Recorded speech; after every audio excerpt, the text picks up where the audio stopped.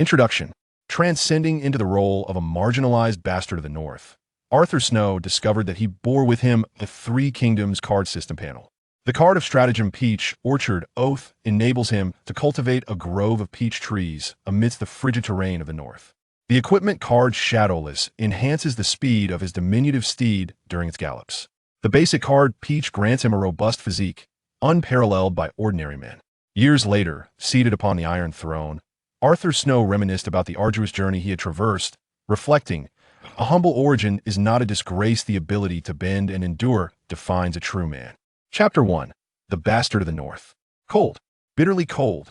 Arthur Snow tightened his tattered gray fur cloak, leading his small black pony Shadowless along the dirt path from Winterfell to the Wolfwood. The northern wind sliced across his cheeks like a blade. Even in summer, the chill was piercing. In such a sparsely populated primeval forest, walking alone is indeed unsettling, he murmured softly, his violet eyes scanning the surroundings. The Wolfwood was predominantly filled with oak and sentinel trees, tall and foreboding, their branches allowing a faint luminescence that rendered the entire forest even more profound. The scarcity of travelers on the path connecting Winterfell to the Wolfwood is attributed to the fact that the creatures and trees within the forest are the possessions of the noble lords. Unauthorized logging or hunting is punishable as theft. Commoners would not risk being treated as poachers by venturing into this domain. Caught poachers often face the grim fate of losing a finger joint, or in some cases, an entire hand. The judgment and sentencing were contingent upon the whims of the noble lords at that moment. After walking along the dirt path for about half an hour, Arthur found his way obstructed by a small stream. Releasing the reins, he allowed his burdened pony Shadowless, laden with several bulging bags and iron farming tools, to drink and rest, while he took out his water pouch to collect water. The stream was crystal clear, and after filling his pouch, Arthur cupped his hands to wash his face, the icy water sending shivers through him. Wiping his face with his sleeve, he scrutinized his clear reflection in the water.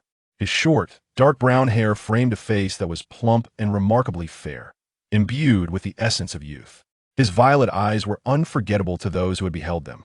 Yet, more striking than his appearance, Arthur believed the emblem on the chest of his tunic demanded greater attention. It depicted a silver-gray dire wolf intricately stitched with silk thread. The dire wolf was, indeed, the sigil of House Stark.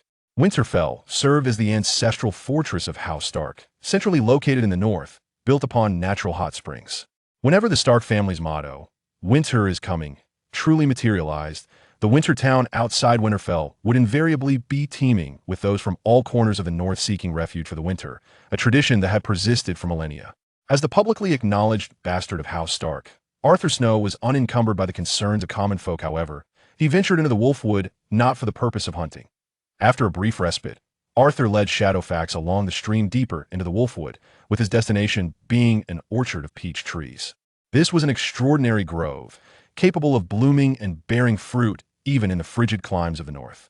Such a sight should not exist in this cold region, yet was brought forth by none other than Arthur Snow, specifically through a card from his Three Kingdoms kill system. Peach Orchard Oath.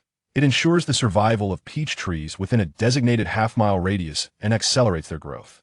The harsher the environment, the slower the growth of the peach trees. After traversing a muddy path for a while, Arthur retrieved a large peach from his pocket. The peach in his hand was substantial, even in the bountiful river bend of the south, renowned for its abundant produce. Such a fruit would be deemed extraordinary. As he walked, he savored the peach, its juices overflowing and its sweetness delightful. This peach was not only delectable, but also possessed special properties.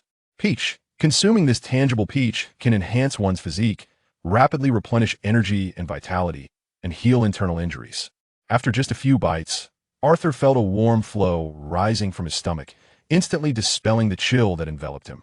It felt akin to the sensation of immersing one's feet in warm water during winter, as the accumulated cold and dampness evaporated away. In truth, Arthur was not born in the frigid north, but rather in the arid, scorching lands of Dorne, predominantly desert. As an infant, he was brought to Winterfell in the north by the current Duke, Eddard Stark, alongside another illegitimate child, Jon Snow. Jon Snow was publicly acknowledged by Duke Eddard Stark as his illegitimate son. In contrast, Arthur's father was not the living Duke of Winterfell. His father was the late heir to the Duke, Brandon Stark, known as the Wild Wolf. Brandon Stark was the elder brother of the current Duke, a man with the blood of running wolves coursing through his veins. Unlike his cousin Jon Snow, whose mother's identity remained undisclosed, Arthur's mother was known publicly. His striking violet eyes were inherited from his mother, Ashera Dane of Starfall in Dorne. Sadly, she passed away 6 months after giving birth to Arthur Snow, succumbing to overwhelming grief and postpartum complications. In the realm of Westeros, illegitimate children bear no rights to inheritance and do not take their father's surname, instead adopting a unique surname specific to their region. The surname Snow is the unifying designation for bastards in the north, whereas in the southernmost lands of Dorne, bastards are surnamed Sand. Regardless of whether they are called Sand or Snow, the societal standing of illegitimate children in Westeros is considerably low. They are often regarded as the products of desire and deceit, maturing more rapidly than other children, with a heritage steeped in debauchery and betrayal. As a traveler from another world, Arthur Snow had already spent 9 years in this realm of ice and fire. Whether through the dramas and novels of his past life or the 9 years spent in the north, he has gained a comprehensive understanding of the lifestyle, culture, and hierarchy of the people here. It is precisely this understanding that makes Arthur grateful for his current identity as a Stark bastard. Although the social standing of bastards is low and they often face discrimination and disdain, it is far preferable to being a nameless peasant, struggling for sustenance, with all power resting in the hands of the Lord. Take, for instance, the infamous Dreadfort, not far from Winterfell, where Lord Roose Bolton once took a fancy to a miller's wife while hunting. He resolved to enact the long-abandoned First Night Rite, hanging the miller and subsequently claiming his wife beneath the swaying body. Afterward, he informed the miller's relatives that the miller had failed to send word to the Dreadfort for his permission prior to the marriage, asserting that he was merely exercising his delayed lordly privilege. Such barbaric acts are not isolated in the north. The towering supporters of House Stark, the Amber family, are rumored to have long practiced this brutal rite as well. In the north, where the old gods are predominantly worshipped, the oppressed peasantry can only rely on the old gods' protection or beseech the nobles for justice and mercy. If the unjust actions stem from the nobles themselves, however, the situation becomes more complicated. Of course, most illiterate peasants would find it challenging to voice their grievances in Winterfell. The Honorable Lord Eddard Stark, the Duke of Winterfell, is known for his commitment to justice. He would conduct a thorough investigation before rendering an impartial and fair judgment, personally executing his verdict with the ancestral Valyrian steel sword, Ice. If a death sentence were to be pronounced, it is a tradition of House Stark that he must carry it out himself. In stark contrast to the harsh and barren north, the southern kingdom is warm, prosperous, and bountiful. Yet every household grapples with its own difficulties. Recently, news arrived from the south that Balon Greyjoy of the Iron Islands has rebelled, declaring himself king. The Ironborn have burned the fleets of Lannisport and plundered the rich ports and coastal lands of the south. Once loyal subjects of the king, the Ironborn, under King Balon's leadership, have returned to their ancient ways, opting to seize wealth through warfare rather than trade what they call paying with iron. Arthur reflected on the outcome of this war, recalling the original narrative trajectory, where King Balon Greyjoy would eventually kneel before King Robert Baratheon, offering his son as a hostage. Balon Greyjoy, eager to revive the old ways of raiding while simultaneously seeking independence from the kingdom, has made too many enemies in a short span, sealing his fate for failure. After contemplating for a moment, Arthur found it unsurprising it aligns with his stereotype of the Ironborn, who are more inclined to wield swords than think strategically. Glop, glop, glop. As Arthur rummaged through his pocket, preparing to dispose of the peach pit, he was suddenly startled by the sound of approaching hoofbeats from behind. Arthur reacted swiftly, his body tensing slightly as his hand gripped the dagger at his waist. Upon identifying the visitor, Arthur exhaled slowly, releasing the tension in his hand. "John, aren't you supposed to be practicing swordsmanship with Robb? How come you're back so soon?" "You know, Father answered the king's call and has gone to the Iron Islands to fight." His cousin, Jon Snow, was half a year younger than him, yet his equestrian skills were remarkably adept. In no time, he dismounted and approached Arthur with agility, saying, "This morning, many came to petition, and Lady Catelyn sent Robb to the council chamber to observe, so he may learn how to be a lord and govern the people." John gasped for breath. I don't want to stay there." Jon Snow bore a striking resemblance to Duke Eddard, with an elongated face, dark brown hair, and gray eyes, an archetypal Stark appearance. In contrast, Robb Stark, the heir of Winterfell, had inherited more from his mother, Catelyn Tully, with her signature red hair and blue eyes. Govern the people? What do we understand of governance at our age? It would be far more prudent to devote ourselves to our studies. Arthur shook his head, comprehending Jon's reluctance to remain there, as well as Lady Catelyn's overt intention to assert the sovereignty of Winterfell. Although bastards had no claim to inheritance, their very existence posed a subtle threat to the legitimate heir and his progeny. Even the most delectable peach must be patiently awaited until it ripens. As he spoke, Arthur placed the peach pit into his pocket, which already contained several others. The first batch of peach wine I brewed should be ready soon as previously agreed. I can ensure you get quite intoxicated. Jon's countenance grew serious, reminiscent of his father, Duke Eddard Stark, as he replied, even if bastards mature quickly, we at our age ought not to indulge in excessive drinking. I did not come for the wine. Yet, as he spoke, Jon's initially grave expression faltered, his hands fidgeting in front of his chest, a hint of a pleading smile gracing his long face. Arthur, I desire a real sword. Can you forge one for me? Father says that without a sword, he cannot take me to the Iron Islands to fight. The adults mock me, calling me a child who is yet to grow up, claiming I know nothing. They were not entirely wrong indeed. He knew very little. Observing Jon's anxious fidgeting, Arthur thought to himself, why not seek Mastermicken? Arthur did not outright refuse, but continued walking with his horse. His experience in sword-making surpasses mine, and I have little practice in forging iron swords. Most of my work has been in creating agricultural tools. Jon, leading his pony alongside him, retorted indignantly, he refuses. He says I am not tall enough to wield a sword, let alone maintain the proper stance. His words hold some truth. Two individuals walked side by side, with Jon being half a year younger. He had yet to reach the age of maturation, and his stature was slender and agile, nearly matching that of his small pony. In contrast, Arthur towered over Jon by a head, his physique significantly more robust. Jon, Arthur stated earnestly, I could provide you with a genuine sword, but possessing a true sword does not equate to mastery. I know you revel in the tales spun by the old nurse, particularly the one detailing how the young dragon Lord conquered Dorne. Arthur gazed intently at Jon, continuing, heroes in stories are always portrayed as noble, valiant, and steeped in honor. Yet, life is not a narrative, and warfare is not a game. If you persist in such notions, one day you may. Arthur had intended to convey that one day Jon would be sorely disappointed, but considering Jon's lineage, the words transformed into, one day, you will encounter unexpected rewards. Chapter 2. The Peach Orchard and Martial Skills. The Peach Grove lay not far from Winterfell, requiring approximately 40 minutes by horseback and double the time on foot. Arthur Snow preferred to refer to this place as the Peach Orchard, a tribute to the basic card peach from the Three Kingdoms kill system. In the context of Three Kingdoms kill, playing a peach card could restore health, while in this realm, consuming peach not only healed wounds but also enhanced vitality. Perhaps his height advantage over Jon was attributable to his long-standing consumption of peach. Arthur had devoted considerable time to exploring the intricacies of the Three Kingdoms kill system panel. He understood that the cards within the panel were categorized into three types: basic cards, scheme cards, and equipment cards. Each day, he could utilize two of the various unlock cards from the Three Kingdoms kill panel. Initially, the panel contained only 4 basic cards: kill, dodge, peach, and wine.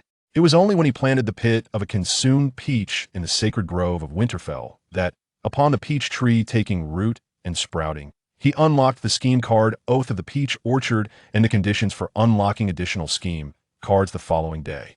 Scheme card unlocked. Oath of the Peach Orchard. Scheme card unlocked. Unlock conditions. Visit special locations. The more renowned and unique the place, the easier it is to unlock corresponding scheme cards. As for the unlocking of equipment cards, that credit belonged to Duke Eddard Stark. On Arthur's 6th naming day, Duke Eddard gifted him a black pony as a naming day present. The next day, Arthur unlocked the equipment card Shadowfax along with its unlock conditions. Equipment card unlocked. Frostblade, Chain-Gang Sword, Dual Blades, Cheelan Bow, Shadowfax. Equipment card unlocked. Unlock conditions. Acquire or forge equipment akin to the respective equipment cards to unlock corresponding cards. Self-forging equipment and mastering the knowledge of equipment crafting facilitate the unlocking of relevant equipment cards. That it is precisely due to his understanding of the unlocking conditions for equipment cards that young Arthur Snow began to learn the art of forging, aiming to hone his practical skills and knowledge, thereby unlocking a greater array of equipment cards. In the realm of the game Three Kingdoms Kill, apart from the various cards, there exist 2 general skills available for use: bare garments, and fierce assault. These skills correspond to the characters Su Chu and Gien Wei within the game, and he vaguely recalls that on the day of his transmigration, he had chosen these two warriors during national battle in Three Kingdoms Kill. However, akin to the changes seen in the Peach and Oath of the Peach Garden, both skills underwent certain transformations post-transmigration. Bare garments. This skill bestows an enhancement to all abilities when a user is without a shirt, effectively doubling their strength. However, on the following day after employing this skill, the user may only utilize one card. Fierce assault. When wielding identical weapons in both hands, the attack speed is doubled. When throwing a weapon, its power and accuracy are significantly enhanced, though this action depletes a considerable amount of stamina.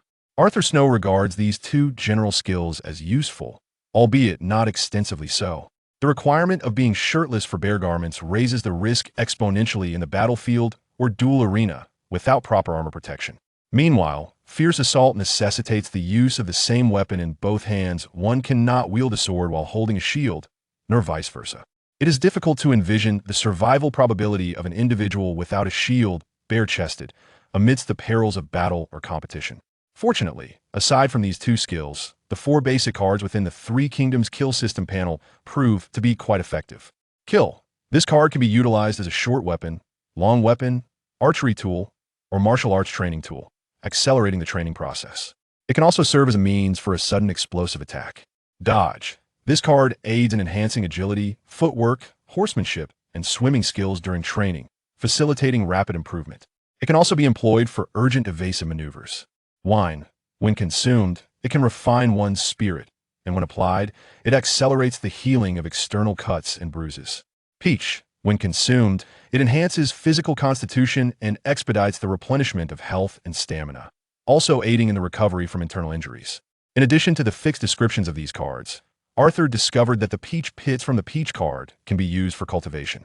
Although the peaches produced do not possess the same effects as the card, they are large, delectably sweet, and full of juice. Most importantly, when paired with the Oath of the Peach Garden, peach trees can thrive in the harsh cold of the north, growing at a reasonable pace. He recalls the day he presented these large peaches on Lord Eddard Stark's table, reporting the results of his cultivation. Duke Eddard Stark permitted him to organize local farmers to plant these peach trees near the Ranger's cabin in Wolfwood, offering Arthur considerable support. Originally, the Ranger's cabin served as a supply point outside the city for the guards of Winterfell, as well as for the hired free riders and rangers. Occasionally, they were tasked with searching for poachers who entered Wolfwood without permission, or hunting the wildlife of Wolfwood to supply Winterfell that a few modest wooden houses, a stable equipped with several hitching posts, and most importantly, a crystal-clear stream meandering through the woods. This constitutes the entirety of the Forest Lodge. However, with the emergence of the Peach Orchard, this place has transformed remarkably. The humble wooden houses have been repurposed into storage rooms, while nearby, craftsmen have erected 7 sturdy structures using specialized stone materials, among which stands a towering 3-story watchtower. The stable has also undergone renovations. It is no longer just a few dilapidated wooden posts, but boasts a spacious horse barn, designated feed troughs, and water channels. Moreover, a dedicated animal shelter has been constructed not far from the stable. A low fence encircles the peach grove, while 2 farmers toil outside the orchard, compacting the soil mixed with pre-cut branches and wooden boards. Before Arthur and Jon even set foot in the orchard, a figure rushed out to meet them. "Arthur, hurry up. I can barely wait any longer," exclaimed the individual, a towering figure with a robust build and a flushed nose, who seized Arthur's hand to draw him inside. As he walked, he bellowed, "After 3 or 4 days of effort, we haven't caught any poachers, but we managed to hunt 2 roe deer and 4 rabbits. We're just waiting for your peach wine. Glutton, you ought to hand over the spoils from the wolf woods to the steward," Jon interjected, standing aside to remind the hefty man. "Consuming these spoils without permission is no different from being a poacher. We have reported our findings. Just yesterday, we delivered an entire elk and 6 capercaillies to Winterfell." Another individual emerged from the orchard, a member of the guard known as Tomard or Fat Tom. "Lady Catelyn is merciful and devout in her worship of the 7 gods of the south. She claimed 7 of the hunted animals and left the rest for us, requesting only that we prepare the remaining pelts for delivery." Fat Tom, a sturdy man with a light yellow beard, was a reliable and affable individual, loyal and diligent, though he was nearing 45 and had never been particularly vigorous. In addition to safeguarding the peach orchard, Fat Tom was responsible for organizing the guards and the free riders to patrol the Wolf Woods, where the guards would also hunt for provisions to supply Winterfell. Such a virtuous Lord Snow the Glutton felt wronged by Jon's accusation and was considerably displeased, possessing a large frame but a small mind. As for Jon Snow, whether he was embarrassed or merely uncomfortable due to the jibes regarding his status as a bastard, his long face flushed slightly, and he remained silent, offering no rebuttal. "All right," Arthur said, disregarding the glutton's reference to Jon's illegitimacy. He gently stroked the mane of his horse, Shadowfax, soothing the creature, and retrieved a pouch from one of Shadowfax's many pockets, tossing it to the glutton. "Take these salts and spices to prepare the game. It's been over a week since my last visit, and I have much to arrange." Without waiting for a response from the glutton, Arthur turned to Fat Tom and naturally issued further instructions. Let the stable boy assist in unloading the belongings from Jewing, categorizing them meticulously. They consist of various daily necessities and agricultural tools. Additionally, it is essential to groom Jewing and Jon's pony, preparing some fine feed for them. The rotund figure remained silent, grumbling as he clutched the bag tossed to him, while Fat Tom took hold of the reins of 2 horses and proceeded to carry out the instructions given. There was an uncanny sense of naturalness in all of this, as 2 adult guards complied with the directives of a 9-year-old illegitimate child. Chapter 3. How did you manage to sit on the iron chair? Jon spent the majority of his time in Winterfell, training and learning alongside Robb, seldom visiting the Vale. He was somewhat astonished by the scene before him until his horse was led away by Fat Tom, prompting him to inquire why others were so inclined to heed Arthur's words. It is well known that society harbors considerable prejudice against bastards, as evidenced by the attitude of the drunken man towards Jon moments earlier. Engage in more conversation, reflect deeply, and read extensively, Arthur declared as he strode towards the watchtower, leaving Jon with the silhouette of his imposing figure. And most importantly, one must have a good uncle named Eddard Stark. This sentiment, however, remained unvoiced. Whether it was out of familial affection or nostalgia, Eddard Stark named his second legitimate son Brandon Stark in memory of his deceased brother upon the birth of his child. That same year, Eddard granted Arthur the stewardship of the Vale estate, even promising him that upon reaching adulthood, he would allocate a portion of the Wolfwood surrounding the Vale to him, allowing him to become a minor lord and establish another branch of House Stark. Throughout the annals of the Seven Kingdoms, such an act of generosity towards a cousin, particularly one who is a bastard, is unparalleled. To become a lord signifies not merely the possession of land, but also the opportunity for Arthur to shed the surname Snow, adopting his own name, coat of arms, and even a family motto, honor and respect. These are perhaps the most elusive yet coveted aspirations for every bastard. If someone were to promise him lordship, Arthur might dismiss it as mere empty rhetoric from a charlatan, yet the one making this promise was Eddard Stark. Arthur believed it. Standing atop the 3rd level of the watchtower, Arthur gazed out through the window at the path he had traversed. From this vantage point, he could clearly observe the condition of the roads and the entirety of the Vale estate, which explained how the drunken man and Fat Tom had noticed their arrival. Jon entered shortly thereafter, tossing a few logs into the dwindling embers of the fireplace before finding a chair for himself. "Why do they listen to you so intently? I confess, even combined, Robb and I cannot match your skill in swordsmanship. You are also adept at blacksmithing, excel in equestrian pursuits, and converse in the High Valyrian tongue, which I scarcely comprehend. Yet, surely these are not the reasons they heed your commands?" Arthur glanced back at him, acknowledging the truth in Jon's words. Daily practice with the kill, flash, drink, cards had enabled him to master these skills with remarkable speed. He had learned the art of forging from the smithy master, Mikken, while swordsmanship was taught by Ser Roderick, the training master of Winterfell.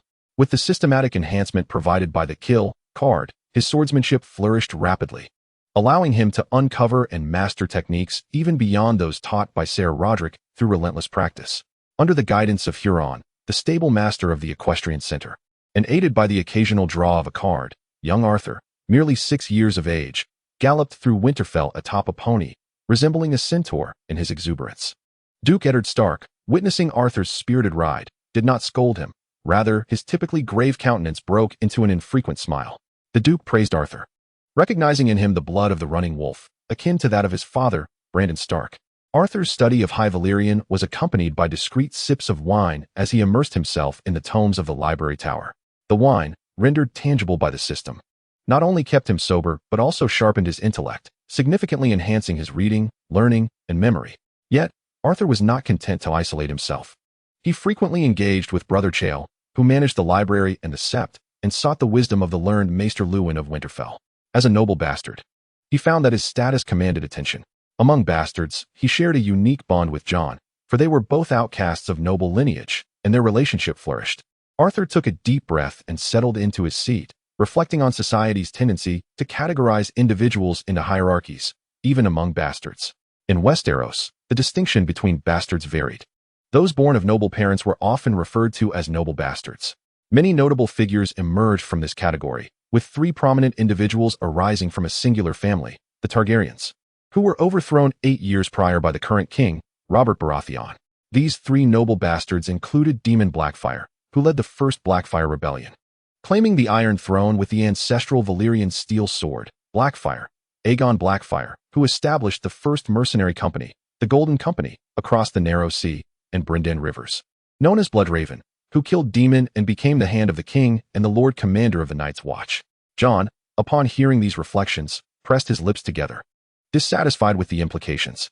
He vowed, "I do not know who my mother is. Perhaps she was a noblewoman or the daughter of a fisherman. Regardless, I shall devote my life to prove that even a bastard can uphold honor and earn respect." Jon often heard that bastards were born of desire and deceit, fated to be capricious and treacherous. He sought to disprove this notion, to demonstrate to his father that he could be an exemplary and honorable son, much like Robb Stark. Gazing into Jon's pure and resolute eyes, Arthur felt a pang of envy and admiration. He envied Jon's youthful clarity of purpose, a goal worthy of lifelong pursuit, truly a stroke of fortune. Yet, Arthur lamented how reality often diverged from aspiration throughout the realm of ice and fire. How many could truly live as they desired?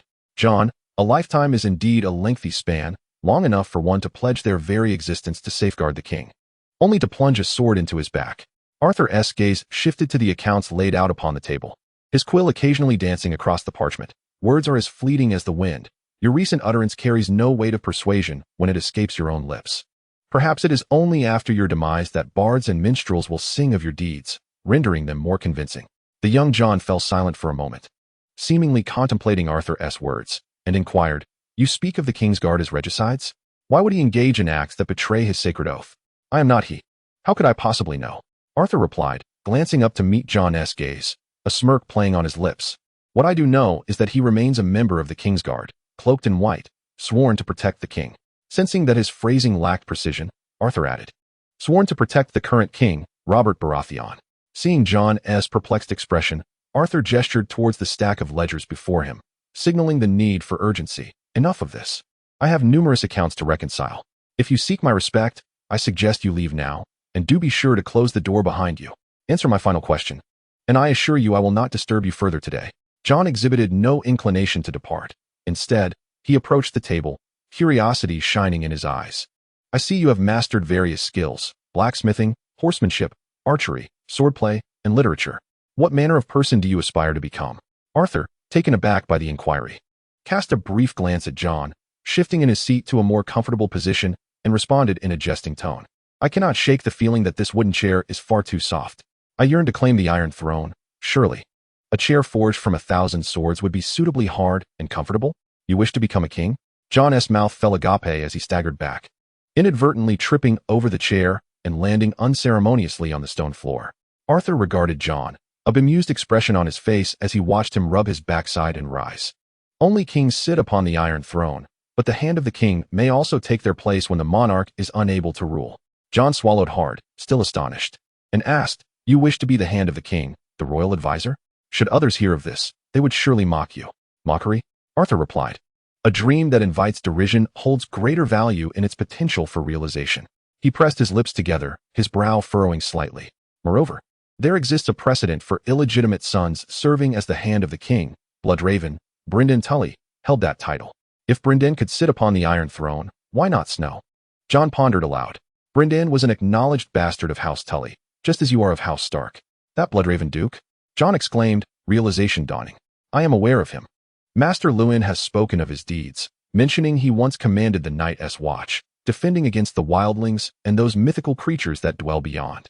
Besides the king and the hand, who else has occupied that Iron Throne?" Arthur set down his feather quill, scratching his head as if genuinely contemplating.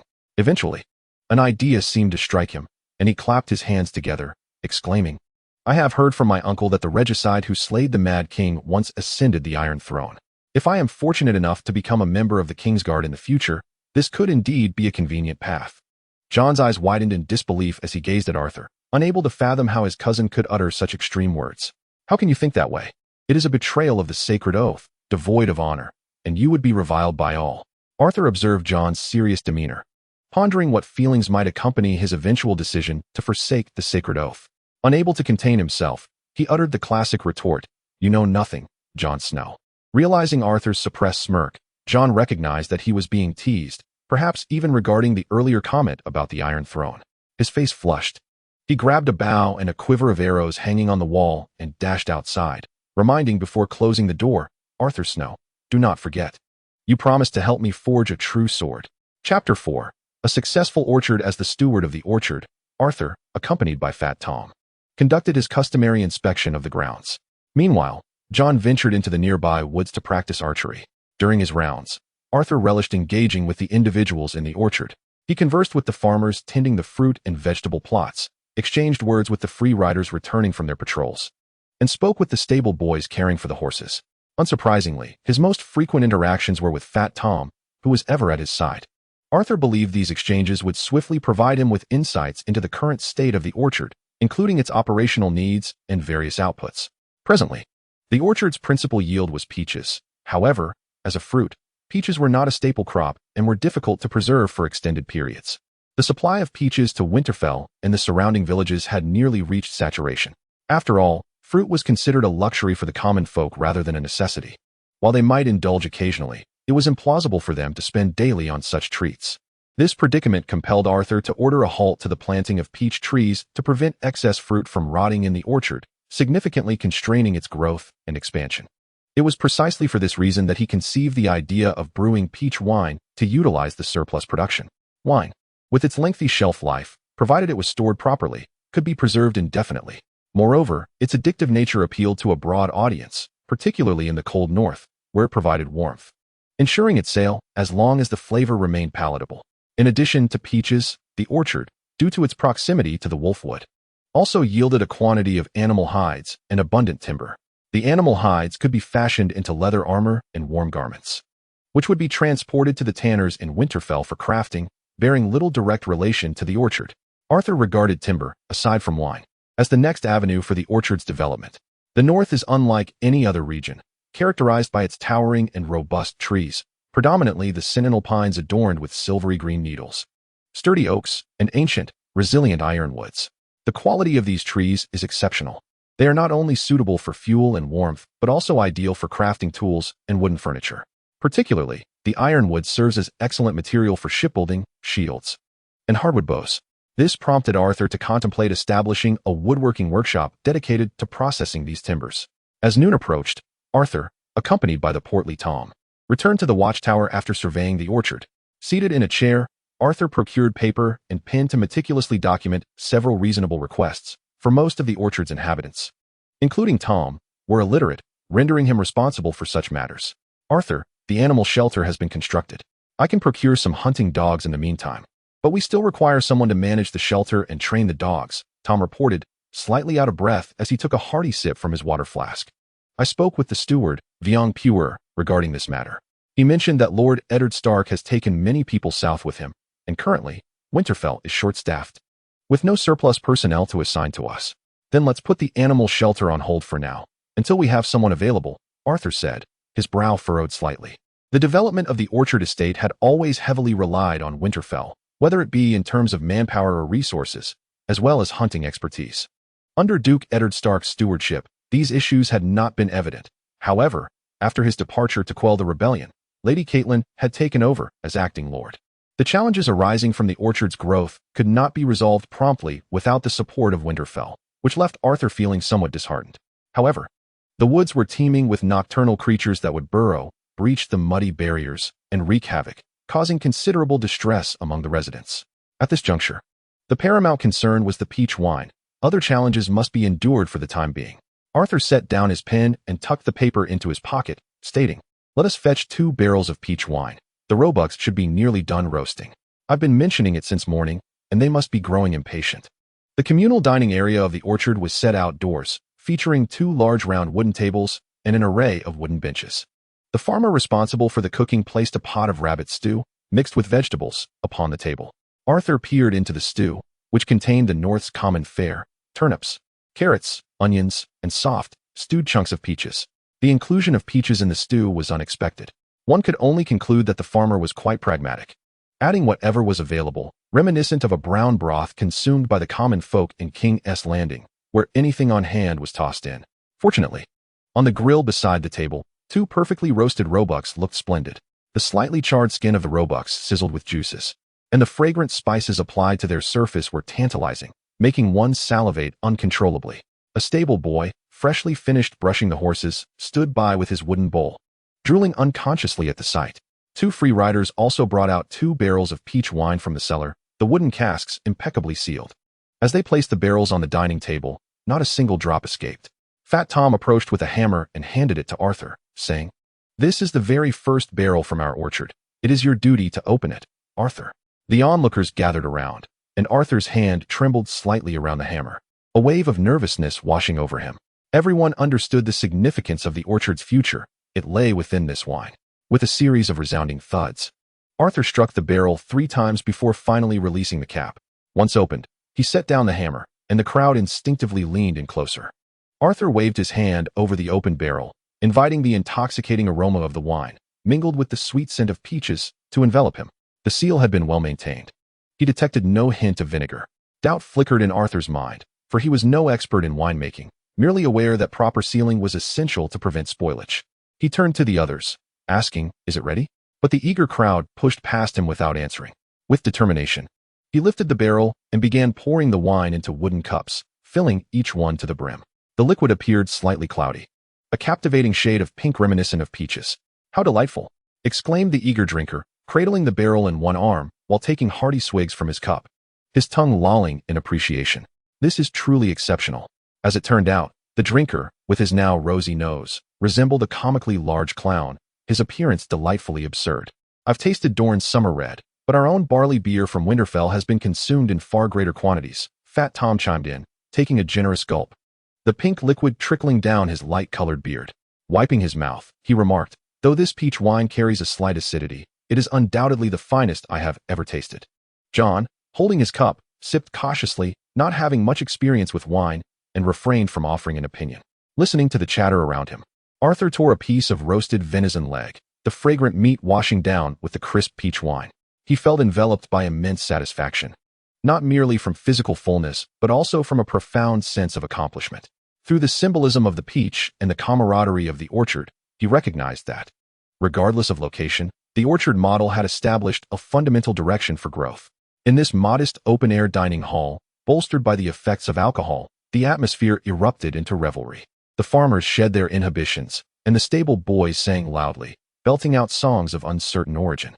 Arthur listened intently, realizing they were singing about dancing bears. Meanwhile, the intoxicated drinker, resembling a true red-nosed bear, danced clumsily while embracing the empty barrel, his movements delightfully uncoordinated yet utterly genuine.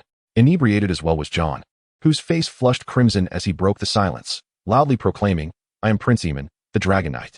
With each exclamation, his voice grew louder, "I am the young Dragon Lord."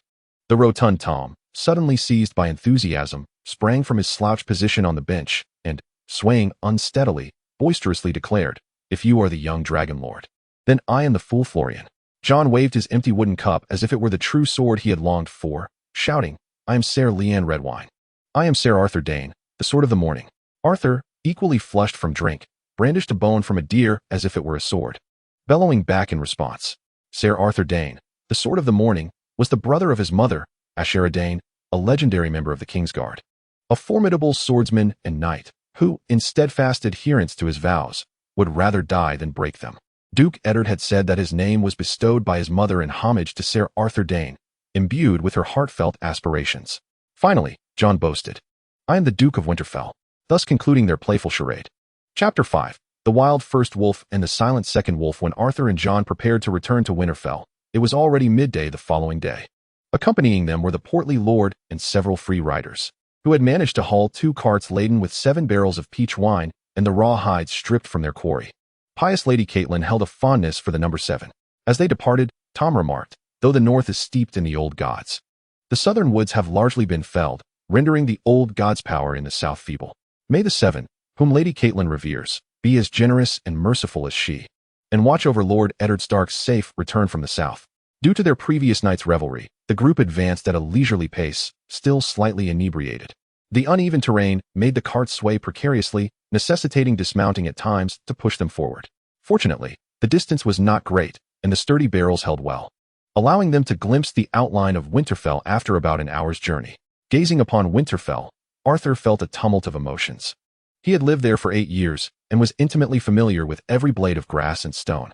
The lady of the house, Lady Catelyn, had also resided there for the same duration.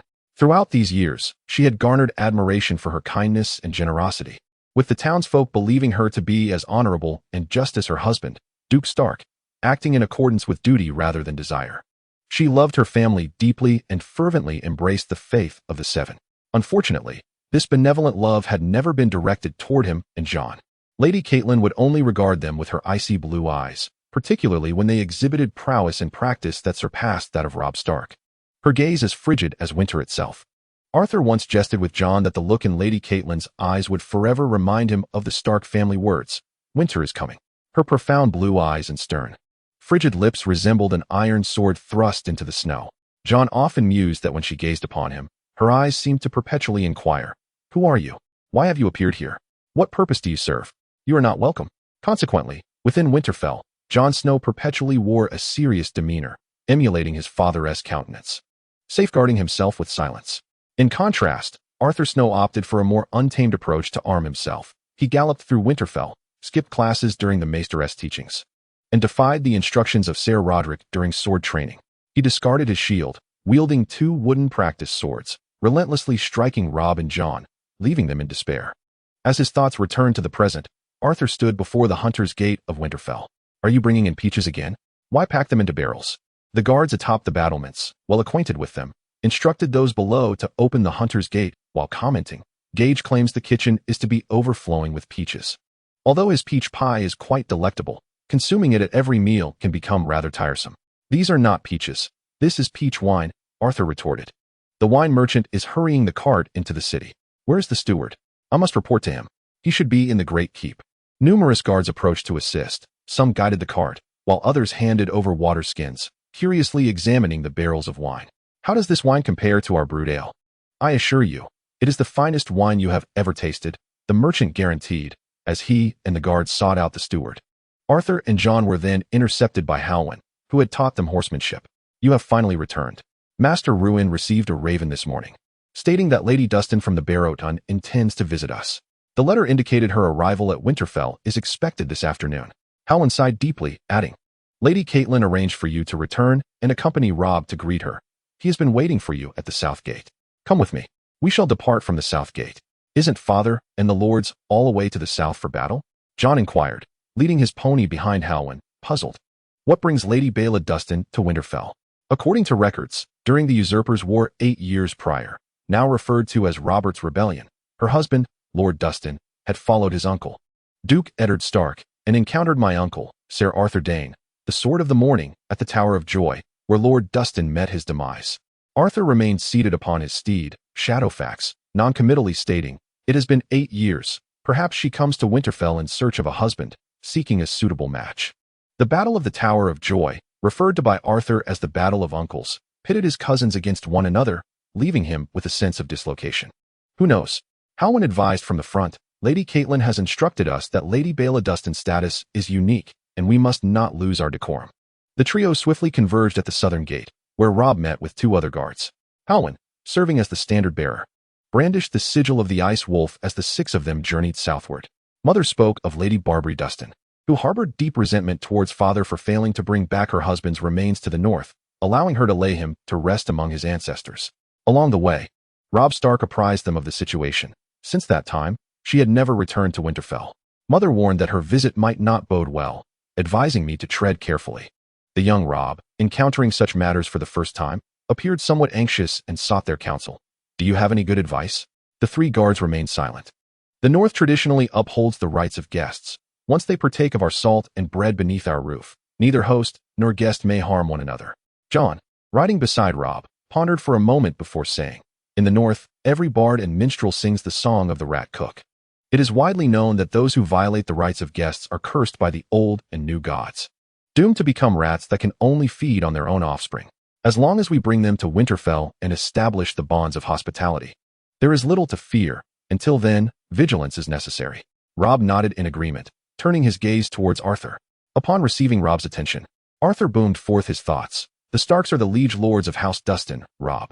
Since the fall of the king beyond the wall, their house has sworn fealty to the Starks for over 1,000 years.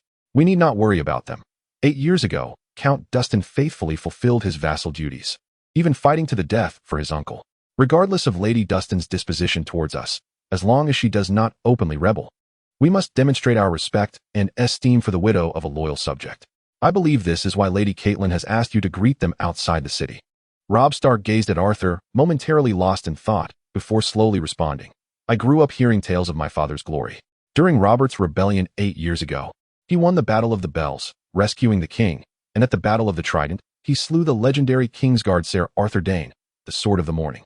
I am perpetually proud of my father. Yet, he often told me that he could not compare to my uncle Brandon Stark, who was tall and handsome, a natural leader, often referred to by the Northmen as the Wild-Head Wolf." Robb scrutinized Arthur, finally fixing his gaze upon his unforgettable violet eyes, saying, "I once believed my father spoke thus out of humility, but seeing you now, I realize he may have been right." In conclusion, Robb clapped Arthur on the shoulder. Summarizing, "Though you do not bear the Stark name, you are indeed like my uncle, a Wild-Head Wolf." Chapter 6. Lady Barbary, Dustin south of Winterfell. Approximately 2 miles along the King's Road, Robb and his party beheld the approaching troops from the Barolans. There were approximately 40 individuals, accompanied by several cargo-laden carts, proudly bearing the banner of the Dustin family's double-axe crown. However, the insignia on the armor of the leading rider was not that of the Barrowtons' double-axe crown. Unlike the leather and chainmail favored by the Northerners, the leader donned an exquisite suit of plate armor, lined with a black and red woolen garment, adorned with the image of an inverted red figure on his breastplate. The emblem displayed on the chest of the foremost rider belonged to the Dreadfort. Jon observed from a distance, pondering the identity of this individual.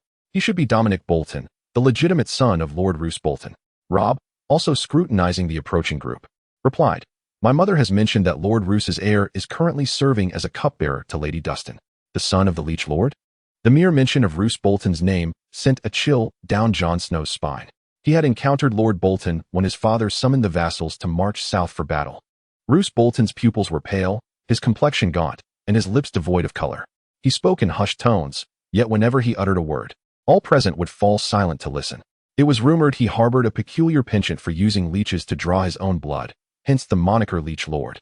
Jon wondered if Dominic shared this bizarre inclination, though he had heard no such rumors. Halwyn, clutching the sigil of the dire wolf, remarked, judging by his horsemanship, "He must be quite skilled." While Robb and the others animatedly discussed Dominic, Arthur's attention was entirely elsewhere, fixated on a woman riding nearby. The lady of House Dustin, Balbina, was regarded by Arthur as one of the few lords in the north possessing both political acumen and considerable strength. In the north, the only other figure comparable to her was Lord Roose Bolton of the Dreadfort, alongside Lord Wyman Manderley of White Harbor.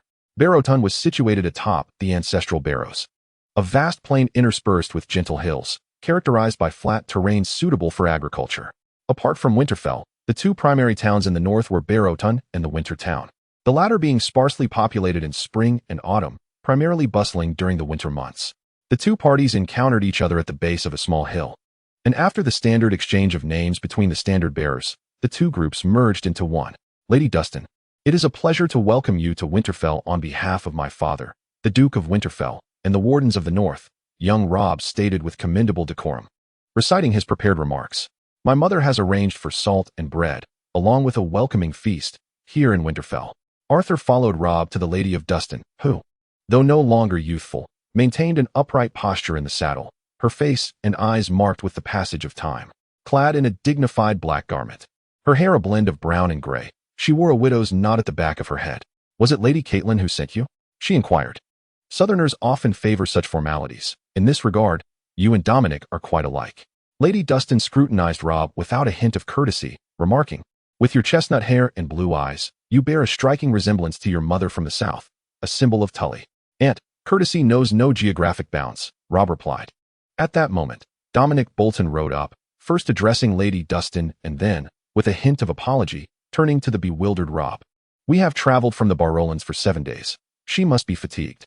With a soft hum, Lady Dustin did not refute Dominic's words, but instead shifted her gaze to Arthur. Dominic then pulled Robb alongside him and proposed a friendly horse race. Arthur had intended to follow Robb, but was unexpectedly halted by Lady Dustin's voice. "You are Arthur Snow, son of Brandon?" she inquired, riding closer to him. "Yes, my lady," Arthur replied, bowing slightly.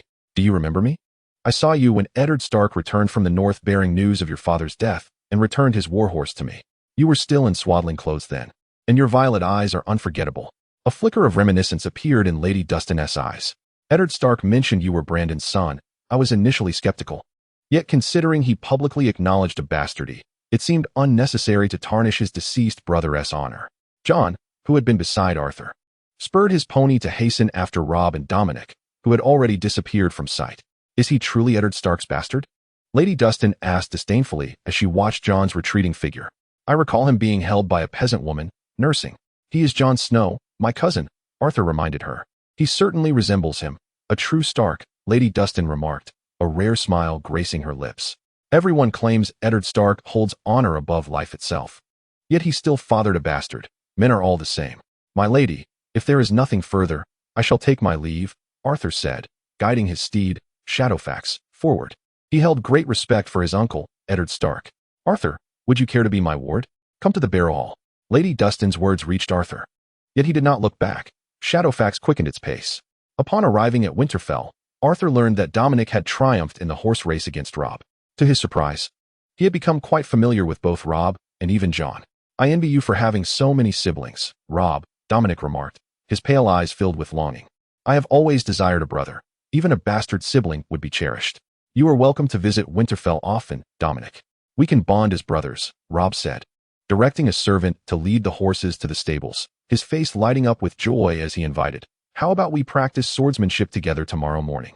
Jon and I train every morning. I shall not be able to visit frequently in the future, as next year I am to serve as a squire in the southern lands, appointed by my father to attend to Sir Horton Redwine of the Reach." Dominic Bolton expressed a hint of regret, saying, however, during Lord Stark's absence, "I can remain in Winterfell and practice swordplay with you." "To become a squire for a knight? Do you aspire to become a knight yourself?" Jon said enviously, just like Prince Aemon the Dragon Knight.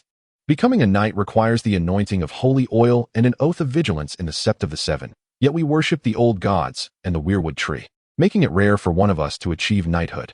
Dominic Bolton replied earnestly to Jon. "But whether or not one becomes a knight does not hinder our commitment to uphold our oaths, remain loyal to our Lord, and care for the weak and elderly." In contrast to the camaraderie between Robb and Dominic, the atmosphere between Lady Catelyn and Lady Dustin was palpably tense.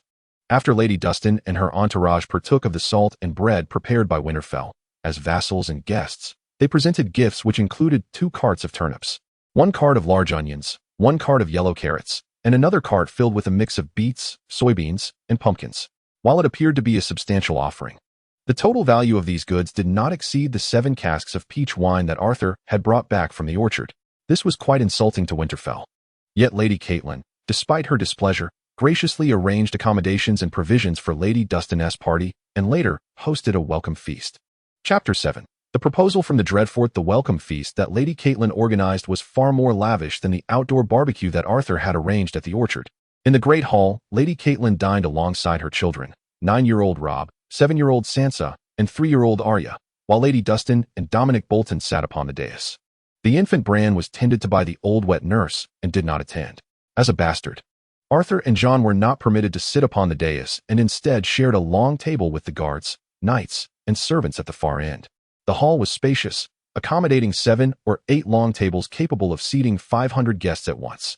Food flowed forth from the servants like a river. The staples included the customary dark bread, and the distinctive peach pie was a highlight. Additionally, there was a hearty onion gravy, a rich soup of turnips and peas, creamy mashed carrots, roasted apples, and berry tarts. Arthur found the most delectable dish to be the venison pie stuffed with carrots, bacon, and mushrooms, reminiscent of his past experiences with pizza. The only shortcoming of the feast was the ale produced in Winterfell. While it possessed a malty aroma, it was rather sour and did not compare favorably to the peach wine he had enjoyed at the orchard. He and Jon discreetly sipped one cup and then abstained from further drinking. During the festivities, Dominic Bolton also showcased his harp-playing skills. And as the melodious music resonated throughout the hall, the atmosphere of the feast became notably more vibrant. Dressed in black, Lady Dustin smiled upon hearing the melody, while Sansa, who had nurtured a profound passion for music and dance since childhood, found herself utterly captivated by the enchanting strains. As the festivities drew to a close and the night deepened, Arthur returned to his chamber, where he retrieved a book borrowed from the library tower. Reclining on his bed, he began to read, relishing the practice of drifting into slumber while engrossed in literature. The tome chronicled the adventures of Captain Rhys, composed in Valyrian script, detailing the life of a man who was both merchant and rogue. This volume was his cherished bedtime reading. As dawn broke gently, in the training grounds not far from Winterfell's Great Hall, Sir Roderick, the castle's master-at-arms, commenced his regimen with the young squires. His voice resonated through the air, occasionally correcting the errors made during their drills. However, when Robb, wielding the direwolf shield, and Dominic, brandishing the red flayer's shield, entered the arena, all his attention shifted solely to them. "Who do you think will win?" Jon inquired, keeping pace with Arthur as they warmed up. "Robb confided in me that Dominic is 2 years his senior, and he feels uncertain about besting him. The practice of swordsmanship primarily hones one's technique. The outcome is of little consequence." Arthur continued his stride, the north's chill prompting him to warm his body through morning runs. Jon, sharing a roof with him, had adopted this habit as well. Rolling his eyes, Jon remarked, "Of course you don't care about winning or losing. Among the three of us, your swordsmanship is the finest. With Jory, we can at least avoid being thoroughly trounced by you.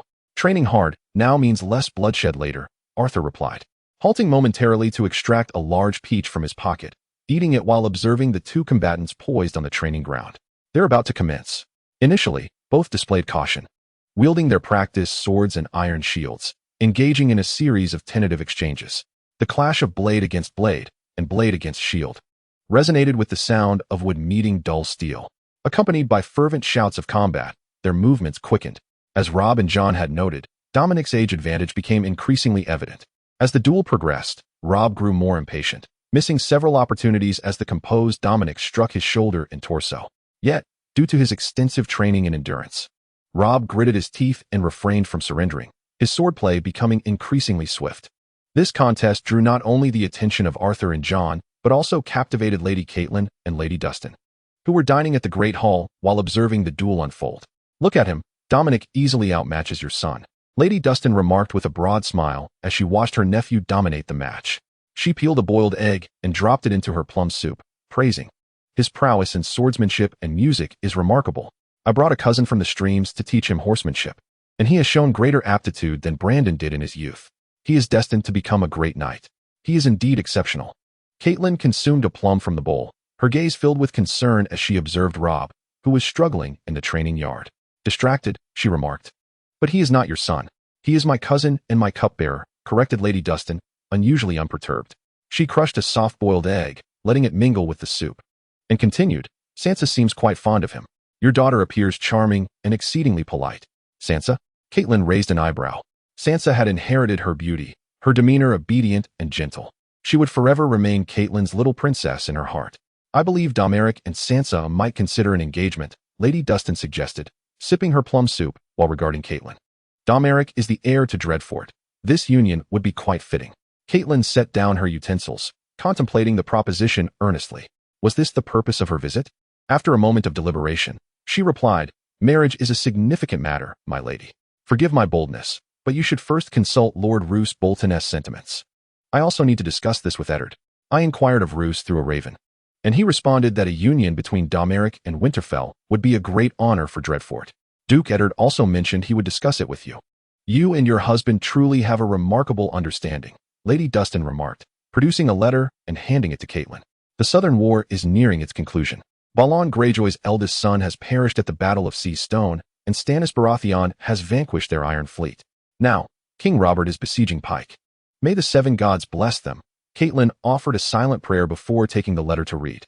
The contents mirrored Lady Dustin's words, adorned with the sigil of Dreadfort. Additionally, it mentioned that Domeric would be assigned as a squire in the Vale next year. "Domeric is to serve as a squire to Ser Hoster Tully in the Vale?" Catelyn inquired with curiosity. If possible, I would prefer Domeric to remain at the Godswood Hall with me. His service has brought me much joy, particularly his harp playing. A wistful recollection flickered in Lady Dustin's eyes, the wrinkles at the corners of her eyes softening. Roose has said that Ser Hoster is a kind man. Domeric could learn much from him, and he is quite interested in the chivalric spirit of the South. Alas, I am but a solitary widow. Perhaps you should seek companionship? Catelyn suggested. Only to be taken from me by you? Lady Dustin retorted, a slight smile curving her lips.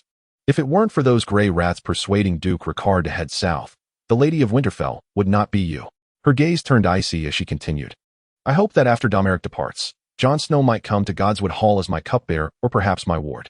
Forgive my offense, my lady, Catelyn replied, shaking her head with a stern tone. To make a bastard your cupbearer, or even a ward, that is inappropriate. Brandon and Eddard, their brothers, brought you a bastard. You wished for none of them, yet kept them close, Lady Dustin retorted as she rose to leave, casting one final remark, hypocritical Southerners. At that moment, Sir Roderick halted the duel between Robb and Dominic, declaring Dominic the victor. Shortly thereafter, Sansa unexpectedly appeared on the training grounds. Her cheeks flushed as she conversed with Arthur and Jon. In Chapter 8, The Crypts of Winterfell, Part 1. Dominic took a brief respite before facing Jon Snow in the second contest. Jon, still reeling from the news of the betrothal he had heard from Sansa, was not yet of age and smaller in stature than Robb, ultimately succumbing to defeat more swiftly than Robb, who appeared quite disheveled. Just as Arthur, eager for action, was about to advance with 2 practice swords, he was called to halt by Lady Dustin, who emerged from the keep. Arthur, would you be so kind as to escort me to view the crypts? I am not very familiar with Winterfell, nor are my attendants, she stated, adjusting her black marten fur cloak. Initially inclined to decline, Arthur reconsidered, acknowledging Lady Dustin's noble status and her long journey. Thus, he acquiesced. My lady, it would be my honor. The entrance to the crypts resided in the castle's oldest section, near the foundations of the keep, which had not been used in centuries. Arthur guided Lady Dustin and her escort through the training grounds and guardhouse to the entrance of the crypts adjacent to the keep. The entrance was unguarded, secured only by a locked iron door, as the interior contained nothing but stone effigies. Arthur summoned a guard to retrieve the key to unlock it. The guard struggled to pull open the iron door, revealing a long spiral stone staircase descending into darkness. It is a lengthy descent, my lady, Arthur remarked, taking a lantern from the guard. Inside, you will find only the statues of the Stark ancestors. Let us proceed. I wish to see your father, Brandon Stark. Lady Dustin reminisced. It has been nearly 9 years. I have almost forgotten his appearance. The staircase was narrow and steep, worn smooth by centuries of passage. Arthur led the way, followed closely by Lady Dustin, with her remaining attendants bringing up the rear. The crypts were both dark and cold, but Arthur was well acquainted with the space, as he often played there with Robb and Jon, occasionally bringing along Sansa Stark and the 3-year-old Arya Stark. This morning, I mentioned to Catelyn Tully that I wished for you to be my cupbearer, or perhaps my ward. As they carefully descended step by step, Lady Dustin suddenly interjected. She refused, citing your status as a bastard. I am a Snow, my lady, Arthur replied, steadying himself against the wall as the lantern's flickering light made the steps appear to waver beneath him. It is irrefutable, however. Defining a person solely by their birth is not commendable. Catelyn disapproves of bastards. I can see you have not fared well here, Lady Dustin remarked, keeping pace with Arthur. You ought to be galloping through the forests on a noble steed like your father, Brandon Stark, rather than. My lady, Arthur interrupted, we have arrived. There remained yet another flight of stairs. The Countess of Dustin observed that this led to a lower level, one of even greater antiquity. He pushed open the door, guiding the party into a long, vaulted passageway, flanked by pairs of robust granite columns that stretched into the boundless darkness. The Countess's officer raised a lantern behind them, illuminating the sepulchre more brightly. In the light, numerous stone kings emerged, their eyes intricately carved as though capable of expressing emotion, while their stone fingers clutched the rusted hilts of iron swords. The old nurse had once remarked that the swords held by the statues sealed the souls of the kings. When the swords rusted, decayed, or were lost, the souls hidden within the statues would wander the crypt. Such a multitude, the Countess of Dustin inquired. Do you know their names?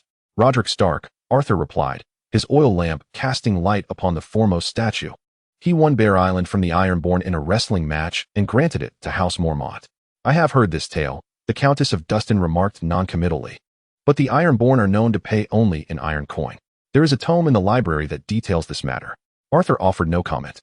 Gesturing towards a statue further back in the row, these are all the kings of the north. The last among them is Torrin, the king who knelt. Indeed, my lady.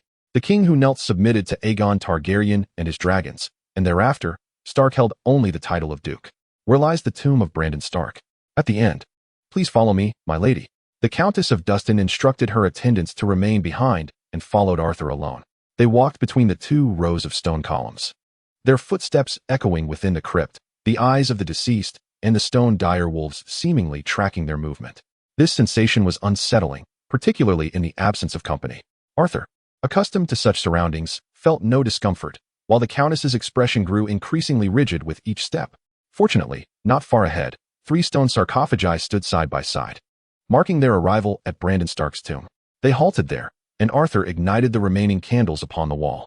Rickard Stark, the Countess of Dustin mused, gazing thoughtfully at the central figure illuminated by the flickering light. The statue towered above, bearing a stern, elongated visage adorned with a beard. Like the other statues, this one possessed stone eyes, yet theirs appeared particularly sorrowful. Rickard was Brandon's father and Arthur's grandfather. Both had been executed 8 years prior by the Mad King of House Targaryen in King's Landing, one burned, the other strangled. The Countess of Dustin removed her gloves and reached to touch the knee of Brandon Stark's statue, her pale skin meeting the cold stone. Your father, Brandon, was the foster son of the old Count of Dustin, and I later wed the Count's son, yet he devoted his time to horseback riding in the streams. He was excessively passionate about riding, and his younger sister took after him in this regard. Lady Dustin recounted her memories as if they were echoes of the past. Those 2 were akin to centaurs. My father was more than willing to entertain the heir of Winterfell. For the future power of House Ryswell, he would gladly sacrifice my virtue to any passing Stark. In truth, there was no need for haste. Your father, Brandon, would take what he desired without hesitation. The candlelight shimmered in her eyes, resembling 2 flickering flames. That night he claimed my purity. Regrettably, I did not conceive as your mother did. Lady Dustin averted her gaze with difficulty from the statue of Brandon and remarked, You bear a striking resemblance to him, tall and handsome, with the same dark brown hair. Only those violet eyes were inherited from your mother. Many have told me I resemble him, in both demeanor and appearance. Arthur, holding the oil lamp, gazed at the statue of his father, Brandon Stark, and declared, But I alone know that I am not like him. Lady Dustin was taken aback. You do not love him? He brought me into this world, and then abandoned me. He is to be wed, yet not to my mother. How could I love him? Chapter 9. The Crypts of Winterfell, Part 2. How could I love him? Lady Dustin fell silent for a moment and then said, Regardless, he is your father.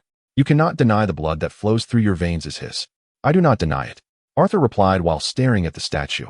Yet, dear lady, at this point, you cannot persuade me to love a cold, unyielding statue. I fear even the old and new gods would find that impossible. Lady Dustin paused, subtly nodding before continuing her tale. When the betrothal of Brandon and Catelyn Tully reached the Vale, he told me himself that he had no desire for her. Not on our last night together. But Rickard Stark had ambitions for future power in the south, and was unwilling to allow his heir to marry the daughter of his vassal. My father settled for less, hoping to betroth me to Brandon's brother, Ned, only for Catelyn Tully to take him away as well. Her lips twisted slightly, revealing an unseemly smile. I was left with no choice but to marry the young Lord Dustin, until Ned Stark separated us. I have heard of Robb. Arthur approached Brandon's statue, touching the sword he held. Lord Dustin perished in the Battle of the Godswood, fulfilling his vassal duties, loyal to his liege, and fighting valiantly. Valor? Lady Dustin felt only chill. She instinctively tightened her black mink cloak and added, He was a proud fool. When Ned Stark returned to the north to summon his vassals, I had been married to Lord Dustin for less than half a year. He could have sent a relative in his stead. Yet he was a proud man, insisting on leading the forces from Barrowton himself, unwilling to let anyone else fulfill his obligations. On the day of departure, I gifted him a horse, a magnificent steed with a fiery mane, the finest from my father's stable. My husband swore to the heavens that once the war concluded, he would return home riding that steed. Lady Dustin could not conceal the disdain in her eyes as she recounted the tale. Eddard Stark returned the horse to me on his way back to Winterfell, stating that my husband had met a heroic end and now rests beneath the crimson ridges of Dorne. Yet he brought back the remains of his own sister, who now lies here. Eddard Stark and Catelyn Tully may appear noble, but in truth, they are hypocrites. Lady Dustin fixed her gaze upon Arthur and inquired, You are young yet astute, Arthur. During your time in Winterfell, do you not harbor hatred towards them? Arthur paused at her words, placing the oil lamp he held upon a nearby stone sarcophagus.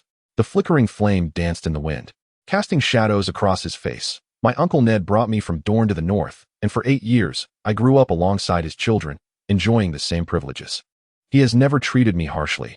He entrusted me with an estate to manage and even promised to grant me lordship upon my coming of age. How could I possibly resent him? He seemed to grasp Lady Dustin's intentions. What he bestowed upon you rightfully belongs to you, she asserted. Your father, Brandon, will take what he desires without hesitation. You should do the same. I am a bastard, a Snow, Arthur reminded her, gripping the sword in Brandon's hand. Bastards have no claim to inheritance, my lady. Lady Dustin abruptly began to elaborate. I am the Countess of Barrowton. My father is the Earl of Streamlands, and my sister is wed to Lord Roose Bolton of the Dreadfort. My nephew, Dominic, is the heir to the Dreadfort, and he is destined to marry the granddaughter of the Lord of White Harbor, Wyman Manderley. My lady, I have heard that Dominic is to wed Sansa. As Arthur listened to Lady Dustin's account, a chill coursed through him, yet he recalled Sansa's words on the training grounds. As far as I know, the only man in Westeros permitted to take a second wife is Aegon Targaryen, the Conqueror. Catelyn would never consent to such a marriage. She hails from the south, where the cold of the north is unbearable. That girl resembles her so closely. She would surely seek a southern lord for her.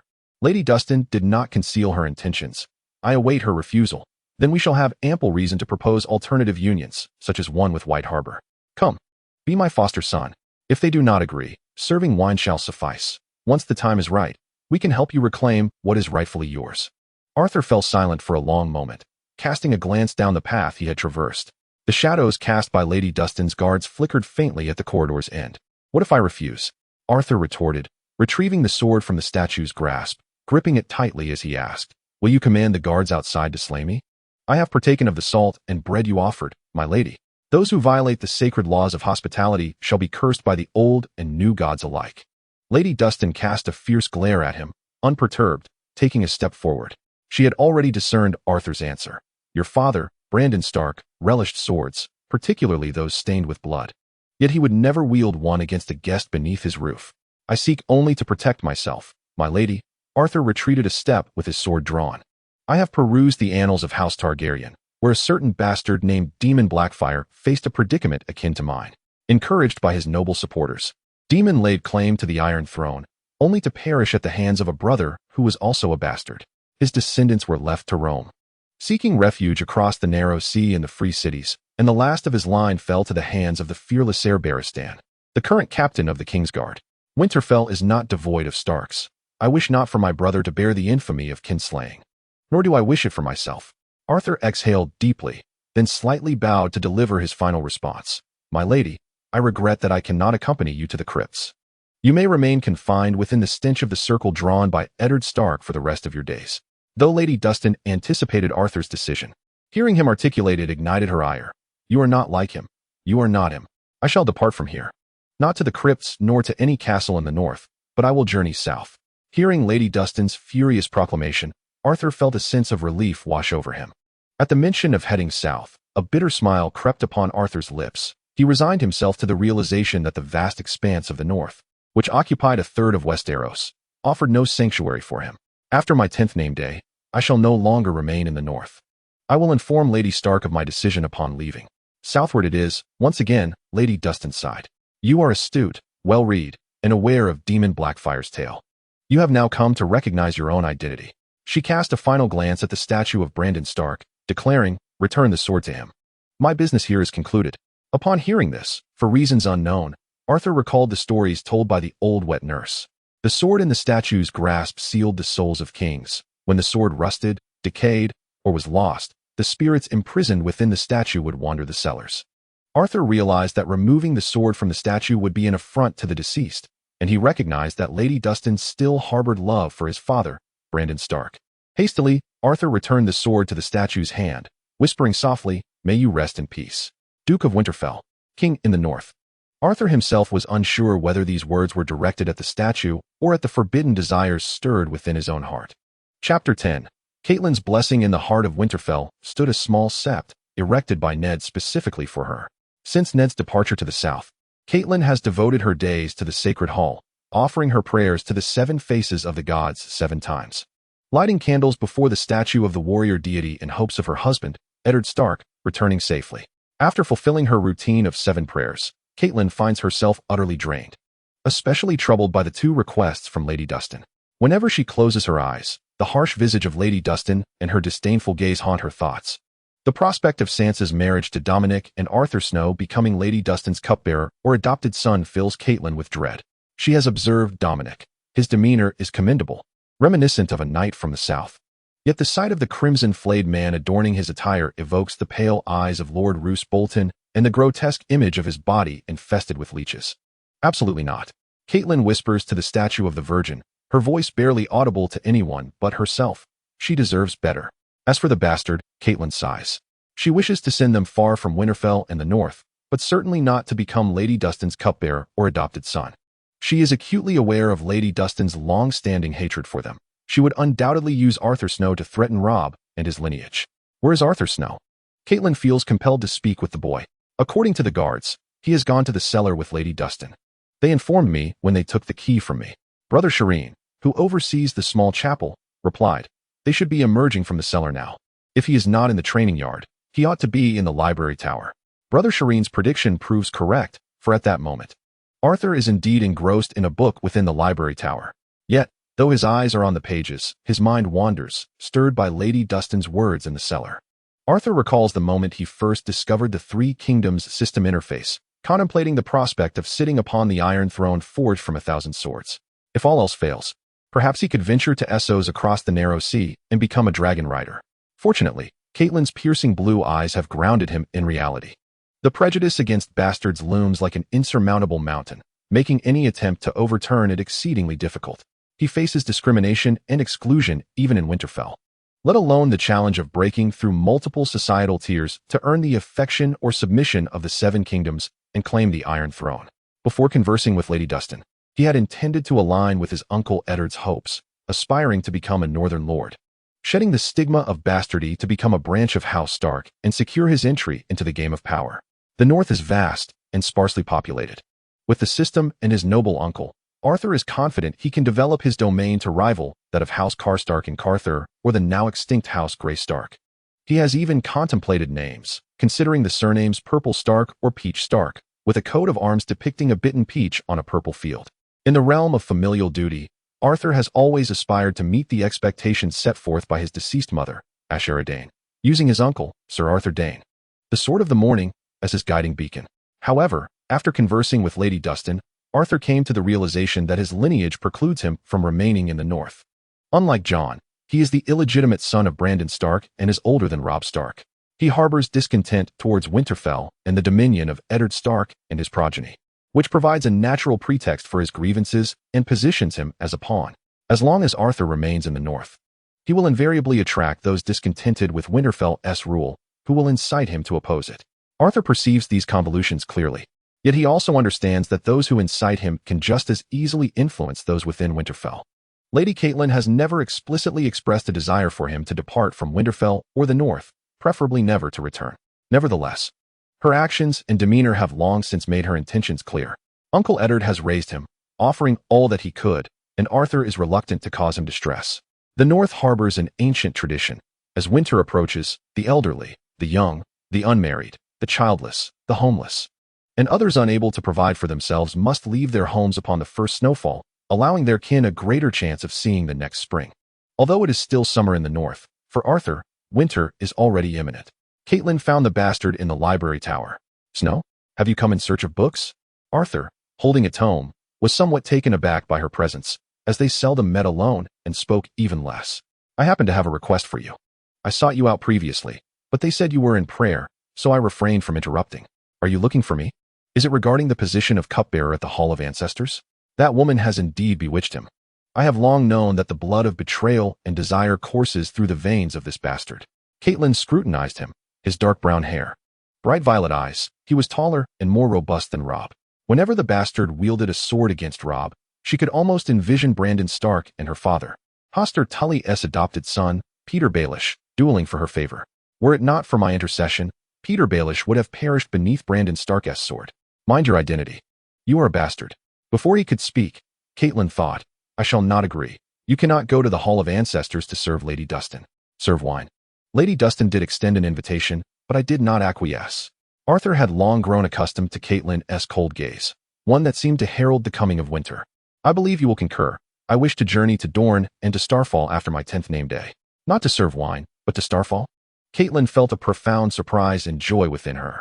Thank the old and new gods. She suddenly felt an overwhelming urge to embrace snow. Are you certain? If you disagree, I could still go. I concur, she replied. Catelyn eagerly interjected.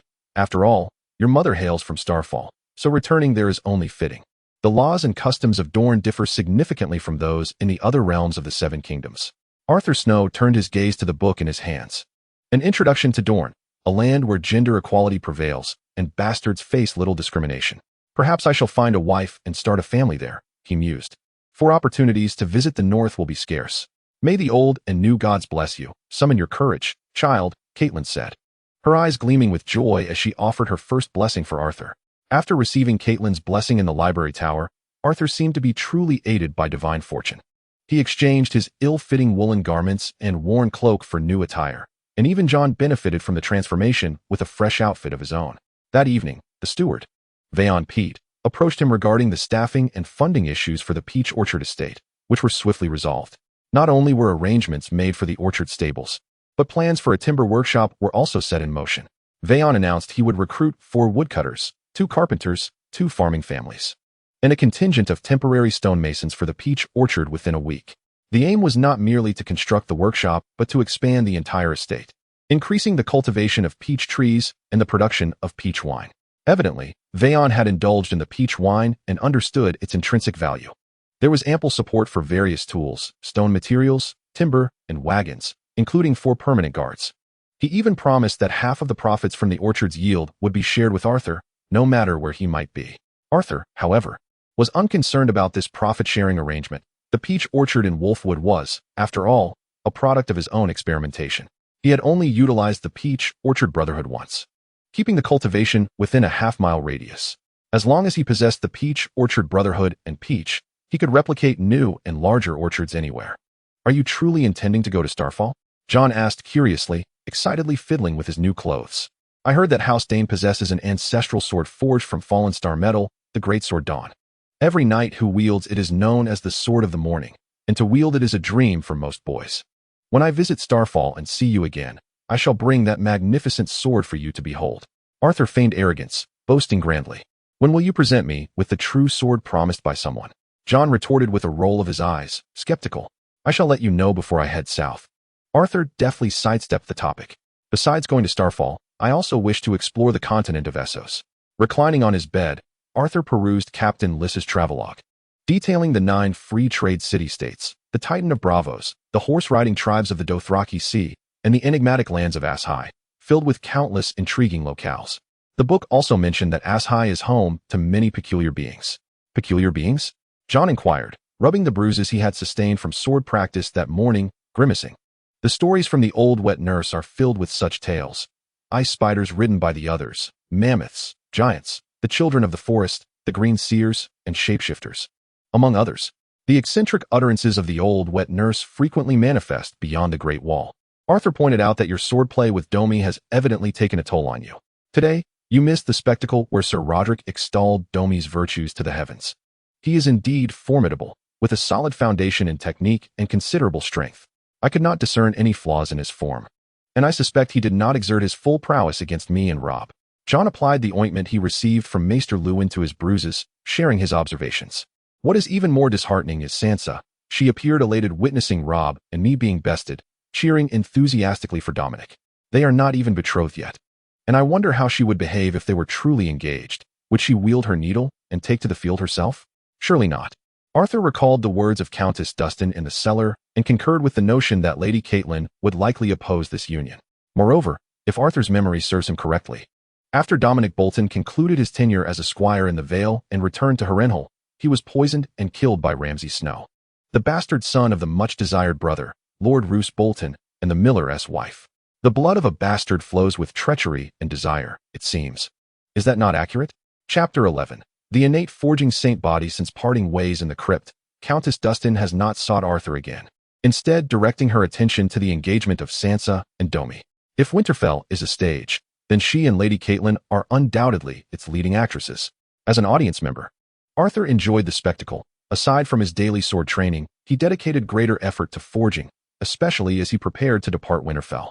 The equipment cards and basic cards within the Three Kingdoms killing system panel differ from Wine and Peach in that they cannot be directly utilized. Employing an equipment card necessitates an appropriate equipment medium, should the quality of the medium be subpar or its compatibility with the equipment card insufficient. Not only will it fail to enhance the medium with the card's effects, but it may also result in the medium's destruction. For instance, his diminutive steed, Shadowfax, was derived from the black pony gifted by Duke Eddard Stark. And only after applying the equipment card, Shadowfax, did the black pony attain the benefits of the card's attributes. Shadowfax, an exceptional steed, mild in temperament, endowed with remarkable endurance and load-bearing capacity, whose speed increases while fleeing. Similarly, other equipment cards that Arthur unlocked during his forging endeavors, such as Iceblade, Green Steel Sword, Twin Blades, and Chelan Bow, require other swords or longbows as their equipment mediums. The finer the quality and compatibility of the equipment medium, the higher the success rate for applying additional attributes via equipment cards. This is one of the reasons Arthur is so dedicated to refining his forging skills, aside from unlocking the previously inaccessible equipment cards. Additionally, another motivating factor is the enhancement provided by his martial skills, Naked Assault and Strong Strike, to the forging process. Although these two skills may seem rather trivial on the battlefield, one requiring the absence of upper garments, and the other necessitating dual wielding to activate, when applied to the art of blacksmithing, they become exceedingly formidable. The Assault skill allows for a doubled attack speed with dual forging hammers, resulting in a forging velocity 4 times that of an ordinary individual. The Bear skill, which doubles strength while unadorned, amplifies all abilities. The Peach skill provides sustained stamina. This triumvirate of skills brought immense joy to Master Mycon, who guided Arthur in his forging endeavors, akin to a medieval blacksmith experiencing the marvel of a modern stamping hammer. When faced with a plethora of forging tasks, the blacksmith need only instruct his apprentice to heat the iron ingots while he himself manages the heated materials with tongs. The actual forging is entrusted to Arthur, the innate blacksmithing prodigy, embodying a prototype of an assembly line, yielding exceptional efficiency. One might wonder if the multitude of tools being forged is intended for the construction of a castle. Master Mycon, bare-chested and standing before the forge, gripped the tongs in one hand while wiping the sweat from his brow, lamenting that, according to his plans, the reserve of iron ore would soon be depleted. The rhythmic clanging of Arthur's rapid hammering provided a response. At that moment, Arthur too was drenched in perspiration, yet his hands remained unwavering, striking the iron ingot with the fervor of raindrops upon the surface, his arms visibly more muscular than usual. Arthur's bare torso, whether due to the furnace's heat or the intensity of his labor, revealed taut muscle fibers, resembling a sculpture that glistened with sweat. Since they were merely forging tools, the heated iron ingots did not require a second heating, and under the harmonious collaboration of Arthur and Mycon, they swiftly took shape. However, the goal was not the creation of a castle. As Mycon meticulously shaped the iron ingots and affixed handles, Arthur seized the opportunity to relax his sore muscles, panting. "We plan to repair a few roads. You intend to restore King's Avenue?" Master Mycon exclaimed in astonishment, his hands continuing their work. After quenching the iron ingots, he carefully hammered and polished them, quickly shaping a hammerhead under his skilled touch. With a gaping mouth, he remarked, "I may require 5, no, 10 more blacksmiths like you." "It's south the road from Winterfell's Hunter's Gate to the orchard," Arthur replied, taking a hearty gulp of water from the apprentice's hand. "Repairing King's Avenue? I fear that the king would have to be inebriated to wield his warhammer for such a task. That is no small endeavor." "Lady Catelyn actually consented?" Mycon inquired, puzzled. Concerning the orchard, she would not obstruct but certainly would not lend her support. Previously, you forged all the iron tools needed for the orchard yourself. Perhaps she has developed a fondness for the peach wine produced there, Arthur speculated without revealing too much. "Who knows? I've heard from a certain portly fellow that the peach wine is delightful, surpassing even the Dornish summer red he has tasted." Upon the mention of wine, Mycon's interest piqued, and he paused in his labor. Wine is indeed a cherished delight among blacksmiths. "How does it compare to the golden wine of Greenhaven?" he asked. "I've never tasted golden wine," Arthur replied, rolling his eyes. Arthur's intense and intermittent forging had persisted for a considerable duration, and just as he was on the verge of depleting the iron stockpile of Mycon, news arrived from the Southern Ravens announcing the cessation of hostilities in the Iron Islands. In a manner akin to the original tale, the Iron Islands king, Balon Greyjoy, removed his driftwood crown and offered his son as a hostage, kneeling before the Undulls, the Roiner, and the first men, the sovereigns of the Seven Kingdoms, the guardians of the realm, Robert Baratheon. Meanwhile, The Duke of Eddard Stark was set to return to Catelyn with a son, Theon Greyjoy, a significant figure hailing from the Iron Islands. When word of the army's victorious return to Winterfell reached Catelyn, she not only sought solace in the Godswood, but also generously opened the hunting rights of the Wolfswood. During the Northmen's return, common folk were permitted to hunt and gather wood legally, while Winterfell would acquire the game at a fair price. Furthermore, Winterfell organized a grand hunt to procure game in preparation for the victory feast awaiting the warriors' homecoming. Once desolate paths of the Wolfswood now bustled with people, livestock, and supplies. A continuous stream of activity. Besides the road workers and porters, many commoners flocked from the town of White Harbor, joining the ranks of the free riders and the guard, forming a sizable contingent of over 100 individuals accompanying Robb, Dominic, and Lady Dustin to the Wolfswood. Arthur was, of course, among them, assigned a particular task of significance. At this moment, he helplessly led his steed, Shadowfax, at the rear of the procession, while Sansa Stark sat atop the horse. Beside her, Jon led his small pony, carrying Sansa's companion, the steward's daughter, Jenny Poor. In addition to them, there was also Beth Caswell, the daughter of Ser Roderick, who had some equestrian skills and rode a small horse independently. In the noble houses of Westeros, young ladies were expected to learn not only traditional arts, but also riding skills, practicing on wooden horses from a young age, akin to the boys. Arthur quietly lamented to the unfortunate Jon, who walked alongside him, asking why Sansa and these girls were in the procession. Has Sister Moden gone to meet her 7 gods? Jon replied with a furrowed brow, expressing his frustration. It was Sansa who requested Lady Catelyn, claiming she wished to seize this opportunity to practice riding. Sansa, perched atop Shadowfax, overheard their conversation and corrected them. Cousin, and my half-brother, I originally asked Mother to allow Dominic to teach me to ride, but alas, she insisted on sending you both to instruct us. Shadowfax, possessing a gentle nature, was indeed suitable for novice riders, and with someone guiding her from the front. Sansa felt a surge of confidence as she urged, we are falling behind. It seems Dominic and Robb have gone far ahead. Can we quicken our pace? Very well. Let us hasten and catch up with Dominic and the others, came Arthur's response. Arthur and Jon exchanged a knowing glance, intuitively grasping each other's unspoken thoughts. Sansa, Jenny, while riding, remain vigilant. Grip the reins firmly, clamp your legs against the horse's belly, and relax your waist to conform to the saddle. Arthur instructed as he urged Shadowfax into a gentle trot.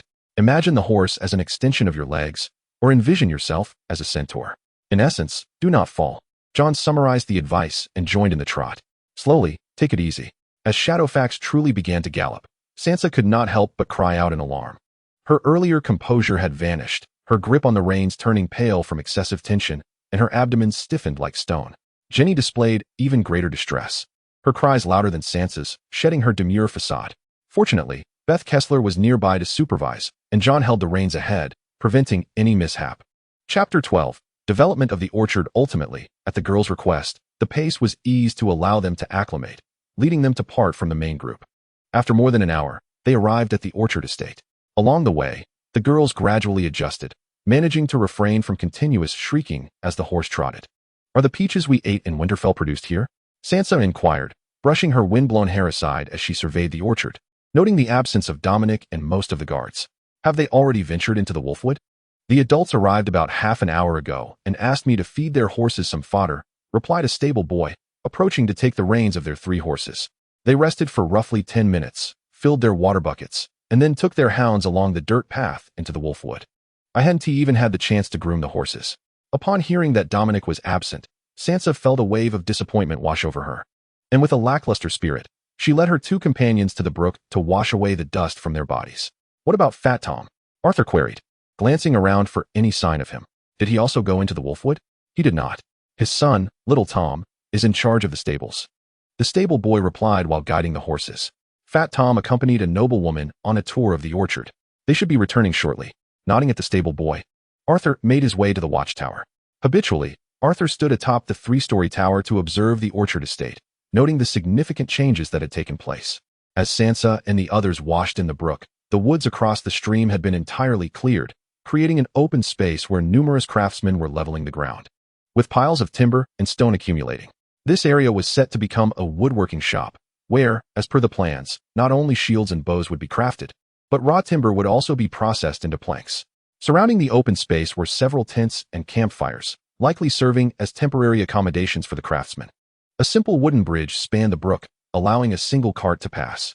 The fence that had been constructed around the orchard was now completed, with sharpened branches protruding from it, designed to deter most small to medium-sized animals. In the peach grove, Arthur observed 5 scarecrows made of straw and wood erected by the farmers, while Jon practiced his archery nearby. It turned out that the open-air dining area for the barbecue feast Arthur was hosting had been transformed into a stone hall with a fireplace. Though not as expansive as Winterfell's, this hall accommodated 2 long tables, sufficient for 40 guests to dine simultaneously. Beyond the hall, artisans were excavating additional cellars around the watchtower to store peaches and peach wine. It was indeed a commendable estate. As Arthur surveyed the orchard, praises echoed from outside. Outside the room, Countess Dustin held a half-eaten peach in her hand. I had initially presumed that the peaches in the pie served at Winterfell were sourced from the south by Catelyn, but to my surprise, they were grown here. Arthur discerned this was a result of Lord Eddard Stark's support.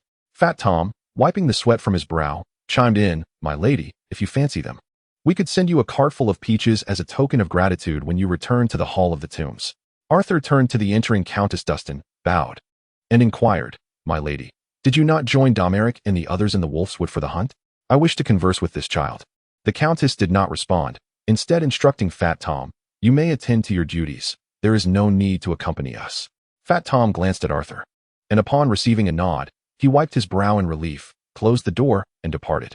For commoners, hunting is a means of survival. For nobles, it is a pursuit of honor, or perhaps a display of power. The Countess, unfastening her customary black marten cloak, replied, "What significance do honor and power hold for a childless widow? It is you bastards who require honor. Imagine the splendid sight of the victorious Duke Stark feasting upon the game hunted by his legitimate son." She settled into a chair, a cold smirk gracing her lips as she whispered to Arthur, "Catelyn certainly denied you opportunities. What a sight to witness a bastard teaching horseback riding." Not only did Domeric miss the chance to meet Sansa, but also the bastard was excluded from the hunt. "I have stated that I will depart from the north," Arthur replied, frowning. "There is no need for you to say such things to me. Yet you remain in the north, do you not?" "I am merely stating facts." The Countess lifted the peach in her hand, curiously asking, "How did you manage to cultivate this thing in the north?" "I have only planted in the God's Wood of Winterfell. These peach trees were sown by the farmers, my lady," Arthur added. "The hot springs surrounding Winterfell moderate the climate, perhaps making it conducive for their growth." Arthur was aware that it was due to the card Peach Orchard Brotherhood, but he would not disclose this. He still vividly recalled the first and only time he had used the card Peach Orchard Brotherhood. After its use, he had collapsed, losing consciousness for an entire day, awakening with a throbbing headache as if someone had struck him on the back of the head with a hammer. His entire body felt as though it had been completely drained, leaving him utterly feeble. It took a full 7 days of convalescence in bed before he could finally rise. During these 7 days, he consumed peaches and wine daily, which helped stave off any lingering illness. It was during this period of recuperation that Arthur noticed a new note on the system panel regarding the pouch card. Pouch card unlocked. Oath of the Peach Garden. Pouch card locked. Unlock condition. Visit a special location. The more renowned the place, the easier it is to unlock the corresponding pouch card. Note: utilizing a pouch card requires a substantial expenditure of magic power, energy, and stamina. The host is advised to use it judiciously. Overexertion may cause irreversible harm to the body. Now, as Arthur recalled this matter, he could not help but feel dizzy and weak in the legs. Countess Dustin, oblivious to Arthur's current thoughts, inquired after her personal inspection of the peach garden. "There are no hot springs here. Can such peaches be grown elsewhere in the north?" "I have not tried, but you may give it a go, my lady," Arthur replied, shaking his head in earnest. Upon hearing this, Countess Dustin pondered for a moment, then finished her peach and donned her cloak, declaring, "It is worth a try." At this juncture, Winterfell welcomed new guests, Count Wyman Manderly of White Harbor and his granddaughter, Wilfie Manderly. White Harbor, the North Soul City, is situated to the south of Winterfell, serving as the Manderly family's fief, located at the mouth of the White Knife River. As one of the few ice-free ports in the north, White Harbor offers ample opportunities for trade with the north, earning it the nickname the Mouth of the North. Beyond commerce, White Harbor is also a prime fishing ground, abundant with eels, cod, crabs, oysters, and spot prawns, both in variety and quantity. The region is also home to numerous silver mines, attracting skilled silversmiths to the area. However, the Manderly family, rulers of the prosperous White Harbor, did not originate from the north. Their lineage traces back to the Mander River in the Riverlands. They were ultimately exiled by the now extinct House of the Riverlands. When they found themselves homeless, lost, and in dire straits, it was the Wolf King who offered them sanctuary, allowing the Manderlys to endure. In return, the Manderley family pledged fealty to House Stark in the name of the old and new gods within the Wolf's Denver. As believers in the Seven, a rarity among northern families, the Manderleys often felt isolated, which deepened their reliance and loyalty to their liege, House Stark. Lord Wyman Manderley, the current ruler of White Harbor, is one of the few male lords who did not accompany Eddard Stark on his southern campaign. Instead, he entrusted his two sons to lead the knights and soldiers of White Harbor in his stead. Wyman Manderley was not averse to making the journey himself. Rather, his physical condition prevented him from doing so. He was exceedingly corpulent, arguably the most rotund individual across the entirety of Westeros. So portly that no horse could bear his weight, and thus he was derisively dubbed the Lord who cannot mount a horse. The common folk under his dominion affectionately referred to him as Lord Eel, owing to his insatiable fondness for eel, leading them to speculate that his ample belly was perpetually filled with the delicacy. Chapter 13. The Hunt and the Chase. In stark contrast to the several carts of vegetables brought by the Countess of Dustin, Lord Eel arrived with provisions befitting his substantial stature, filling no fewer than 20 wagons. These included an assortment of sweet wines and grape beverages imported from the southern lands, barrels of freshly caught lamprey, a herd of goats, over 50 pigs, crates of crabs and oysters, a colossal cod, and several large lobsters. Upon disembarking from his lavish litter, Lord Wyman was greeted by Lady Catelyn, who had come forth from the city to welcome him personally. His chubby cheeks were alight with joy as he displayed his 4 chins, straining to bow low and kiss Catelyn's hand. After the customary salutation, he lamented, "My lady, had I known of these conflicts earlier, I would have surely moderated my diet in my youth to fulfill my feudal obligations in person. It is a regret I shall carry for life that I cannot fight alongside Lord Eddard Stark." "There is no need for such lamentations, my lord," Catelyn replied with a gracious smile, gesturing for her servants to present salt and bread. "Eddard's letter speaks of your 2 sons' valor in battle. They must surely exhibit the gallantry of your youth. Alas, all I can offer is this bounty to celebrate the warrior's triumph." "May the 7 gods bless them," Lord Eel responded, accepting the food with open arms. After partaking of the bread, he adjusted his ample belly and slightly turned to introduce the girl behind him. "This is my granddaughter, Wolfede Manderley.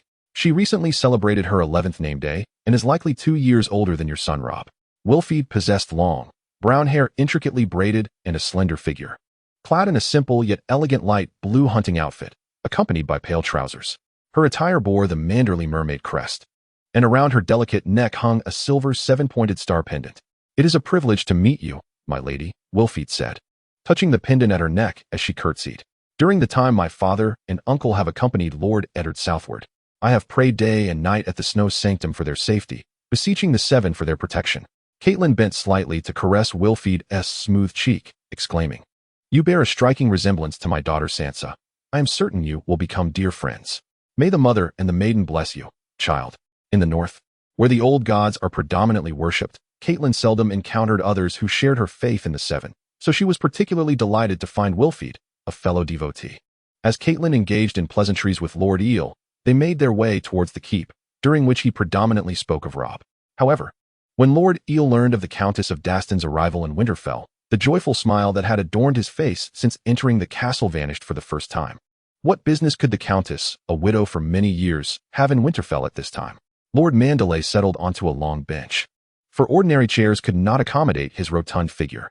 Upon learning that Lady Dustin had come concerning the matrimonial union of Dominic and Sansa, he rubbed his ample belly and remarked, "If that is all, I shall henceforth refrain from consuming eel pie."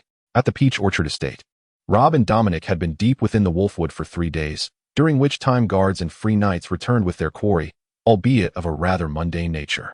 The finest catch being a moose, nearly the height of a man, which Dominic had successfully hunted. Over these 3 days, Arthur and Jon had instructed Sansa and her companions in the fundamentals of riding. Eager for adventure, Arthur resolved to venture into the Wolfwood for hunting. Jon, ever more impatient, urged Sansa and the others not to enter the woods, proclaiming that their preparations for the hunt were complete and they could depart. "Are you truly going into the Wolfwood?" he cautioned. "Hunting there is not akin to a mere chase. Within those woods lurk shadow cats, bears, and wolves, ferocious beasts indeed."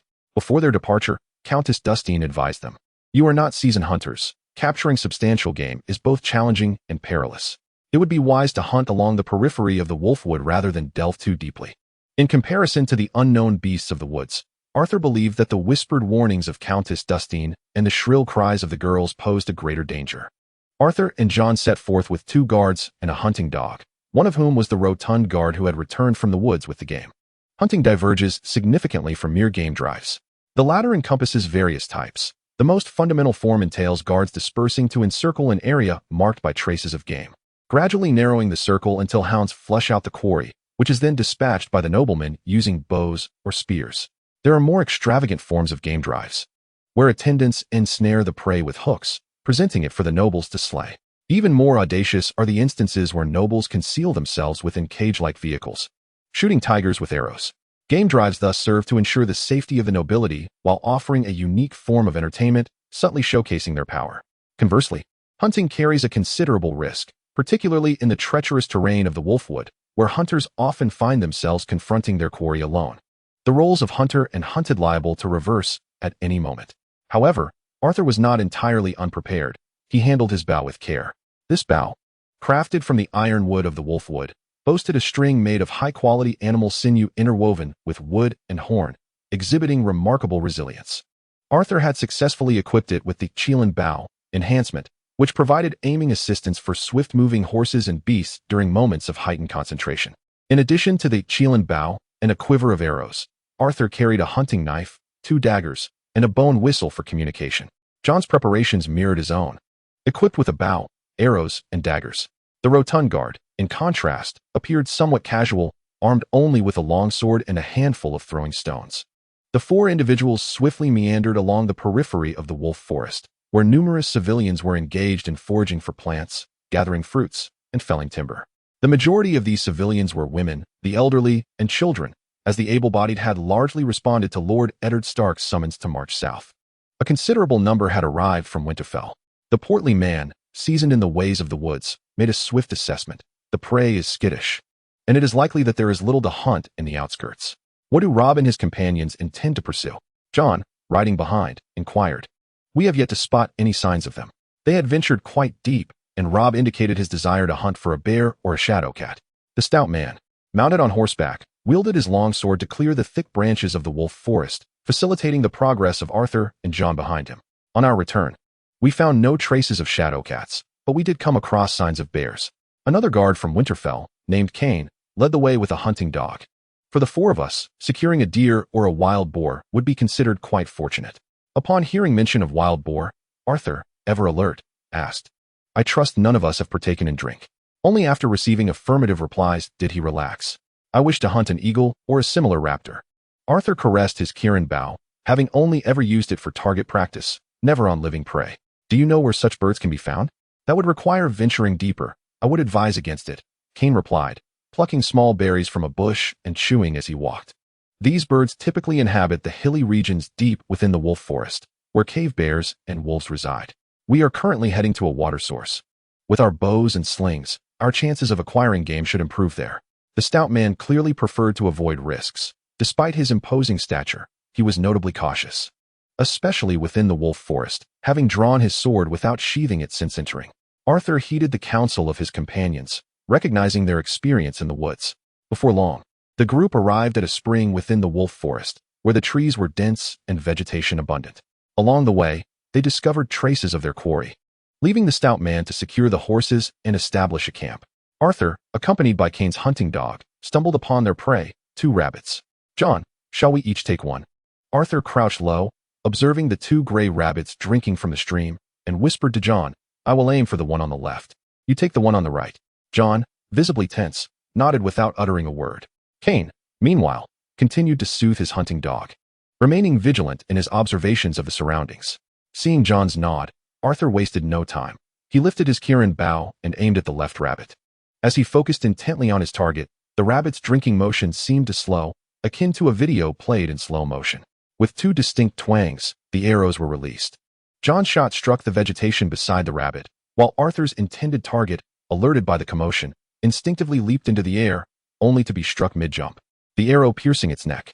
In the eyes of the onlookers, Arthur seemed to predict the rabbit's movements with uncanny accuracy, piercing its neck with a precise shot. As for the sensation of wielding the Catelyn bow, how could Arthur articulate it? It would hardly be fair to claim he never missed. Rather, it could be likened to striking true with remarkable precision. Chapter 14. The Return of the Wolves. Thanks to the formidable hunting prowess of the Catelyn bow, Arthur achieved an astonishing tally within just 4 days: 5 rabbits, 2 hares for wild grouse, and over 10 crows. Among the crows, many were still alive, and Arthur intended to present them to Scholar Reuven, hoping to train them. This accomplishment would not have been possible without the expertise of the portly man and Cain, who were well acquainted with the wolf woods, providing logistical support and utilizing their hunting dog's keen tracking abilities. After all, even the most accurate shot requires a target. Robb and his companions, meanwhile, successfully encircled a cave bear in their attempt to capture the beast. They lost 4 hunting dogs and sustained serious injuries to 2 free riders and 2 guards. Ultimately, they were compelled to expend over 20 arrows to bring it down. Given the nature of the bow, they could not expect to salvage the entirety of the bear's hide. However, the bear's head and paw would still serve as a testament to the success of their hunt in the wolf woods. "This bear is larger than I anticipated," Jon remarked, gazing at the enormous creature on the makeshift wooden cart, his face etched with envy. "What a pity I couldn't witness your hunt." His own bounty consisted of a few rabbits and squirrels, falling short both in quantity compared to Arthur and in quality compared to Robb. "You wouldn't wish to see it in a fit of rage," Robb admitted, a hint of trepidation in his voice. "To be honest, I somewhat regret hunting this beast. I had envisioned the riders and guards restraining it while I delivered the final blow with a spear, thereby securing a complete bear hide to prove my courage." Robb recounted the experience of the hunt to Jon.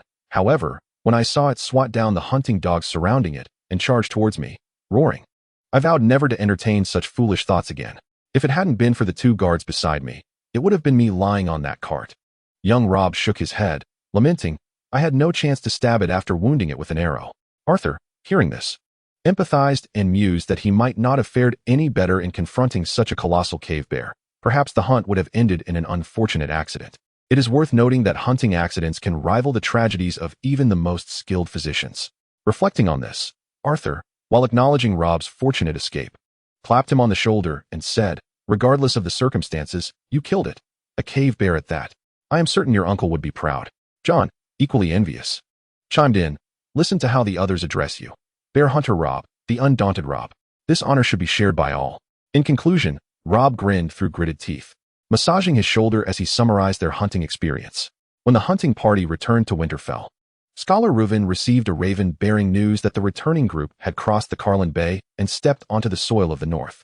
During this period, many noble ladies from the north, accompanied by their children, have gradually arrived in Winterfell, where grand banquets are being meticulously prepared.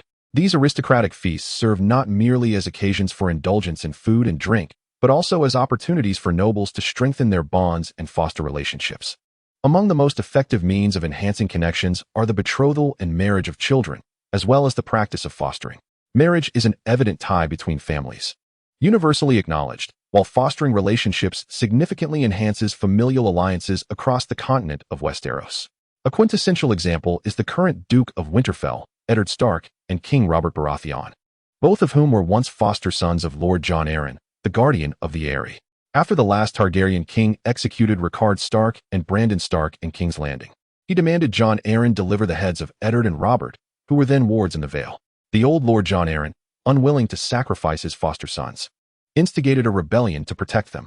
Naturally, such advantageous unions and fostering arrangements do not extend to the illegitimate son of House Snow.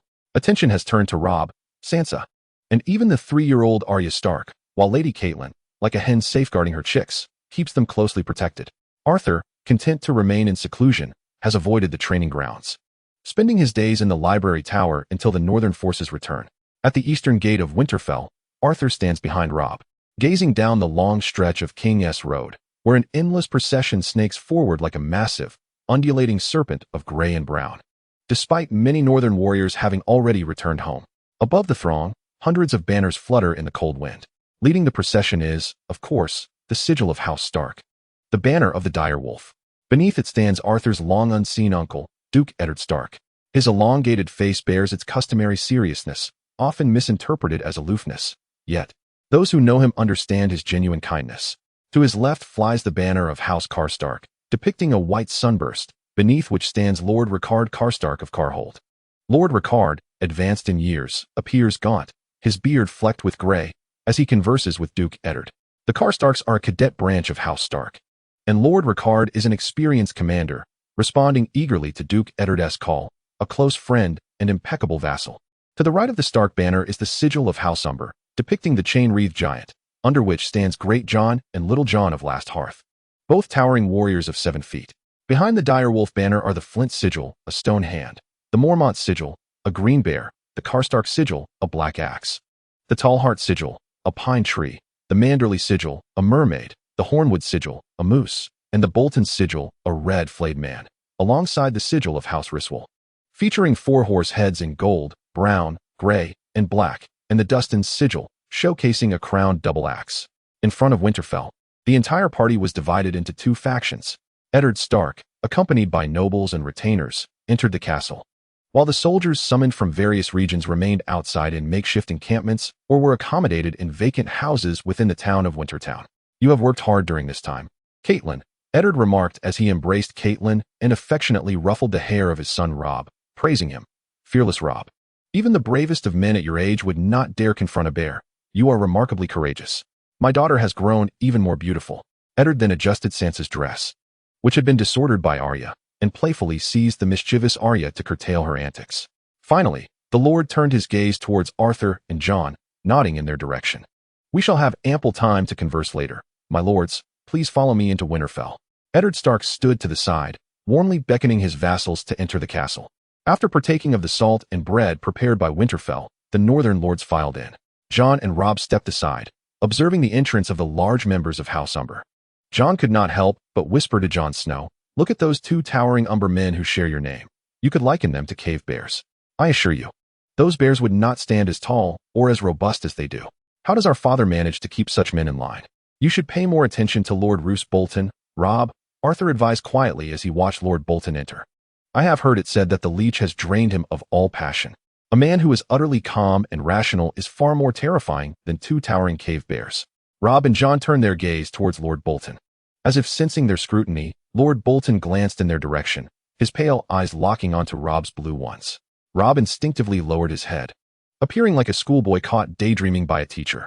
"Arthur, you always strike at the heart of the matter," Robb remarked weakly once Lord Bolton had moved on.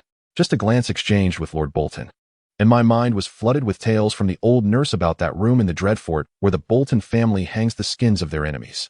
Perhaps even those of the Starks. A voice, tinged with a southern accent, unexpectedly broke the tension emanating from a boy of their age. Chapter 15, The Banquet. Theon Greyjoy. Once all the vassals had entered Winterfell, Eddard explained the boy's identity to Catelyn. He is the last son of Balon Greyjoy, now fostered at Winterfell. He will grow up alongside our children, Catelyn. Catelyn took Arya from Eddard's arms and cast a glance at the Stark children, saying, "Ned, every time you journey south, you bring me worry, yet you always manage to surprise me. Come, you should rest in the keep for a while. Tonight's banquet has been arranged thanks to Lord Wyman Manderley, and the great hall is filled with ample food and drink to satisfy every guest." Eddard Stark's solemn countenance rarely betrayed any signs of weariness, yet he nodded slightly. As the evening festivities commenced, the formerly drab walls of the great hall became adorned with the banners of House Stark and the weapons of esteemed guests. The attendees, seated upon the long benches, engaged in raucous discussions, boasting, and even hurling coarse jests. Behold, this sapphire was seized from the hands of a noble of the Iron Islands.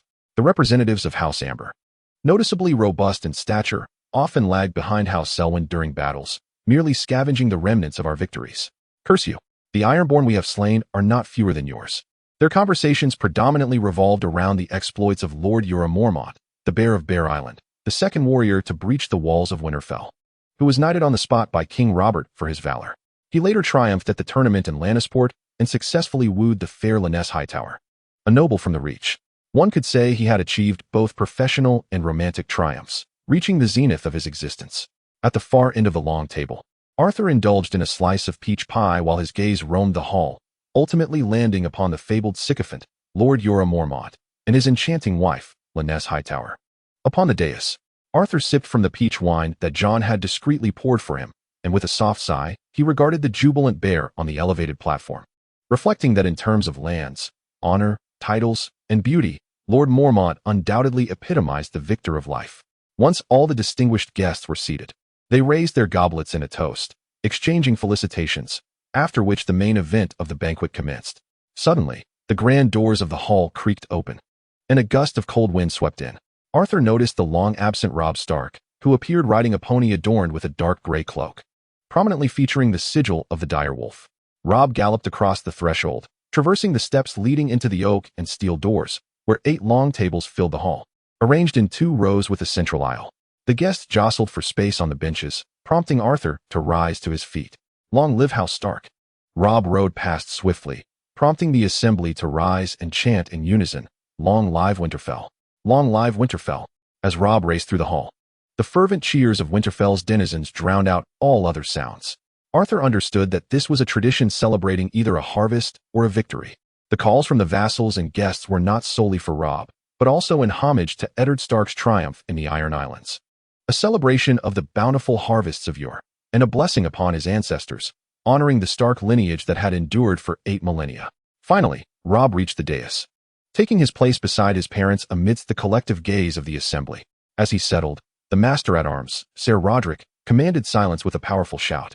Robb then raised his voice in the name of his father, Eddard Stark, the protector of Winterfell, welcoming all present and urging them to express gratitude to the old and new gods for their glorious victory and the bounties to come. May this fortune continue endlessly. He concluded his speech, raising his father Eddard Stark's silver cup for drinking, under the approving gaze of his parents. Endless. The white wax cup, wooden goblet, ceramic chalice, and iron-bound cup clinked together in a harmonious symphony. At the far end of the long table, Arthur and Jon had already indulged in several large cups of peach wine. Much to Arthur's relief, for Jon's capacity for drink had notably improved, sparing them from the need for playful pretense. At this moment, Robb, embodying the Duke of Winterfell, outshone Jon 100-fold. As the various ceremonies drew to a close, a cascade of dishes was presented before Arthur at the long table, a feast for the eyes. Of course, the dishes were first served from the high platform, gradually passed down until they reached the end of the table. Servants brought forth roasted bison legs stuffed with leeks, venison pie filled with carrots, bacon, and mushrooms, lamb chops glazed with honey and cloves, 5-spice duck, peppered wild boar, roasted goose, skewered chicken, and pigeon kebabs, barley stew with beef, and frozen fruit soup. Lord Wyman had brought 20 crates of seafood from White Harbor, preserved in salt and seaweed, white salmon, whelks, crabs, clams, as well as clams, herring, cod, salmon, lobsters, and lampreys. Everywhere, there was black bread, honey cakes, and oat biscuits, along with turnips, peas, beets, soybeans, pumpkins, and red onions, not to mention roasted apples, berry pies, and poached pears and spirits. Each table bore a dish of snow-white cheese, and jugs of spiced hot wine and chilled peach wine from the orchard circulated among the guests. Musicians from the south played with fervor and grace. However, the melodies of the harp, violin, and trumpet were soon drowned out by a cacophony of laughter, clinking glasses, and the barking of dogs scrambling for scraps. The singers performed sweetly, presenting songs such as Iron Lance, Burning Ships, and The Bear and the Beautiful Maid, yet it seemed few in the audience were truly listening. The din gradually crescendoed, forming an incessant roar akin to a grand chorus that left one feeling dizzy. Lord Leech conversed with his son Dominic and the Countess of Dustin. Lord Eel and his 2 sons, resembling him in stature, gleefully charged towards the eel pie on their plates. The noble Sir Jorah Mormont, a bear of a man, gentlemanly sliced wild boar for his beautiful wife from the Riverlands. With each dish served, the servants first offered a taste to Duke Eddard, as the highest lord. He had the privilege of selecting his favorite portions from any dish. However, Duke Eddard spent most of his time drinking, eating little. Should a particular platter prove irresistible, he would designate it for a noble seated at the high table. This was a gesture of camaraderie and honor. He bestowed some salmon upon the somewhat one Lord Rickard Stark and granted the boar meat to the boisterous Amber family. Arthur, seated idly at the end of the long table, observed how Duke Eddard allocated the food. When Arthur saw his uncle give a platter of berry-stuffed goose to the Countess of Dustin, he pondered whether this was an attempt to placate her grievances with such a delightful offering. A colossal steamed lobster was presented to Lord Roose Bolton. Arthur could not help but laugh, inadvertently spraying wine onto Jon's face, marveling at how the skills of the flayer could find utility even at a feast. A roasted capon was presented to his newly adopted son, Theon Greyjoy. Observing Theon's contented smile, Arthur wiped away the wine Jon had splashed on him while shaking his head in disbelief. The Greyjoy family motto, "Force conquers toil," echoed in his mind, and he found it absurd that Ironborn would display mirth while accepting charity. "I am Ironborn, give it to me," he mused internally. Beyond the merriment atop the dais, the long table below was also rife with amusement. Serving maids flitted about, pouring wine, often subject to playful teasing. The timid ones would blush and flee, while the more spirited, like a certain underling of House Tully, found his hand slipping beneath a maid's skirt, only to be met with a swift reprimand from her, shattering the wine jug and igniting laughter among the crowd. Master Mikan, however, brazenly ventured into a woman's corset, yet she seemed unperturbed. Fran, in charge of the stables, entertained his red hound with a bone, while on the opposite side of the table, the hosts of House Amber, Hoster and Morse, engaged in a drinking contest, their cups clinking as they downed one peach wine after another. Arthur surveyed the scene again. The heat and noise were overwhelming, with inebriated revelers scattered about. His gaze lingered on Robb Stark, seated regally on the dais, attempting to embody the Duke of Winterfell, and the weary Count Rickard Stark, who bore the weight of fatigue. Arthur understood that he would never become a Stark of Winterfell, no matter how much he might desire it. To win hearts through virtue. He silently reminded himself with that long-forgotten family motto, knowing that soon he would need to depart from this place. Chapter 16. Forging swords. A year had passed since the triumphal feast held in Winterfell. Following the banquet, many of Winterfell's vassals sought to reciprocate with gifts of peaches and peach wine from the orchard. It was evident to discerning eyes the value of the peach trees that thrived in the cold northern climate. Some astute individuals even requested the transplantation of young peach saplings, such as Lord Wyman Manderley of White Harbor and Lady Dustin of Barrowta. However, whether seeds or saplings, few had succeeded in thriving over the past year. Even those that did bear fruit yielded small, bitter peaches. Meanwhile, the peach wine from Wolfswood gained renown, embraced by the northern nobility, particularly for its crisp and sweet flavor, which was accentuated when chilled. Both the northern lords and the mountain clans to the north of Winterfell favored it, and even the Night's Watch stationed at the wall commended it highly. Throughout this past year, Arthur had shifted his focus away from the orchard's management, for it had already proven its worth without his oversight.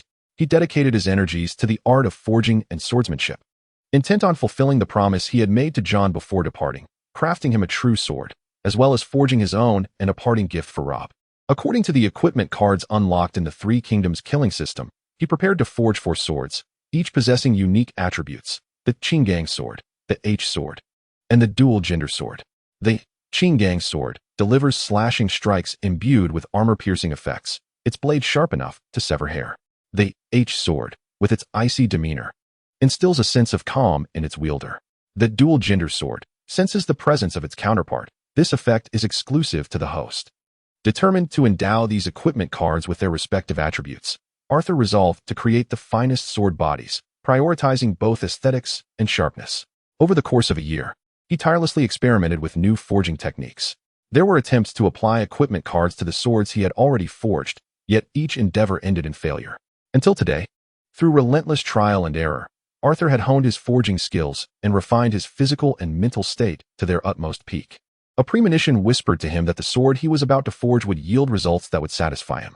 The rhythmic clang of the blacksmith's hammer echoed continuously, accompanied by waves of heat emanating from the forge. Arthur was vigorously hammering a canister, crafted from 36 stacked iron plates, glowing red from the heat. A young blacksmith's apprentice, following Arthur's instructions, turned the handle and occasionally cleared the iron filings that fell away from the strikes. Is this method truly necessary? It seems excessively intricate and laborious, Master Mikan observed meticulously from the side. Moreover, stacking so many iron plates can easily cause cracks in the blade, just as it did in previous attempts when the sword shattered into 3 pieces upon quenching. What Master Mikan pointed out was a consequence of Arthur's previous failures when trying to apply attributes to the swords during the forging process. Without thousands of strikes, how can you infuse your will into the steel? Arthur, seemingly confident, replied while forging, "This time will be different, just wait and see." He opted for a complex and labor-intensive technique known as the Great Horse Steel Twisting Method. This was a skill he had learned from a television program on sword forging in his past life. Swords crafted using this method were not only sharp and sturdy, but also revealed beautiful patterns after acid etching, embodying both practicality and emotional value. Yet, observing others perform this technique was one thing, executing it himself was another. Fortunately, through extensive practice and research, Arthur gradually mastered and became familiar with the craft. After half an hour of intense hammering and 3 rounds of heating and forging, the initially short and thick iron ingot transformed into a rectangular iron bar approximately 3 feet long. Heat it thoroughly, he instructed the apprentice. As he munched on a peach to restore his energy, he added, "This time, I will twist the entire piece with clamps and then forge it into shape." Twisting? Master Mikan's eyes brightened at this notion. That sounds intriguing, we should certainly give it a try. Soon, the iron bar glowed red from the heat, and Arthur, using clamps, began to twist the heated iron bar before swiftly hammering it into the shape of a sword. Master Mikan personally used a metal brush to remove the iron filings from the blade, eagerly observing, "It appears flawless. Let us proceed with the quenching." The apprentice blacksmith promptly brought forth a vat of quenching liquid, a mixture of water and oil. Arthur plunged the reheated sword into the iron bucket and infused the blade with the essence of the Chingang's sword, card. Once the quenched blade had completely cooled, the overall effect was quite remarkable. Aside from a slight curvature, there were no signs of fracture. After correcting the blade and sharpening its edge, Arthur subjected the sword to acid etching, revealing exquisite swirling patterns on the surface as the process concluded. Perhaps due to the influence of the Chingang's sword card, the blade not only displayed beautiful twisted patterns, but also appeared to shimmer with a flowing light. I had once beheld House Stark's ancestral sword, Ice, a colossal weapon forged from Valyrian steel, renowned for its unparalleled sharpness. Mikan meticulously stroked the edge of the Chingang's sword and remarked, "The sharpness of this longsword is likely on par with that of Ice." The blacksmith's focus invariably rested on the blade's sharpness. Arthur seized the sword from Mikan, fashioning a makeshift hilt with a length of rope, and with a gentle flick of his wrist, he swung the Chingang's sword. The blade sliced through the air, producing a crisp, melodious sound. Indeed, as Mikan had asserted, it was exceedingly sharp. "Let us test this," Mikan proposed, producing an old hand-and-a-half sword. Its blade marred with several nicks on one side, though the other side remained relatively intact. "Use your sword to strike it and assess its sturdiness." Arthur nodded in acknowledgement, gripping the sword with both hands and executing a practiced cleave. Upon impact, he felt as though he had struck a shard of hard glass. With a resounding crack, the old sword shattered into two pieces. Arthur scrutinized the edge of the Chingang's sword. The scintillating light danced upon it, and there was not a single blemish to be found. "You have forged a divine weapon from mundane iron," Mikan exclaimed in astonishment, picking up the broken sword. He noted that aside from a few minor cracks, the fracture was remarkably clean and precise. "Arthur, the craftsmanship you possess is something I have only heard of in legendary tales." Mikan swallowed hard, adding, "In my eyes, you now hold a status akin to that of the smith deity revered by the Southerners. Are you suggesting that I am the master of the deity who taught you the art of blacksmithing?" Arthur replied modestly, "This is merely an application of forging techniques, akin to the methods employed in Valyrian steel craftsmanship." He remained grounded, recognizing that part of the sword's prowess stemmed from the effects of the Chingang's sword, card. Arthur reminded him, "This sword is not yet complete. We still need the hilt, guard, and sheath." "Ah, indeed," Mikan scratched his head in search of the necessary materials. Arthur crafted the guard from soft steel, shaped the hilt from ironwood, and wrapped it in a layer of cave bear leather for a more comfortable grip. Finally, he fashioned the sheath from ironwood, encased in the same cave bear leather as the hilt. Mikan initially suggested adorning the hilt of the sword with gold, but Arthur declined this idea. The Chingang's sword was already remarkably exquisite, and adding gold would be superfluous. Moreover, Arthur did not intend to wield this sword himself. It was meant for Jon, who, like Arthur, was a bastard. Drawing too much attention would not be beneficial for Jon and did not align with his character. "You should leave a mark," Mikan finally reminded him, suggesting that Arthur engrave his name or a unique emblem on the blade. Engraving Arthur Snow seemed an unwise choice to Arthur, so he ultimately decided to inscribe a snowflake and peach design on the hilt. Subsequently, Arthur crafted a sword blank for Robb using the same techniques, infusing it with the essence of the Ice sword, card. While this sword was not as sharp as the Chingang's sword, it could certainly rival quality longswords, and Arthur enhanced it in other ways. For instance, he sculpted the hilt into the shape of a direwolf's head, embedding two sapphires in the eye sockets that matched Robb's own striking blue irises. It could be said that both the intricately patterned black and white blade and the exquisite hilt achieved an extraordinary level of craftsmanship, resembling true works of art. In addition, the effects of the Ice sword enchantment captivated him. When first grasping the sword, one might feel a chilling cold, but over time, a gentle frost would swirl in the mind, rendering restless thoughts remarkably clear and tranquil, invigorating the spirit. Arthur also dedicated considerable thought to the dual blades, which comprised two swords. Their lengths were traditional, shorter than the Ice sword and Chingang's sword. Each sword bore distinct characteristics. The male sword was broad and heavy, suited for cleaving, while the female sword was slender and light, perfect for thrusting. In moments of urgency, the female sword could be hurled using the assault skill, functioning as a javelin to achieve an element of surprise. Furthermore, Arthur designed a scabbard that allowed the two swords to merge into one. He carefully customized the grips of both swords to fit his hand, shaping the interior for an optimal grasp. given that these were one-handed swords. Ensuring a firm grip to prevent slippage was of utmost importance. In the end, Arthur engraved the character for virtue on the hilt of the male sword, indicating that he must now, in a literal sense, uphold virtue in his travels. Overall, Arthur was quite pleased with these two swords, as their combination with the assault, feature, and increased attack speed suited him perfectly. Chapter 17. Southward. By the time Arthur completed the 4 swords, his 10th name day had arrived, marking the day of his departure. He had little to prepare and had already organized his belongings early that morning. Arthur placed the items he could not conveniently carry into the saddlebag of his now tall, shadow mare. Among these were the hunting artifact, Caelyn bow, his paired swords, dual blades, a hunting knife, a quiver of arrows, some coin, 2 pieces of oilcloth, gathered peach pits, and provisions such as salted beef for the journey. Arthur carried both the frostblade and the cold steel sword with him. The stable master, Hullen, informed him that Lord Stark awaited him at the southern gate. Rarely did Arthur ride in Winterfell. Instead, he strolled leisurely, holding his horse's reins, taking in the familiar surroundings. Having lived here for a decade, how could he not feel a deep affection for this place? Eddard Stark stood at the gate with his 2 sons and 2 daughters.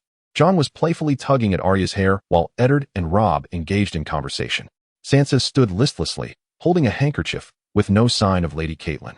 As Arthur approached, Eddard Stark spoke first. "Arthur, when I brought you to Winterfell, you were but a small child, and now you have grown taller than I." Eddard's long face bore a hint of sadness as he embraced Arthur. "Not long ago, I sent ravens to White Harbor and Starfall. Lord Wyman will arrange your passage to Starfall." "Thank you, Uncle," Arthur replied with a smile. "I was contemplating my route to Starfall, but now I need not worry." Eddard produced a ring from his breast pocket, adorned with a purple gemstone engraved with a white sword and a star. "This is a token your mother left for you. Present it upon your arrival in Starfall, and they will recognize your lineage. I intended to give it to you upon your coming of age, along with the Promised Lands. They should discern your identity upon seeing my violet eyes." Arthur accepted the ring and tucked it away, shrugging. "I doubt they would mistake a Targaryen or a Lannister for a Snow. You possess dark gray hair. Perhaps when you are older and your hair has turned white, they might entertain such a notion." Eddard jested, a rare smile gracing his lips. He gestured to a nearby servant, who brought forth a pack horse. "Arthur, this is your gift for your 10th name day. The pack contains a gray wolf fur tent, along with clothing and money for your journey." Eddard embraced Arthur once more, saying, "Though your surname is Snow, wherever you go, you shall always be a Stark. The gates of Winterfell will forever remain open to you, and my hearth will always have a place for you, Arthur." "Thank you, Uncle. Is this the sword you forged for me?" Before Arthur could finish, Jon, eyeing the 2 swords at his waist, inquired, "You promised me. I have prepared a gift for you as well." Jon then removed a wool cloak with a squirrel fur collar from Arya, causing a stir. "How could I forget?" Arthur tossed the prepared frostblade to him. "I put considerable effort into this sword." As Jon unsheathed the blade, the sharp sound of metal slicing through the air drew the attention of those nearby. Jon's eyes widened in awe at the sword's intricate patterns and glimmering edge, his hand trembling slightly as he exclaimed, "This sword is magnificent." Eddard, with his wealth of experience, cautioned, "It is a sharp blade. You must cherish it and wield it with care, Jon." "Indeed, father," Jon replied. After Jon excitedly nodded, he inquired of Arthur, "What is the name of this sword?" "It is called the Chingang's sword," Arthur replied, "and as your uncle stated, it is exceedingly sharp." Arthur, concerned that Jon's enthusiasm might inadvertently cause harm, cautioned him, "This sword slices through flesh as easily as it would cut through tofu. Even standard armor is no match for its strikes. Exercise caution when wielding it, Jon." At that moment, Arya rushed over, clinging to his leg and clamoring for a sword of her own. Eddard Stark promptly lifted Arya and set her aside. "This one is for you, Robb," Arthur said, handing over the prepared ice sword without making Robb wait long. "The sword is named Ice. Does it share a name with our family sword?" Robb asked, captivated by the wolf head carving on the hilt. However, upon grasping the handle, he recoiled as if jolted by an electric shock. "Why is the hilt so cold?" "Hold it firmly." I deliberately left the hilt unwrapped in leather. "The chill helps to calm the heart," Arthur anticipated, catching the falling sword and returning it to Robb. "When your mind is troubled, keep holding it. It can bring tranquility to your heart." Arthur hoped that the ice sword would prove beneficial when passions ran high. Once accustomed to the ice sword, Robb joyfully accepted it and gifted Arthur a silver-inlaid dagger as a naming day present, adorned with the Stark sigil of the dire wolf. Sansa presented him with a handkerchief she had embroidered herself, featuring a dire wolf, along with her heartfelt wishes. "May you have a safe journey, cousin." Arya, not to be outdone, produced a fine piece of fabric from somewhere and asked him to return with a sword akin to Jon's. Upon glancing around, Arthur noticed a section of his uncle's cloak was missing. He felt relieved that it was not a piece from his trousers. Ultimately, Eddard Stark wished to arrange for several guards to escort him to Starfall, but Arthur declined, citing the vast distance. After all, Winterfell and Starfall were worlds apart. In the end, both parties compromised. The guards would escort him to White Harbor while teaching Arthur some travel wisdom along the way. Bidding farewell to Winterfell, where he had resided for over a decade, Arthur followed the guards south along the King's Road, then continued down the White Knife River, which flowed into the sea at White Harbor. Had it not been for Uncle Eddard's arrangements, Arthur had intended to stay on the King's Road and explore the treacherous cliffs of Cape Carhold in the north, cross the neck where lizard lions roamed, and traverse the renowned landmarks of Westeros by land, ultimately reaching Starfall in Dorne. In addition to sightseeing across Westeros, Arthur's original plan also included a desire to unlock a special card. Currently, the only usable card he had unlocked was the Brotherhood of the Peach Orchard. Card unlocked. Brotherhood of the Peach Orchard. Card locked. Unlock conditions. Visit special locations. The more renowned the location, the easier it is to unlock the corresponding card. Although the card imposes a considerable burden on the body, its extraordinary effects are undoubtedly worth the cost of casting. However, given the existence of a safer and more comfortable route, Arthur would certainly not decline. Along the way, the guards diligently informed him of numerous precautions to heed. When selecting a campsite and building a bonfire, one must exercise caution not only regarding wild beasts, but also towards potential thieves and robbers who may be lurking in disguise. Should one encounter bandits daring enough to ambush, it is advisable to avoid conflict if a payment can secure one's passage. For those who resort to such tactics may not be mere brigands. When resting, one's sword should be placed within arm's reach. It is best to traverse the mountainous forests in the company of others, awaiting their arrival if necessary. Whether it was Sansa's blessing or the commendable security of the north, Arthur was fortunate not to part with his purse, aside from the lodging fees given to the innkeepers along the way. Arthur and the guards descended along the banks of the White Knife River, smoothly arriving at the city of White Harbor, characterized by its walls of white brick. As he inhaled the pungent aroma of fish and the salty sea, Arthur entered White Harbor through the grand white, arched gate. At Fish King Square, the guards bid farewell to Arthur, stating their intention to unwind at a tavern called the Lazy Eel. Arthur bestowed upon them some coins, expressing his gratitude for their escort. Chapter 18. White Harbor welcomed to you, Arthur Snow. At the dining table of House Manderley, Arthur once again encountered the portly and affluent Earl of White Harbor. Lord Wyman Manderley extends a warm welcome to every Stark family member arriving from Winterfell, even if they do not bear the Stark name. It was a humble dining table, surrounded by Wyman Manderley's kin, including his two sons, Willis and Wendell, who were not far lighter than him, as well as Willis's wife and two daughters. Also present was Sir Marlon Manderley, a robust cousin of Lord Wyman, who currently serves as the captain of the garrison in White Harbor. Arthur found the dining experience reminiscent of his meals in Winterfell, as he and Jon would also join the table for casual gatherings, provided they were not grand banquets. Duke Eddard would always reserve a special seat at his table, inviting different guests each night. The steward, Vaon Poole, would discuss financial matters, supplies, and the servants' affairs at the dinner table. Master Micken, the blacksmith, would analyze the crafting of armor and swords, elucidating the heat of the forge during steelmaking. The stable master Hullen, the monk in charge of the library, Brother Shael, and even the most skilled storyteller among them, the old wet nurse, would also receive invitations. A lord must dine with his vassals to secure their loyalty. As Duke Eddard taught Robb, one must not only know one's subordinates, but also ensure they know you. Now seated in this position, to the right of Lord Wyman Manderley, Arthur expressed his gratitude for the invitation and hospitality. Taking a bite of the eel pie on the table, Uncle Ned often says you are his best friend and vassal. Lord Ed is the most just and noble person I have ever encountered. Upon receiving his letter, we began our search for vessels willing to journey to Starfall. Wendell Mandler, seated across from Arthur, was the first to speak, his attire speckled with remnants of his meal. Regrettably, we have only located a captain from Braavos bound for King's Landing.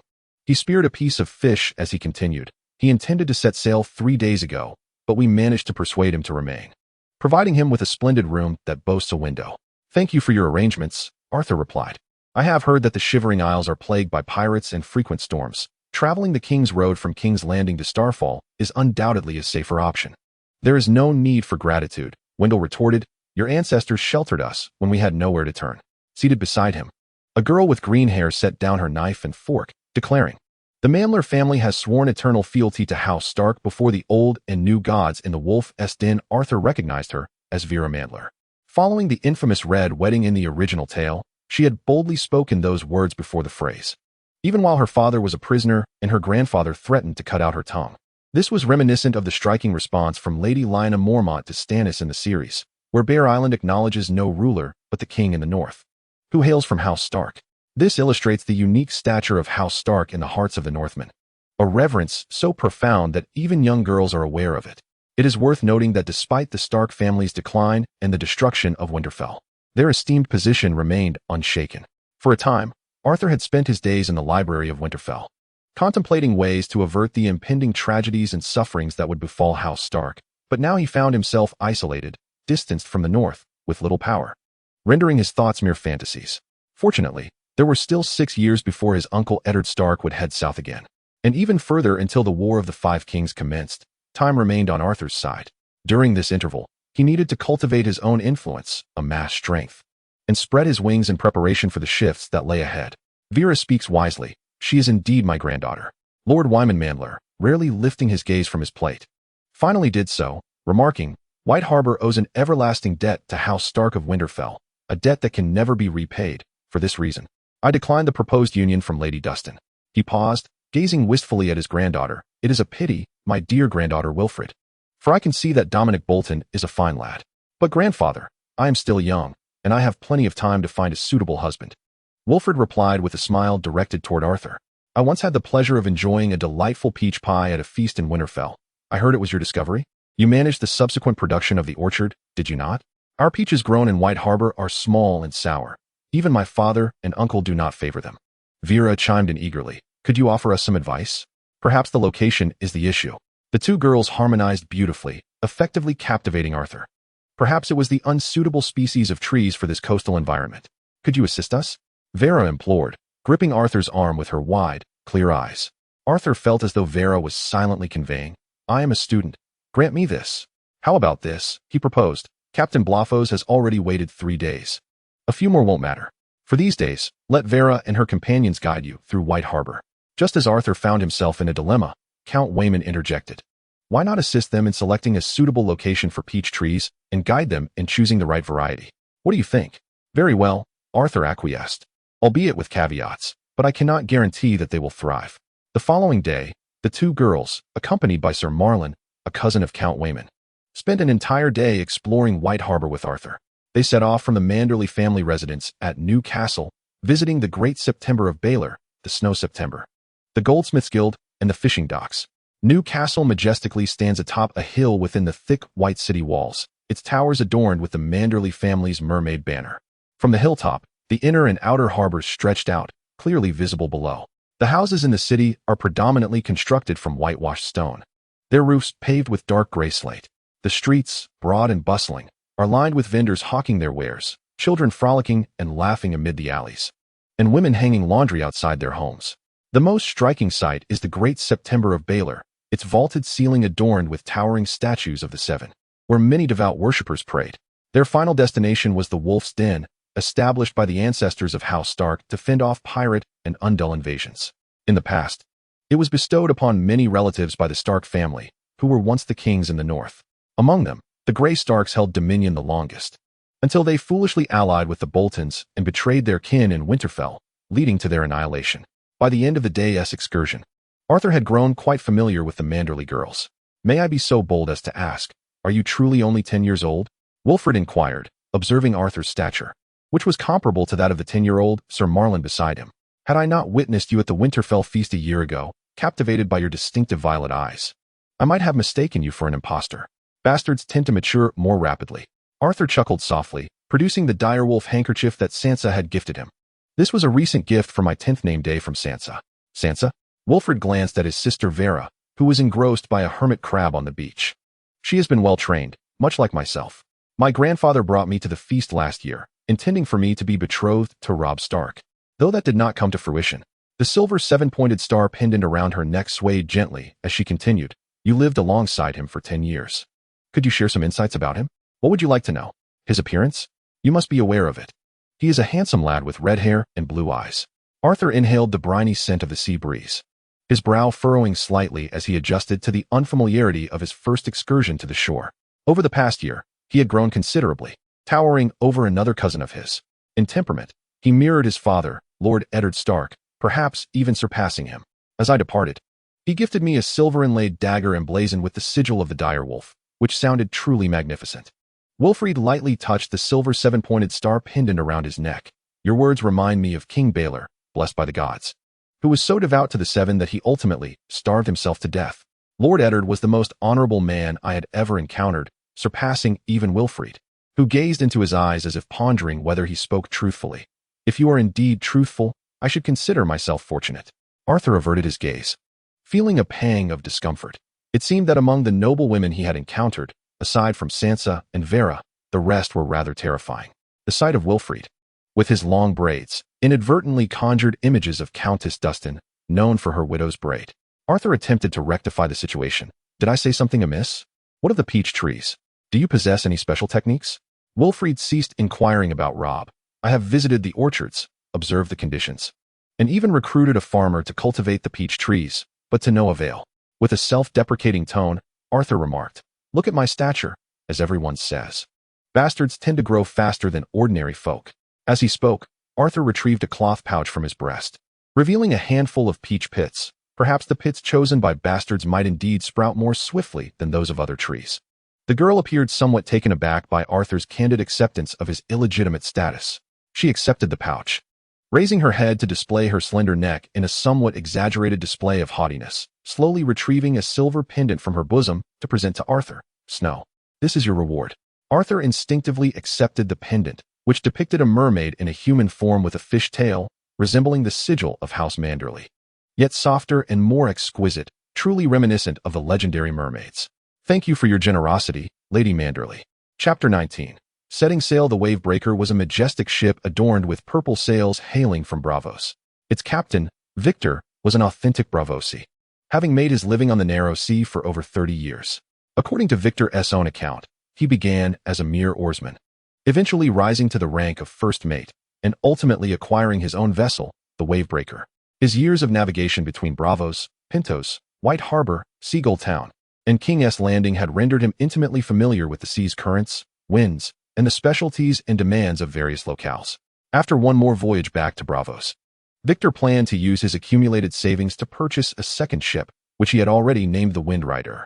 However, just as he was preparing to unload the cargo and set sail towards Seagull Town, guided by the current, unexpected events awaited him. His ship was detained by the corpulent Mandel family for an entire week, during which they also demanded he relinquish a fine room. This afternoon, the wind and currents were favorable for departure. Victor perched atop the lofty mast, attuning himself to the wind's direction and observing the surface of the water. In his heart, Victor resolved that if that rotund merman did not grant him leave today, he would stealthily slip away tonight, even if it meant foregoing business at White Harbor in the future. Father, the merman you often scold has arrived, called his second son, Vickle, from below the mast in the common tongue. There are many of them. Despite nearing 50, Victor remained agile, swiftly descending from the mast to stand before his son. He playfully rapped Vickle on the head and admonished, if you cannot articulate, then refrain from speaking. Go to the hold and fetch a barrel of grain, and bring a cask of sweet plum wine as well. Vickle pouted, covering his head, and murmured a few words before retreating into the ship's hold. Esteemed Sir Wendell Mandel. Victor greeted the boarding guests with a smile that crinkled his weathered face. Have you brought along that esteemed guest? I have prepared the sweet plum wine you procured, which I fell in love with at first sip. You are always so courteous. Sir Wendell, his hands somewhat greasy, patted Victor's shoulder and handed him 3 golden dragons. Ensure this handsome lad reaches King's Landing safely, and you shall receive favorable tax treatment upon your next visit to White Harbor. Victor instructed his son to open the wine barrel while the sailors busied themselves with the luggage and horses. What name do I address you by? Arthur Snow. After a customary toast, Arthur learned that the ship would set sail in the afternoon, and he bid farewell to the warm-hearted Sir Wendell before retreating to his quarters for rest. In his room, he sketched a rough map, planning his route to Starfall after reaching King's Landing. After much contemplation, Arthur decided that upon arriving in King's Landing, he would travel along the King's Road, turning onto Rose Road to reach the Dornish Mountains, then follow the turbulent River Royne southward to Starfall. Perhaps he might catch a glimpse of Jon's good brother, Samwell Tarly, who he might encounter again at the Wall. Upon arriving in Starfall, Arthur intended to pay tribute to his mother, Ashera, and seek out relatives. If the familial reconnection proved fruitful, he would explore the possibility of claiming land for cultivation, as the Red Mountains held vast, untamed territories ripe for hunting wildlings. He would also seek opportunities to acquire the ancestral sword Dawn, forged from meteorite steel by House Dane. Unlike other family heirlooms, this blade need not be passed to the head of the family or their heir, but rather to the most worthy knight within the house. Arthur estimated that it was highly unlikely he would gain possession of it, as he neither bore the surname Dane nor held knighthood. Should the search for kin prove unsuccessful, Arthur planned to journey across the narrow sea to the free cities of Essos, seeking to gain experience and unlock opportunities, develop his influence, and refine his skills in swordsmanship, horsemanship, navigation, and seamanship. Arthur swore that his desire to embark on a journey to the free trade city-state was not influenced by the captivating tales of the courtesans of Braavos, the seven spring calling techniques of Lys, or the descriptions of the pleasure gardens of Tyrosh, found in the travelogue of Captain Rhys, which he often perused before slumber. Just as he was contemplating his future, a knock resonated at his door. "Here are some light refreshments. I hope they please you," announced Captain Victor, who entered bearing a platter of cookies and fruits. "May I inquire if you are of Lysian descent? Sir Wendell seems to hold you in high regard." "I am from Westeros. Not every individual with violet eyes possesses Lysian or Valyrian blood," Arthur replied, setting down his quill. "My uncle is the Warden of the North, Lord Manderley. We shall be departing shortly." Upon learning of Arthur's lineage, Victor reverently placed the fruit platter on the table and proceeded to detail their journey. En route to King's Landing, the ship will dock at Seagull Town for supplies. The Vale is bountiful, particularly renowned for its abundant fruits and vegetables. Arthur glanced through the wooden window at the dimming sky, the wind howling ominously outside. "This vessel is named the Wavebreaker. It fears neither storm nor tempest," Victor declared confidently, thumping his chest. "I have navigated the narrow sea for 30 years and am well acquainted with the waters and currents, capable of sailing even without the guidance of lighthouses." "Your assurance is comforting," Arthur responded, plucking a plum from the plate. As the Wavebreaker sailed into the night, Arthur embarked on his inaugural voyage. Captain Victor's words rang true. The ship indeed braved the waves, and he required no lighthouse for guidance. However, regrettably, on this nocturnal expedition, Victor did heed the lighthouse's signal. Even more unfortunate was the fate of the Wavebreaker, which failed to navigate past the hidden reefs. Arthur was jolted awake from his slumber by the violent rocking of the ship, the air filled with frantic shouts in various tongues proclaiming that they had run aground. Water flooding the cabin, the urgency palpable. He hastily grasped the sword resting by his bedside and the Chelan bow, hanging on the wall. Tossing aside his pouch of copper coins, he hesitated before resolutely discarding his silver stag, retaining only 20 golden dragons. Amidst the cacophony, Arthur donned his cloak and rummaged through his belongings for his ring, dagger, and handkerchief, finally caressing the mermaid pendant that hung around his neck. The ship was beyond salvation. He prioritized taking his valuables, relinquishing everything else. Outside, Captain Victor's desperate cries echoed. "Head to the front. There is a small island reef." Hearing this, Arthur struggled internally but ultimately abandoned the notion of searching the flooded cabin for Shadowfax. Yet, as he reached the deck, he was taken aback to see Shadowfax, already swimming ahead of the panicked crowd, the first to reach the small island reef. Shadowfax, an exceptional steed, gentle in temperament, possessing remarkable endurance and load-bearing capacity, quickening its pace when fleeing. No, this quickening refers to its ability to abandon me and run swiftly, does it not? This exceptional steed is merely about the distance between us, is it not? I pondered that you are not of Lou either. I have yet to embark on my escape. Yet you have already made it ashore. After all the effort I expended feeding you premium fodder daily, it was somewhat disheartening to abandon my search for you. This ungrateful horse truly possesses no conscience. With a few murmurs of discontent echoing in my mind, Arthur, with a conflicted heart, took a leap from the deck, aiming for the direction he had set. The sea was icy and biting, especially in the cold of night. Upon entering the water, Arthur shivered from the chill. Yet the small reef island was in close proximity to the ship. Guided by the distant light of the lighthouse, Arthur swam alongside the others towards the reef island. "Where's this?" Arthur, drenched, inquired of Victor.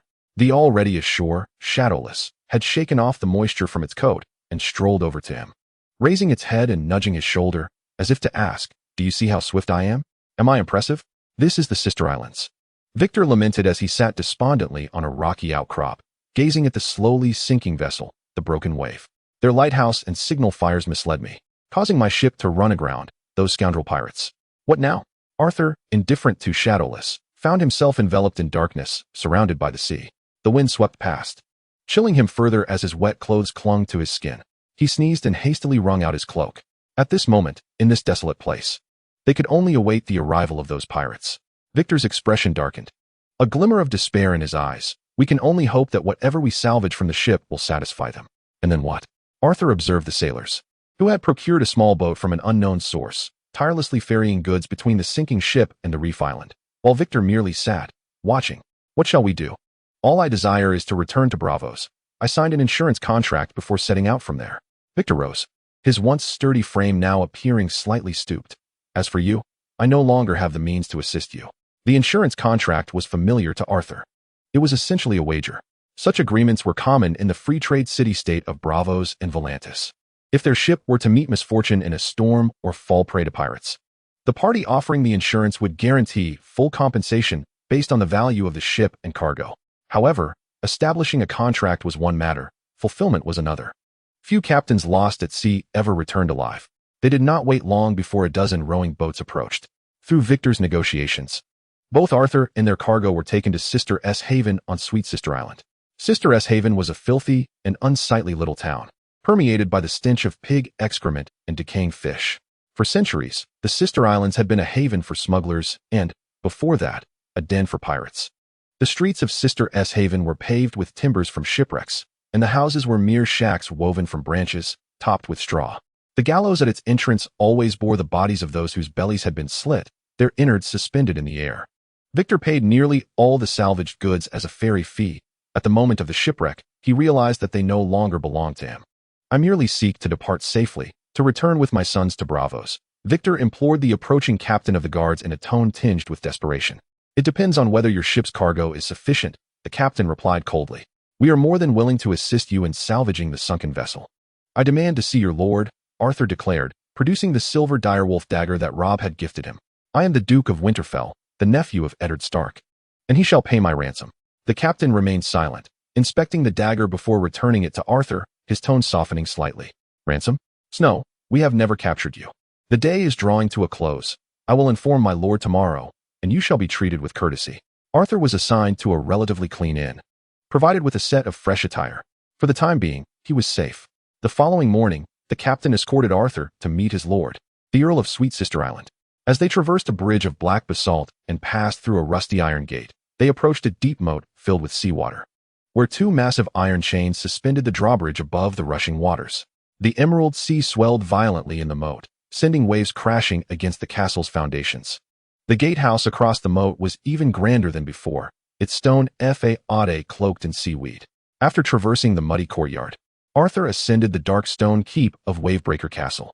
Upon entering, the captain hung his cloak on a hook, and Arthur, as instructed, placed his sword on the wall, keeping only the dagger. The earl sat alone in the dim hall, enjoying a breakfast of beer, bread, and a stew of the sisters. 20 iron candlesticks adorned the thick stone walls, yet only 4 bore torches, and none were lit. I do not favor northerners, the Earl of Sweet Sister, Godric Borneal, began, casting a glance into Arthur's eyes. Eddard Stark has a nephew with purple eyes. What is your name, lad? The earl had broad shoulders, rough white hair sprouting from his cheeks and chin, a swollen nose, and a balding head. Arthur Snow, Arthur replied, cautiously surveying his surroundings before bowing in the hall. I did not expect to find myself here, my lord. I was meant to sail to King's Landing, and my uncle is aware of this. You have yet to partake of breakfast. Godric gestured with his spoon for Arthur to take a seat. This is sister stew. Have you ever tried it, Snow? Arthur glanced at the soup and bread on the table and let out a sigh of relief. Though the lords of the Sister Isles were notorious, dubbed the Robber Lords, they also honored the rights of guests. Regardless of status, when a guest arrived beneath a host's roof and accepted the bread and salt offered, the rights of hospitality were invoked. During the subsequent visit, neither party shall inflict harm upon the other. Transgressors will violate sacred laws and incur the wrath of both the old and new deities. Upon hearing this, Arthur first took a bite of the bread on the table before responding. In the tale of the old nurse, the inhabitants of the Sister Isles would abduct girls, particularly sisters, and then cast them into a pot as the main course, hence the term sister stew. However, this is merely a story. There are no sisters in sister stew. Count Godric emphasized, you see, there are only 3 types of crabs in the broth: red crabs, spider crabs, and king crabs. This was prepared by my granddaughter. Aside from her sister stew, I do not consume spider crabs, for eating them feels akin to cannibalism. The lord gestured towards the cold, dark fireplace, where a flag hung, embroidered with a white spider crab on a gray-green background. My lord, how shall you deal with us? Arthur took a piece of bread, dipped it in the sister stew, and savored a bite, finding some solace in the exquisite flavor of the crab. Swear upon your family and faith that you will not disclose what transpired last night. And I shall arrange for a vessel to take you to White Harbor, Count Godric coldly declared as he attacked the sister stew in front of him. As for the others, they are merely Braavosi, not nobles, so you need not concern yourself. Arthur remained silent for a moment before replying, My lord, to lie is not honorable. When questioned, I shall speak the truth, and I shall not swear by my family or faith for such matters. Thus, I harbor disdain for the northerners. Count Godric rapped his spoon against the plate in a menacing manner. Then, upon your departure from my castle, you shall vanish from Sweet Sister Island, much like the sister stew in this dish. I have heard of your exploits. Igniting beacons at night to lure passing ships to their doom, only to salvage the wrecks, Arthur maintained an impassive demeanor, even twirling his spoon as he scrutinized Count Godric's red nose. I have also heard that Lord Stannis Baratheon once visited here, apparently hanging many for such deeds. Do you think I fear him? Count Godric's face stiffened as he struck the table forcefully. He will not receive word of this. Eddard Stark would never come to Sweet Sister Island for a distant cousin's illegitimacy. Arthur noticed the Count's hand. Between the three middle fingers lay something resembling webbing. You have not met my uncle. You do not understand him. He will personally execute those condemned to death, and upon discovering my disappearance, he will undoubtedly conduct his own investigation. Arthur averted his gaze, unperturbed by the Count's threats. King Robert, closely allied with him, will surely dispatch Lord Stannis to assist. Perhaps you shall find yourself hanged or beheaded by my uncle's ice blade. Additionally, you must have made oaths with other nobles who share a similar fate. Yet Lord Stannis still arrived with the royal fleet. It seems those who harbor treachery in their veins are not solely the bastards. Observing the increasingly fierce expression of Count Godric Greyjoy as he rose from his seat, Arthur forced himself to remain composed. Even if you manage to evade this time, will you abandon your schemes of piracy? The blade will inevitably find its mark upon your neck, my lord. Duke Ed, he has indeed visited here. I have seen him. Winter is drawing near, and should you vanish, he will certainly return.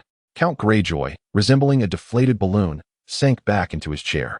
Arthur astutely noted the change in his tone regarding the despised northerners. During the War of Usurpers, a time when you may not have yet been born. My lord.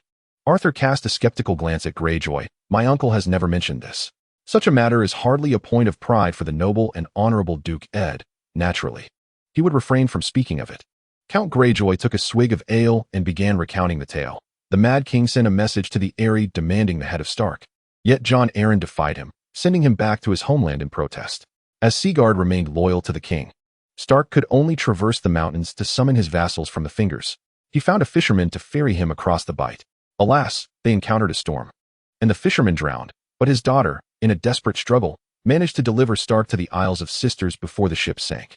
It is said that Stark left her a bag full of silver coins and fathered a child with her. She named the boy Jon Snow, after old Arryn. Count Greyjoy then resumed his tirade against his sisters. When I met Duke Ed, my father occupied the very seat I now sit upon. Our bannermen urged us to behead him as a gesture of fealty to the Mad King. This promised a handsome reward, for the Mad King was known to be generous to those who pleased him.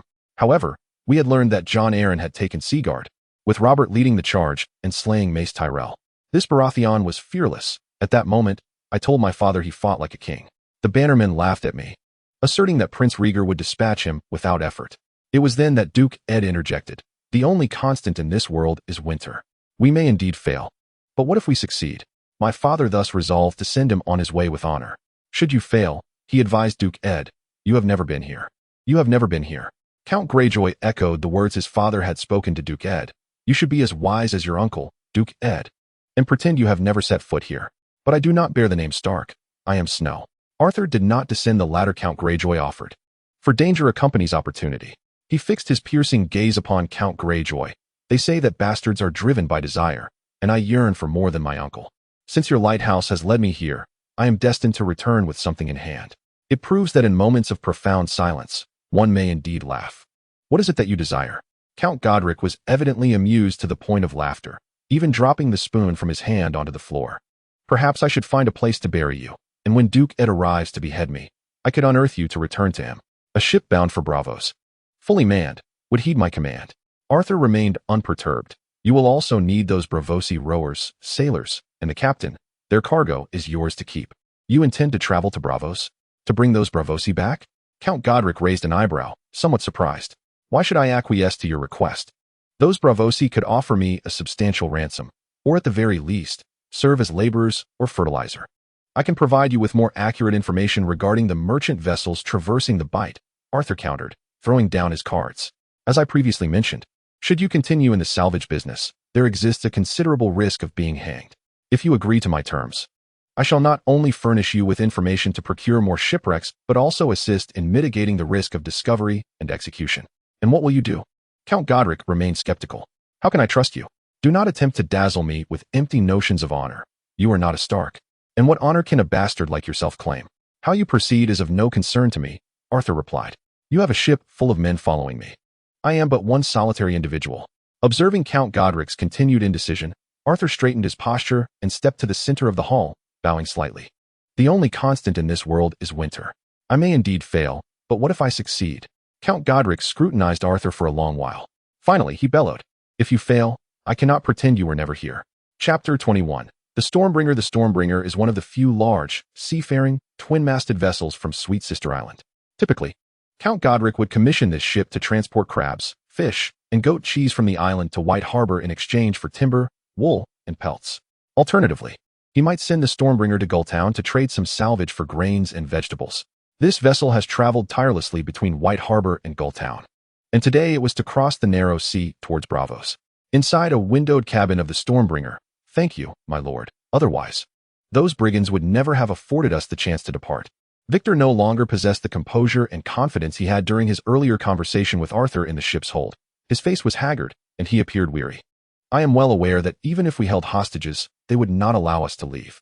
Count Godric had detained some of his crew as well as his 3 sons as hostages. You seem in need of a drink, Arthur remarked, poised with a quill, drafting plans for their journey to Braavos and contemplating a good rest in the cabin. Please, do not send me out, my lord. I implore you. Victor nearly fell to his knees, hands clasped in prayer, his voice trembling.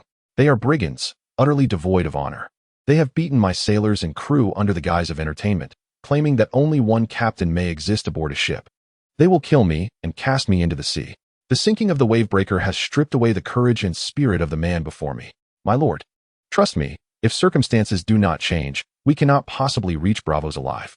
Victor swallowed hard, forcing himself to remain composed. The bandits will not serve you merely because of a lord's command. Fortunately, they haven't taken away his wits. Can you write? Arthur inquired while shedding his coarse linen shirt. I can. Victor's nerves, which had just settled, tightened once more as he looked at Arthur in confusion. What are you planning to do? I need you to document all pertinent information regarding Braavos, particularly the insurance contract you signed with that merchant.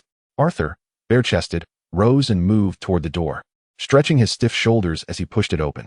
What else can I do? Let us arrive safely in Braavos. Money, honor, power, oaths. Faith, what could compel a band of treasure hunters and smugglers to obey? Especially in the vast, narrow sea? Violence. Though Arthur was not fond of resorting to such measures, it was undeniably the most direct and effective option at this juncture. The command from Count Godric provided him with a stage to perform. To win over his first audience since departing Winterfell, at the helm of the Stormbreaker, the Northerner finally emerged.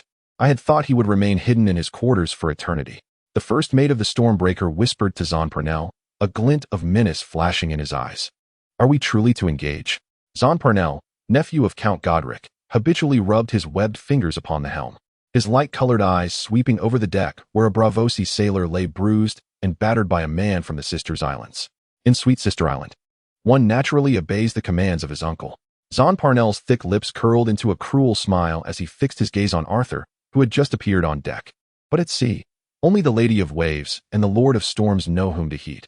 I wish to play, Arthur declared. Approaching a table made from several wooden barrels, he tossed a gold dragon into the pile of wagers before the host, a man from the Sisters Islands. How is victory or defeat determined in this wrestling match? I see that Braavosi has already cried surrender. A wrestling match begins and ends with a single contest. Victory belongs to the one who can still stand. The man from the Sisters Islands revealed a toothy grin, his greed evident as he glanced at the gold dragon on the table. Northerner, do you wish to wager, or will you take the stage yourself? For the latter, one can only bet on oneself to win. Arthur flexed his wrists and limbs, glancing at the Braavosi lad lying helplessly on the ground. "You can tell by my attire what I intend to do. Let that poor Braavosi lad rest and heal. What joy is there in striking one who cannot fight back? As for wagering," Arthur shook his head and chuckled, saying, "If I keep betting on myself, this ship will owe me dearly. Your lord, Count Godric, will not be pleased." His provocative words fell like cold water on hot oil. Most of the Braavosians had been relegated to the ship's hold to row, surrounded by the inhabitants of the Sisters' Islands, who responded with discontented hisses and strange cries. "I will not place any bets. Whoever can best me in wrestling shall claim this golden dragon," Arthur proclaimed loudly, surveying his surroundings. "Who will step forward first?" "I will. I intend to knock him down. Let me face this northerner. Who dares to contest me?" No sooner had Arthur finished speaking than several voices from the Sisters' Islands crowd shouted in eager anticipation, clearly underestimating the youthful Arthur, with a few hot-tempered individuals nearly coming to blows over the opportunity. Ultimately, Captain Jean Bonal intervened, announcing that according to customary rules, the Sisters' Islander named Dumpling Ear, who had previously engaged the Braavosian lads, would be Arthur's opponent. Old Yellow Tooth, the bookmaker, received wagers almost entirely favoring Dumpling Ear's victory, with only a few Braavosians reluctantly betting on Arthur to win. Amid coarse language and curses, the Sisters' Islanders expressed their views on the impending contest through their customary gestures. "Northern lad, I hope you do not end up like that deceased Braavosian dog, lying motionless on the ground," one of them taunted. Dumpling Ear, though not particularly tall, possessed a robust physique with thick limbs. As he warmed up, he shouted, "I won't go easy on you just because you offer me a golden dragon. To claim that gold, you must first defeat me." Arthur noticed that Dumpling Ear's ears resembled dumplings, a fitting moniker. He understood that such ear shapes were not innate, but rather the result of repeated injuries and recoveries sustained through years of wrestling. This realization made Arthur more cautious. Lowering his center of gravity further, wrestling on a ship differs from on land, as the waves can disrupt one's balance. Dumpling Ear was the first to launch an attack, bypassing the typical wrestling holds and instead swinging his rough palm directly at Arthur's face. Should that blow connect, it would not only inflict pain, but also serve as a humiliating affront. With sharp focus, Arthur swiftly ducked and sidestepped the strike, closing the distance and clasping Dumpling Ear's waist. There was no flamboyance in his approach, feeling Dumpling Ear's grip around his own waist. Arthur lowered his center of gravity and entered the grappling phase. At this moment, Arthur refrained from employing any unorthodox maneuvers, intending to gauge his current strength and core stability against this opponent from the Sisters' Islands. The two remained locked in a stalemate for nearly half a minute. Jouxier's face flushed red from exertion as he struggled against the sway of the boat, attempting to overpower Arthur. No matter how hard he tried, Arthur effortlessly dissipated his strength, making Jouxier feel as if he were grappling with a gnarled sentinel tree. After testing the limits of their respective powers, Arthur felt a sense of assurance. He not only aimed to win, but to do so resoundingly. Seizing the moment when Jouxier's strength waned, Arthur unleashed his skill, Naked Might, a complete enhancement of abilities without the need for clothing, doubling one's strength. On the following day, only a basic card may be utilized. With a fierce roar, Arthur's arms swelled, his bare torso becoming a taut sculpture of muscle. Amidst the astonished gazes of those around him, Arthur effortlessly lifted Jouxier as if he were a mere sack of straw, raising him high above his head. Ignoring Jouxier's futile struggles, Arthur spun around and forcefully slammed him against the mast of the Jean Bonal, not far away. With a resounding thud, the mast collided with the human form, producing a dull sound as Jouxier lay on the ground, pained and unable to rise. Unfazed by the incredulous stares of the onlookers, Arthur flexed his arms and approached the groaning Jouxier, who was clutching his waist beneath the mast. "Do you concede?" Arthur extended a hand toward him. "I concede," Jouxier replied hastily, covering his head and curling up in pain, gritting his teeth. Yet, the anticipated blow did not come. "I do not strike those who are down." Jouxier, grimacing in pain, gazed at the outstretched hand, a flicker of confusion crossing his eyes. Ultimately, he gritted his teeth and managed to stand. "A true man," Arthur remarked, somewhat surprised. "Are we still going to fight?" "I have already conceded," Jouxier said, clutching his abdomen and shaking his head, a pained expression on his face. "I think I've injured my bones. I need treatment." Chapter 22. Wrestling. Evidently, Jouxier was one of the most formidable wrestlers aboard the Storm. Arthur's brutally straightforward victory over him evoked both sympathy for the wagers among the islanders of the Three Sisters and a newfound respect for him. In the second round, numerous islanders began placing bets on Arthur's triumph, even though his opponent was the ship's captain, Jean Bonal. "I am curious as to why my uncle believes your words," Jean remarked, Much like his uncle, Count Godrich, possessing a tall and robust physique. He had never favored the Northerners, especially not a bastard. Arthur simply smiled at this, sitting bare-chested on a wooden barrel, and waved to an islander nearby, who promptly fetched him a glass of rum. The Stark family's ancestral saying, "Winter is coming," had echoed in the north for millennia. Arthur took a swig of rum, the sharp and fiery taste causing him to wrinkle his brow slightly. "Your uncle is a pragmatic man. He may harbor doubts about my words, yet he holds the Stark name in high regard. Northerners, do not presume that your status will hold any sway upon the sea." Zahn, wrapping strips of cloth around his wrists in preparation for battle, shot a glance filled with anger at Arthur, who continued to drink. "I care not who you are or how much you have consumed. My ancestor, Roderick Stark, once won Bear Island in a wrestling match against the Ironborn, and that inspires me." Arthur, brandishing his wooden cup towards those around him, declared, "Though I may not be adept at wrestling, I believe I can earn the respect of the people aboard this ship." He posed a challenge. "If I defeat you, will you cease your antics and heed my words? Let us speak through strength." Zahn, finally raising his fists, donned his leather armor and regarded Arthur with solemnity. "I trust you have rested well, then let us begin." Arthur set down his cup, shrugged, and recalled his battle with Dumpling Ear, realizing that after shedding his clothing, his physical prowess had ascended to monstrous levels. Regardless of speed, agility, or inhuman strength, he felt confident in his ability to excel in this unarmed wrestling contest. Old Yellow Tooth, having gathered the bets from those around, proclaimed the wrestling match to commence. "Captain, show this northerner the might of we, the inhabitants of the Sister Isles. You must win. I have wagered my entire fortune on you, northerner." As the crowd rallied, Zahn made the first move, exhibiting surprising agility for his towering frame as he launched punches and kicks aimed at Arthur's vitals. His strikes were powerful, accompanied by a whistling wind. Yet they often retreated at the first contact, clearly wary of Arthur's displayed strength and fearful of being ensnared. The dull thuds of fists and feet echoed amidst the crowd's cheers. Arthur was considerate in this contest, allowing the spectacle to appear evenly matched while primarily defending against Zahn's assaults. He refrained from overacting, countering only occasionally, and focused his strikes on Zahn's torso, protected by leather armor rather than his face.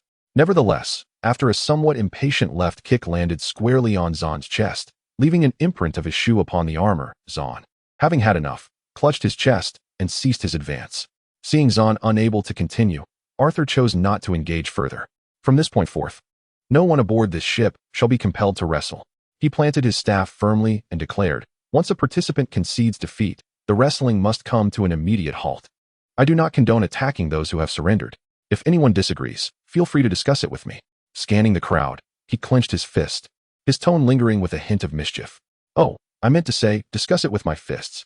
After speaking, Arthur handed a few gold dragons to the first mate of the storm, instructing him to procure some provisions to reward the crew upon their arrival in Braavos. And then he returned to his cabin. "How are you faring, Zahn?" The first mate dispersed the crowd, pocketing the winnings from the gambling and the gold dragons Arthur had given him. He assisted Zahn, who was still gasping on the ground, patting his back to help him recover. "When you tossed Dumpling Ear aside, you should have realized you were no match for him. I initially thought his strength was his only advantage, but his skill and speed are quite remarkable."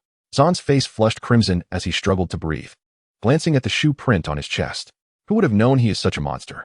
With the first mate's aid, Zahn removed his leather armor in the captain's quarters, revealing his tall, sturdy frame marred with bruises, particularly a swollen area on his chest.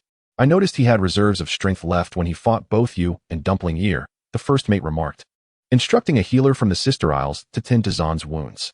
He pulled out a few gold dragons given by Arthur and bit into one, contemplating. "It appears we must be more prudent. He seems a reasonable man, or perhaps we ought to alter our approach in dealing with him. If given the chance, I would still choose to confront him." Zahn took a swig of rum to ease the pain, his resolve as unyielding as his body. "If I lack the courage to fight, how can I command my subordinates?" he declared, wincing as the movement aggravated his injuries, gritting his teeth and muttering. "Could you be a bit gentler?" The healer from the Sister Isles, overhearing their exchange, couldn't help but be astonished. When did these illiterate brutes and smugglers become so reasonable? Is the world truly changing? Following the wrestling match, the Braavosi aboard the ship found their circumstances somewhat improved. Arthur would occasionally emerge for fresh air, stretching his limbs, utilizing basic cards to enhance his wrestling techniques, and fostering camaraderie with the wrestling-loving individuals from the Sister Isles, creating a bond in various respects. Particularly with the one who had initially boasted about beating him senseless, Arthur took special care to ensure his digestive health was well maintained. Of course, Arthur no longer engaged in one-on-one bouts, but rather in multiple contests, sometimes sharing tales, such as his ancestor's victory in wrestling against the Bears of Bear Island. Over the days, he would randomly invite the sister islanders and Braavosi to dine together. Dumpling Ear would discuss wrestling techniques with him, while the first mate spoke more about navigating the biting bay, evading reefs and the misleading lighthouses, and how to circumvent customs in White Harbor and Seagull Town for smuggling. Zon Bonell recounted tales of the Northern Wolf King and the Valley Eagle who battled over the sister Isles a millennium ago, a historical conflict that had led to his uncle Godric's disdain, as well as the lingering animosity from successive lords of the Sister Isles towards the Northerners. When conversing with the Braavosi, Arthur predominantly employs the Braavosi language, a variant of High Valyrian. Having a foundation in High Valyrian, Arthur swiftly acquires the Braavosi tongue. The Braavosi sailors express their concerns for their friends and relatives who remain hostages on Sweet Sister Island, as well as their dissatisfaction with the bullying and oppression they endure from the people of the Three Sisters. Captain Victor of Braavos engages most frequently with Arthur, elucidating the currents of the Narrow Sea and the impact of climatic changes on navigation. The Narrow Sea is notorious for its storms, with winter gales being particularly ferocious and autumnal tempests more frequent. Victor reminds him that it is fortunate that they are currently in the spring and summer seasons. Otherwise, their voyage would be far more arduous. Victor also imparts various details about maritime trade, including how to navigate customs at different ports. In the ports of Westeros, it is advisable to cultivate good relations with local nobility, while in the free trade city-states, one must be well acquainted with customs officials. Otherwise, they will conduct endless inspections and may even seize cargo. Naturally, bribery proves effective everywhere, though Victor quietly adds, except against bandits. Chapter 23, Braavos Behold. There stands the Titan of Braavos. Victor declares from the bow of the storm, gesturing towards two glowing lights shrouded in thick fog. Braavos is encircled by a ring of islands and mist, with only the natural waterway beneath the Titan allowing ocean vessels to enter the harbor. Arthur, a newcomer to Braavos, along with the inhabitants of the Three Sisters, gazes in the direction Victor indicates. The immense statue of the Titan gradually emerges from the fog, its colossal legs straddling the gap, each foot resting upon a mountain. Its broad shoulders loom above the rugged peaks, and its legs, hewn from resilient stone, match the texture of the black granite reefs upon which it stands. The Titan is adorned with a green bronze war skirt, a bronze breastplate, and a crown-like bronze helm. Its flowing hair made of dyed hemp rope. Its eyes resemble two caverns, ablaze with a roaring fire. The light Arthur observed through the mist emanated from this very source. Viewed from the front, the Titan's breastplate and exposed abdomen are riddled with numerous murder holes. One hand rests upon the left ridge, its bronze fingers clutching a massive boulder, while the other arm extends skyward, grasping the hilt of a broken sword. As the storm navigates into the harbor, Arthur discovers a multitude of murder holes beneath the Titan's skirt, densely packed. The metallic glint of arrowheads is visible within.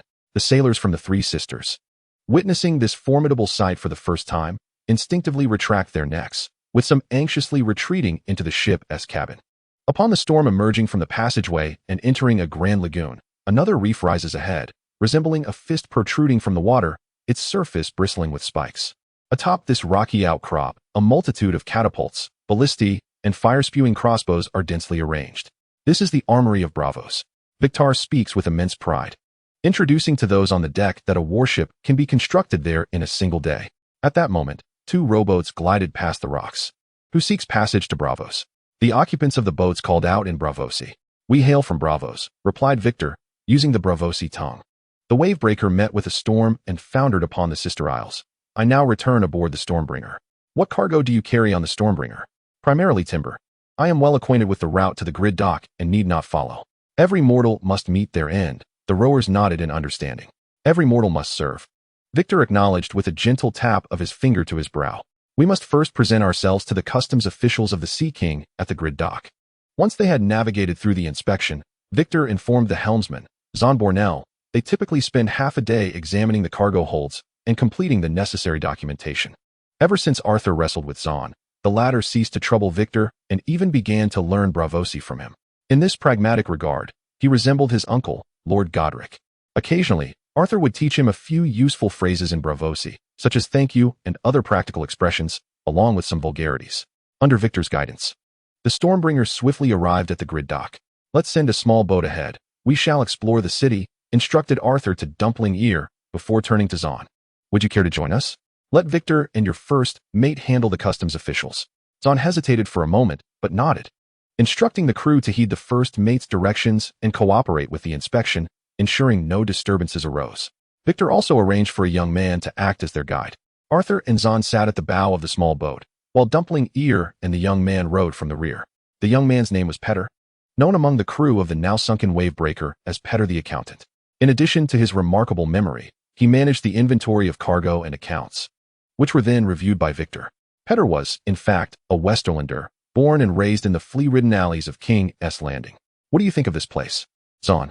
Arthur inquired, as he beheld the echoes of his past world for the first time in this realm of ice and fire.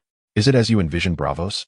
Zahn Bornell's lips twitched involuntarily. He had not anticipated such grandeur. This is the largest city I have ever seen. He surveyed the cityscape, where magnificent domes, soaring towers, and bridges extended in all directions, adorned in hues of gray, gold, and red. These structures interlinked various islands. White Harbor, Seagull Town, and other port cities were encircled by walls. Yet here, he found no walls, only a multitude of islands scattered across the sea. Braavos relied not on walls, but upon its warships as their bastion. Petter glanced nervously at Dumpling Ear, stammering an introduction. We are now heading north of the port, where a grand deep-water channel allows us to row straight into the city. The spirited Dumpling Ear once delivered a severe beating to the already defeated Ledger Pet in a wrestling match. However, after being bested by Arthur, the inhabitants of the Three Sisters Islands quickly learned their lesson, surrendering with increasing haste. How do you intend to fulfill your promise to my uncle? You can speak freely now, can you not? Zahn's gaze was drawn to the streets of Braavos, lined with gray stone houses, each boasting 4 or 5 stories. Yet, practical as ever, he could not forget the purpose of their visit, as this is our first time in this city. How will you bring him more shipwrecks, while simultaneously minimizing the risk of detection and punishment? Braavos has an insurance industry. Insurance industry? Zahn and Dumpling Ear both found this term unfamiliar. What is that? Navigating the seas carries substantial risks, be it due to storms or treacherous reefs, Ledger Pet explained. In Braavos, many captains or ship owners secure a sufficient amount of gold before embarking, signing a paper agreement with insurance merchants. Should they encounter storms or reefs that lead to the destruction of their vessels, the insurance merchants will compensate them in full for the value of the ship and its cargo. Zahn pondered this thoughtfully, while Dumpling Ear scoffed, rolling his eyes at Pet. Exchanging gold for paper? Only a fool would do such a thing. You may liken it to the wrestling bets you are familiar with. Arthur interjected, casting a sideways glance at Dumpling Ear. Captains and insurance merchants are two parties placing their bets, yet every captain hopes never to win. Why? Dumpling Ear queried. Puzzled, Zahn reflected, if they win, they typically lose their ship and often their lives as well. Arthur extended his hand into the water, feeling the cold dampness of the tranquil surface. The sea is perilous, particularly as Victor has noted, during the autumn and winter months. However, there is no doubt that a captain, on the brink of being consumed by a storm, finds some solace in the contract signed in Braavos, knowing his wife and children will not fall into destitution. Yet, establishing a contract is one matter. The fulfillment of that contract is another. It is possible that this contract serves merely as a balm for the soul. Ledger Pet understood this well, and added, if it were not for Lord Arthur. Should Captain Victor fail to return, only the 7 gods know whether the insurance merchant would honor that contract for the widow and orphans. Perhaps you have heard the saying that has circulated from here, the Iron Vault must not be in arrears. Arthur nodded in appreciation of Pet's insight. But this is predicated on the financial might of the Sea King's Purple Fleet, the mercenary band hired by the Iron Vault, and the faceless men of the House of Black and White. Chapter 24. The insurance industry. I have heard of the faceless men. They are said to be the finest assassins in the world. Dumpling Ear, rowing at the back, perked up, finally hearing something he recognized. It is rumored they can assume 1,000 different faces. At this, Pet recoiled slightly, whispering, all mortals must serve. But how does this pertain to us? The pragmatic Zahn asked, steering them back to the matter at hand. We cannot continue to detain the captain's son each time, bringing him to Braavos to seek the insurance merchant's compensation, can we? Without hostages, or if the captain were a tad more ruthless, or if the insurance merchant had perceived our intentions, our escape from Braavos would be impossible. Clearly, both the Titan and the Armory have instilled immense shock and intimidation in Zahn Bonnell. You seem to harbor fanciful notions of dual benefits. Arthur chuckled, remarking, your uncle, Count Godric, has ambitions beyond mere profit from salvaging ships. He is also preoccupied with avoiding a noose around his neck. However, the insurance industry is not a solitary endeavor. Competition exists among them. With a wave of his hand, Arthur interrupted Zahn, signaling him to listen, revealing, "We could collaborate with one of the insurance merchants to provide us with information regarding the movements of other merchant vessels. In exchange, we could spare his ship, sink those belonging to rival insurers, and return the crew and captain of the sunken vessels to claim their contracts. Thus, rival insurers would either choose not to honor claims, thereby losing credibility, or they would be compelled to raise the insurance rates for merchant vessels trading in Whiteport." Observing Zahn's continued bewilderment, Arthur elaborated, "Your uncle, Count Godric, has secured precise shipping information from Braavos to Whiteport. The collaborating insurance merchant would gain a pricing advantage, allowing him to capture a larger market share within the insurance sector. Even the unfortunate captain and crew of the sunken ship might be afforded another opportunity to sail, at the very least, without risking their lives. It is a scenario that benefits all three parties." Zahn, enlightened, slapped his thigh with his webbed hand. Realizing the implications, "We could also provide protective escort services and even repair services for the collaborating merchants' ships." Noticing Zahn's understanding of the crux of the matter, Arthur smiled knowingly, yet he was acutely aware that while ideas are one thing, actual implementation presents a myriad of challenges. Cooperation requires mutual trust, even if that trust is sustained by shared interests. The Three Sisters Isles inhabitants were initially oblivious to the existence of the insurance industry, even now that they are aware. The differing languages and identities pose a natural barrier. The Braavosi insurers would hardly trust a distant pirate lord and a band of smugglers engaged in salvaging sunken ships. Such collaboration would be improbable. Arthur recognized this pivotal point and seized the opportunity afforded by Count Godric's influence. He spoke the Braavosi tongue and had received Godric's authorization, which provided him with sufficient leverage to capitalize on the informational disparity. As the small vessel glided along the long canal towards the city, Zahn, relieved to have his questions addressed, began to appreciate the beauty of Braavos. "What purpose does the long canal serve?" Zahn inquired, pointing to the vast gray stone aqueduct supported by three-tiered bridges that span the city's skyline. "Is that also a navigational route? Can we ascend to explore it?" "That is a freshwater aqueduct, my lord," came the reply. "This channel traverses marshes and shallows, delivering fresh water from the mainland." Introduction to Ledger Pet. In affluent families, pipelines are directly constructed to bring water into their homes, while the less fortunate resort to buckets to fetch water from public fountains. The water from the Sweet Water Canal is of superior quality, whereas the river water is brackish and unfit for consumption without thorough boiling. Arthur, upon hearing this, could not help but smile wryly. The disparity between wealth and poverty exists everywhere. Speaking of the wealthy, I inquired about the affluent individuals or powerful swordsmen here from Victor. They typically don dark, black attire. Arthur declared, "We must procure some black garments shortly." "Why would the wealthy here favor black clothing?" Dumpling Ear expressed confusion, naively stating, "The night watchmen on the wall wear black. They were mostly thieves and marauders. I had once contemplated donning black attire myself, back when Lord Stannis executed a group of smuggler friends on Sweet Sister Island." Zane Bonnell exhibited greater self-awareness, stating, "I never imagined the rich here would prefer black clothing. Strangely enough, the assassins here are the most flamboyantly dressed." Ledger Pet glanced at the darkening sky, both supplementing and reminding, in Braavos, "If you venture out at night with your sword, it signifies that others may challenge you. This is indeed an intriguing rule." Arthur touched the sword at his waist. Hearing this for the first time, I am beginning to appreciate this place. The small boat glided past the Sweet Water Canal, navigating a bend in the waterway. Ahead, imposing stone statues stood on either side, their expressions solemn, draped in bronze robes speckled with the droppings of seabirds. Some statues held books, others daggers, and some wielded hammers. One statue raised a star crafted from gold, while another tilted a stone wine jug, allowing a continuous flow of water into the canal. "Are these statues deities?" Zane Bonnell asked. "On Sweet Sister Island, there are statues of the Lady of Tides and the Lord of Skies, albeit much smaller than these. They represent the ancient sea kings." Ledger Pet pointed forward to clarify, "The Isle of the Gods lies ahead. We must cross 6 more bridges. And on the right bank is the most magnificent temple in Braavos, the Temple of the Moon Singer.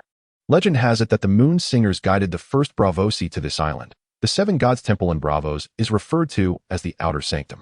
As for the Lady of Tides and the Lord of Skies, you may find them in the Sanctuary, where the Braavosi worship a multitude of forgotten deities from around the world." Before the small boat had passed beneath the 3rd arch bridge, Arthur beheld the most splendid temple as described by Pet. The grand palace of pristine white marble boasted a silver dome, with opalescent glass windows depicting various phases of the moon. Each doorway was flanked by pairs of marble maidens, as tall as the Sea Kings, supporting the crescent-shaped door frames. Even in a past life, this would have been a remarkable tourist attraction, Arthur mused. In the past, there existed another temple. Its edifice of red rock resembling an impregnable fortress. Atop the colossal square tower stood an iron brazier, measuring 20 feet in diameter, ablaze with roaring flames. While smaller bonfires flanked the bronze doors of the temple, the red-robed priests held a profound fondness for fire. Peter continued his duties with an introduction. They worshipped the Lord of Light, the crimson deity R'hllor. Their affinity for fire extended beyond mere admiration. They reveled in immolating both individuals and the effigies of foreign gods, as well as anything that might please the Red God, Arthur silently added.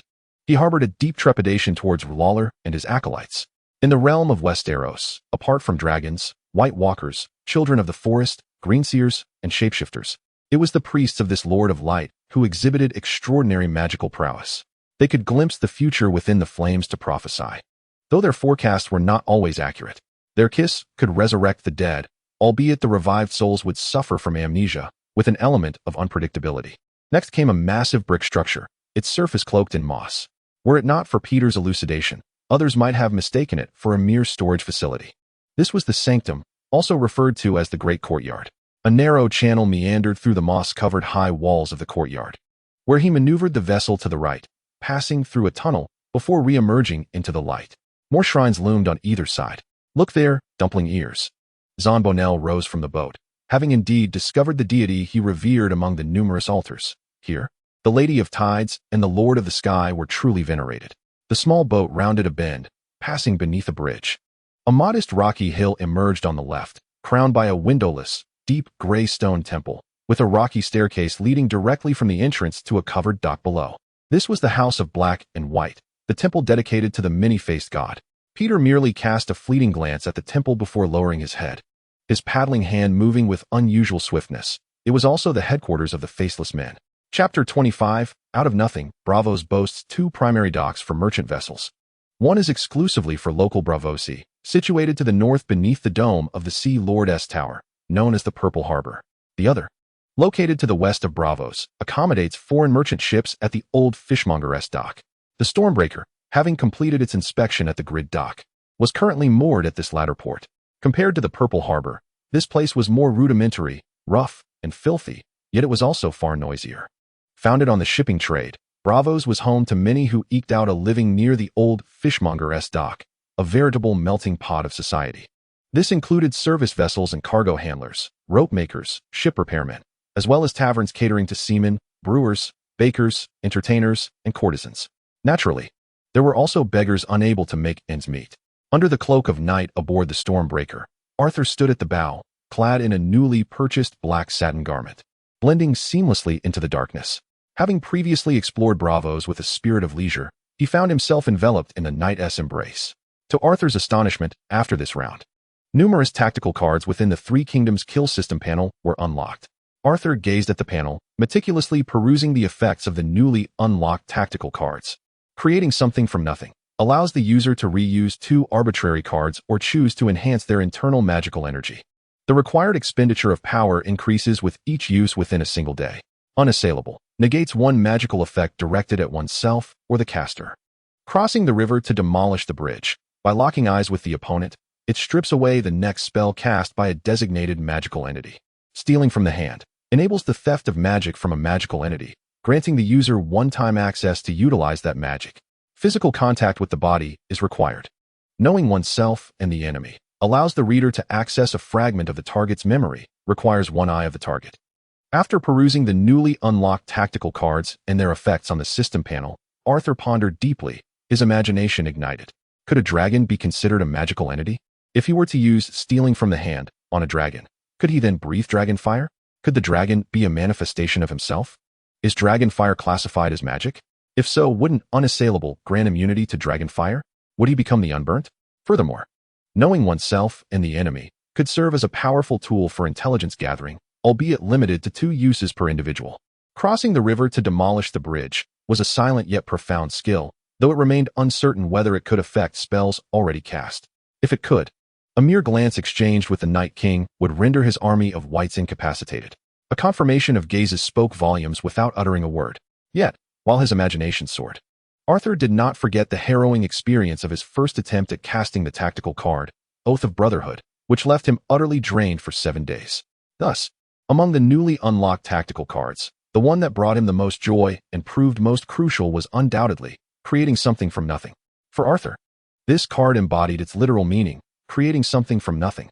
It not only lifted the restriction of using only 2 cards per day, but also enhanced his magical energy while alleviating the physical toll of utilizing tactical cards. As Arthur contemplated whether to test creating something from nothing, that evening, Victar found him at the bow of the ship. "What do you think of the city of Braavos?"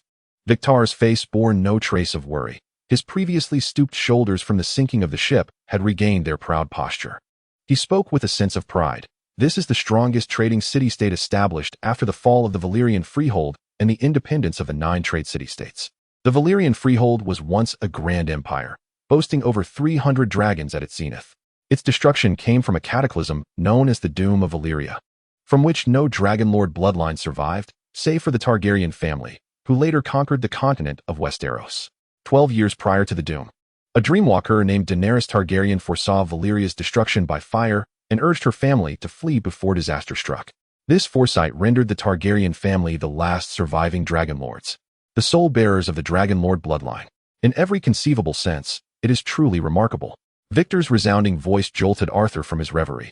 "I am quite fond of this place. It could be described as my haven. This sentiment is evident from your attire." Observing Arthur's ensemble of satin-black garments, Victor nodded appreciatively. "I have summoned the insurance broker with whom I have an agreement, and we are scheduled to meet tomorrow morning." Arthur had already confided his plans regarding the insurance industry to Victor, who, out of gratitude or perhaps a desire for self-preservation, was willing to act as the intermediary. "If this insurance broker is prepared to disburse the funds, what are your intentions for the money?" Arthur leaned against the railing, resting his elbows on the edge of the vessel. "To settle here, or to embark anew?" "Money?" Victor furrowed his brow in disbelief, questioning. "You wish to give me the money?" After a moment of astonishment, Victor appeared to have an epiphany and quickly added, "I do not desire the funds. My only wish is that the sons and crew detained on Sweet Sister Island are released afterwards." Noticing Arthur's silence, Victor gestured toward the hawkers peddling seafood from boat to boat. "As for the future, I believe settling in Braavos, purchasing a small vessel, and becoming a fisherman would be ideal, allowing my sons to sell clams, shellfish, and shrimp for a living. This is not a test. I was once your passenger." Despite not reaching my destination, seeing Victor's indecisiveness, Arthur spoke softly. "You should have discerned my character on the journey to Braavos, now that I have spoken. The money is yours, serving as the cornerstone of our mutual trust. Your sons and crew need not worry. Count Godric is a pragmatic man, and upon recognizing the value we bring him, he will surely release them. What would you have me do?" Victor remained silent for a long while, ultimately gritting his teeth and declaring, "From now on, I shall heed your guidance. I admire your maritime experience, and I hope you will become the captain under my command." Upon witnessing Victor's newfound resolve, Arthur could not help but smile. Through their recent interactions, he had come to realize that Victor was indeed an experienced captain, caring for his crew, displaying commendable ability and character.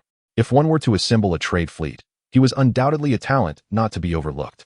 "I previously mentioned that my uncle is the Duke of Winterfell, the Ward of the North." Arthur articulated his plan. "I possess an estate in Winterfell that produces a fine quality peach wine and processed timber.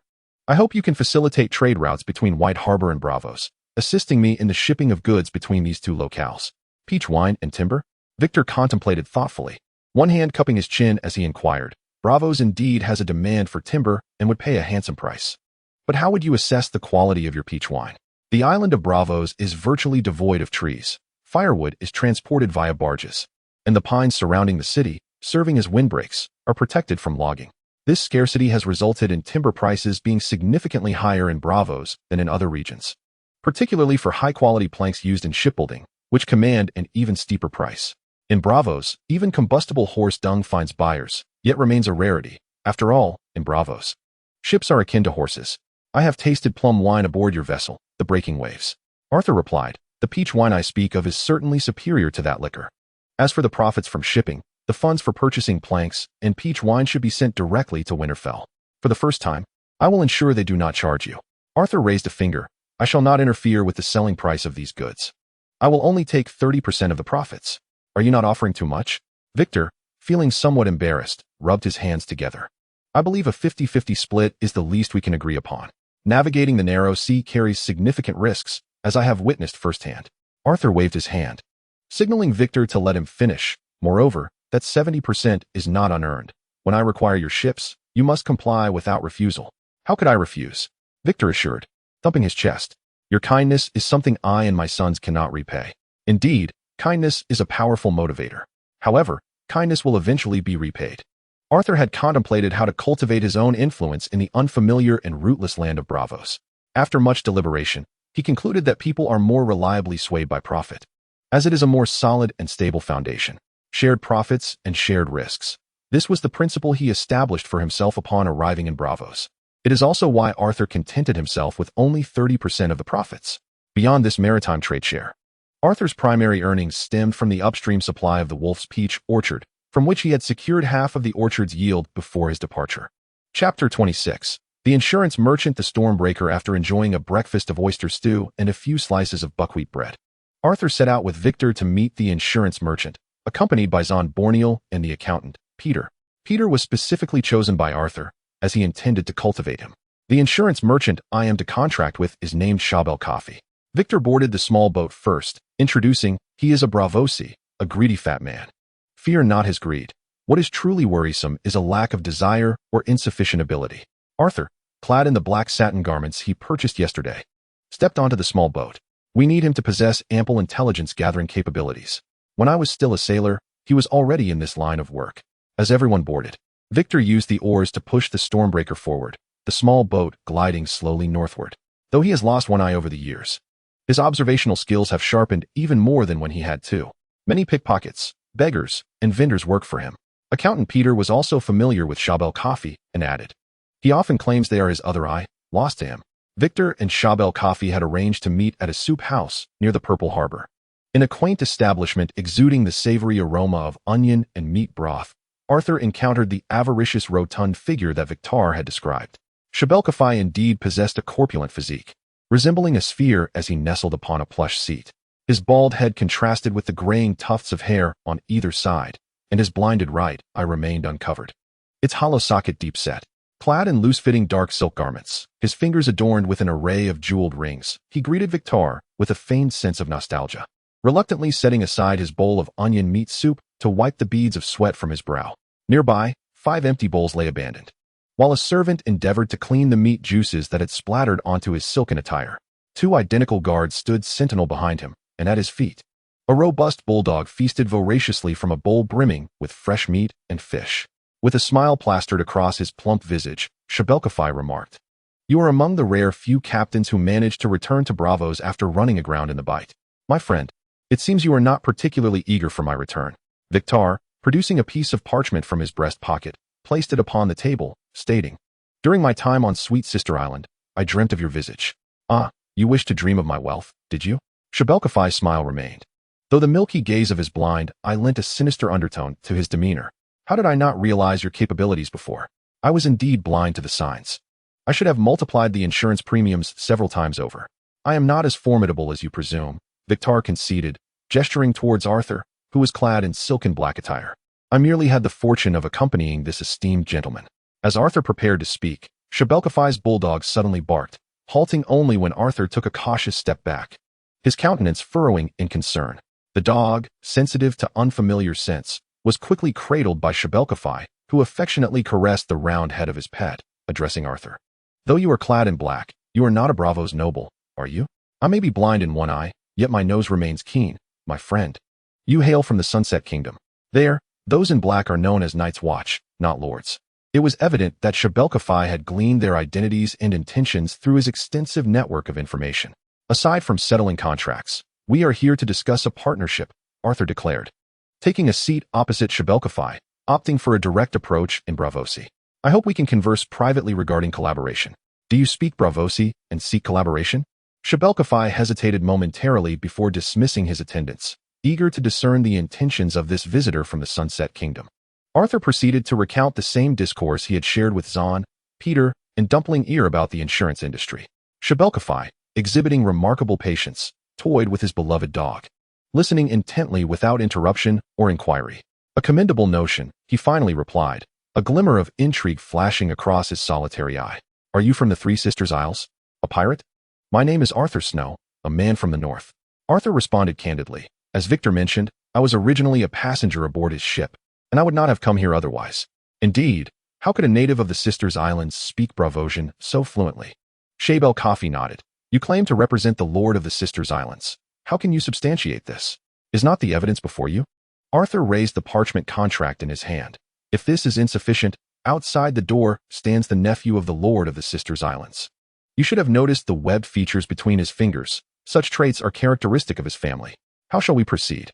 Shael Coffee reflected on the various aspects of the insurance industry that Arthur had mentioned earlier and found no fault. "In other words, how will the benefits be allocated?" "You are to provide us with a house, complete with a blacksmith's forge, in Braavos to serve as a point of contact." Arthur replied, "I shall coordinate with your people there and connect with the individuals from the Sisters Islands using the information you provide. The cargo and the ship belong to the people of the Sisters Islands. While the Braavos insurance aspect is yours, we shall not be involved." The distribution of benefits seems quite reasonable, and the proposal sounds feasible. Coffee straightened his posture, lowering his claws from his chest, adopting a negotiating stance. "But why must I bear the cost of the contact house? And why must it include a blacksmith's forge? The issue of transporting the crew and captain from the sunken ship is ours to resolve. We will employ a regular merchant vessel to return them to Braavos, which entails a long-term expense. The forge is merely a faude," Arthur patiently explained. "After all, this matter lacks honor, and the ability to maintain secrecy for an extended period benefits both parties." "Well, very well," Shael Coffee conceded. "Taking a step back, I shall provide you with the contact house, but it will only be lent to you free of charge. That is acceptable." Arthur nodded and pushed the parchment across the table to Shael Coffee. "As a foundation of mutual trust, I hope you will honor this contract in full." The parchment states that the value of the Wavebreaker and its cargo amounts to approximately 500 gold dragons in Westerosi currency. "That is not feasible. I can only honor half." Shael Coffee shook his head resolutely. "This is the unwritten rule of Braavosian insurance, and Victor is aware of it. I am not concerned with any unwritten rules. I seek a partner who abides by contracts and fosters mutual trust." Arthur shrugged, rising as if to depart. "I believe Braavos is not solely represented by you as an insurance merchant. Perhaps others might pay Victor the remaining sum of this contract." "How dare you? You claim not to be from the Sisters Islands, yet you are just like them." For the first time, Shael Coffee rose from his cushioned seat. Supporting himself with his hands on his round belly, his complexion slightly flushed, "I will arrange for the full payment of this contract promptly." "Full payment? A pleasant collaboration?" Arthur glanced back at him. "A pleasant collaboration." Shael Coffee scrutinized Arthur intently with his single eye. Chapter 27. The Letter Writer in the Lordly Castle of Winterfell. A message arrived this morning. 3 letters had been delivered to the Raven's Nest. Master Luwin entered the chamber, bearing the missives. "These are from Arthur, addressed to you, as well as to John and Robb, sent from White Harbor." "Arthur?" Eddard Stark sighed softly, relieved to know he had safely reached Starfall. Master Luwin placed the letters upon the table, urging, "You should read them at once." Noticing the unusual urgency in Luwin's tone, Eddard furrowed his brow and began to peruse the contents of the first letter. "To my dear uncle Eddard Stark, upon the arrival of this letter, my ship shall have crossed to Braavos on the far side of the narrow sea. I expect to remain in Braavos for some time. The reasons for my change of plans are numerous, chiefly due to a tempest that caused my vessel, the Purple Sail, to run aground and sink off the shores of Sweet Sister Island in the Sisters Archipelago. Fortunately, the lord of the island, Count Godric, was most hospitable. His men not only rescued me and the crew, but also assisted in salvaging the wreckage. Under his roof, I indulged in a delightful local dish called Sisteress Stew, which was truly exquisite. Contrary to the tales of the old wet nurse, it featured 3 types of crabs, with no sisters involved. Count Godric intended to send me back to White Harbor, leaving the crew to enjoy the island's hospitality until a ship could return for them. Having contemplated a journey across the narrow sea, I suggested to the Count that I accompany him to Braavos.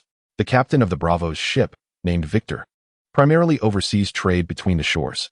Victor has regaled me with tales of Braavos, where shipbuilding flourishes, yet the felling of trees is strictly forbidden. Even firewood must be transported by barge. I pondered how this could create an avenue for the peach wine and lumber produced at the Peach Orchard Estate. Await my good news. Your understanding nephew, Arthur Snow. Arthur has gone to Braavos. Eddard's brows knitted into a frown, his serious countenance betraying his concern. Count Godric's hospitality? What is the meaning of this? There is another letter addressed to John. I believe you should also consider it. Master Lewin gestured for Eddard to examine the subsequent missive, contemplating whether it should be shared with Jon. With a mix of skepticism and curiosity, Eddard extracted the next letter and began to read. To my beloved cousin Jon Snow, by the time you read this, my ship will have passed beneath the Titan of Braavos. The Titan's eyes blaze like stars in the heavens, and when it roars, its voice reverberates throughout Braavos. It is of monumental stature, capable of striding across the inner and outer walls of Winterfell, if it were to move, of course. Additionally, I have been a guest in the Sisters Archipelago, where a storm has brought me to this haven, and Count Godric has extended his warm welcome. To my surprise, he mentioned that he had encountered my uncle during the time of the Usurpers' War, which is now referred to as the Roberts' Rebellion. Though he noted that it was commonly called the former back then, he recounted how my uncle, much like myself, faced a storm while at sea, which ultimately brought us to Sweet Sister Island. Unlike me, however, the fisherman who ferried him across the bight tragically drowned, but his daughter valiantly managed to deliver my uncle to the sister islands before the ship sank. It is rumored that my uncle bequeathed her a bag brimming with silver coins, and that he also fathered a child with her. She named the child Jon Snow, after the elder Jon Arryn. I cannot ascertain the truth of this tale, yet I have indeed encountered similar narratives in numerous books, depicting noble heroes who sacrificed themselves for love. It is quite romantic, leaving me envious. My ever-talkative cousin, Arthur Snow, by the Seven Hells. After reading the letter, Eddard's face flushed a deep crimson, and he instinctively crumpled the missive in his grasp. What has become of this boy? How could he possibly believe the words of Godric? A balding brigand lord? Such rumors are hardly credible. Master Roose tucked his hands into his ample sleeves, raising an eyebrow unconsciously. Yet, it appears that the letter makes no mention of Lord Godric's baldness. Eddard shot him an incredulous glare. Good master, let us pretend you have not seen this letter. What then shall we do with it? Master Roose, retracting his neck, inquired. You know well that Arthur and Jon share a strong bond. It is unreasonable for him to write to you and not to Jon. Spare me, please. Eddard sighed and unfolded the crumpled letter, forcing himself to read it once more. Upon encountering the phrase regarding noble heroes and their sacrifices, he felt a flush of warmth creep across his face. Eddard folded the parchment at a crucial point. At that moment, Master Roose produced a pair of scissors from his voluminous sleeves and asked, Would you like to see the letter Arthur penned to Robb? Let me have a look. Eddard, with the mindset that he might as well see it all, began to peruse the final letter. Addressed to my dear cousin Robb Stark, by the time you read this letter, I will have settled in a courtyard in Braavos, provided by a merchant. You cannot fathom the perils of the journey to Braavos. I imagine you are aware that it is the season when the narrow sea experiences little turbulence. I refer to the 3 sisters from the islands accompanying me. They are in danger due to their penchant for wrestling. Our ancestor, Roderick Stark, won Bear Island through wrestling. And perhaps the islanders share this affinity. During my voyage to Braavos, I wrestled with them almost daily, akin to our morning sword practice. Yet, as time passed, their enthusiasm for wrestling waned, particularly when it came to me. I find myself immensely nostalgic for the days spent training in swordsmanship with you and Jon in Winterfell. With great longing, your cousin, Arthur Snow. It seems Arthur is faring well in Braavos. Uncertain whether it was due to the overwhelming information in the previous 2 letters. Ed rarely finished this letter without furrowing his brow. Master Lewin, do you understand what this insurance merchant does? During my studies in the academic city, I learned that they exist in free trade city-states, selling insurance contracts to captains. Master Lewin, seated on a bench while trimming the letter, replied, If their ship meets with misfortune in a storm or is seized by pirates, the party providing the insurance contract guarantees full compensation based on the value of the ship and its cargo. Finally, Master Lewin pursed his lips to emphasize, My lord, you should be well aware of the terrors of a storm. Good master, let us not speak of storms any longer, Ed retorted, wishing to avoid recollecting the contents of that letter. What I mean is, risk often accompanies reward. Master Lewin discarded the excess paper into the fireplace. Braavos is one of the largest ports in the world. Merchant ships heading there often yield substantial profits. We can indeed proceed as Arthur's letter suggests. As was customary, Master Lewin offered loyal advice to the lord he served. We could transport the surplus peach wine and the planks that fill 3 warehouses to White Harbor and see if we can sell them in Braavos. Let Vi and Pure handle the specifics. Ed pondered for a moment before nodding in agreement. Ship the planks along with the peach wine and excess pelts to White Harbor. I will write to Lord Waymond Mandler to reserve some warehouse space. In a manor's woodland at White Harbor, Sister Arthur Snow writes to you. Vera Mandler waved the envelope in her hand while running toward the trees, her long braid swaying. I think he has indeed fallen for you.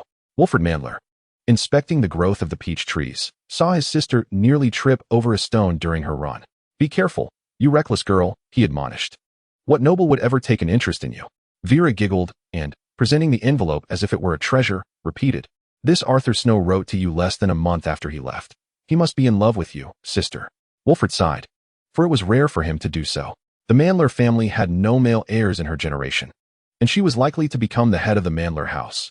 Arthur Snow's status as a bastard precluded him from being a suitable match. "Stop listening to those foolish ballads sung by Florian and young Jonky." Wilfred took the envelope from Vera's hand, adopting a sisterly demeanor to admonish her. "Life is not a ballad. Otherwise, one day you will be sorely disappointed." Vera stuck out her tongue, quoting a line foolish Florian once said to Jonky, "Dear maiden, when it comes to women, what man is not a fool? What man is not a knight?" "He is only 10 years old now." Wilfred ruffled his sister's hair. "Just a boy. Bastards tend to grow faster than ordinary children." Vera wriggled free from Wilfred's grasp. "But isn't that man just a boy grown up?" Chapter 28. The socialite of Braavos. It has been over a month since the intention to collaborate with Shael Coffee was established. The contact point provided by Shael Coffee is a splendid residence located near the old clothes vendor dock. This 4-story square dwelling benefits from a water supply directly drawn from the Sweetwater Canal, allowing Arthur to experience the luxurious lifestyle typical of Braavos' affluent class. The estate features a rare front and backyard, the latter housing a stable, a quaint garden, and a fountain, creating a delightful environment. Arthur's beloved steed, Shadowfax, is no longer confined to the cabin of the Stormbreaker. The front yard is being transformed into a blacksmith shop at Arthur's request, with several Braavosi craftsmen currently at work. It is expected to be completed in about a month's time. The swift progress of the blacksmith shop renovation can be attributed to Braavos' renowned architectural prowess. The Sweetwater Canal, the Palace of Truth, and the Temple of the Moon Singer are all exemplary representations of their remarkable craftsmanship. The necessary tools and materials for the blacksmith shop are gradually being procured, as the nearby continent boasts iron, tin, lead, and other metal mining sites, making resources readily available. Victor has utilized the funds exchanged from Shael Coffee to purchase a newly constructed medium-sized 3-masted vessel named Reefbreaker. He intends to procure a cargo of locally produced textiles from Braavos to sell in White Harbor. Speaking of textiles, one cannot overlook the discovery made by the Braavosi regarding a specific type of sea snail found among the local mollusks. The secretion of this sea snail is a deep purple, serving as an excellent dye, thereby spurring the development of Braavos' textile industry. My cabin is now filled to capacity with goods, and I am preparing for a return voyage. Zampanel, accompanied by a few others, located Arthur on the 4th floor of the residence. I will leave a few individuals here. They will heed your commands. They are more likely to listen to the female bard and the singer than to me. Arthur glanced at the 5 unsteady figures before him and remarked dryly, "I only hope that when you are inebriated, you do not mistakenly enter the assassin's quarters. Otherwise, you may find yourselves racing blades with the assassin." During this past month, the sailors who have been cooped up in the Three Sisters Islands have had the opportunity to witness the customs and industries of Braavos. Although there is a language barrier, it has not hindered their ability to learn and communicate. Now, the most frequently spoken Braavosi phrase among these islanders is "wine gone," a testament to their quick adaptation. "Sir, we all hail from humble beginnings," Zampanel said, feeling a bit embarrassed as he waved the 5 individuals away. "It is only natural to indulge at times. I have instructed them to manage their affairs properly." This is the intelligence provided by Shael Coffee. Arthur did not linger on the matter. He retrieved a document from the table that detailed the recent ships from Braavos bound for White Harbor. The information contained within was exceedingly comprehensive, encompassing schedules, personnel compositions, and even some contractual elements. It must be said that Shabelka's intelligence-gathering abilities instilled a sense of trepidation in Arthur, reminiscent of the spymaster Varys, the Spider, from the Iron Throne. To him, Varys' prowess in information collection was akin to sorcery. Arthur translated the documents into the language of Westeros and handed them to Zahn. "Since you are returning, please deliver these messages to your uncle, Count Godric. This is our agreement. I will ensure that Victor accompanies you, and upon reaching Sweet Sister Island, the captured hostages should be released." Zahn Bonell perused the documents and inquired, "If I give him the hostages, will he not be compliant?" Arthur reassured him, "He listens to me and can be trusted. I will need his ship to transport people back to Braavos in the future. This is a long-term collaboration, not a mere transactional affair. We must foster mutual trust." After summoning Victor and arranging for his voyage with Zahn Bonell, setting the departure time, Arthur sought Zahn's assistance in appointing Dumpling Ear as the captain of the Sisters Islands to manage the estate's security. Dumpling Ear had recently trained with him and rarely mingled with the other islanders, making him a standout among them. Arthur also entrusted the household accounts to Petter to oversee various domestic affairs, such as inventory management, recruitment of personnel, and procurement of supplies. Additionally, 3 reluctant sailors from Braavos were hired to row, and they were instructed to follow Petter's directives. In the evening, Arthur, as per tradition, invited guests for dinner, this time including Petter and Dumpling Ear, representing the people of Braavos and the Sisters Islands.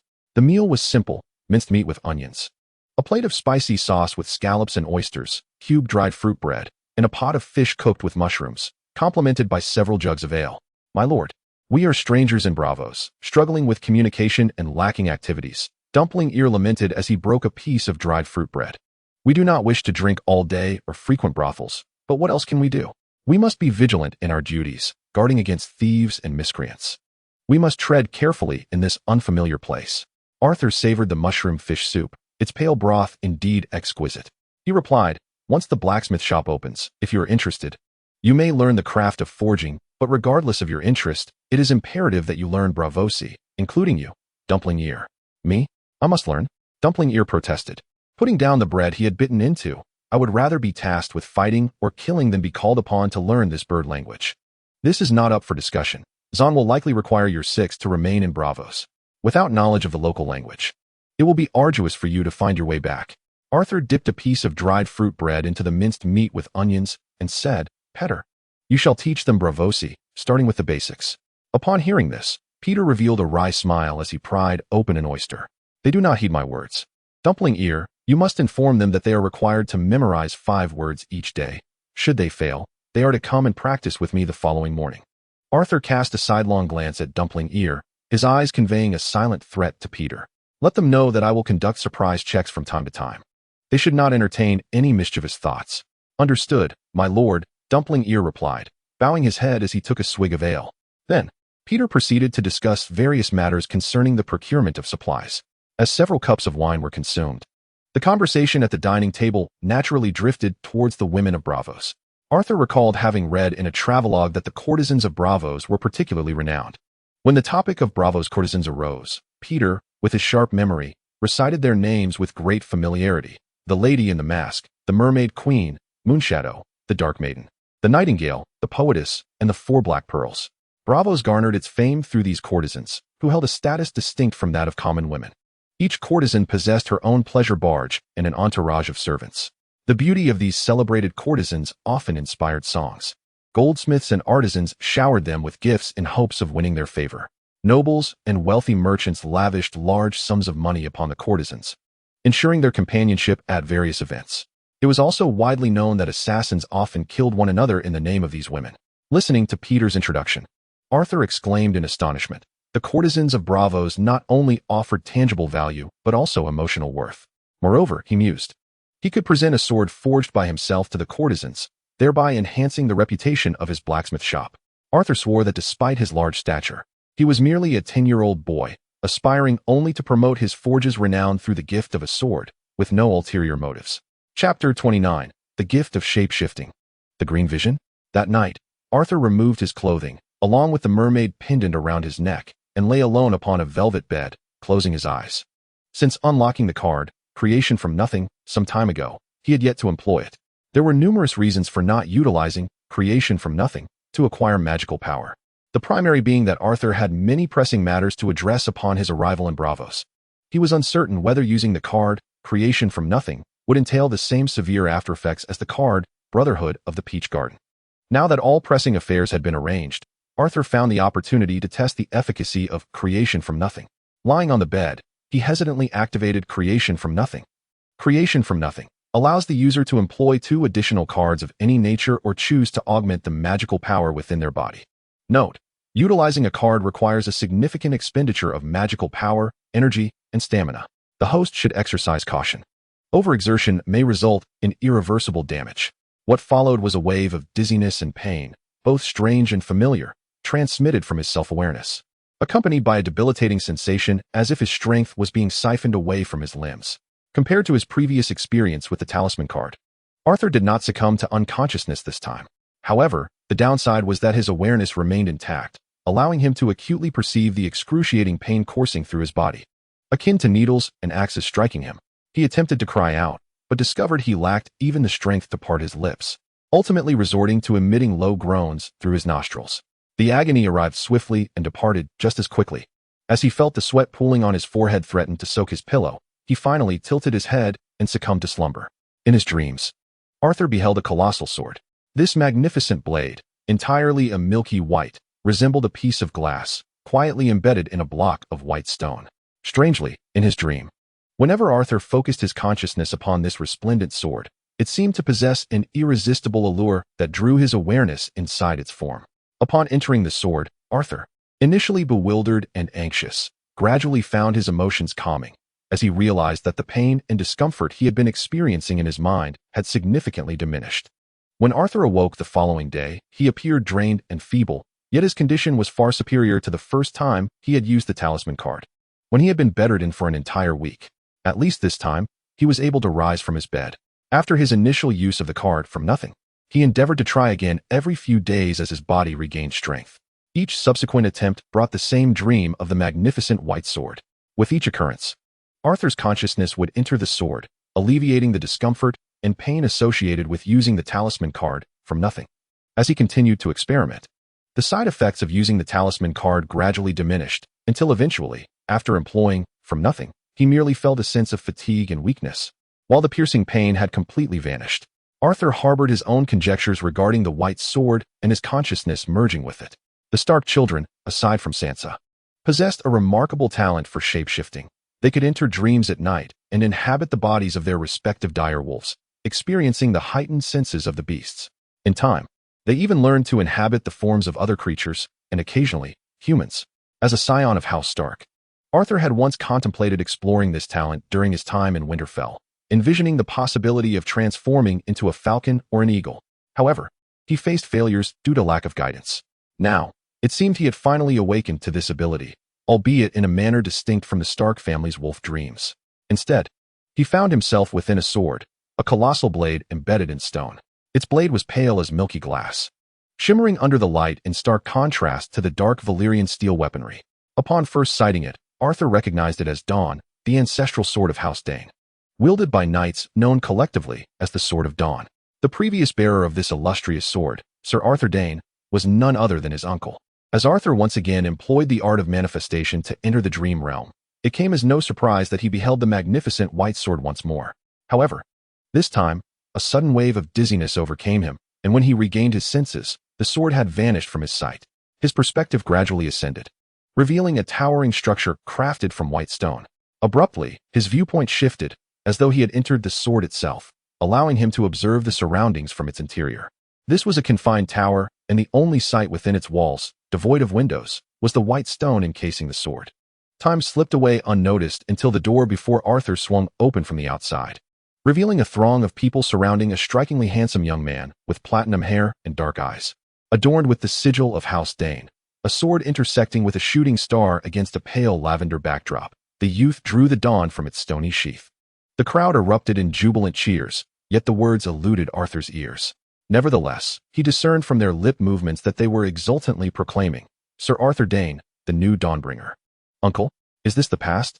Am I experiencing the green sight?" Arthur mused. Among 1,000 individuals, only one may become a shapeshifter. Among 1,000 shapeshifters, only one may emerge as a green prophet. The green prophet possesses the ability to peer into the past and foresee the future through the weirwood, a gift referred to as the green sight. What is this? The sight of the sword? Just as Arthur pondered, the world around him was swallowed by darkness. When his vision returned, he found himself facing two knights. One was clad in black armor, adorned with a blood-red ruby fashioned into the emblem of a three-headed dragon, while the other wore a helm shaped like a griffin, his armor split in red and white. From their attire, Arthur deduced their identities: Rhaegar Targaryen, the Mad King's eldest son and the undisputed heir to the throne, whose actions had led to Lyanna Stark's abduction and the ensuing tragedy that befell Brandon Stark; and Jon Connington, a close confidant of Rhaegar, who had sought to confront the current king, Robert Baratheon, during the Battle of the Bells, only to be thwarted by Eddard Stark's timely intervention. At that moment, Sir Arthur Dane, the Dawnbringer, engaged in a sparring match with the two knights, wielding blunt swords in a classic 1-against-2 scenario. Each of the three exhibited remarkable swordsmanship, had it not been for their sturdy shields and heavy armor. It was likely that they would have sustained injuries during their practice. Immersed in their duel, Arthur gleaned considerable insight from their techniques. Yet, as he reveled in the clash of blades, the scene shattered before him like fragmented glass. When clarity returned, Arthur beheld a knight with a grotesque visage. His expression wild with madness, swinging his sword towards Sir Arthur Dane, laughing maniacally as he did so. During the fierce battle, Sir Arthur Dane, the Sword of the Morning, shattered his sword at dawn, pausing to allow his opponent to retrieve another blade. In their second encounter, Sir Arthur pierced the abdomen of the smiling knight with a decisive thrust. At that moment, he beheld a strikingly handsome and fervent young man with golden locks. Kneeling with one knee on the ground, as dawn illuminated him from both shoulders. The boy knelt, yet the knight rose. Arthur recognized him as the infamous Kingslayer, Jaime Lannister, a man who had slain those sworn to protect the king and ascended the Iron Throne as a member of the Kingsguard. Just as Arthur wished to observe how events would unfold further, darkness enveloped him once again. When Arthur regained his sight, he found himself awakening from his velvet bed. Roused by the thunderous roar of the Titan's clock, the light of day already brightening outside his window, he noticed beads of sweat dotting his forehead. His garments soaked and his body uncomfortably sticky. After washing up and having breakfast, Arthur proceeded to the small garden to practice his swordsmanship. As he grasped the dual-bladed sword, he sensed an unsettling dissonance. His body instinctively executed the swordplay, with his left hand deftly thrusting and flicking the slender blade. The ferocity and wildness of his movements were familiar, yet the strikes of his right hand wielding the broadsword felt different. They were mature and refined, exuding a sense of weight and fluidity. This was not his own style, but rather resembled the techniques of his uncle, Sir Arthur Dane, from his dreams. The juxtaposition of these two distinct sword styles left Arthur feeling a sense of fragmentation and discomfort. Nevertheless, he did not resist this feeling. Instead, he utilized a kill card to accelerate his mastery of the right-hand swordplay. As Arthur practiced with fervor, nearly losing himself in the rhythm, the two styles began to merge gradually. When he finally paused, an inexplicable connection to something far away stirred within him. He recognized it as the sword from his dreams, the greatsword Dawn. "I once believed your wrestling skills were unparalleled," remarked Jiazier, standing nearby. "I never expected your swordsmanship to surpass even that." "It's merely a result of consistent practice," Arthur sighed, exhaling a breath of fatigue. "Have you remembered today's 5 Braavos words?" Jiazier counted on his fingers, reciting one by one in Braavos: mask, mermaid, moonshadow, gloom, nightingale, poet, black pearl. "I even learned 2 additional words today. 2 additional courtesans." "Perhaps?" Arthur shot him a sidelong glance. "What about the others?" "The 7 words have been firmly committed to memory, more so than before," Jiazier assured, thumping his chest. "If every Braavos word corresponds to a courtesan, I am confident my brothers could master Braavos in just a month." Arthur couldn't help but kick him lightly. Yet he acknowledged that this was indeed a valid method of learning. Motivation driven by interest often surpasses rote memorization. Arthur, driven by passion, adeptly discovers suitable entry points through practice, often achieving remarkable efficiency. After bidding farewell to Dumpling Ear, he took it upon himself to groom Shadowfax, who had grown even more majestic during his months away from Winterfell. Its coat was an inky black, smooth to the touch like fine silk. Alas, in Braavos, where ships are more esteemed than horses, opportunities to take it out for a stroll were scarce. After attending to Shadowfax, Arthur, as per his usual routine, made his way to the Moon Pool near the Hall of the Sea. The Moon Pool, a fountain in Braavos, also serves as the terminus of the Sweetwater Canal. It is a venue where the elegantly dressed assassins and swordsmen of Braavos engage in combat, and at times, one might witness life-or-death duels. Chapter 30. The Black Pearl in Braavos. Many courtesans have received the praise of songs and tales, yet only a select few have achieved immortality through bronze or marble statues. However, the courtesan known as the Black Pearl is uniquely distinguished by her lineage, having been passed down through 4 generations. The Black Pearl is renowned as the most celebrated courtesan across the 7 kingdoms. The first Black Pearl was Captain and Pirate Queen Belgier Osiris, one of the 9 mistresses of Aegon Targaryen IV. The second Black Pearl was Belgier's illegitimate daughter, Bellerana, who was hailed by contemporary minstrels as the most beautiful woman in the world. The descendants of Bellerana continued the legacy of courtesans, each bearing the title of Black Pearl, with a trace of dragon blood flowing through their veins. Belgier Osiris, the current Black Pearl, is likewise a renowned courtesan in Braavos. What are today's arrangements? As usual, Belgier Osiris sat serenely before a massive mirror crafted from Valyrian glass, while her attendants meticulously prepared her. She wore a deep yellow silk gown with a plunging neckline, which contrasted beautifully with her radiant brown skin. "My lady," the maid announced, "this morning we shall visit the moon pool, where 2 assassins are to engage in a duel for the honor of your kiss. Additionally, some minstrels await to sing for your favor." Belgier Osiris opened her eyes, revealing violet irises akin to precious gems, and her voice, smooth and warm, inquired, "And then?" "This afternoon, you will dine with the governor from Pintos at the Hall of the Sea," the maid continued, fastening a necklace around her slender neck. "Later, you will attend a performance of The Wrath of the Dragon King at the Grand Theater, with the esteemed Valyrian, the heir of House Osiris, as your escort." "The Wrath of the Dragon King?" Belgier Osiris remained poised in her chair, allowing her attendants to fuss over her. "Is it a play concerning the 7 kingdoms?" "Not exactly, my lady," the maid replied, bending to dress her in white lace. "It is said to recount the tale of Prince Garin, the king of the Shroud."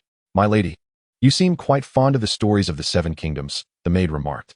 300 dragons burning the river Lorne, a poignant tale indeed. Belgier Osiris rose gracefully, turning before the mirror, the obsidian and gold chain beads swaying above her ample bosom. "I still maintain some connection to the 7 kingdoms. The blood coursing through my veins is often referred to as the blood of true dragons." The handmaiden attempted to continue recounting the journey of the Black Pearl, tonight but Belgier interrupted, jesting, "Let us postpone this evening plans. Prepare the pleasure barge. We shall set sail now. A true dragon does not keep others waiting." "Yes, my lady." The Black Pearl's pleasure barge glided along the river toward the Sea King's palace. On either side of the waterway stood the towers of common folk and noble families, along with the Grand Red Hand Institute, a shelter and hospital. Amidst these colossal edifices lay countless shops, women's quarters, inns, taverns, guild halls, and currency exchange establishments. Statues of past sea kings, lawmakers, sailors, and warriors towered beside the streets and bridges, accompanied by poets, singers, and courtesans. In the moon pool, Arthur sat in the stands, savoring a large peach, awaiting the duel of the Braavos swordsman below, while nearby, some singers had already begun their performance. Perhaps it was merely an illusion, but he noticed that the crowd at the moon pool was notably larger today. The stands were nearly filled, with more patrons streaming in from the outer aisles. "I hear the courtesan Black Pearl is making an appearance this morning," a dark-skinned man from the Summer Isles eagerly clarified his curiosity. 2 renowned assassins are set to duel for a single kiss from her." "Is that so?" Arthur replied, taking a bite of his peach and shrugging. "Then soon, only one more famous assassin will remain." Arthur understood that this was merely a mutual pursuit of fame. The benefits of notoriety in Braavos were immense. He was here to observe the duels of these swordsmen and assassins, not only to hone his swordsmanship, but also to prepare for the reputation of his forthcoming blacksmith shop. He planned to collaborate with a few capable yet lesser-known swordsmen and assassins once his shop was established. He envisioned crafting excellent swords for them, recruiting them to serve him, or perhaps signing a contract for them to promote his blacksmith shop post-battle. After a week of observation, he had indeed identified several promising swordsmen and assassins. As Arthur pondered engaging with the swordsman after the duel, a voice broke in. "Look, the Black Pearl has arrived." The enthusiastic Summer Isles man tugged at his sleeve. Though she ought to be called the Brown Pearl, Arthur beheld the Black Pearl, her attire, the graceful sway of her skirt as she walked, and her innate beauty indeed justified the praises sung about courtesans in Braavos. However, her skin was not as dark as claimed. It was, as the Summer Isles man noted, a rich brown. The singers' voices rose in fervor with her arrival, even drowning out the discussions from the stands. She glanced my way as she walked past. The Summer Isles man boasted, "The first Black Pearl hailed from the Summer Isles." With the entrance of the Black Pearl, 2 renowned assassins emerged from either side, taking their positions before the fountain in the moon pool. As 2 assassins prepared to engage in combat, a tall woman approached Arthur. "Greetings," she said, casting a confirming glance into his eyes before speaking in Braavosi. "My lady invites you to her private booth on the high platform. May I escort you there?" "Who is your lady?" Arthur inquired. Leaning closer, the woman whispered in his ear, "The Black Pearl." Although puzzled by the invitation, Arthur did not decline, for it was his first time being beckoned by a socialite from Braavos. Following the woman, he arrived at the booth on the platform, which was adorned with candelabras illuminating the space brightly, while a richly patterned carpet covered the floor. "Are you from Lys or Volantis?" The Black Pearl, reclining on a soft chair, asked while holding a silver goblet. "Your attire does not seem to suggest either." "I hail from Westeros, specifically the north of the 7 kingdoms." Arthur, dressed in a brown hunting outfit rather than the previous Braavosi silks, replied. "Your violet eyes resonate with familiarity," she remarked, gesturing for Arthur to sit beside her. "Do you possess the true blood of House Targaryen?" "I believe you are mistaken," Arthur countered, glancing at the Black Pearl's similar violet eyes. "My mother is from House Dane of Starfall. I inherited my eyes from her." "What brings you to Braavos?" the Black Pearl inquired, her brow furrowing as she glanced at the sword at Arthur's waist. "Are you a sailor, a swordsman, or a knight?" "I am a blacksmith, preparing to open a forge," Arthur answered truthfully, near the old clothier's wharf. The Black Pearl appeared surprised. "What will you name your forge?"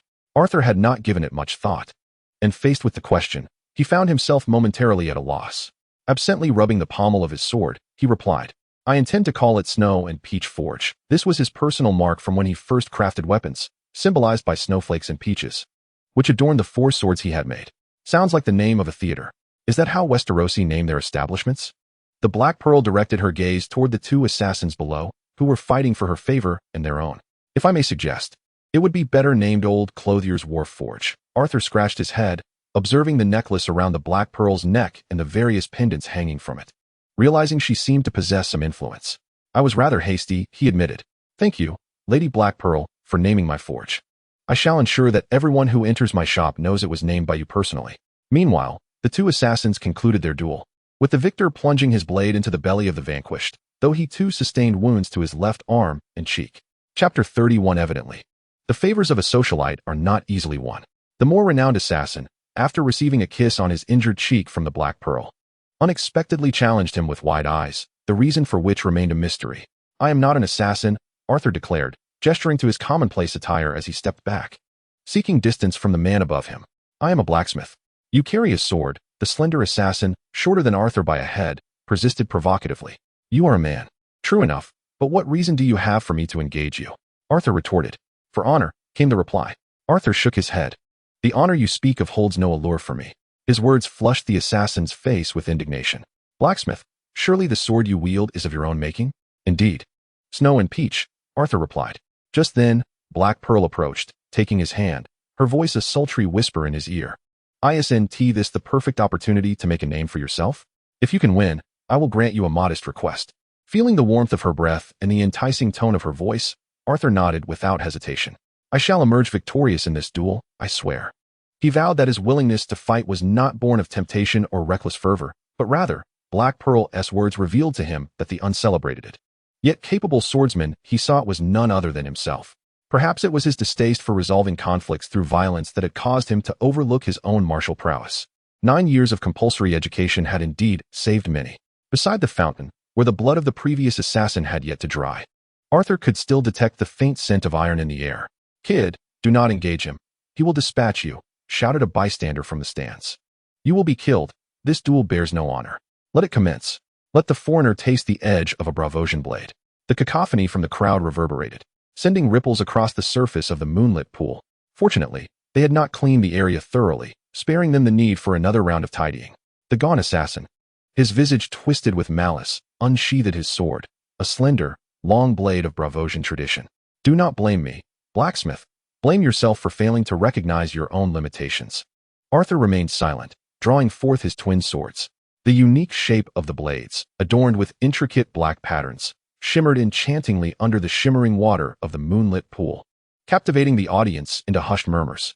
One sheath for 2 swords, yet of different designs. "Look at those blades. How were those black patterns created?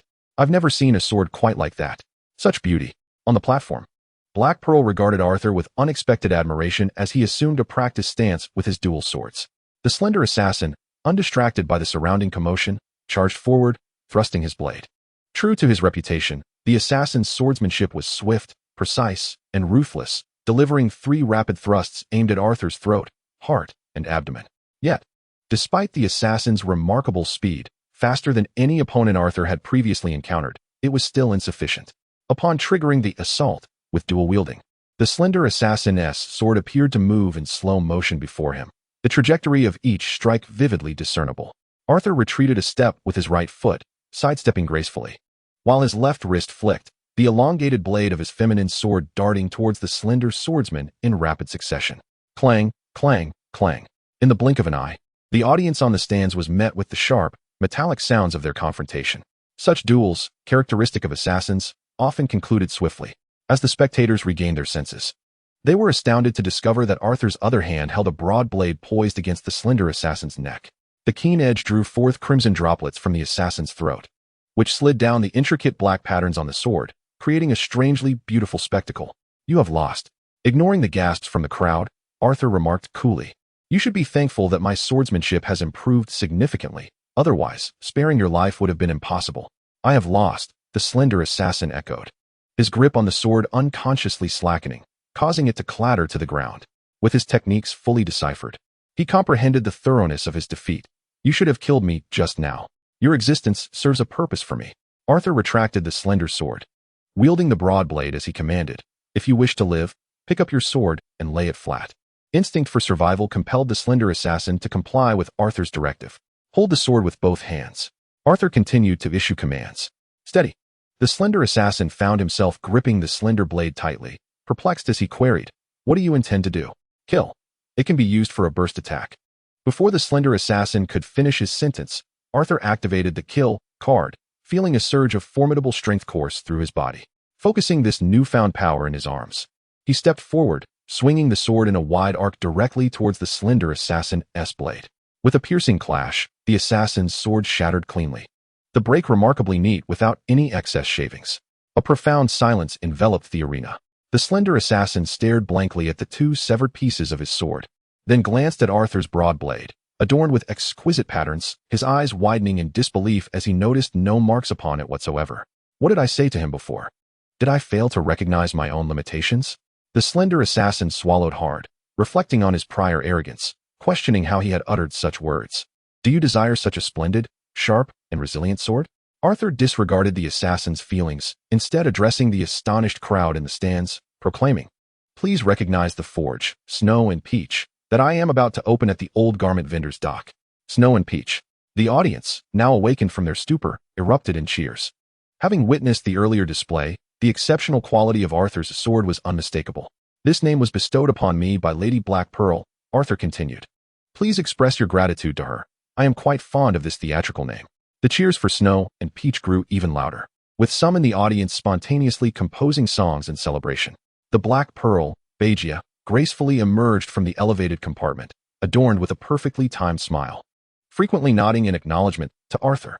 As the cheers subsided, Arthur unsheathed his slender sword, showcasing it while proclaiming loudly, "I shall forge this very blade for the exceptional assassins and swordsmen who dare to challenge me. Regardless of victory or defeat, should one's swordsmanship be commendable enough, I will personally craft a sword for them. However, should I be bested, a monetary payment will be required. If victorious, I shall accept nothing." Seizing the moment, Arthur continued, "This exquisite black-patterned sword is named Black Mamba, after a venomous serpent from my homeland.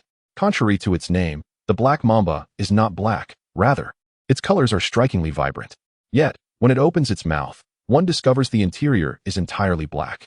Beware, for a mere bite can bring down even a woolly mammoth." Emulating singers and poets, Arthur began to weave a ballad for the audience. "Only the most impeccable blacksmiths from my homeland can forge the Black Mamba sword." The emotionally charged narrative incited another round of cheers from the crowd. "What price does such a splendid sword command?" A familiar voice from the stands, belonging to a denizen of the Summer Isles, called out, "An excellent inquiry. Allow my esteemed opponent, Arthur, to promote it. I have yet to inquire about this renowned assassin's name. What was it again?" Angravov, the slender assassin, quietly reminded. "Let us have my opponent, the celebrated assassin from Braavos." "Mr. Angravov, elucidate the value of this sword," Arthur announced. "He possesses a more immediate perception of this weapon and is, indeed, an acknowledged excellent assassin. He shall be the inaugural patron of Snow and Peach. I bestow this honor upon him." Upon hearing this, Angravov could not help but swallow once more, the fresh wound on his neck throbbing painfully. "Think carefully before you speak," Arthur whispered, ensuring only they could hear. Wiping the sweat from his brow, Angravov tremulously declared, glancing at Arthur, who was demonstrating the sword in a flamboyant manner around him, "I am willing to pay an equivalent weight in gold for a Black Mamba sword." Chapter 32. Return to Sister Island. Fate has a penchant for jesting, often bringing forth what one fears most. Gazing at the striking island and treacherous reefs that had left a lasting impression on him, Victor recalled vividly the events that had transpired months prior. Had he not been fortunate enough to carry Lord Arthur, he might have been reduced to a slave or a laborer on that island, or perhaps even a meal for the crabs. Following the Stormbreaker, Victor instructed his crew to dock beside the pier constructed from wrecked ship timber. Observing the creaking planks of the dock trodden upon by the Three Sisters Islanders, he mused that perhaps one of those boards had been salvaged from the wavebreaker. "Bring forth the prepared silk satin," Victor commanded, referring to his age-old first mate, whose son and nephew were also held as hostages on Sister Island. "Captain, can they truly release the hostages as promised?" The first mate stood on the gangway, gazing at the dock, when a group of watchful islanders from the Sister Isles approached with anxious expressions. Moreover, no ransom would be required. Lord Arthur remarked that Count Godric is a pragmatic man. Victor also felt a sense of unease. Instinctively, he placed his hand on a silver-inlaid dagger, its hilt adorned with the image of an ice wolf. This was the token bestowed upon him by Arthur before their departure, and Victor regarded it as a talisman of fortune. "I hope Lord Arthur is indeed correct," he sighed, instructing the apprehensive sailors to begin unloading the crates. In stark contrast to the anxious Braavosians aboard the ship, the islanders from the Sister Isles erupted into cheers as the vessel docked. They eagerly leapt onto the pier, boasting about their experiences in Braavos to familiar faces. Amidst their bragging, they occasionally uttered a few Braavosian curses, such as dry camel. It was not until Zon Bonal called the first mate out to reprimand them for their idleness that they were set to work unloading the cargo. Before long, the captain of the Sweet Sister Island Guard arrived with several soldiers in tow. To his surprise, he recognized Victor as he descended from the ship. "We meet again, Captain of Braavos," the guard captain remarked, a hint of astonishment in his gaze. "You are the second Braavos captain I have seen set foot on Sweet Sister Island in my lifetime. Perhaps you shall witness my third and fourth arrivals on this isle in the future." Stepping onto this land once more, the unease within Victor seemed to dissipate. In the captain's astonished gaze, he even managed a polite smile. "I seek Count Godric. I have prepared a box of silk from the east as a gift for him. The Lord has arranged salt and bread for you at the castle," the guard captain replied, seemingly reassessing the Braavos captain as he scrutinized Victor from head to toe. "Follow me." After a brief exchange with Zon Bonal, the guard captain mentioned that the count was eager to meet him. Victor, accompanied by several sailors carrying the boxes and Zon, followed the guard captain toward the castle. The islanders from the Sister Isles had no need for further instruction. They either flocked to the familiar taverns of Sister Town or returned to their respective homes. As Victor passed through Sister Town, he could not help but gaze around. The town remained as filthy and unsightly as ever, permeated by the stench of pig droppings and rotting fish. The gallows bore the remnants of a corpse, its belly split open and innards exposed, now reduced to mere bones. "Pecked at by crows. Your sons are not among them," the guard captain urged as he noticed Victor pause. "Nor were they ever hung there." Victor once again touched the silver-inlaid dagger at his waist, feeling a slight sense of reassurance, and fell in step behind the guard captain. "This place evokes unpleasant memories for me." Without turning his head, the guard captain replied, "Only the islanders and smugglers can cherish fond memories here. Do not frighten him like that, Cato. He shall be our partner from now on." Zon grasped the loose silk cloak, careful to prevent its trailing hem from becoming soiled by the mud. "You truly ought to visit Braavos. It has been an eye-opening experience for me." The captain of the guard, Cato, ceased his conversation, leading the way ahead. They traversed a bridge of dark basalt, passing through a rusted iron gate. Victor beheld the verdant waters of the river, surging tumultuously, sending sprays of waves crashing against the castle's foundational stones. The gatehouse across the moat loomed larger than before, its stones cloaked in seaweed. Navigating through the muddy courtyard, Victor followed the path once taken by Arthur, ascending into the depths of the stone fortress of Storm's End. In the dimly lit hall, Victor encountered Count Godric, and after exchanging greetings, he took his seat and presented a gift. "My lord, I seek the return of my hostages, my crew and my sons." Victor spoke directly. "I have returned to Sweet Sister Island as agreed. I understand your urgent desire to reunite with your loved ones, Captain." Godric acknowledged, beckoning Zon to his side. "Please understand my position as well. It has been some time since I last saw my nephew." Zon Bonner curled his lips slightly, fully aware of the character of his uncle. From his cloak, he produced the neatly arranged documents that Arthur had wrapped in oiled paper. "This contains the recent correspondence from the Sister Isles that Arthur gathered while in Braavos." "Shall I summon a scholar, my lord?" the captain inquired. "Though I am aging, I can still read." Godric waved his hand dismissively, indicating it was unnecessary. "Moreover, this matter must remain confidential. I do not trust the gray rat to keep a secret." "Zon, tell me about Braavos," Godric requested, retrieving a lens from his chest and laboriously perusing the documents. "What have you all been up to there?" Zon spoke candidly, recounting the wonders he had witnessed in Braavos, the colossal titans, the formidable purple fleet, and the city's thriving visage. "It aligns closely with what the gray rat has conveyed," Godric observed, glancing at his nephew. How did Arthur acquire this intelligence? It was a collaboration. Alongside a Braavosi insurance merchant, and with this captain before you, Zahn recounted the details Arthur had shared regarding the insurance industry. He also elaborated on how Arthur facilitated the signing of a partnership agreement and profit distribution with Shael Coffee and Victor. Thus, this intelligence is credible. Godric nodded instinctively. But the pragmatic Count then pondered. Yet, what benefit does he derive from this? My lord, might we now release the hostages? Victor anxiously pressed once more. Godric lifted his balding head, casting a glance at the Braavosi captain, deep in thought. Is it merely for the sake of rescuing these Braavosi? Surely, it cannot be solely that. The Braavosi were laboring in the docks beneath the castle. According to their agreement, those Braavosi were now yours. Godric commanded the captain to escort Victor, stating, from now on, we shall be partners. There is a gift for you in the docks that I hope you shall appreciate. Thank you, my lord. Victor hastily rose and bowed, retrieving a letter from his bosom. I was so anxious upon seeing you that I nearly forgot. This is a missive from Lord Arthur. Chapter 33. The cunning purple-eyed fox. After Victor departed, Godric opened the letter to read.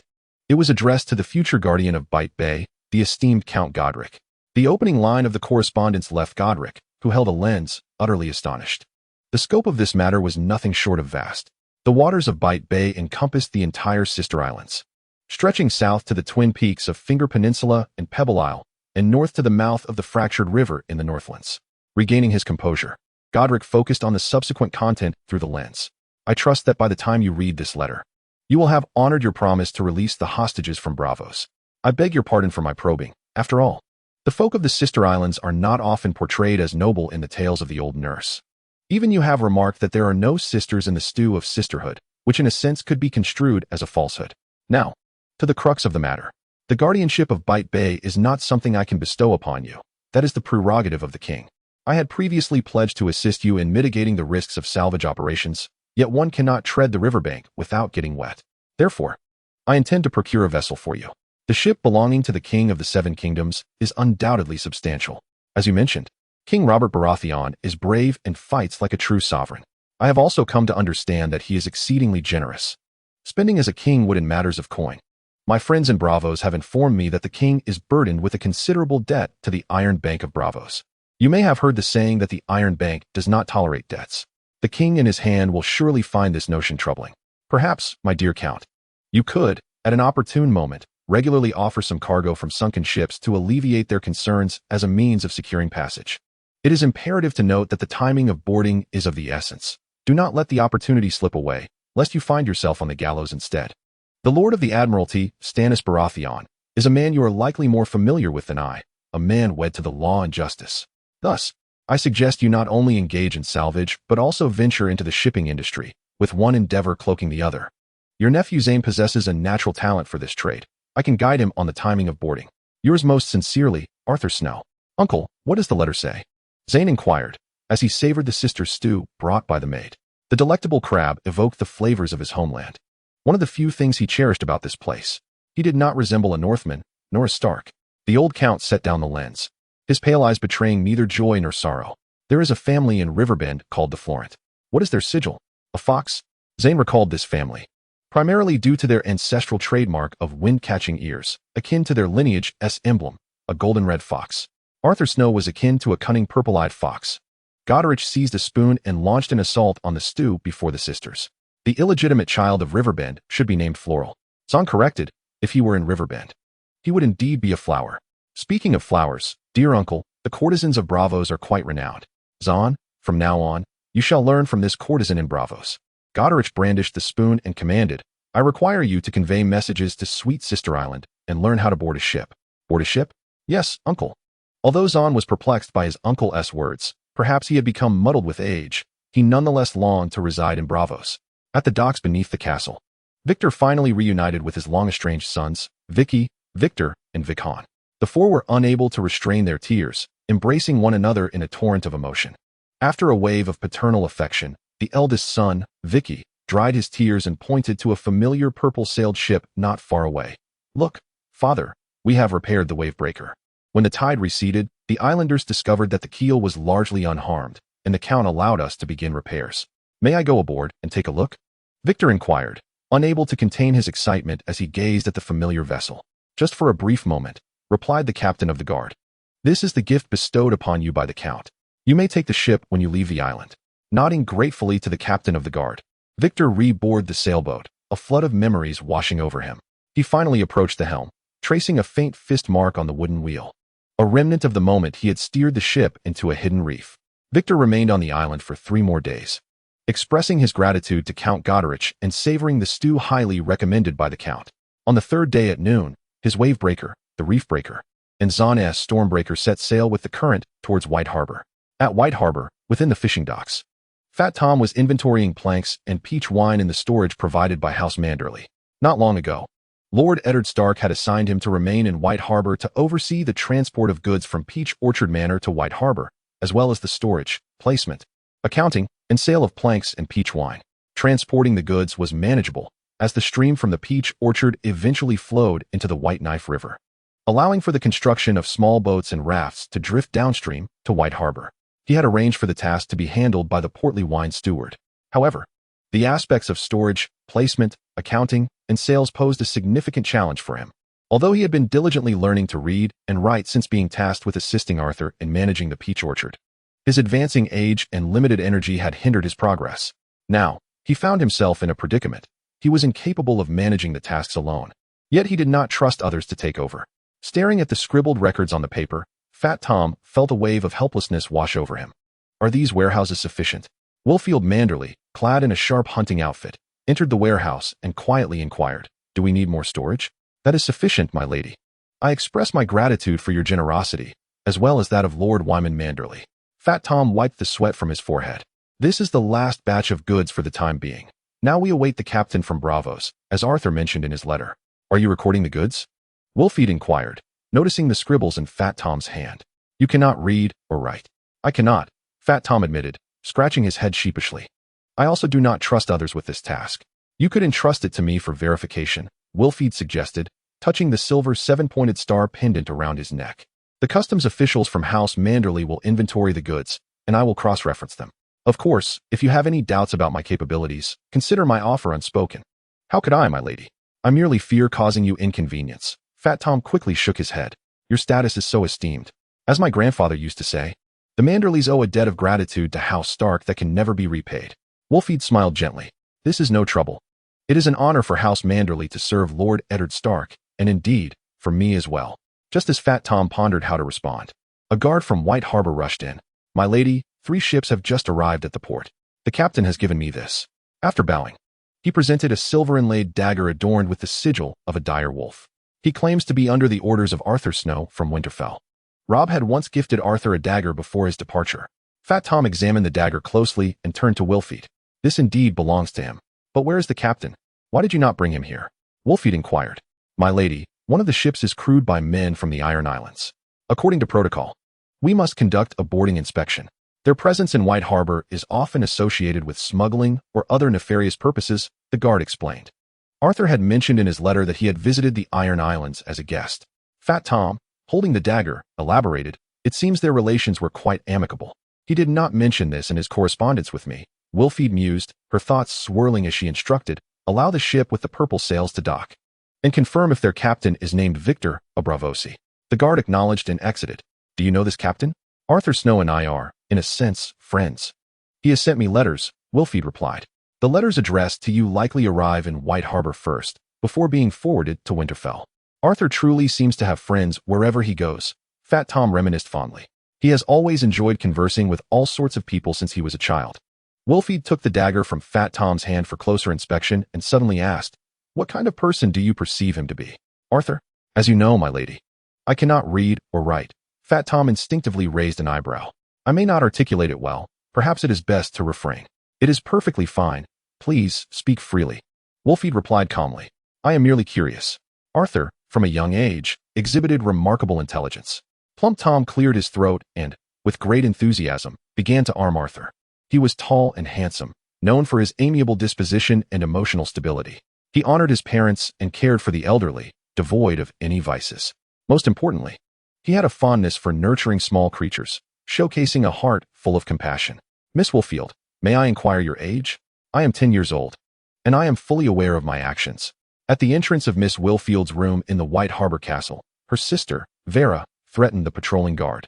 "Allow me to enter, or I shall inform grandfather that you have struck me." "I shall relay the truth of your entry to Miss Wolfield," the guard replied, his face a portrait of resignation as he stepped aside. "This is my duty, even if it leads to punishment." Vera stuck out her tongue at the guard and boldly entered her sister Wilfield's chamber. Although she had sneaked in many times before, she instinctively recoiled. For her sister invariably punished her by forcing her to engage in embroidery, a skill in which she was woefully lacking. This time, she sought a letter that Arthur had sent to her sister. Wolfield had forbidden her from reading it and disclosed none of its contents, leaving Vera's heart in a state of turmoil. After an exhaustive search, Vera discovered the letter in a solitary drawer of the vanity.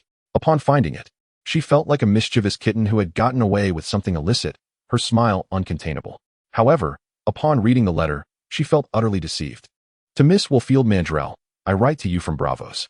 The captain, Victor, of the ship that was to take me to King's Landing has, by serendipitous fortune, become my subordinate. During our journey to Braavos, I learned that he possesses 30 years of experience in navigating the narrow sea, having never made a mistake. He is diligent and has no history of smuggling. I find him trustworthy. Victor will henceforth travel between Braavos and White Harbor, trading in the peach wine and timber brought from Winterfell. Should you be interested, you may join him.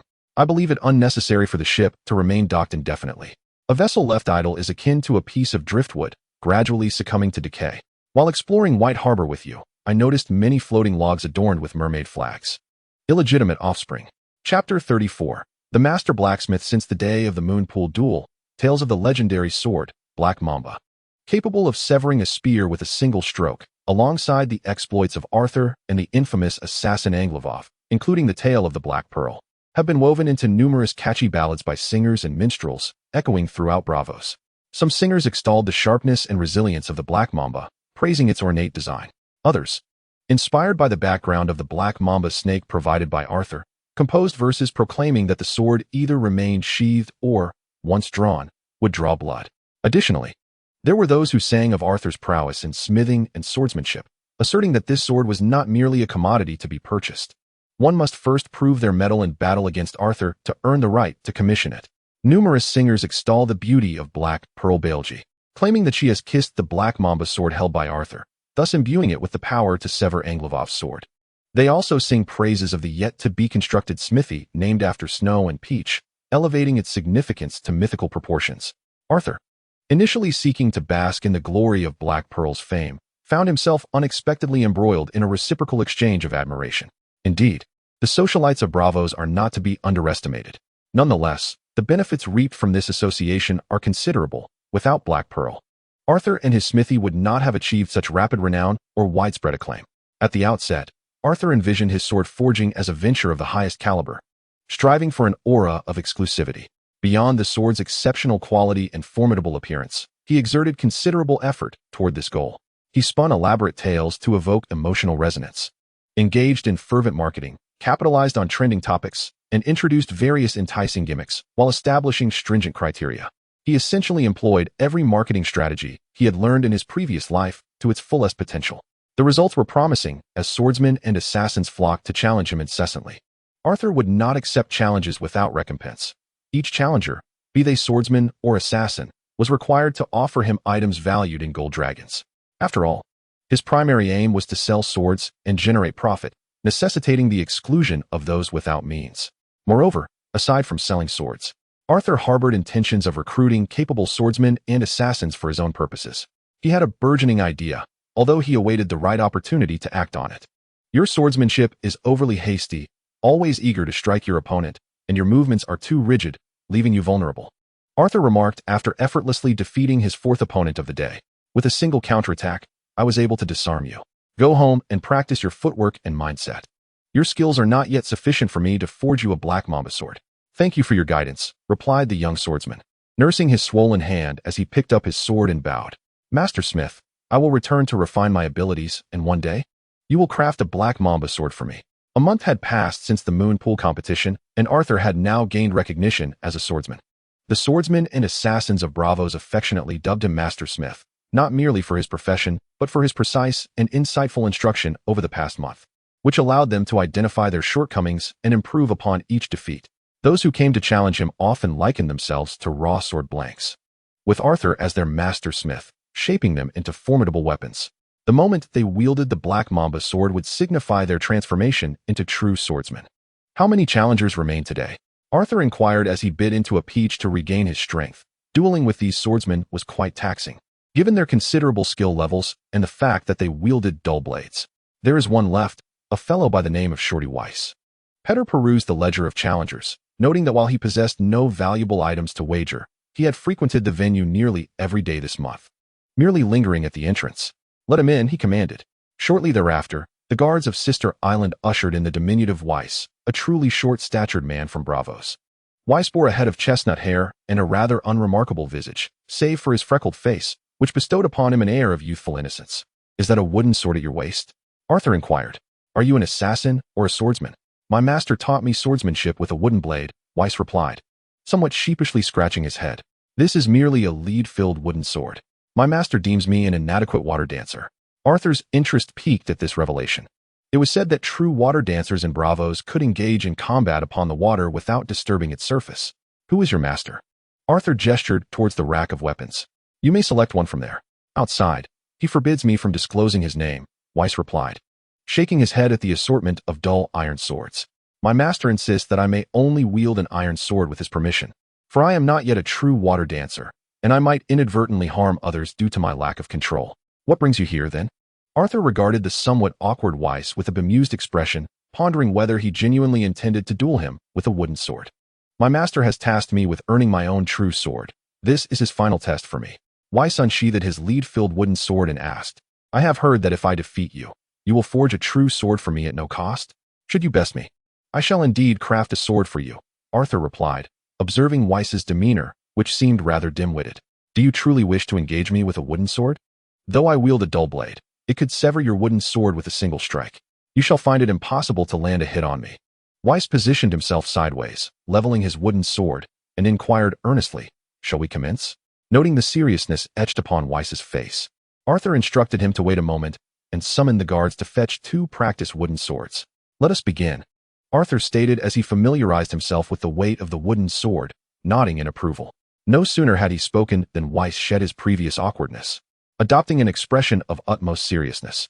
His footwork was light and rhythmic, though not particularly swift. His diminutive frame swayed with a deliberate grace, resembling a dance that obscured his intentions. Although his speed was modest, his agility was commendable. Arthur wielded his sword, executing a series of strikes towards the approaching Weiss, whose slight build afforded him a significant advantage in evasion. He merely sidestepped, his keen gaze fixed upon Arthur's vital points: the knees, the head, the abdomen.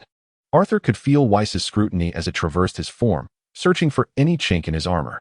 After exchanging a flurry of blows over several rounds, Weiss refrained from counterattacking, occasionally deflecting when he could not evade.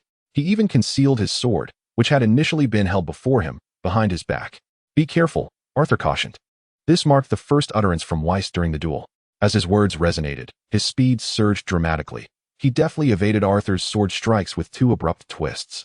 Charging straight ahead, the wooden sword, previously concealed behind the diminutive Weiss, struck out like a scorpion's tail, aiming directly at Arthur's midsection. The thrust was swift and fierce. Yet Arthur was even quicker. In a moment of fluid motion, he twisted his body like a phantom, narrowly avoiding the strike. Weiss, momentarily stunned by his empty thrust, had never encountered anyone capable of evading his charged attack, not even his master. Seizing the opportunity of Weiss's distraction, Arthur delivered a swift tap to his shoulder with the wooden sword before leaping back. "You have lost," Arthur declared, wiping the cold sweat from his brow as he regarded the diminutive figure that had compelled him to utilize his card, Flash. Had he not employed the card, he would surely have been struck by Weiss. Although carelessness played a part, it was Weiss's prompt that had heightened his vigilance, allowing him to deploy Flash with methodical precision. Weiss's small stature and youthful countenance rendered him easily overlooked and underestimated. He was, it could be said, a natural born for the life of an assassin. "I have lost," Weiss acknowledged with a nod, resuming his usual, impassive demeanor as he returned the wooden sword to its place at his waist. With a courteous bow, he turned to leave, his movements decisive. Arthur called out to him, "Your swordsmanship merits my assistance in acquiring a Black Mamba sword." "But I have no money," Weiss replied, glancing back. "I have conceded to you. There is no need for payment. I wish to meet your master." Arthur tossed the wooden sword to the guards of Sister Island, declaring, "I harbor a keen interest in the water dancer and the dance of water. I cannot assure my master of your request." You need only relay your experience to him and convey my desire for a personal audience. Very well, Weiss nodded resolutely. I shall inform my master of my encounter. I do so every day, as is his requirement. Chapter 35. Snow and Peach at the blacksmith's forge. After Weiss departed, Arthur made his way to the front yard. The transformed blacksmith's forge, now adorned with the Snow and Peach sign, had been in operation for 2 weeks. Inside, a variety of bare-chested individuals busily toiled, sable-skinned islanders, fair-skinned Konois, and Westerlanders, though the majority were Braavosi. The apprentices hurled a mixture of charcoal and iron ore into the top opening of the smelting furnace, aiming to produce spongy iron suitable for forging. Smoke billowed continuously from several smelting furnaces, constructed from heat-resistant clay and stone, assembled by Braavosi artisans into rudimentary structures. Additionally, apprentices operated robust bellows crafted from animal hides, relentlessly injecting powerful gusts of air into the flames. The rhythmic clanging of hammers echoed from the anvils, harmonizing with the heat waves emanating from the forge. The fame and allure of the Black Mamba not only attract numerous swordsmen and assassins, but also draw many blacksmiths and apprentices eager to learn the art of sword forging.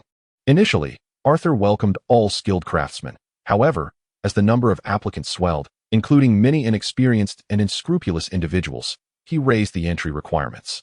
Now, those in the forge must either demonstrate commendable forging skills or pay a considerable apprenticeship fee. Based on their craftsmanship, Arthur would enter into corresponding employment contracts with them, conducting assessments and classifications. Apprentices are forbidden from marking the swords or armor they forge with personal insignias. Instead, they must use the snowflake mark.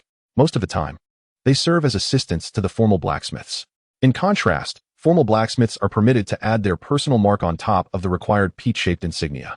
Only those blacksmiths capable of crafting the Black Mamba sword may inscribe solely their personal mark, while the Snow and Peach marks are uniquely theirs. Arthur, bare-chested and wielding a forging hammer, entered the blacksmith's workshop, causing all the blacksmiths present to halt their tasks, their eyes gleaming with anticipation and desire. Noticing their eager gazes, Arthur declared, "Today, I shall forge a unique Black Mamba sword. You may observe closely." He instructed them to prepare stacked iron plates and clear out furnace number 1. A dark-skinned individual from the Summer Isles, named Calby, promptly directed 2 apprentice blacksmiths and others in the room, while observing, "Do not disturb the master during the forging. Save your questions until after the process is complete." Calby had come in search of knowledge and was later employed by Arthur to manage the daily operations of the forge. He was a skilled blacksmith in his own right, having previously run a forge in his homeland. Among the blacksmiths, he was the one closest to being able to forge a Black Mamba sword. Arthur had previously met him by the moon pool, where he passionately introduced the Black Pearl while sitting beside Arthur.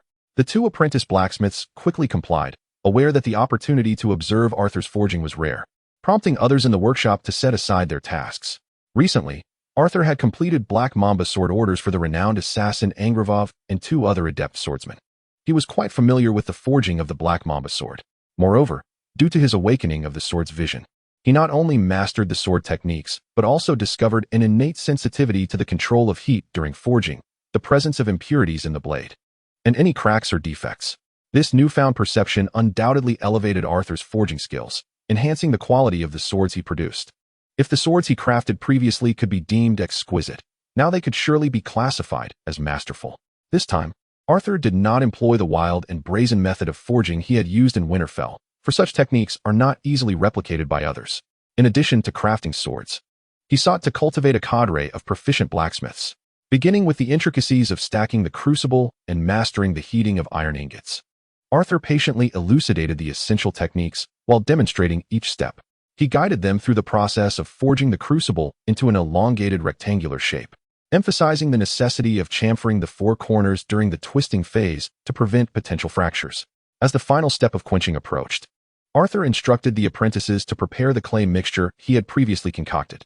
Carl, perplexed, inquired about the purpose of the clay. The onlookers were equally baffled, recalling that Arthur had not employed this technique when forging the Black Mamba, covering the blade with earth. Arthur explained as he applied the prepared clay to the blade's body and spine. This technique involves coating the less critical areas of the blade with the mixed clay, followed by heating the sword to a specific temperature. He placed the clay-coated sword into the furnace, personally regulating the bellows to ensure an even heat. Once the sword reached the appropriate temperature, Arthur swiftly extracted it and plunged the glowing red blade into the quenching barrel. At that moment, he infused the card attributes of the Qin Gang's sword into the metal. The mixture of water and oil reacted violently with the heated blade, producing a fierce hissing sound that caused the onlookers to instinctively step back as flames erupted from the sword. After the blade had fully cooled, Arthur used a metal brush to remove the clay from its surface, explaining, as the red-hot blade enters the quenching barrel, the exposed sections cool rapidly, while the areas covered in clay experience minimal temperature change. This results in differing hardness levels between the covered and exposed parts, achieving a harmonious balance of rigidity and flexibility. With a hardened edge, the sword retains excellent resilience. The Braavos swordsmen and assassins wield slender blades suited for thrusting rather than chopping. Carl, upon understanding, was struck with admiration, exclaiming, "If your technique of covering the blade with earth truly performs as you describe, it will undoubtedly elevate the sword's practicality to a new level." The surrounding crowd gazed at Arthur with fervent anticipation, eyeing the unfinished sword in his hands. After a series of refinements, acid baths, and adjustments, the sword finally took shape. Due to the clay covering, the blade's color appeared muted, with the swirling patterns only manifesting at the junction of the spine and edge. This Chingang sword bore a deep brown hue, lacking the radiant sheen of the blade Arthur had crafted for Jon, appearing rather unremarkable. Carl, unsure of the sword's overall appearance compared to the previous one, hesitantly asked, "My lord, shall we test the sword?" "Let us proceed," Arthur replied, as was his custom, fashioning a temporary hilt from rope at the sword's base. He waved it about and added, "Now, fetch a completed sword for comparison, perhaps one from the Peachwood series." Carl responded affirmatively, "Yes, sir." Upon hearing these words, the crowd's faces lit up with excitement. The tale of Arthur severing a sword with the Black Mamba blade at the Moon Pool had been woven into songs by the bards, and today they were finally privileged to witness it. The blacksmith's apprentice had prepared a test dummy clad in leather armor, a shield of bound ironwood, and a Braavos fine sword embossed with a peach emblem. The first test was a slashing demonstration. The Black Mamba's blade, though akin to the Braavos sword, was not ideally suited for such strikes. However, once the blade was coated in earth and heated, its darkened form cleaved through the leather armor dummy as though it were mere butter, showcasing no defensive efficacy whatsoever. The ancient brown blade left the deepest of gashes upon the scarred dummy, nearly twice as profound as the marks left by the Black Mamba Arthur had previously forged. This was truly astonishing. Carl stared in awe at the results, meticulously examining the dummy and the leather armor for markings. In the face of the crowd's astonished gazes, Arthur merely shrugged nonchalantly, having anticipated this outcome. Next was the piercing test. Arthur held the sword and lightly tapped its tip against the bound ironwood shield, striking 3 times. Each tap resonated like nails driven into a table, creating 3 notches that nearly pierced the shield through. Onlookers gasped at the results, their admiration for Arthur growing fervent. They had once believed the bard's accounts were embellished. After all, they had secretly tested the Black Mamba sword, confirming its quality as superb. Yet the severing of a sword had not been achieved, only a notch had been made. However, it appeared that the Black Mamba in Arthur's hand was indeed as formidable as the legend suggested. Carl felt a sense of relief. This newly forged brown Black Mamba was undoubtedly superior to the previously ornate versions. Much like the now brown socialite Black Pearl, whose skin no longer bore its original hue. Her beauty remained undiminished and still garnered admiration. Finally, amidst the eager anticipation of the crowd, Arthur wielded the newly crafted Black Mamba and executed 3 swift strikes. Severing the peach-embossed sword, forged by the blacksmith's workshop, which was of quality second only to the Black Mamba. This time, Arthur did not rely on kill or employ the broadsword to gain an advantage. He allowed the quality of the sword to speak for itself. As he meticulously refined every detail of the Black Mamba, twilight descended, prompting Arthur to invite Carl to join him for dinner. The meal was similar to those of the past, accompanied by an amber sweet wine from the Midsummer Isles. "My lord, your craftsmanship is truly remarkable, and your generosity in sharing this skill with us is commendable," Carl exclaimed after sipping the amber sweet wine native to his homeland. "As you know, the people of the Midsummer Isles are fond of trade and exploration. I have even visited the free trade city-state of Kohor, where I witnessed the forging and smelting of Valyrian steel. The blacksmiths there often refer to their craft as magic. Yet I believe your forging techniques surpass that so-called magic and are far more generous than those of the Kohor masters. This is the wisdom of our ancestors." Arthur took a bite of the dried fruit bread, washing it down with amber sweet wine, and began to ramble. "You know, I infused magic into the forging as well. Have you ever heard the notion that a true master imbues his spirit and will into his creations?" Arthur slightly closed his eyes, savoring the flavors that the amber sweet wine revealed on his palate. "For some reason, I feel exceptionally inspired today. Perhaps I may never craft such a sword again." Perhaps influenced by the alcohol, Arthur's contemplative demeanor while enjoying the amber-sweet wine commanded Carl's deep respect. Even during mealtime, he remained lost in the sensations of the forging process. No wonder he was a master capable of forging the Black Mamba sword. Evidently oblivious to Carl's growing admiration, Arthur continued to indulge in the wine. The flavor of the amber-sweet wine was not overly potent, imbued with a bouquet of fruity sweetness, which made it feel more like a delightful alcoholic beverage, one that Arthur relished. After a few sips of onion meat soup, savory and delightful, he understood why the one-eyed merchant, Shael Coffee, consumed it daily. You previously mentioned the template drawing technique, and I find it quite feasible for implementation, Arthur remarked, drawing the somewhat distracted Carl back to reality. The template drawing method is a device that assists blacksmiths in making chainmail from iron wire. Heated iron pieces are drawn through a series of small holes, a process much easier than the laborious hammering at the forge. Chainmail is lightweight and reduces damage from stabbing blows, making it particularly popular in Braavos. After a few cups of amber-sweet wine, Carl seemed somewhat inebriated. Mimicking Arthur's gestures as he introduced, "In my homeland, the Summer Isles, minerals are scarce, and there is no tradition of wearing armor. Otherwise, I wouldn't have come to Braavos. However, it is precisely because of this that I encountered you here, and for the first time, I'm grateful for the lack of resources in my homeland." Arthur and Carl continued their conversation, discussing not only the implementation of chainmail production, but also the management of the blacksmith shop, and, most importantly, profit distribution. Arthur promised Carl a share of 20% of the profits from the blacksmith shop. Of course, the swords crafted by Arthur would remain personal property, separate from the independent shop of Shael and Tao. Once the profit-sharing agreement was settled, Carl, like a box of open secrets, spoke at length about the various armors, protective gear, and an array of weaponry he had seen and learned about during his travels. Among the topics that piqued Arthur's interest was the armor woven from branches and vines, as well as the method of forging Valyrian steel swords. Carl, without reservation, shared intricate details about these techniques, despite lacking physical examples for demonstration. As he spoke passionately, he gestured animatedly, and when faced with Arthur's questions or differing views, he would pause to ponder the feasibility and potential solutions. It was not until the roar of the Titan, heralding the dawn, that they realized they had conversed throughout the night. As Arthur yawned and prepared for slumber, he inadvertently noticed that the Three Kingdoms system panel had unlocked 2 new equipment cards. The Vine Armor significantly mitigated physical damage but doubled the fire damage received. The 6 Swords of Wu could devour up to 6 other swords, mimicking their forms and effects, requiring special materials for crafting.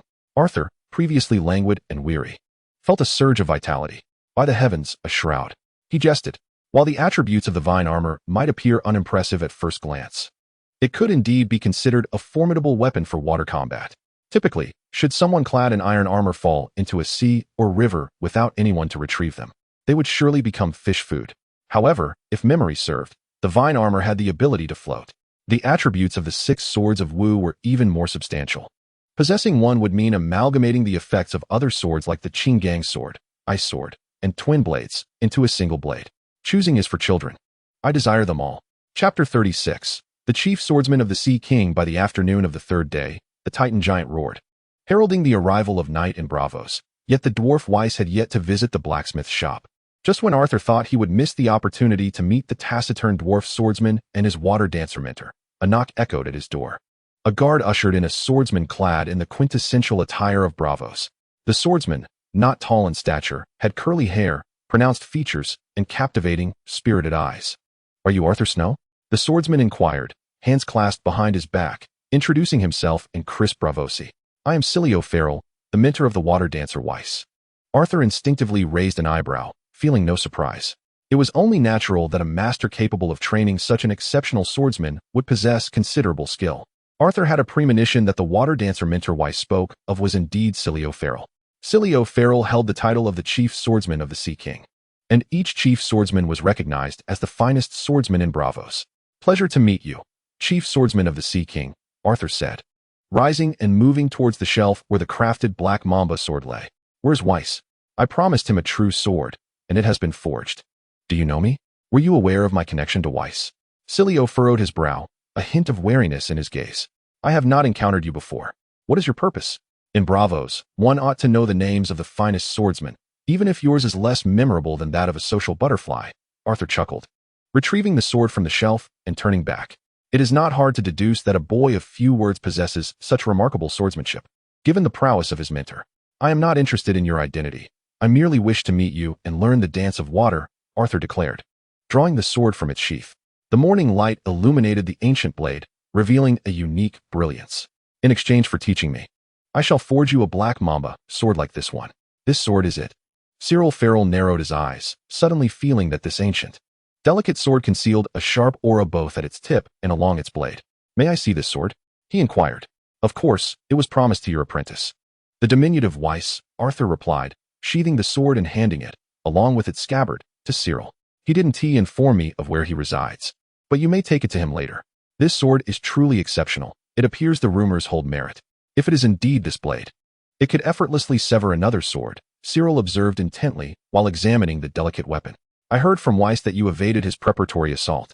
How did you manage that? It may have been mere chance, Arthur shrugged, knowing he could not divulge to Cyril that he had employed a skill to evade the attack. Some inquiries elude definitive answers. What of the Black Mamba sword? Is it worthy of your instruction in the dance of water? This sword is indeed a masterpiece, rivaling even Valyrian steel. Cyril's eyes gleamed with eagerness. Every swordsman inevitably yearns for a fine blade. I have heard that defeating you grants one the privilege of having a Black Mamba sword forged for free. The quality of swords varies immensely, Arthur noted. Perceiving the fervor in Cyril's words, his lips curling into a subtle smile. When I forged this blade, my state was exceptional. Not every sword can achieve such quality. While Cyril's water dance technique intrigued him, Arthur placed greater significance on Cyril's esteemed position as chief swordsman. The associated fame and his role as a close aide to the Sea King could yield considerable advantages if wielded wisely.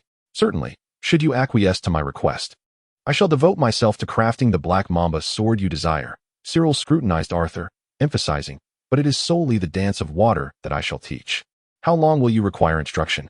I can only come after the Titan's roar. I learn swiftly. It shall not exceed 6 months, Arthur nodded. I will await your arrival in the backyard promptly. Ultimately, Cyril Farrell did not take the Black Mamba sword. He mentioned that the diminutive Weiss would be residing at the estate as a guard, serving Arthur to repay the favor of the gifted sword. In the ensuing weeks, each time the Titan roared, Cyril arrived punctually at the estate to instruct Arthur in the dance of water, providing him with a systematic understanding that significantly enhanced both his agility and swordsmanship. Through these weeks of tutelage, Arthur, Cyril, and the diminutive Weiss grew quite familiar with one another. Particularly Weiss, who became enamored with the ancient Black Mamba sword, meticulously polishing its blade daily. Arthur did not regard Weiss merely as an ordinary guard. He arranged for him to learn some attendant duties. For instance, he tasked Weiss with the daily grooming of Shadowless, alongside learning horsemanship and the common tongue of Westeros. Though somewhat dull-witted, Weiss approached learning with remarkable seriousness and focus, often mastering concepts more swiftly and effectively than the average individual. When Arthur inquired about Weiss's future aspirations, the diminutive lad merely scratched his head, blushing and remaining silent. Until the conclusion of an exercise, Arthur broached the subject during dinner with Cilio, expressing his aspiration to become the chief swordsman of the Sea King. Cilio Farrell, having indulged in several cups of plum wine, candidly remarked that, given his temperament, he could never attain such a position. I have heard that the chief swordsman of the Sea King is acknowledged as the strongest swordsman in Braavos. Arthur, perplexed, inquired, he may not be now, but considering his age and dedication, I believe there is great promise. I harbor no doubt regarding his achievements in swordsmanship. He is the apprentice I have chosen. Cilio chuckled softly. Yet, to become the chief swordsman, one must possess more than mere swordsmanship. Arthur pressed, what else is required? Loyalty to the Sea King? Loyalty is indeed paramount. Cilio shook his head, setting down his cup, and squinted as he stated, but insight is far more crucial. That boy lacks the ability to discern the truth of matters. Cilio recounted his own journey to becoming the chief swordsman of the Sea King. The ships of Braavos sailed across the oceans, returning from distant lands, with the captain presenting exotic animals to the Sea King's menagerie. Apart from dragons, I encountered a plethora of rare creatures within the Sea King's collection. At that time, the previous chief swordsman had just passed away, and the Sea King summoned me, for according to Braavos tradition, an heir must be appointed without delay. Numerous swordsmen had come before me, some stronger, taller, and swifter than I. Yet all were dismissed without explanation. When I first laid eyes on the Sea King, he sat serenely, a plump yellow cat resting on his lap. He informed me that this feline had been brought to him by a captain from an island further than the land of the rising sun surely. You have never seen an animal quite like her? He inquired. I replied, every night in the alleys of Braavos, I encounter thousands of creatures resembling her. The Sea King erupted in hearty laughter, and that very day, he appointed me as chief swordsman. Truly, the Sea King's insight is remarkable. Using an ordinary cat to test the hearts of men. Upon hearing Silio's account, Arthur nodded in agreement. By his method, the chief swordsman he identifies is either a sincere, almost stubborn individual or an astute and knowledgeable one. Silio, somewhat taken aback, glanced at Arthur. As you say, it was merely an unremarkable cat. Others expected to encounter rare beasts, and thus could see nothing but the extraordinary. They claimed the cat was large, yet it was not particularly so. It had simply become somewhat plump due to the Sea King's habit of feeding it from his table. They remarked on its dainty ears, which were merely a result of battles with other cats, where a piece had been bitten off, though it was undeniably a tomcat. The Sea King's insistence on calling it she led them to accept it as truth. Arthur pondered carefully. As you have noted, Wismith's nature is ill-suited for the role of chief swordsman. Wismith is excessively compliant, dutifully adhering to instructions with meticulous precision. Ziliu shook his head with a hint of regret. His disciple possessed exceptional swordsmanship and remarkable stealth abilities. However, his somewhat rigid personality hindered his capacity for independent thought and discerning the deeper nuances of situations. Chapter 37. 6 months of development time flew by, and Arthur found himself deeply immersed in the bustling life of Braavos, drained each day by a myriad of trivial affairs. It had already been over a year since his 11th naming day. The various enterprises Arthur managed in Braavos had endured the initial challenges of establishment and were now gradually stabilizing. The shipping industry was primarily under the stewardship of Victor. The fleet had become well acquainted with the route from White Harbor to Braavos, with a steady flow of timber and peach wine from the north being transported to Braavos. In return, Braavos' unique products, especially winter clothing, were warmly received by the Northerners. In addition to cargo transport, the fleet also undertook the contractual obligation of rescuing unfortunate captains and crew stranded on the shipwrecked isles. An altruistic endeavor that unexpectedly enhanced both Victor's and Arthur's reputations among seafarers. This reputation, however, was a double-edged sword. Aware of the inherent risks of shipping, Victor decided to keep his eldest son, Vicky, close to Arthur in Braavos. Currently, Vicky assisted Arthur in liaising with the armory and shipyard of Braavos. The reliable supply of high-quality timber from the north allowed Arthur to secure a significant share of the raw material supply for both the armory and shipyard in Braavos, enabling him to procure vessels at advantageous prices. With the addition of ships from White Harbor and the shipwrecked isles, the fleet now comprised 4 large 3-masted sailing ships, 5 medium-sized purple-sailed vessels, and 6 flat-bottomed 2-masted galleys, totaling 15 ocean-going ships. 2 large 3-masted ships and 4 flat-bottomed galleys were provided by White Harbor, while 2 large 3-masted ships and 2 flat-bottomed galleys came from the 3 lords of the shipwrecked isles. The 5 medium-sized purple-sailed vessels belonged to Victor and Arthur. Arthur was initially uncertain about why he had reached out to Wilfred of the Mandlers. What surprised him even more was Wilfred's unwavering trust in him, as he generously offered 6 ocean-capable ships. It is worth noting that, aside from the vessels themselves, each ocean-going ship required a considerable crew, approximately 100 to 180 individuals for a large 3-masted ship, and 40 to 50 for a medium-sized flat-bottomed galley. This prompted Arthur to reassess Wilfred's influence within the Mandler family, leading him to occasionally send Wilfred unique crafts from Braavos as tokens of appreciation. The blacksmithing business was primarily overseen by Cal Bay from the Summer Isles. Currently, the Snow and Peach blacksmiths could produce the Black Mamba sword, with 3 skilled blacksmiths, including Cal, now on board. Additionally, there were 8 formal blacksmiths and 13 apprentices. Arthur's estate courtyard had long ceased to accommodate the Snow and Peach blacksmiths, and even the implementation of a rotating schedule proved insufficient. At Carl's suggestion, Arthur rented a storefront along with several adjacent houses near the mainland, away from the throngs of people, to expand the Snow and Peach blacksmith. The original blacksmith shop now serves as a training ground for Arthur or for the forging of the Black Mamba sword. The workshop currently produces 3 tiers of swords: the Bravo this fine sword, the Snow-marked sword, and the Peach-marked sword, in addition to the Black Mamba sword. The lightweight, gleaming chainmail has also gained considerable popularity among the dashing swordsmen and assassins of Braavos. Furthermore, standardized iron nails, tools, and fishing gear have received favorable reviews from craftsmen and fishermen alike. Previously unlocked equipment card, the Vine Armor, was attempted by Arthur, but ultimately failed during the final stage of adding attributes, resulting in its destruction. Consequently, Arthur decided to have Carl, who was knowledgeable about the craft and details of the Vine Armor, lead a focused research effort to see if they could develop it. However, the scarcity of palm trees in Braavos, compounded by restrictions on tree cutting, posed a challenge for Carl, slowing the research progress considerably. The insurance sector is primarily overseen by Zambornal, a former captain with a practical management capability. After sensing his yearning for a life in Braavos, Arthur proactively wrote to Count Godrich to recruit him. Arthur's judgment proved sound. Upon returning to Braavos, the pragmatic Zahn formed a partnership with the insurance merchant Shael Coffee. From the one-eyed fat man, Zahn acquired valuable insights, demonstrating commendable abilities in information gathering and processing. Now, he not only liaises with insurance merchants and the lords of the Three Sisters Islands, but has also established multiple robust communication channels across the Narrow Sea. With Arthur's financial backing, he has nurtured numerous informants in Braavos and White Harbor, laying the groundwork for a preliminary intelligence network to collect local gossip and commodity prices. Naturally, the establishment of this network and the transfer of information heavily relied on the frequent cooperation of the shipping fleets between the two locations.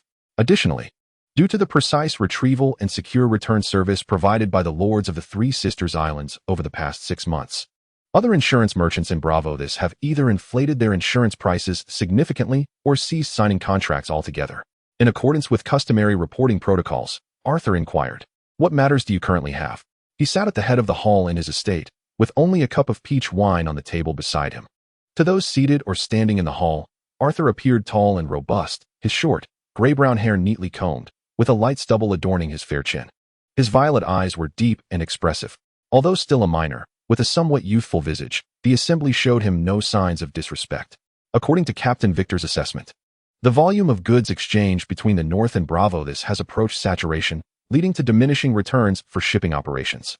The first to speak was Ledger Petter, who stood to Arthur's left, writing in a ledger as he spoke. "Indeed," as he stated, "I have recorded that the fleet's shipping profits have declined with each voyage. We can reduce the number of vessels, as the cargo capacity of the White Harbor fleet constitutes half of our own." Zahn Bonner, seated comfortably, habitually rubbed the armrest of his chair with his elongated fingers, expressing his bewilderment at the notion that the corpulent mandrill could claim a share without contributing anything. "White Harbor has generously provided us with tax exemptions and free storage facilities." VK, the eldest son of Victor, who sat furthest from Zahn, voiced his dissent. "They, like us, bear the risks of shipping and therefore deserve their due rewards." The dark-skinned Call proposed, "Perhaps we could explore new trade routes. The inhabitants of the Summer Isles generally relish trade and exploration. Let the hefty fishmonger's ships venture forth to establish these new routes."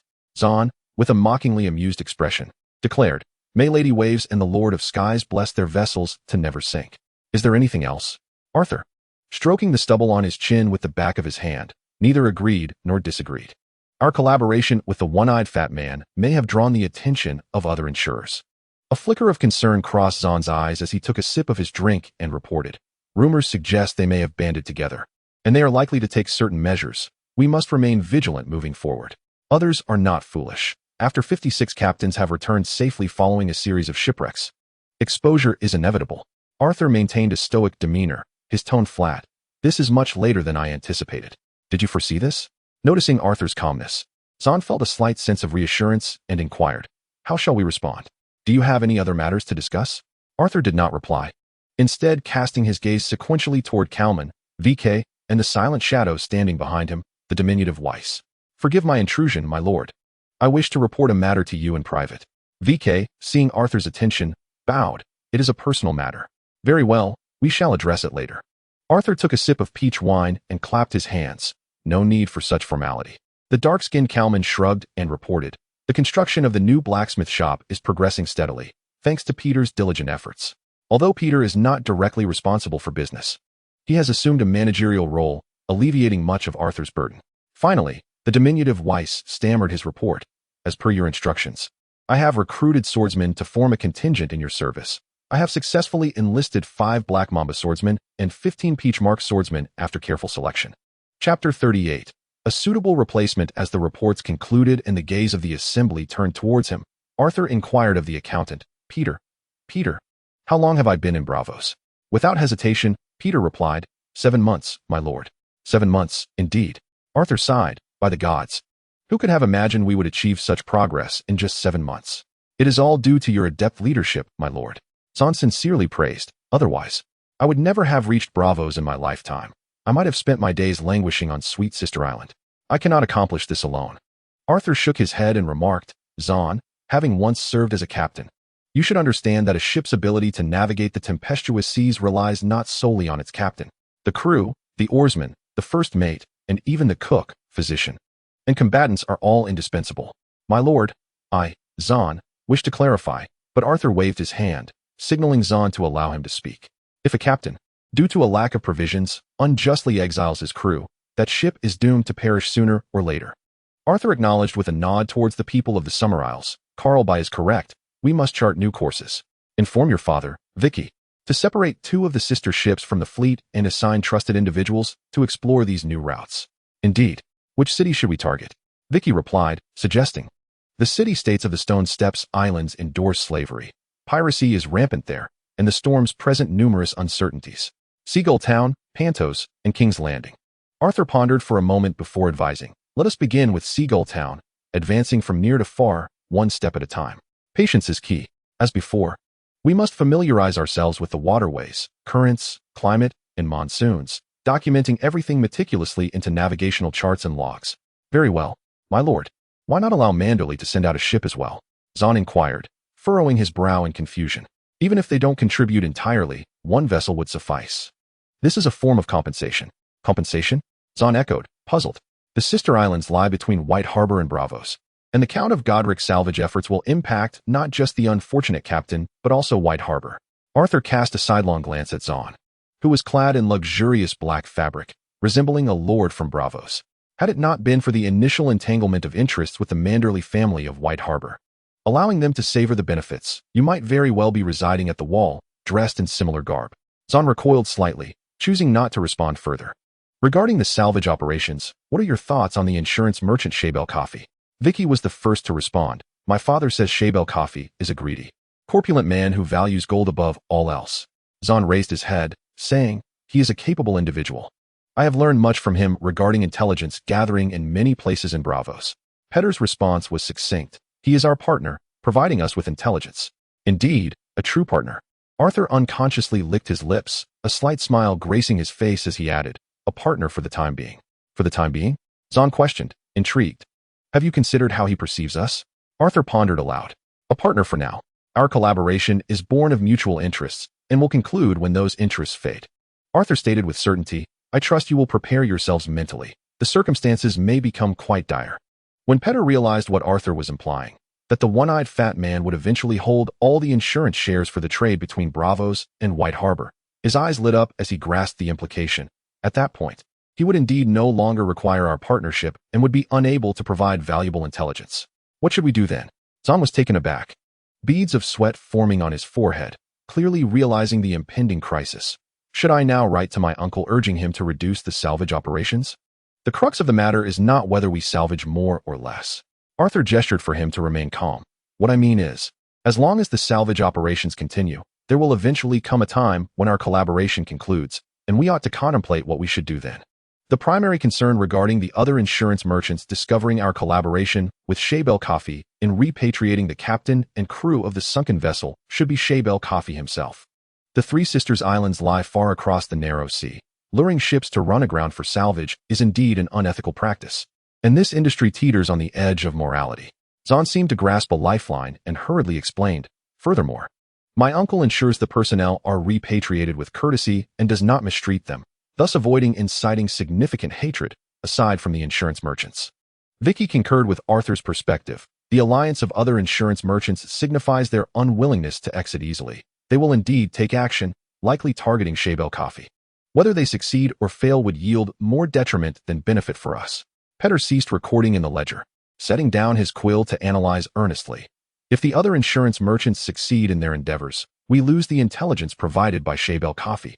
If they fail, Shael Coffee will complete the consolidation of insurance shares and part ways with us. I believe that the salvage operations tied to the insurance industry have brought us no returns, only risks.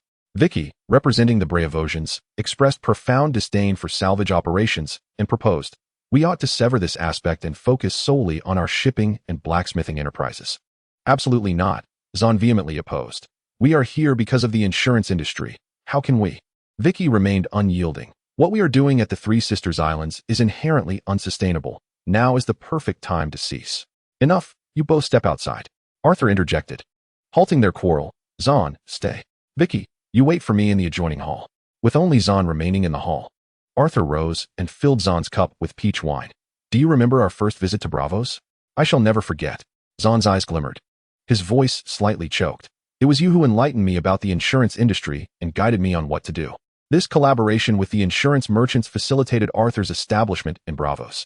Subsequently, the repatriation of the salvaged ship's captain brought Arthur a measure of renown, allowing him the opportunity to recruit skilled crew members, sailors, and captains to expand his fleet. When measured against the benefits, Arthur's investments and the risks he bore far outweighed the gains. His motivations were largely driven by a commitment to Count Godric.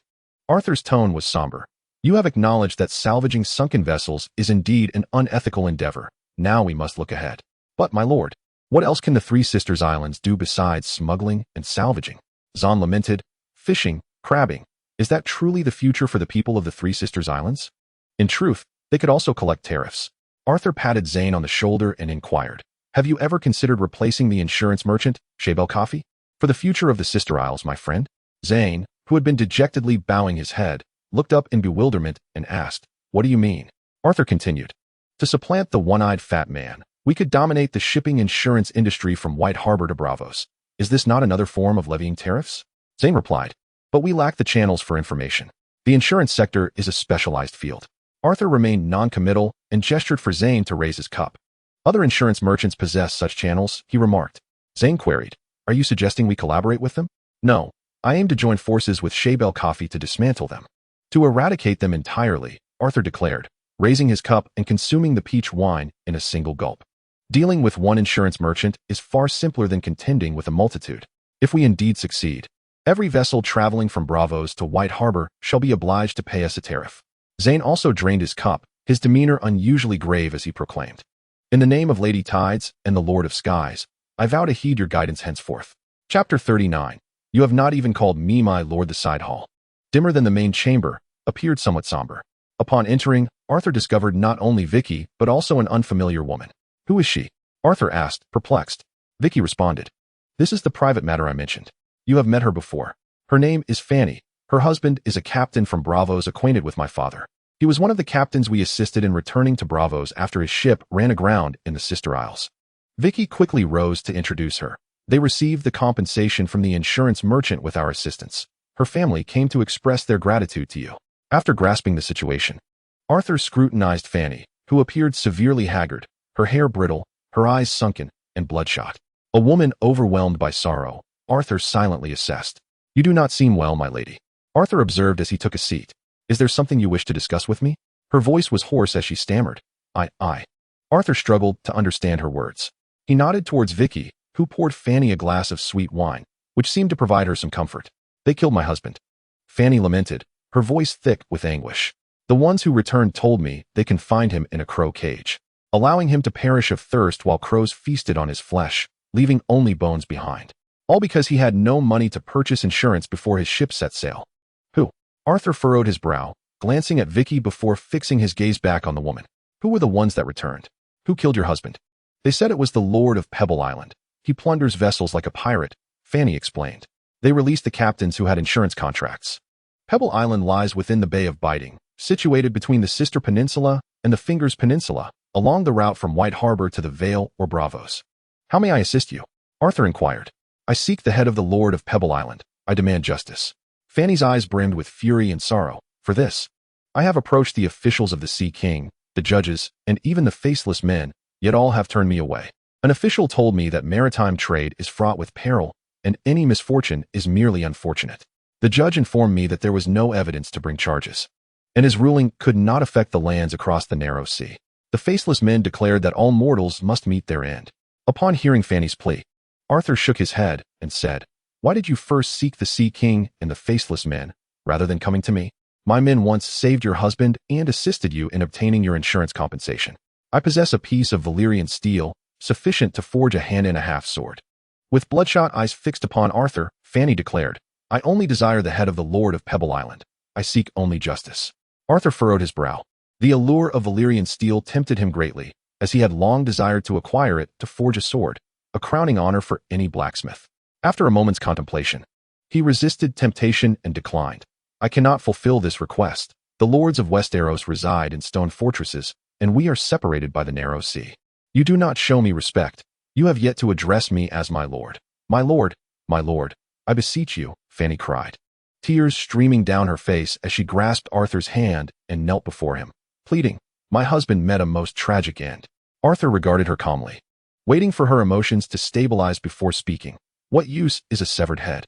It cannot bring your husband back to life. Instead, I can arrange for your son to apprentice at my forge or provide you with sufficient funds to start anew. Fanny, with red-rimmed eyes, retorted stubbornly, I seek only justice. Only the head. Sensing the depth of Fanny's hatred and obsession, Arthur remained silent for a moment before ultimately conceding. As you wish, I shall grant you justice. But not at this moment. With a positive response, Fanny exhaled in relief, and Arthur arranged for someone to accompany her to retrieve the Valyrian steel. Besides Pebble Island, I have learned that a similar situation has arisen at Summit Island, where the captain who purchased Shael Coffee insurance returned with 3 men, only the captain. Vicky continued to report. This is likely directed at the Shael Coffee and the captains who did not purchase insurance. It seems to be the handiwork of those insurance merchants.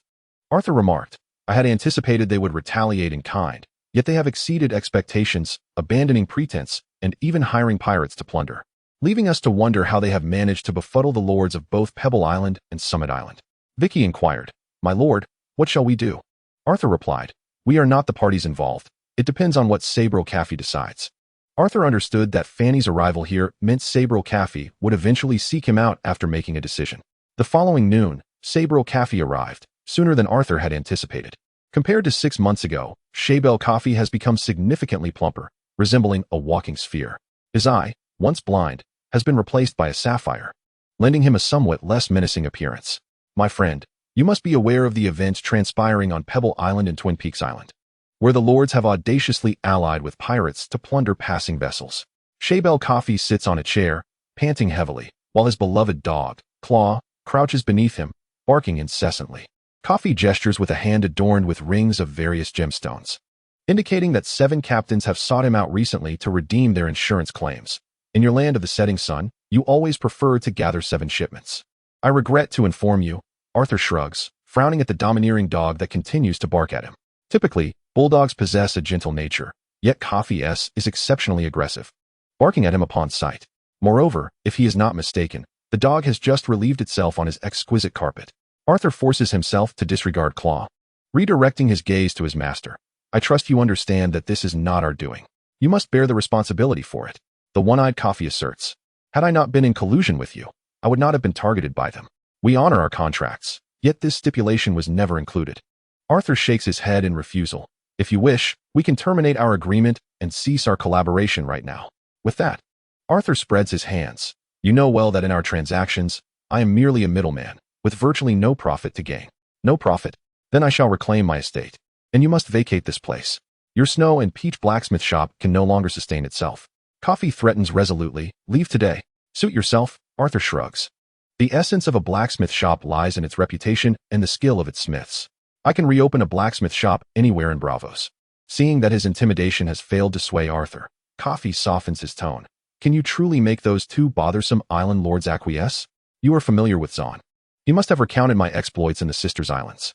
If I wished, I could exert influence, but why should I? Arthur, perplexed, replies, I am separated from them by a narrow sea and a castle. Conveying messages to them is quite challenging, especially since their ears are stuffed with gold. Shael Coffee states, We are friends, are we not? Arthur rubs his thumb and forefinger together. Friends do not issue unreasonable demands. Now, what do you desire? Name your price. Shael Coffee straightens, his expression exceedingly serious. If the price is too steep, I might as well withdraw and cease selling insurance contracts from Braavos to White Harbor. Arthur refrains from answering directly. In Westeros, lords and kings frequently host tournaments, where knights gather from distant lands to compete in mounted contests, striving for honor and prizes. Is it a game of knocking one another off their horses with sticks? The people of the Kingdom of the Setting Sun always seem to entertain in such peculiar ways. Cafe blinked one eye, disdainfully curling his lips. This pales in comparison to our magnificent and deadly water dance of Braavos. Furthermore, the arena of Myr in the distant east is far more intriguing. Gladiators there fight until death. Arthur, disregarding Cafe's remarks, continued introspectively, I am not a knight, and perhaps I shall never attain that honor, yet I desire the prize of the victor. I have heard that the champion of the upcoming tournament will receive 40,000 golden dragons. Upon hearing this, Shael Coffee's rotund figure sprang up, while his brutish dog, Claw, seemed to sense his master's excitement and barked even more ferociously. 40,000 golden dragons for the champion? The sum I paid those 7 captains does not even amount to that. Arthur, slightly unsettled by the barking, raised an eyebrow and replied, "Surely you do not believe a mere letter can persuade those 2 lords to comply. This will require warfare, my good friend. You must understand that hiring a mercenary company incurs expenses far exceeding 40,000 golden dragons, and even then, the captain cannot guarantee success." Coffee resumed his seat, wavering in his decision, but the cost is still too high. Consider this: once successful, there will be no other islands along the route to Bite Bay or the Five-Finger Peninsula. Noticing Coffee's indecision, Arthur skillfully sidestepped Claw's mess and poured a glass of peach wine for the one-eyed fat man. At that point, the price of insurance will be entirely at your discretion. Coffee glanced at the pink liquid in his cup, deliberating for a considerable time before finally stating, "I do not possess that many coins from the Kingdom of Sunset. However, I can offer you goods of equivalent value, divided into 2 payments of 20,000 golden dragons each." Once the assets were verified and the contract signed, Arthur patted Coffee on the shoulder and said, "You shall receive the information you seek." Coffee replied, "I hope so." Escorting Shael Coffee to the entrance of the mansion, Arthur looked at the still barking Claw and remarked, "Coffee, my friend, your dog does not seem particularly friendly towards me. It has been that way since our first encounter." Intrigued, Arthur inquired, "Would you grant me a small wish and allow me to pet its head?" "You would be wise not to do that, unless you wish to be bitten," Coffee warned, lifting Claw into his arms and gently stroking its head. The bulldog emitted a contented whine in Coffee's embrace, appearing rather endearing. Claw detests unfamiliar scents. "Perhaps if you were from Braavos, it might be different." Arthur responded with a look of disappointment. "What a pity that is." He watched as Coffee boarded a pleasure boat with his beloved dog Claw, and then began to make his own preparations. Beyond rallying personnel, he needed to secure many other things, such as obtaining the claim to 2 islands, which was crucial. Under normal circumstances, this would be impossible. However, the 2 lords seemed to be clouded by something, nearly overtly engaging in or condoning pirate raids, which changed the stakes entirely. Chapter 40. As high as glory, there is a proverb in the 7 kingdoms that describes kings and prime ministers. The king dreams, while the prime minister forges those dreams into reality. In the common tongue, it is expressed more plainly. The king feasts, and the prime minister attends to his necessities. King Robert Baratheon, driven by insatiable desires and abundant vigor, exhibits valor in battle. However, in times of peace, his energies are squandered on frivolities, indulging in wine, hunting, consorting with courtesans, and organizing tournaments. These pursuits, while satisfying his voracious appetites, consume nearly all his vitality. Matters of legal arbitration, treasury balance, and public petitions, which ought to be the king's rights and responsibilities, are a source of great annoyance and disdain for King Robert, who dismisses them as trivial concerns of mere copper coins. As the king's hand, the aging Prime Minister Jon Arryn, nearing his 70s, has served in governance since Robert's rebellion a decade ago, laboring tirelessly for his former ward, now king. The weight of ruling the 7 kingdoms rests heavily upon the broad shoulders of this elderly man, who has lost half his teeth. True to the motto of House Arryn, this venerable guardian of honor has devoted himself wholly to the kingdom, often neglecting his own lands and the continuation of his lineage. In the Red Keep's council chamber, the king's noble throne remains perpetually empty. Clearing his throat, Master Pycelle, the Grand Maester, produced several letters from his sleeve, reporting news from various raven messengers. Word from the Manderley family in White Harbor accuses the lords of Pebble Island and Double Peak Island of colluding with pirates to plunder merchant vessels. Pycelle, with his withered hand resting on his rotund belly, adorned with a chain of various metals that cascaded from his neck to his chest, spoke gravely. They also claim that captured crew members are imprisoned in raven cages, and their methods are particularly gruesome. Such actions will undoubtedly diminish the number of merchant ships heading to White Harbor. If not addressed promptly, this year's customs revenue from White Harbor will dwindle. Stannis Baratheon, the master of ships, clenched his jaw instinctively upon hearing this, his expression stern as he replied, "If this is true, according to the laws of the realm, these 2 lords should be sentenced to death. Allow me to take the royal fleet to investigate." "Ah, death sentence," remarked the newly appointed Minister of Justice, Renly Baratheon, garbed in finery and bearing a striking resemblance to his elder brother Robert in his youth, shaking his head with a smile. "If I recall correctly, the lords of Pebble Island and Double Peak Island are vassals of the Vale, and our Hand of the King, Lord Arryn of the East, has yet to voice his opinion." Old Arryn motioned for Stannis to remain calm, and turned to the master of whisperers, Lord Varys. Have you received any news from your little birds? My little birds have indeed informed me that pirate fleets are raiding the waters off the Bight and the Fingers, and they are also resupplying at both islands. The eunuch, as master of whisperers, replied with a sycophantic smile, his voice soft and mellifluous. On Pebble Island and Double Peak Island, the pirates not only confine captured captains in raven cages, but also send a portion of the Braavosi captains to Braavos, while the crew and sailors are all dispatched to the shadows. In the realm of the Seven Gods, Milna is indeed a city-state of slaves, bringing shame upon the entire valley. Old Island, upon hearing this, slammed his hand upon the table in a rare display of anger, his aged, murky eyes igniting with the sharpness of a hawk. To consort with pirates and even engage in human trafficking is a capital offense, devoid of any honor. Old Island declared, My Lord Stannis, I command you to immediately lead the royal fleet to Pebble Island and Twin Peaks Island to eradicate the pirates and investigate whether the lords of these lands have colluded with them. Very well, Stannis replied, his expression remaining stern and unyielding. Seeing Stannis acquiesce, Old Island turned his gaze to his hand-picked Minister of Finance, instructing, Jiro, gather a sum of funds to finance this expedition. Lord Island, you are aware of the kingdom's financial difficulties in recent years. The treasury has long been stretched thin. Jiro Glafson, the Minister of Finance, interjected with a troubled expression. 2 years ago, during the quelling of the Iron Islands Rebellion, we significantly borrowed from the Iron Bank. Our current targets are 2 islands, which offer nothing but rocks and sheep dung, and we face pirates who can set sail at any moment. Glafson shook his head repeatedly. Maintaining the existing size of the royal fleet has already pushed the treasury to its limits. I fear we cannot support a long voyage or a potential protracted conflict. I believe we should seek a more conciliatory resolution to this matter. If the law is not enforced and justice is not served, others will follow suit, and the kingdom will inevitably meet its demise, Stannis replied. His face as cold as iron, addressing Glafson without mercy. If you cannot procure the funds, we shall find someone capable of doing so. Glafson, a member of one of the valley's most powerful noble families, stood his ground against Stannis's humiliation. Gold dragons will not magically appear simply because we changed the Minister of Finance. They are accumulated penny by penny. As the debate raged on, Pycelle spoke slowly. As a Grand Maester, I must offer wise counsel to the kingdom. I implore you all to heed my words. I have a letter from the Crown Islands. With the crowd's attention now focused on him, the Grand Maester sifted through numerous letters until he retrieved one. Count Godric of Sweet Sister Island is willing to quell the marauding pirates of Bight Bay and will regularly offer 3 ships' worth of trade goods to the Iron Throne. The Crown Islands are known to be a haven for smugglers. Stannis, with a habitual grinding of his teeth, responded in a voice that seemed to emerge from between clenched jaws. Godric has previously lit signal fires at night, luring passing ships to their doom. I warned him that should he continue, he would face the gallows. He is untrustworthy. What does he seek? Hearing this, Renly burst into laughter once more, as if he had heard the most amusing of tales. If the conditions are favorable, why not let the smugglers and pirates battle it out first? Pycelle glanced nervously at the letter again. He demands the authority to deal with the lords of Pebble Island and Twin Peaks Island for raiding his fleet, as well as to become the guardian of Bight Bay, ensuring that no further pirate incursions occur. A letter, a raven.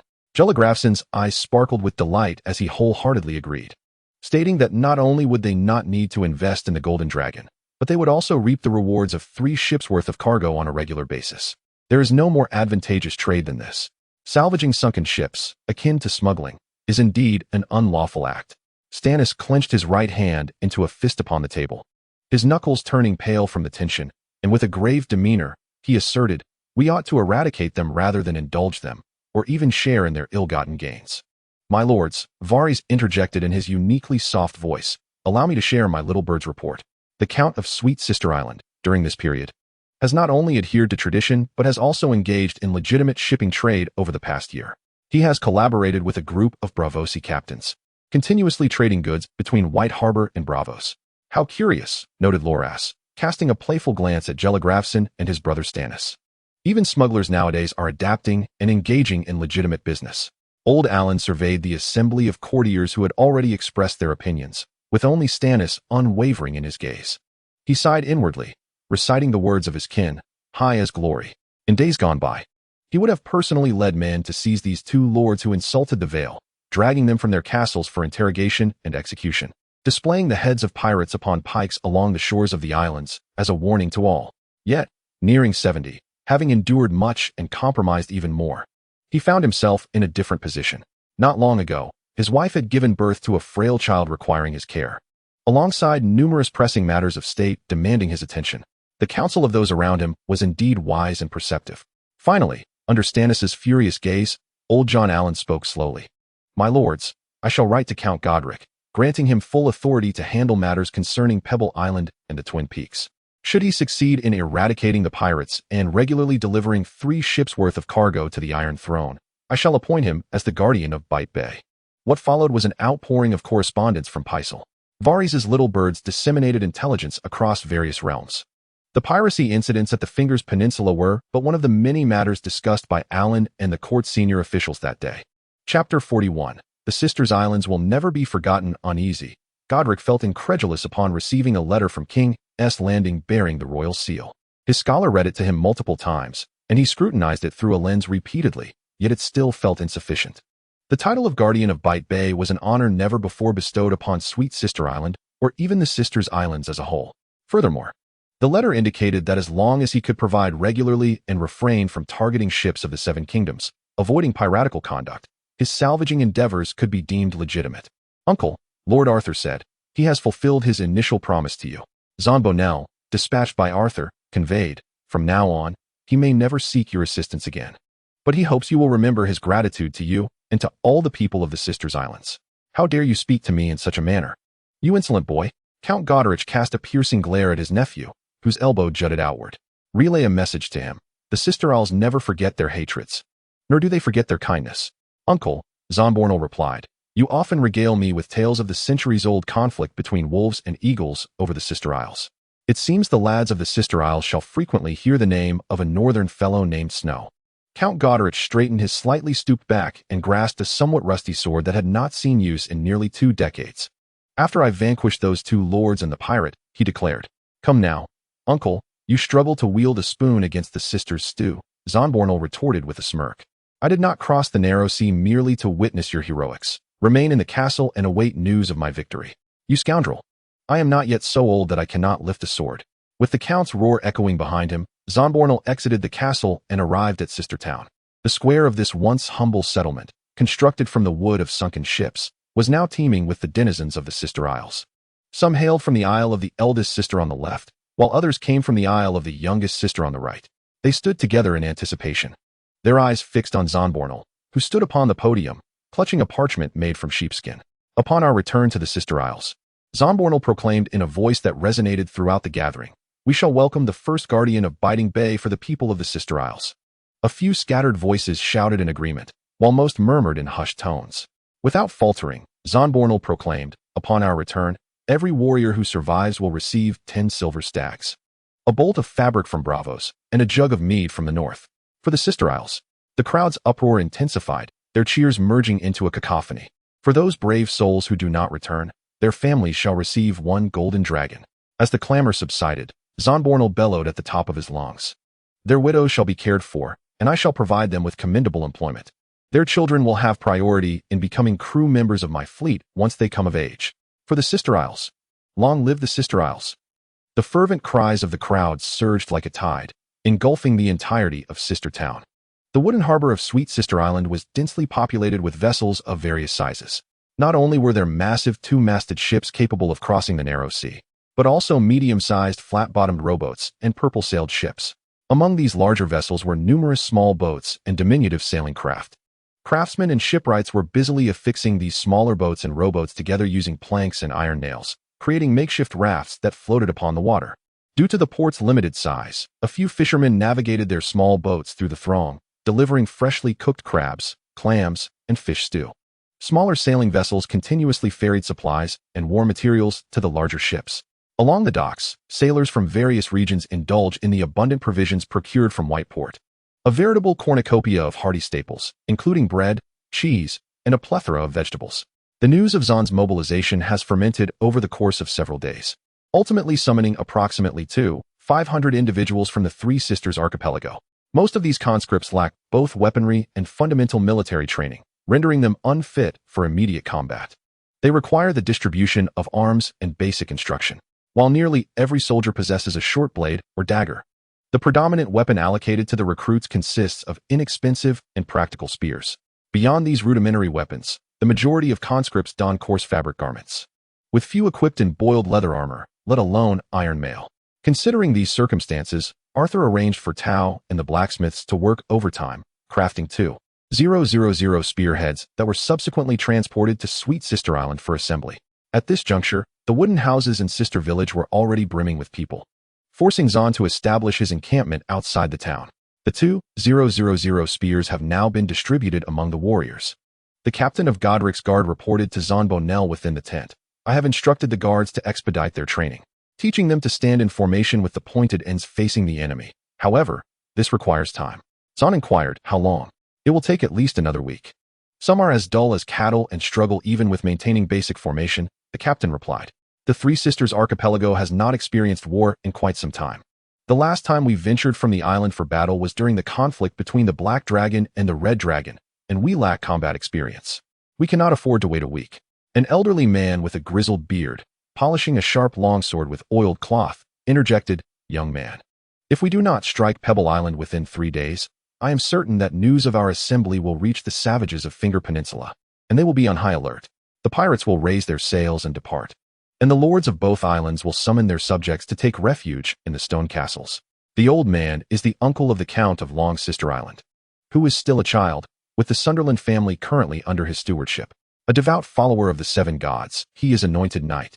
His shield bearing the Sunderland family crest, 3 black-haired women's heads upon a wavy blue-green background. I have already issued orders prohibiting ships from setting sail, Zon declared. We have lashed together several small boats in preparation for the invasion of Pebble Island, while simultaneously restricting the flow of information. If one truly wishes to cross Bite Bay, a single fishing boat would suffice. The old man disdainfully shook his head, reminding him, do not forget, had it not been for the storm, during the Usurpers' War, Eddard Stark sailed from Finger Peninsula to Whiteport. A bag of silver coins, an illegitimate child, and a woman with a broken nose displayed an unsightly grin. Her tousled gray-brown hair framed her face, contrasting sharply with her watery blue eyes. In the Three Sisters Archipelago, we may lack many things, but we are certainly not short on desperate smugglers. Chapter 42. A knight must be upright. The lady from the Isle of Maidens, rumored to be the daughter of a fisherman, had gained the utmost trust of the childless old earl, who entrusted her with the management of the castle and its domain. Do you suggest we mobilize our forces now? Zon furrowed his brow and inquired. A raid on Pebble Island? The Ironborn typically set forth at night, emerging amidst the morning mist, completing their plunder, and departing by boat once the fog had lifted. The elder spoke in a didactic tone, my boy. Although we have long abandoned the ancient traditions, a raid remains an excellent strategy regardless of the timing. Indeed, a raid is a commendable tactic, but without sufficiently trained warriors, even the finest strategies are mere window dressing. Zon pondered for a moment before responding in a subdued voice. During this period of training new recruits, should word inevitably leak, we ought to adhere to tradition and write to the lords of Pebble Island and Twin Peaks, challenging them to a duel. You, of all people, should anoint yourself with holy oil to become a knight, the elder retorted with a hearty laugh. When they see our numbers surpassing theirs, they will surely summon their subjects to retreat into the castle. By then, do not expect my men to suffer injuries for you beneath Stone Castle. Suddenly, Zon remarked, I have heard you have 6 sons. 5, and 1 illegitimate child, the elder replied, casting a wary glance at Zon. You do not intend to use them to threaten me into compliance, do you, boy? Zon continued, how many of them aspire to become knights? A fine helm, throat guard, breastplate, greaves, leg guards, armored boots, steeds, long swords, and shields. Zon smiled as he counted off on his webbed fingers, curling 1 finger for each item mentioned. Ultimately shaking his fist and raising an eyebrow, each of these would require a substantial sum of gold dragons. The elder's wrinkled face grew increasingly grave with each finger that Zon closed, his actions of polishing the longsword halting involuntarily. If you do not heed my counsel, you may return to Long Sister Isle at once, Zon said coldly. However, do not expect to claim even a fraction of the profits from future maritime trade. I believe the fish and crabs sold from Long Sister Isle would yield enough gold dragons for them to become knights at your age. The elder's face flushed with anger. He hurled the oilcloth aside and sprang to his feet, brandishing his longsword, shouting, I shall never allow you to do that. The sword gleamed ominously in the candlelight, its hilt marked with a peach insignia. The elder forcefully pushed aside the captain of the guard who attempted to obstruct his path, instantly throwing the entire tent into chaos. Women shrieked, and the elder's 2 children shouted urgently behind him. Chairs were overturned, and goblets were shattered, as the barrier between the elder and Zahn vanished. A sword with an ancient blade was firmly positioned against the elder's neck. The dwarf, Vis, who had remained silent since entering the tent, had leaped onto the conference table at an unknown moment. Clad in dark brown vine-woven armor and wearing a helm stripped of its faceplate, he commanded, "Do not move. Discard the peach-marked sword. In Braavos, you are unworthy to wield it." 5 swordsmen, clad in the same attire as the diminutive Weiss, soon burst into the tent, their elegant blades gleaming with a more exquisite luster. The icy intensity of their gazes, coupled with the chilling glimmer of their swords, instilled an eerie calm among all present within the tent. After disarming the elderly man and his 2 sons, Weiss leapt down from the table and gestured for the 5 black Mamba swordsmen to withdraw. Once they had exited, the woman with the broken nose paled slightly, casting a wary glance at the now seemingly innocuous Weiss. She then turned her attention to the visibly troubled Zahn, her voice trembling as she remarked, "Surely, Sir Lyles was jesting with us just now? Yet, I must admit, this jest has indeed gone too far." "Indeed, it has gone too far," Sir Lyles replied, scratching his head, his wrinkled visage betraying both fear and embarrassment. "Are they truly Braavos swordsmen? Their reputation is well-deserved." The old knight had no intention of genuinely harming Zahn. His initial aim was merely to display his prowess, but alas, he had inadvertently revealed more than he intended. Zahn fixed a cold stare upon him and said, "Well, sir, you would not wish for your sons to be deprived of their knighthood, would you? I shall heed your words." The old knight promptly responded, "A knight must act with integrity. I hope that when you confront the savages of the Five-Finger Peninsula, you possess the same swiftness as today." Having uttered these words, Zahn averted his gaze from the old knight and turned his attention to the woman. She smiled broadly and suggested, "Perhaps I should be the first to charge with my sword?" Although Sir Lyles had inadvertently put Zahn in a difficult position, his seasoned experience was undeniably astute. On the 4th day of training at the Sister Islands, Zahn received news that the lords of Pebble Island and Twin Peaks Island had called upon their subjects for military drills, and the pirates that had previously plagued that maritime region had suddenly vanished. Following the established plan, Zahn formally accused the Lord of Pebble Island of colluding with pirates and challenged him via a raven, yet his letters fell silent, as if cast into the depths of the ocean, garnering no response. Once the troops were fully assembled and trained, Zahn wasted no time. Leaving only a handful of guards to remain at the Sister Islands, he embarked with nearly his entire force towards Pebble Island. "Where is your eldest son?" the woman with the broken nose inquired as she boarded the grand vessel adorned with the Sandallan banner, addressing Sir Lyles, who was commanding the sailors from the gangplank. Taken aback, Sir Lyles replied with a grim expression, "I instructed him to remain behind with some men at Long Sister Island. I had urged that lad to leave more personnel to safeguard the islands, but he refused, insisting on bringing everyone along, making quite a spectacle of it. May the 7 gods protect us. If only those pirates were as honorable as our good lord," he added, closing his eyes in a silent prayer. "You truly have grown senile, speaking of honor with pirates?" The woman with the broken nose regarded Sir Lyles with a hint of disdain. "I dare say you deserve to be captured and sold into slavery by those pirates. I imagine your title of knight would fetch a pretty penny for the slavers." Old Lysel, upon hearing the words, not only remained unperturbed, but opened one eye to inquire, "So, you have retained some forces on Miss Island?" The woman with the broken nose retorted, "I have made no reservations. Did you not see that I donned my chainmail to join the fray?" She gestured toward her pristine chainmail. "Let me ask you, if you were a pirate, would you choose to plunder a wretched island that yields fish and crabs, or would you target Sweet Sister Island, which has prospered through maritime trade?" Zahn proclaimed, "What could possibly be more valuable than the silver deer, golden dragons, fine fabrics, and wines that people promise, compared to the fish and crabs of our island?" Old Lysel scrutinized the woman with a discerning gaze and said, "Vera, I now comprehend why the Count of Miss Island holds you in such high regard. Initially, I believed it was due to your assistance to Eddard Stark during the war of usurpers that secured your position on Miss Island. Who would have thought that the daughter of a fisherman possesses such insight?" In response to old Lae'zel's praise, Vera merely offered a grotesque smile and sighed. "A bag of coins, a bastard?" Chapter 43. The price behind actions within the estate of Braavos. Arthur found himself momentarily lost in thought while holding a letter. Long before Zahn crossed the narrow sea, he and Arthur had deliberated on strategies for waging war against the islands. During that time, Arthur posed an unrelated question. "You must be aware of how King Robert Baratheon compelled Balon Greyjoy to kneel in submission?" Zahn replied, "My uncle spoke of this. He recounted that King Robert personally led the siege of Pike, fighting like a true king. It was Ser Jorah Mormont who first scaled the walls, followed by the famed Sorrows of Myr." Zahn recounted his knowledge with precision, King Robert bestowed generous rewards upon them. My uncle claimed that the bounty was equivalent to what we would earn from salvaging 5 large ships. Arthur inquired, and what transpired before that? Zahn appeared perplexed. Before that? The royal fleet led by Stannis defeated the Iron Fleet of the Iron Islands. Arthur unfurled a rough map of the Bight. People often extol individual acts of valor, yet they frequently overlook vital elements. Arthur continued, I recall you inquiring during your first visit to Braavos why there were no city walls. Only a multitude of islands amidst the sea. Zahn mused aloud. Braavos does not rely on walls. Ships serve as its fortifications. Arthur nodded. The essence lies in the ships. The same principle applies to this war. The key is to vanquish the pirates, not assault the castles on the islands. Zahn remarked, however, pirates are often exceedingly cunning.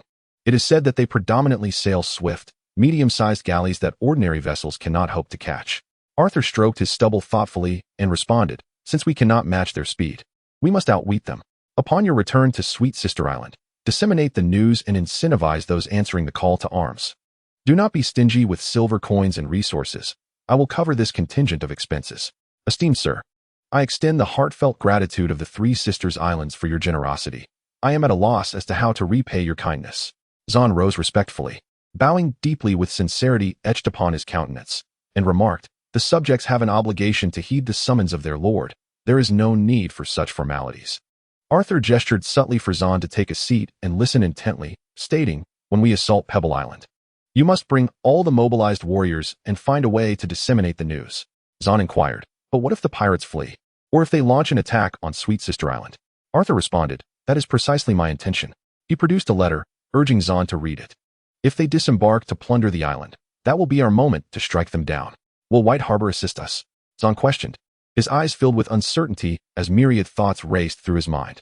Ultimately, he shook his head, declaring, no, they cannot possibly aid us. If you do not believe that White Harbor will support you, surely the pirates would not entertain such an idea. Arthur winked at Zahn, exuding an air of unwavering confidence. If you do not place your faith in them, then place your faith in me.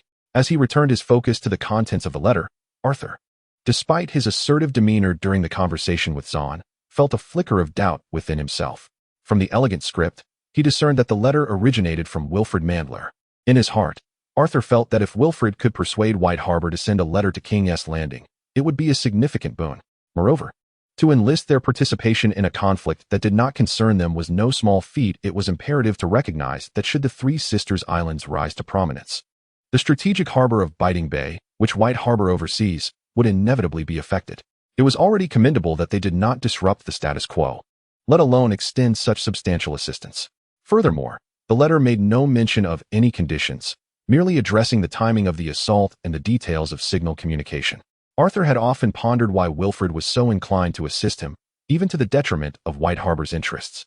What bewildered him even further was how Wilfred managed to convince his grandfather, Lord Wyman Mandler. For it was well known that any military mobilization from White Harbor could not bypass the formidable presence of this esteemed gentleman. However, reflecting on his visit to White Harbor, Arthur realized he had not offended either the grandfather or granddaughter, and they had no reason to expend such effort to bring about his downfall. Absently, he caressed the mermaid necklace hanging around his neck. Should this endeavor succeed, he would owe an immense debt of gratitude to White Harbor. In the modest dining hall of the Mandler family in White Harbor, it was not yet mealtime, yet the rotund figure of Lord Wyman Mandler was already seated, joyfully attacking his favorite dish, eel pie, with knife and fork in hand. Wilfred entered the dining area. Grandfather, you summoned me? Come, sit here. Wilfred, my granddaughter, Wyman beckoned, gesturing for her to take a seat beside him. There is something I wish to discuss with you. Wilfred, with a hint of fatigue etched upon his brow, said, Grandfather, I have matters to attend to. May we converse later during the dinner? Lord Eel feigned irritation at his words, his forechins and ample flesh jiggling noticeably. What is this? That snow, all the way in Braavos, can occupy most of your time, yet your grandfather, who merely wishes to share a few words with you, is met with refusal? How could that be? A sense of resignation washed over Wilfred as she took a seat beside her grandfather, fully aware that his anger was but a pretense. Upon noticing his granddaughter's settled demeanor, the faux irritation on Lord Eel's face dissipated, and he inquired, Do you understand why I agreed to send troops to assist the people of the Sisters Islands? Wilfred recalled the persuasive arguments she had previously employed to convince him. Arthur honors his commitments even to a bandit lord. If we extend our aid, he is likely to repay the favor to White Harbor in the future. Not only that, you dashed off when you heard my agreement. Leaving me unable to elaborate on the subsequent matters, Lord Eel remarked, casting a disapproving glance at his granddaughter. Although she possessed many admirable qualities, her thoughts would invariably become disarrayed whenever the subject of that snow arose. This reflection transported him back to his own youth, when, as a squire, he would stutter and engage in foolish antics to capture the attention of a girl he admired. Clearing his throat, realizing he had momentarily drifted, Lord Eel coughed lightly, redirecting his gaze back to his granddaughter. Do you remember 2 years ago when I took you to Winterfell? We had hoped for your betrothal to Robb Stark. Although that endeavor bore no fruit, it was not entirely without merit. It revealed to me Lady Catelyn's disposition, as well as Lord Eddard's reluctance to see his offspring wed to those of his vassals. However, the Starks are not Targaryens. They cannot intermarry among siblings, and their aspirations lie to the south. The last to place such emphasis on the south was Duke Rickard Stark. Wilfred furrowed her brow. You mean Arthur's grandfather? The one who perished in wildfire at the hands of the Mad King? Duke Rickard was a man of stern justice. The current Lord of Castle Carhold, Rickard Karstark, is named in his honor. Lord Eel continued, his knife and fork in constant motion as he recounted the past to his granddaughter. It is said that when he was consumed by the Mad King's flames, he was still clad in armor, which ultimately melted into a cherry red, inseparable from his flesh and blood. His son, Brandon Stark, witnessed this horror and subsequently took his own life by strangulation. Are you suggesting that Lord Eddard might follow a similar fate? Wilfred pondered aloud. Could a crisis be looming for the North? The North, with the natural fortress of the Bay of Carhold, could maintain its independence. Yet, should it involve itself in southern affairs, whether through alliances or conflict, it would inevitably be drawn into turmoil. Lord Eel shook his head in disapproval. If victory is attained, all is well.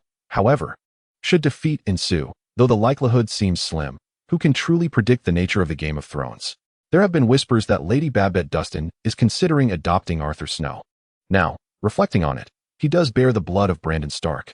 Lord Eel set aside his knife and fork, addressing his dear granddaughter. Wilfred, I promise you, my dear, to deploy troops not for the qualities that Arthur Shinner displays in your eyes, but for the future of the Mandel family. This assistance to Arthur Shinner comes at a minimal cost, yet serves as a safeguard for an uncertain future. I shall never allow the Mandel family to endure another expulsion and tread the path of exile. Never. Wilfred interjected. Grandfather, Lord Eel raised his hand, interrupting her with a grave expression. Your father and uncle are simple-minded. As the future head of the Mandel family, I urge you to make judgments based not on emotions, but on the interests of the family. As a woman, you possess an inherent disadvantage in matters of governance compared to men, at times. You must learn to make compromises and sacrifices. In this regard, you should take a cue from Countess Dustin. Wilfred's complexion paled as she replied, Countess Dustin? Since the death of Count Dustin, the Countess has managed the Hall of the Baron Mounds for many years as the widow of Dustin. Do you truly believe she does not wish to remarry?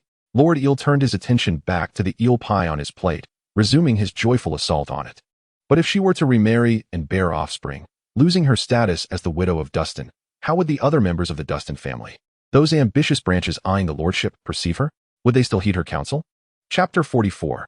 If you die in battle in a secluded rocky beach near the northeast of Sweet Sister Island, Victor's fleet lay anchored. The fleet now consisted of only 5 medium-sized purple-sailed ships. The rest had either followed Zahn to Pebble Island or returned to White Harbor. Do you think those pirates will really come? Victor pondered, feeling uncertain after Zahn had set off with a large force 3 days prior. He paced the deck anxiously and asked, I wonder how many ships White Harbor will send. Can we truly contend with those pirates? I don't know. For now, we must simply wait. When the signal fire on Sweet Sister Island is lit, you will lead us against the pirate vessels. Wes, with a blank expression, meticulously polished his black Mamba, sword with an oilcloth. My orders are to seize the ships after the signal is ignited, eliminate the pirates, and ultimately deliver their heads to Pebble Island. Observing Wes's impassive face and listening to his tone, devoid of emotion and as mundane as discussing trivial matters, Victor felt a slight sense of calm wash over his previously restless heart. Throughout his 30-year maritime career, he had encountered pirate raids on multiple occasions. If faced with a large pirate ship, he would instruct every crew member that if they did not wish to be captured and sold into slavery, they must exert every ounce of strength to row. In those moments, even the laziest crew members would display unprecedented resolve, shouting the slogan, "The Braavosians shall never be slaves," as they rowed with fervor. His vessel, even when laden to capacity, could unleash astonishing speed, allowing him to narrowly evade pirate attacks on numerous occasions. In the event of encountering particularly swift pirate ships that could not be escaped, He would command a portion of the crew to brandish bows and spears, driving the would-be boarders back into the sea. The crew members, who he once deemed the most timid and fearful, transformed into formidable warriors the moment they grasped their weapons and ascended to the deck, surging with boundless vigor to wrestle with the pirates, undeterred even when pierced by arrows.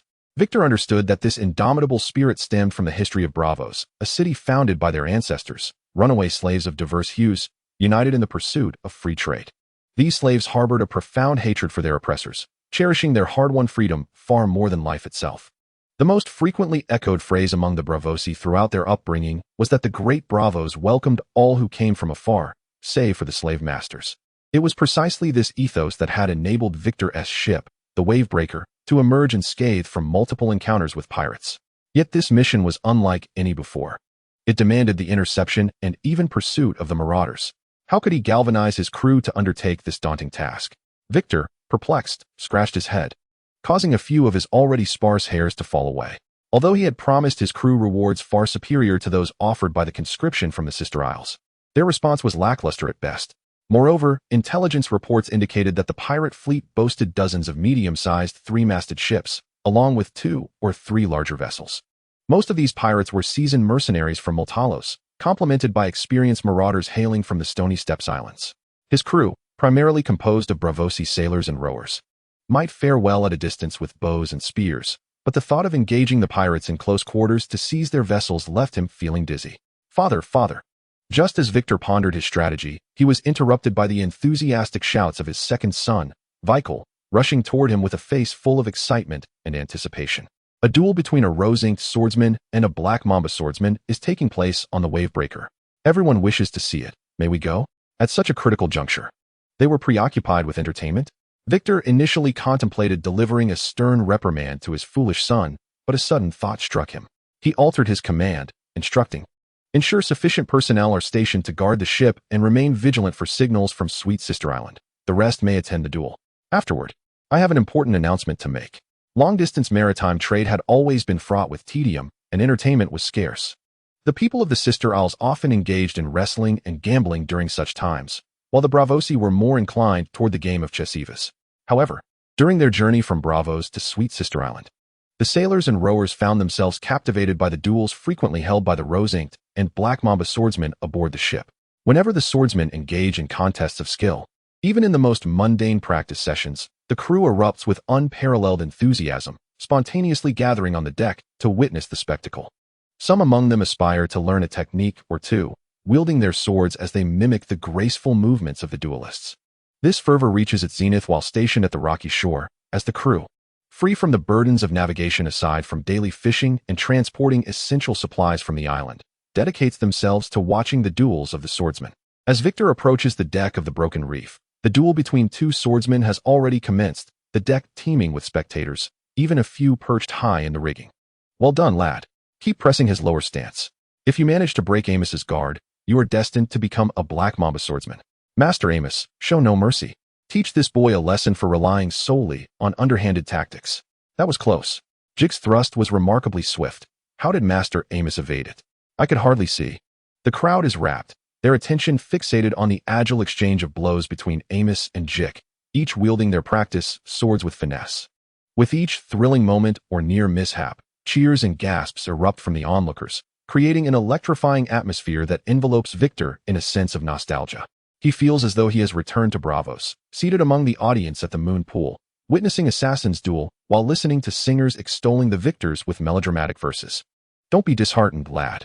Next time, I shall add more beans to Amos's meal," Victor muses, observing Jig, who, despite his defeat, has shown remarkable improvement in his swordsmanship.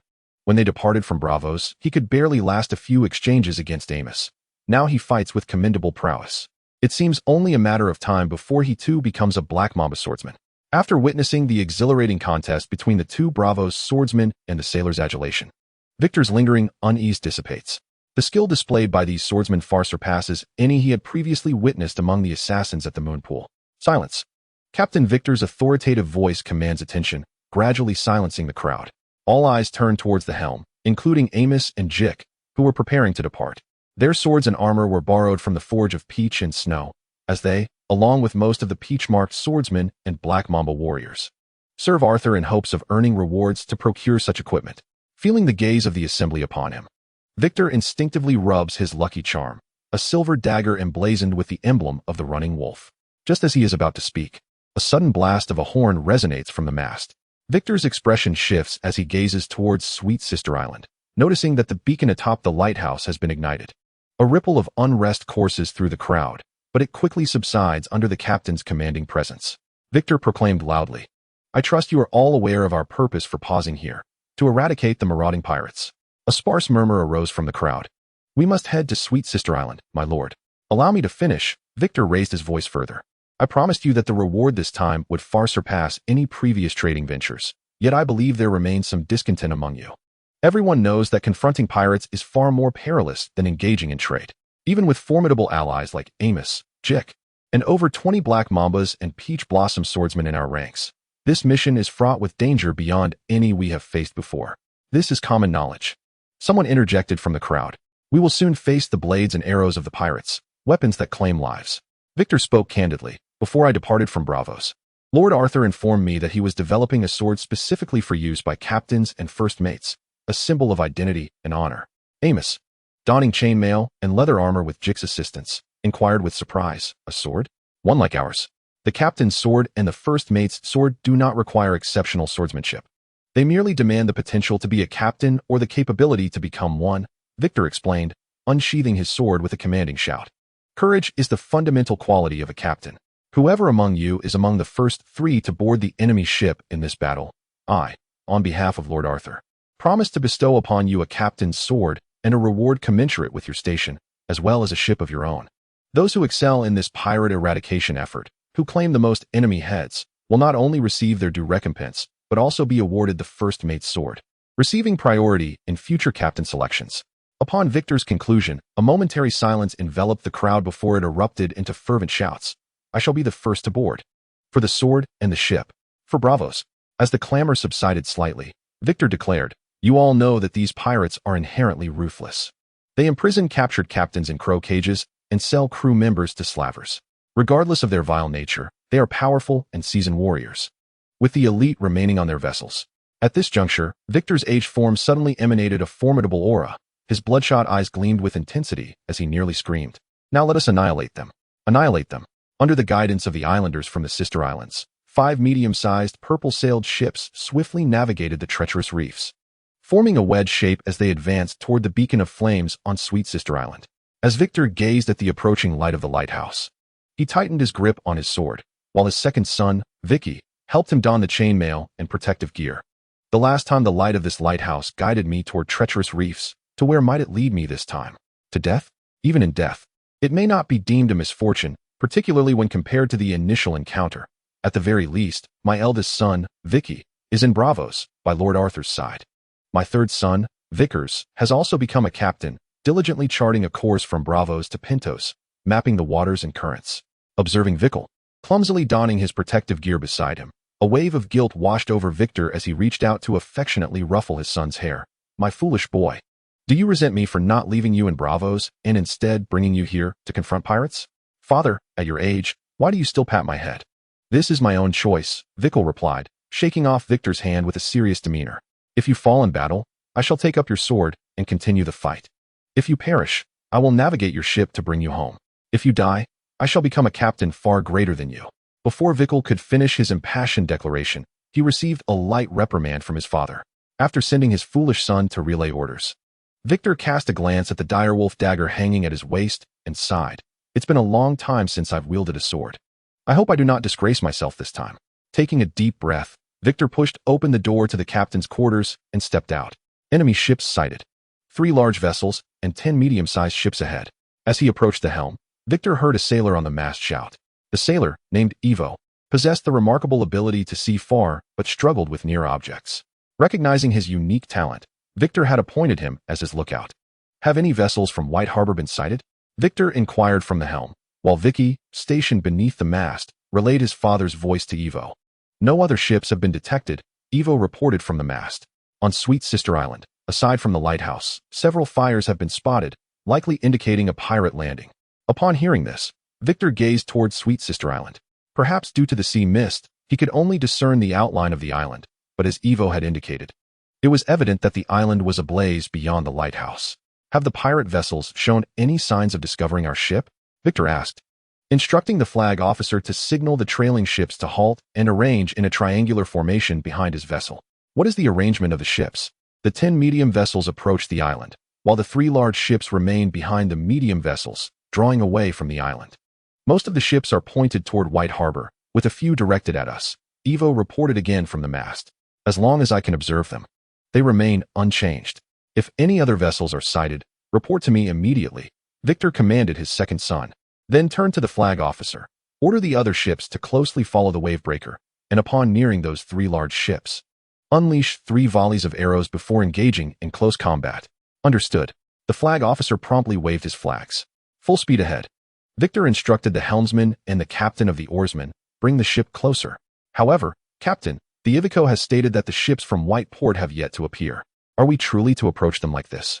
The helmsman hesitantly remarked. They possess 13 vessels, including 3 large ships. Do you question my authority? Who do you think I am? Victor, usually amiable, wore an unusually stern expression, his tone resolute and unyielding. Bring the ship alongside.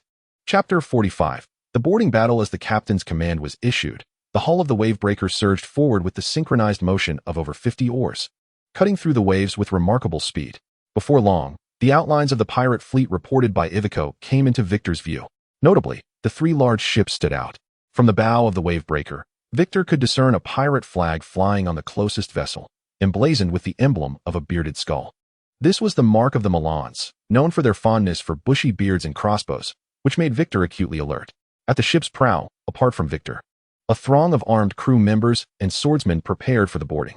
Among them stood the diminutive Weiss, positioned on a platform 2 meters above the bow, wielding a sword in one hand and a round shield crafted from vines in the other. His small frame was enveloped in vine armor, and beneath a helmet that had its faceplate removed, an expression of dullness marked his features. Victor scanned the assembled crew, clad in armor, some with expressionless faces yet taut with tension, while others exhibited excitement, their eyes bloodshot, and some fervently praying to the gods. Only Weiss remained as impassive as ever, his countenance betraying no emotional fluctuations. However, in such moments, this unchanging demeanor provided a sense of reassurance, prompting Victor to mimic Weiss's stoic expression in hopes of instilling calm in those who looked to him. Suddenly, a barrage of arrows, intermingled with fiery projectiles, erupted from 5 purple-sailed ships, marking the commencement of Victor's assault. The pirates on board were evidently caught off guard by the unexpected attack. Cries of the wounded mingling with the coarse shouts of the pirates filled the air. Enemy attack. Damn it, it's the purple-sailed ships of Braavos, shouted the lookout. I'll shove your eyes down your throat. Get down and extinguish the flames. Another yelled. Bravosi, I'll rip your guts out, cowardly backstabbers. Taking advantage of the chaos among the pirates and mercenaries, the sailors at the bow of the wavebreaker secured grappling hooks and ladders between the 2 vessels. Some even utilized the previously constructed gangplank to board the large ship, while more crew members ascended the ladder to the deck of the massive pirate vessel. Weiss had already crossed onto the large ship via the gangplank, his slender sword striking with the precision of a black mamba, each thrust finding its mark in the throat or abdomen of an adversary. In a matter of moments, Victor had witnessed 3 foes fall at his feet. However, compared to Weiss's swift efficiency, the others appeared clumsy, as several crew members were struck down by crossbow bolts while attempting to climb the ladder.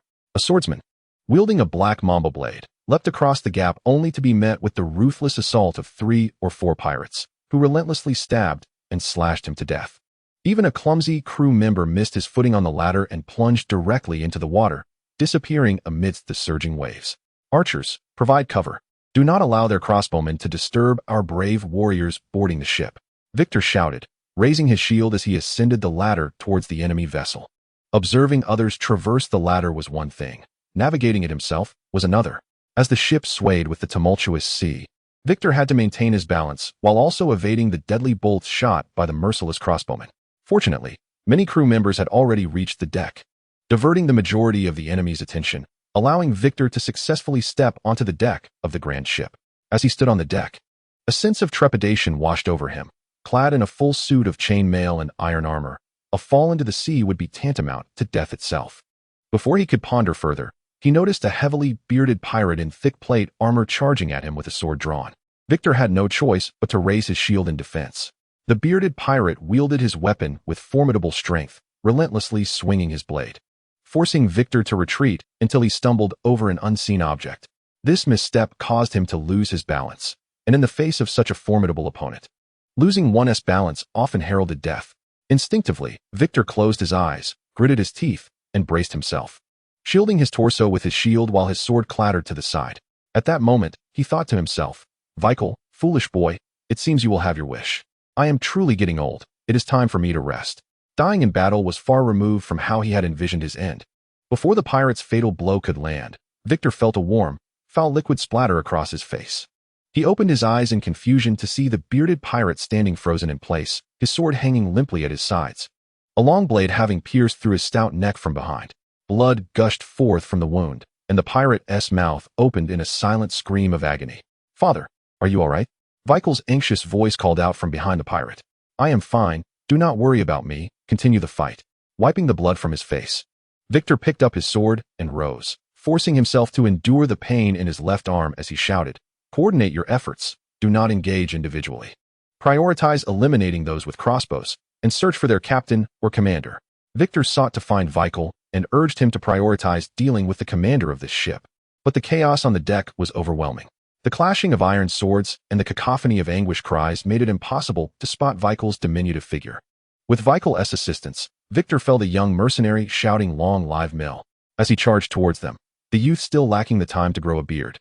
Without further reflection, Victor glimpsed through the ship's railings and saw several medium-sized rowing boats adorned with pirate flags drawing nearer to the Wavebreaker. All the crew of the Wavebreaker abandoned ship, with the exception of Ivico, who remained aboard. Victor shouted towards the individuals on the Wavebreaker. After repeating his cries twice, he felt his voice hoarse.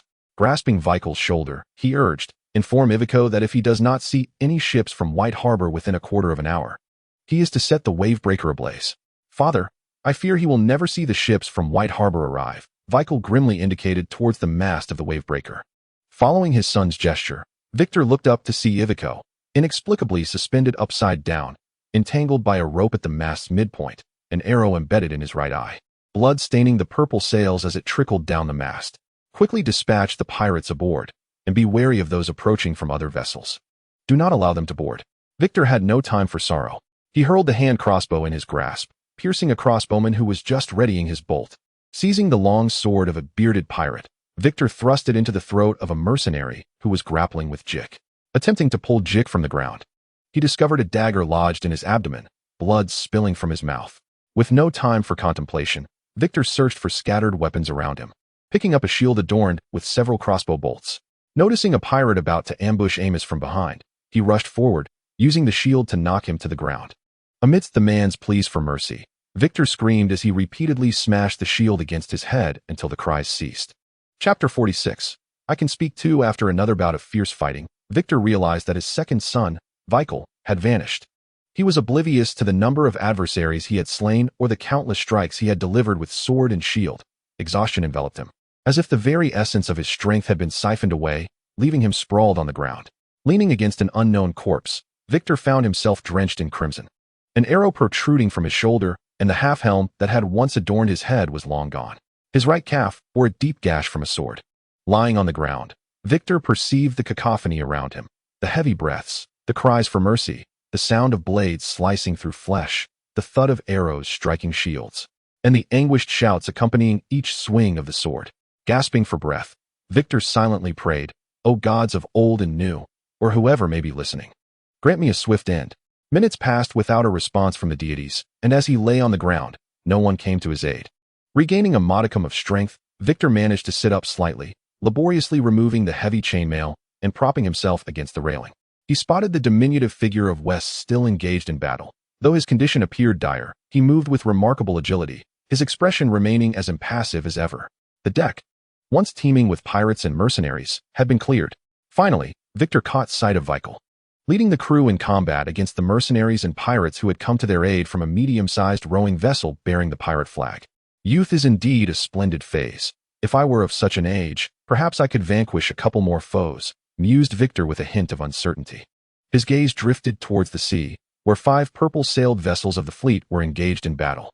One vessel had inexplicably strayed from its course, colliding with a medium-sized pirate rowboat, while the remaining 3 surrounded and launched an assault on the pirates' 2 larger ships. Victor noticed that the flamboyant Jolly Roger, once fluttering atop one of the pirate ships, had been cut down. However, the situation aboard that ship was grim. Several medium-sized pirate rowboats had closed in, and the Braavos sailors and swordsmen were locked in fierce combat. The pirates on the shore had also perceived the unfolding chaos at sea, and they were boarding the 3 larger vessels in waves, intent on reclaiming their ships. Witnessing this turn of events, Victor could not help but smile wryly. His original plan had been to seize control of the larger ship while the pirates were unprepared, taking advantage of their diminished numbers on the ship as they attempted to disembark onto the island. He intended to entangle the pirates and prevent their escape before the White Harbor fleet arrived. However, he had underestimated the number of pirates aboard and their fervor for battle, while overestimating the speed of the White Harbor fleet. In anguish, Victor closed his eyes, praying to the gods for the safety of his crew and for Vikel, hoping that if he survived, he would become an exemplary captain. At that moment, it seemed the gods finally responded to his plea. A melodious horn echoed from the direction of White Harbor, accompanied by a fleet that advanced in layered formations like cascading waves. The masts of the fleet bore the mermaid flag of House Mandrel, which Victor had longed to see. The White Harbor fleet comprised over 50 vessels of various sizes, with sturdy ram-equipped warships at the center, swift medium-sized sailboats positioned on the far right, and smaller boats alongside slower flat-bottomed ships on the far left. Just then, a lookout on a medium pirate ship noticed the situation and, disregarding his comrades still on shore, attempted to turn the ship to flee. Yet, they struggled to escape the entanglement with the purple-sailed ships and other pirate vessels. The White Harbor fleet offered no respite. It swiftly closed in on the pirates like a crescent moon, sealing off all avenues of escape. Upon realizing they were surrounded by the White Harbor fleet and that escape was futile, the majority of the pirates and mercenaries aboard ceased their resistance, while a few stubbornly fought back, only to be swiftly subdued by White Harbor soldiers.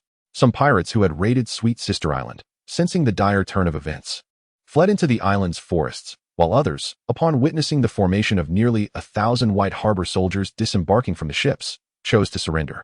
In a clearing before the massive gallows at Sister's Camp, soldiers of House Mandrel set up camp alongside the captured pirate mercenaries. In the central tent of the encampment, a well-groomed man, shackled by iron chains on both hands and feet, proclaimed loudly in the common tongue, "We demand humane treatment for the captives." The leader of the crew, known as the One-Handed Trick, was a notorious pirate who roamed the waters of the Stairs Islands, preying upon passing merchant vessels. He augmented his fleet with the spoils of his raids, selling captured sailors and passengers alongside the cargo he seized. Beside him stood a Tyrosian with flowing dark green hair, whose delicate features and gentle gaze suggested a scholar or a poet rather than a pirate captain, were it not for the chains binding his hands and feet. The treasure amassed by Avik was sufficient to secure his freedom tenfold. In hesitant common tongue, the Tyrosian Avik expressed his willingness to discuss the matter of ransom. "You are pirates, not knights," he stated. Sir Marlon Mandrel, seated at one end of the long table, cast a disdainful glance at the One-Handed Trick. "There is nothing to negotiate," he declared. Sir Marlon, cousin to Wyman Mandrel, held the position of captain of the White Harbor garrison. He commanded the fleet sent to aid Sweet Sister Island. In the slave city-state, a knightly status could fetch a considerably higher price for a captive. Avik's gaze brimmed with sincerity as he continued, "I require no special treatment. I can offer you tenfold the knight's ransom to regain my freedom." He expressed a desire to also redeem the living crew and the remains of those who had perished, as well as the ship and provisions. His command of the common tongue grew increasingly fluent as he added, "I will also compensate you generously for the food, drink, and lodging during my captivity, paying double. Wise gentlemen, should you kill me, you will gain nothing but a lifeless Tyrosian corpse. However, should you spare me, you will receive a substantial ransom." The One-Handed Trick observed the 3 at the far end of the table, who listened intently to Avik's words, a flicker of hope igniting within him for survival. He hastily chimed in, "I too can negotiate, and I can offer a hefty ransom just like Avik." After hearing their declarations, Sir Marlon furrowed his brow and turned to Vicar and the captain of the Sweet Sister Island Guard, inquiring, "What are your thoughts?"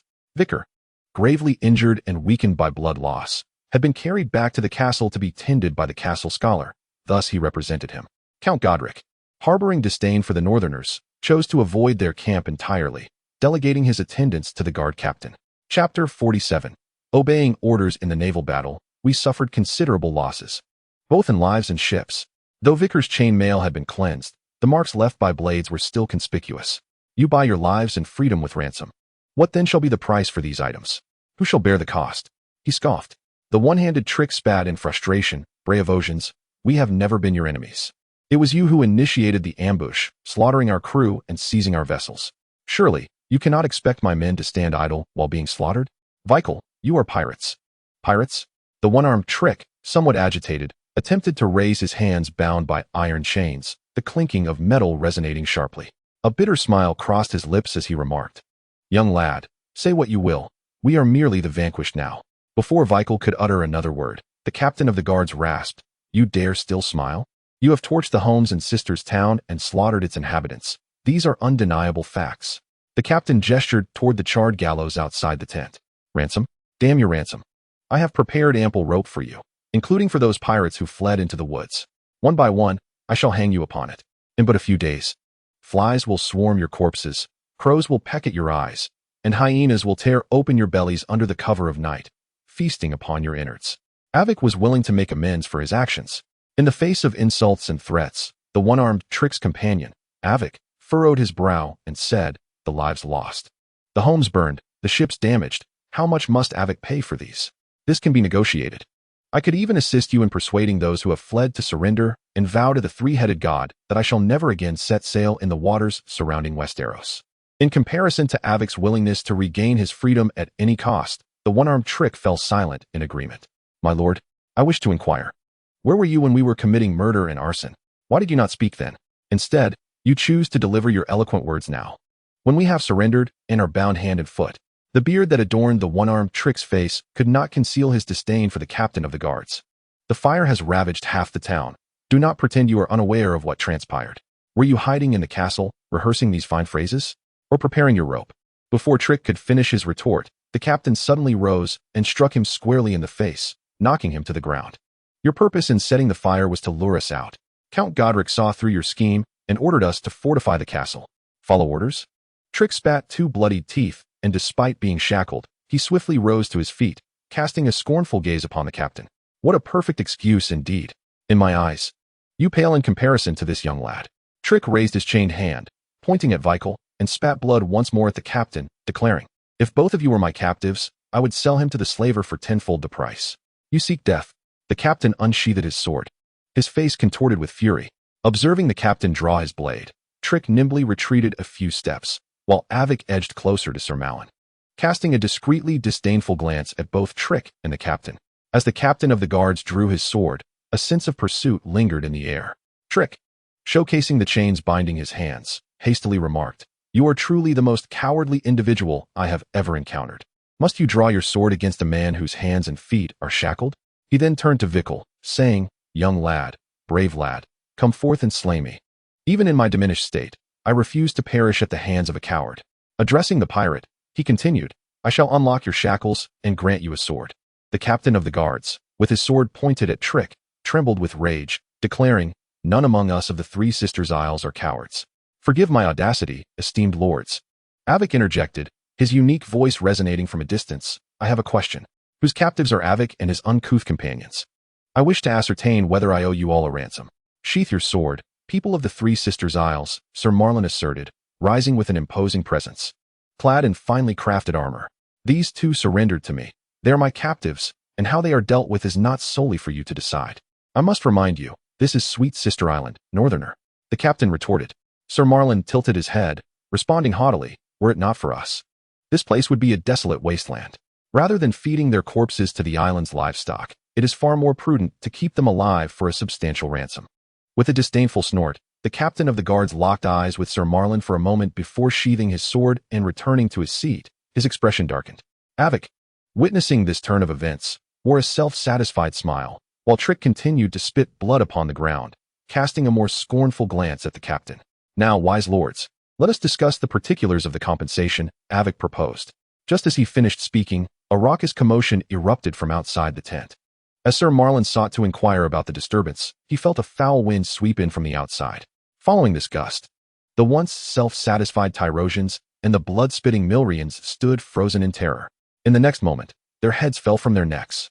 Witnessing the abrupt change in circumstances and the emergence of a diminutive figure within the tent, Sir Marlin opened his mouth to speak, but ultimately exhaled a heavy sigh.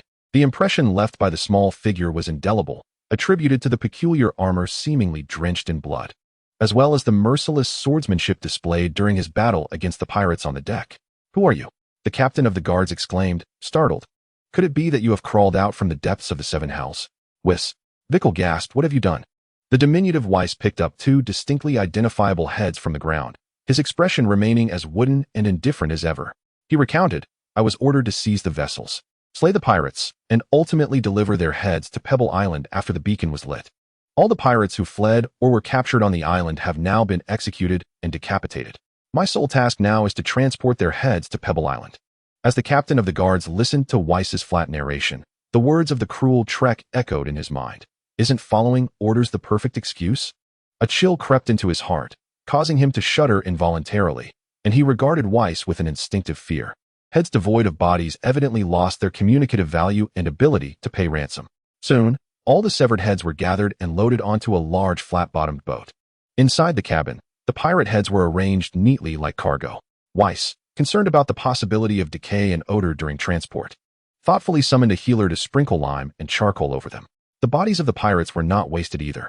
The ropes prepared by the captain of the guards came into play as he, as previously mentioned, hung the pirates sequentially on the gallows to feed the crows. Chapter 48. Jean-Loup, the sharpest sword in the world, is none other than the Valyrian steel blade. Gazing at the half-sword forged from Valyrian steel, successfully infused with the equipment card, Wu Lu Jian, Arthur's face radiated excitement. Wu Lu Jian, capable of devouring up to 6 other swords, mimicking their form and effects, requires special materials for its creation. During this time, aside from the affairs across the narrow sea in Zon, Arthur had devoted nearly all his energy to the forging of this sword. Previously, he had experimented with various metallic combinations in an attempt to achieve the infusion of the equipment card, Wu Lu Jian, but all his efforts had ended in failure. It was only with the forging of Valyrian steel that he finally succeeded in completing the infusion. Let us name this sword. Beside him, Carl, appearing slightly fatigued as he wiped the sweat from his brow, possessed eyes that sparkled with vitality. The islanders of the Summer Isles had once studied the smelting techniques of Valyrian steel in the free trade city of Kohor, had he not been assisting. Arthur would have found even the initial step of smelting Valyrian steel exceedingly challenging. For a blacksmith, participating in the creation of a Valyrian steel sword was the highest honor, unparalleled in its significance. Observing the inscription on the sword, Arthur articulated a name he had long considered. "I shall call it Jean-Loup, the Valyrian steel sword Jean-Loup." Jean-Loup? Carl raised an eyebrow in mild surprise, inquiring, "What is the significance of this name?" "In my homeland, Jean-Loup is known as the Sword of Benevolence, an indomitable weapon devoid of any murderous intent," Arthur replied as he withdrew his initial sword, the twin blades, unsheathing the male blade engraved with virtue. The twin blades of male and female. The masculine sword possesses a sense of positioning relative to the feminine sword. This effect is usable solely by the host. Carlby inquired, "Do you intend to test the sword?" "Indeed, but in a manner unlike any before," Arthur replied, as he brought the two swords together and activated the effect of Jean-Loup. Forged from Valyrian steel, Jean-Loup's indestructible blade suddenly transformed into a black fluid that enveloped the masculine sword before Carlby's incredulous gaze. Gradually, Jean-Loup completely encased the masculine sword, leaving no part, not even the hilt, untouched. Once fully enveloped, the pitch-black blade of Jean-Loup began to exhibit a rich array of colors.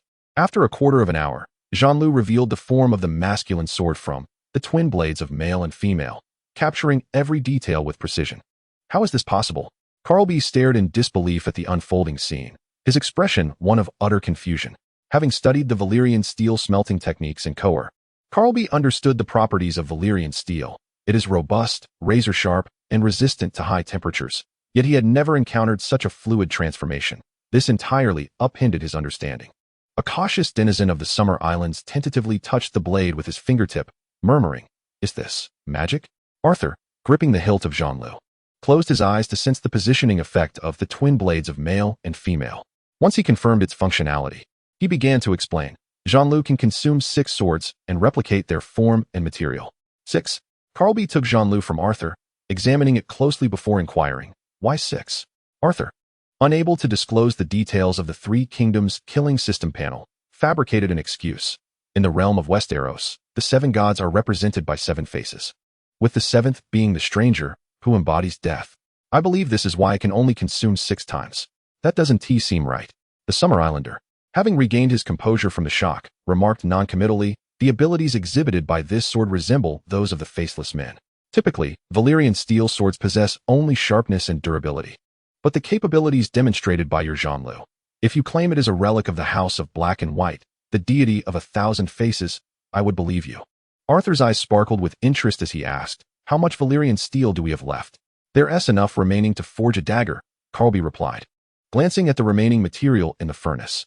Are you suggesting we craft one to sell to the House of Black and White? Arthur, I advise you to reconsider this notion. Do not entangle yourself with the faceless men of the House of Black and White. Carlby's counsel was indeed a warning. As people generally maintain a respectful distance from the mysterious, the unknown, and the perilous, an instinct ingrained in their very biology. However, for Arthur, who had read the original text and particularly cherished the chapters featuring Arya Stark, he was well aware that the House of Black and White was a religious assassin organization. The faceless men venerated the god of many faces, believing that death is a merciful release and possessing the extraordinary ability to alter their appearance. Arthur gazed enviously at the faceless men's ability to change their appearance. However, unlike Arya from the original tale, he could not venture to the House of Black and White for training, lacking the acceptance letter from Jaqen H'ghar. The training of the faceless men was particularly demanding, requiring one to forget their original name and everything else, ultimately becoming a nameless servant dedicated to the many-faced god. This obliteration of one's humanity and the loss of self were concepts Arthur could not abide. The shape-shifting Valyrian steel dagger provided a splendid opportunity, a means to engage with the House of Black and White. He could then opportunistically employ the card pickpocket to replicate it. Pickpocket allows the theft of magic from magical entities, granting one-time usage rights of their magic, contingent upon physical contact. Eventually, Carl could no longer refuse Arthur's wishes and spent several days assisting him in forging the remaining Valyrian steel into a dagger, as well as crafting 6 distinct yet exquisite knives and stilettos, thus completing the fusion of the dagger. On the morning following the completion of the Valyrian steel dagger, Arthur was engaged in reconciling the considerable expenses incurred from supporting the war in the Sister Isles with his accountant, Petter, when Vicky entered after knocking. My lord, we have received a letter from Zonbonner this morning. He produced a letter from his pocket and placed it on Arthur's desk. The wax seal bore the Bonner family crest, a spider crab, and considering the timing, the war had reached a decisive phase. Arthur, suppressing his anxiety, broke the seal and began to read. Ah, splendid. Zon and his men have performed admirably. Arthur involuntarily rose, pacing the room, his excitement palpable. The pirates had indeed taken advantage of Sweet Sister Isle's vulnerability to launch an attack. The island signaled for aid. Invicta managed to hold them off until the White Harbor fleet arrived to eliminate the marauders. Zon had displayed the heads of all the pirates on pikes around the castle of Pebble Isle, causing chaos among the castle's defenders, leading to a swift breach of its walls. Upon hearing of the castle's fall and the annihilation of the pirates, the Countess of Twin Peaks surrendered, sending her heir to Sweet Sister Isle to become the cupbearer of Count Godric. If this were true, it would be magnificent. Petter, upon hearing this news, slumped into his chair, visibly relieved. He had been responsible for managing the supply and procurement of resources for the Sister Isles, and watching gold dragons flow like water had kept him in a state of suspense. After about half a minute, Arthur processed the contents of the letter and returned to his seat, instructing Vicky, take the letter to Shael Coffee and inform him that we have fulfilled our contract. Request the remaining 20,000 gold dragons and supplies. Yes, my lord, Vicky replied and exited the room. Arthur turned to the ledger and instructed Petter, respond to Zon, and extend my regards to Count Godric of Biting Bay. Furthermore, I require the head of the Lord of Pebble Island, as well as the remains of Captain Blofos who perished on Pebble Island, provided that the bones can still be found. Also, draft a letter to Miss Wilfred of White Harbor. No, I shall compose that myself. To be frank, the soldiers stationed on Sweet Sister Island need only to fight for their lives, while Arthur, holding the fort, has far more concerns to contend with. Chapter 49. Post-war administration. The Five-Finger Peninsula is a stony stretch leading from the Vale of Arryn to the Narrow Sea. It is a bleak, windswept locale, where the incessant gales render the soil nearly barren. The scarcity of arable land leaves the local populace with little means of livelihood beyond herding sheep. Pebble Island lies at the westernmost edge of the Five-Finger Peninsula, detached from the mainland, comprising 3 elongated islands and vast expanses of rocky reefs, where sheep droppings and stones abound. The Pryor family, ruling from their ancestral stronghold of Blackmoon Castle, has governed this desolate isle for generations. Upon first encountering the flag of the Pryor family, I mistook it for an upright golden ship. The store caller, adept at smuggling, had whispered to Zon during their approach. At that moment, I was perplexed, pondering how even the most splendid vessel could remain afloat when stood upright. Until some smugglers from the Five-Finger Peninsula enlightened me that it represented the phenomenon of a solar eclipse among celestial bodies.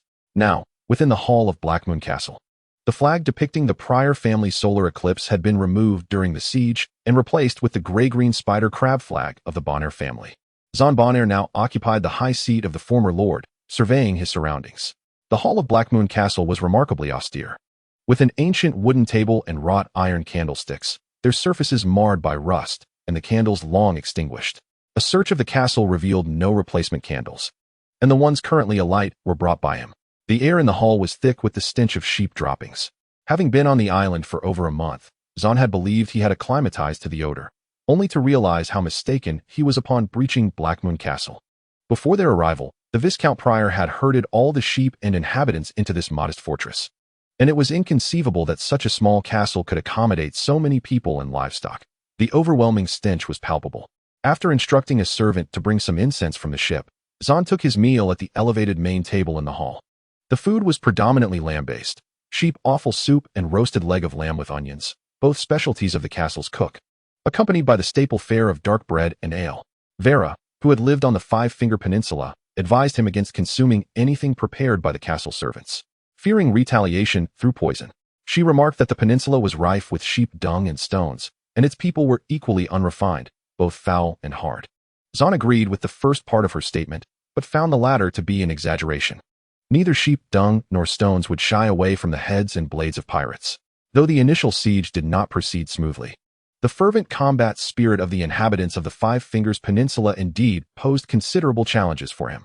Yet, upon witnessing the numerous pirate heads impaled outside the fortress, this relatively sturdy stronghold seemed to transform instantaneously into a decrepit shack, which he could easily topple with a mere kick. Xon took a sip of ale, the sour taste causing him to shake his head. Even if he intended to poison someone, there would have to be poison to use. In this castle, which lacked even a scholar, where could one find anything other than sheep dung? And if sheep dung were truly added to the food, he was not devoid of senses. However, out of caution, Xon heeded Vela's advice, allowing the cook to take the first bite to prevent any potential deliberate mishaps by the kitchen of Blackmoon Fortress. After sniffing the aroma of the food and finding it satisfactory, he tore off a piece of dark bread to dip into the sheep offal soup, while the roasted leg of lamb was washed down with ale. Just as Xon was relishing his dinner, the hall doors were thrust open, emitting a jarring sound.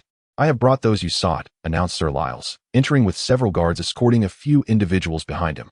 These are the members of the Prayer family, aside from the main branch, who are next in line for the inheritance.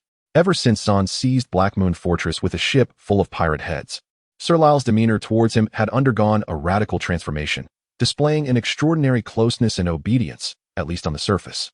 The old lord even suggested that his two sons serve as Xon's attendants. In response to the old lord's overtures, Xon had replied, "I am not a knight. I revere the Lady of the Waves and the Lord of the Skies, not the Seven Gods. I cannot elevate your sons to knighthood." Nevertheless, the old lord stubbornly insisted that his younger son and illegitimate child serve him. Adopted son, cupbearer, or even servant will suffice. I do not expect them to become knights, but I hope they can learn a modicum of skill from you. As Xon returned from his reverie to the present, Sir Lyles had already seated himself at a nearby table, loudly beckoning the servants to bring forth dinner. "My lord, have mercy." Before Xon could utter a word, one of the women among the escorted Prayer family members fell to her knees in terror, weeping and pleading for mercy. "My lord, have mercy." The remaining two swiftly followed suit, kneeling and imploring, clearly having witnessed the pirate heads still skewered on pikes outside the fortress, as well as the headless corpse of the Viscount Prayer hanging in a cage before the city gates. "Rise, I harbor no intention of slaying you." Xon gestured for them to stand and signaled the servants to pour a few cups of wine for them to ease their anxiety. The Viscount Prayer consorted with pirates and even engaged in the slave trade, bringing shame upon the entire valley. "I am here under the command of Lord Godric of Sweet Sister Island, to carry out justice according to the laws of the kingdom. This matter does not concern you." Only upon hearing this did the members of the Prayer branch dare to rise, accepting the cups, and after the fiery liquor coursed through them, they tremulously inquired, "Thank you, my lord, but what is the reason for your summons?" "The death of Viscount Prior has left no trace of his heir or wife within the castle. The ancestral stronghold of House Prior, Blackmoon Castle, along with its fief, awaits an inheritor." Xon surveyed the assembled individuals and declared his intent to select one among them to inherit Blackmoon Castle and its title. The once cowering figures, heads bowed in trepidation, suddenly had their eyes glisten with fervor, exchanging wary glances. This was their ancestral fortress and fief, passed down through generations. In quick succession, 3 individuals reacted.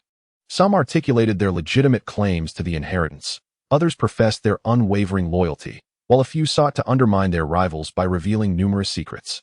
Throughout their commotion, Zahn remained a silent observer, uttering not a word until their disputes erupted into violence, necessitating the intervention of guards to separate them. Zahn sighed, resting his forehead upon his hand. The allure of a castle, a fief, even a humble isle strewn with stones and sheep droppings, was undeniably compelling. If you wish to inherit the title and lands, bring your offspring to Sweet Sister Island, he proclaimed, feeling the fervent gazes of Prior's collateral lines upon him. Swear eternal fealty to the valiant protector, Lord Godric Bonnell, Count of Sweet Sister Island. Afterwards, we shall ensure the loyalty of your progeny by leaving them in our care while you return to construct a port, a mill, or undertake other endeavors upon Pebble Island. The one who demonstrates the greatest capability shall be the next Viscount of Pebble Island. Chapter 50. When the sun rises after another week on Pebble Island. Zahn ordered a return to Sweet Sister Island, following the arrival of the Countess of Twin Peaks and her heir. Count Godric hosted a grand feast in the castle on Sweet Sister Island to celebrate their triumphant return. Before Zahn's homeward journey, the White Harbor fleet swiftly returned to White Harbor after fulfilling their lord's command to eradicate the pirates. The relationship between the Northerners and the inhabitants of the Sister Isles was not merely casual, it was distinctly delineated. Sister Town, once reeking of rotten fish and pig excrement, appeared even more ravaged following the recent pirate attacks, which had led to pillaging and arson. The streets, lined with planks from sunken ships, were either charred black or stained with blood, while remnants of woven twig huts lay in ruins. Even the gallows, with its charred pillars, bore witness to horror, as headless corpses dangled from ropes, swaying in the wind, while a flock of crows circled above, feasting upon the remains. Some bodies hung from the large trees lining the roads, casting a particularly macabre shadow over the town. The triumphant inhabitants of the Sister Isles, however, were unfazed by the grim spectacle. After Zahn fulfilled his previous promises of silver deer, golden dragons, textiles, and peach wine, they ignited bonfires, indulged in fine wine, and hosted a beloved wrestling competition in a muddy clearing. Zahn, too, joined in the fray, managing to topple 3 of the Sister Isles' inhabitants before having indulged too liberally. He lost his balance and fell into the muck.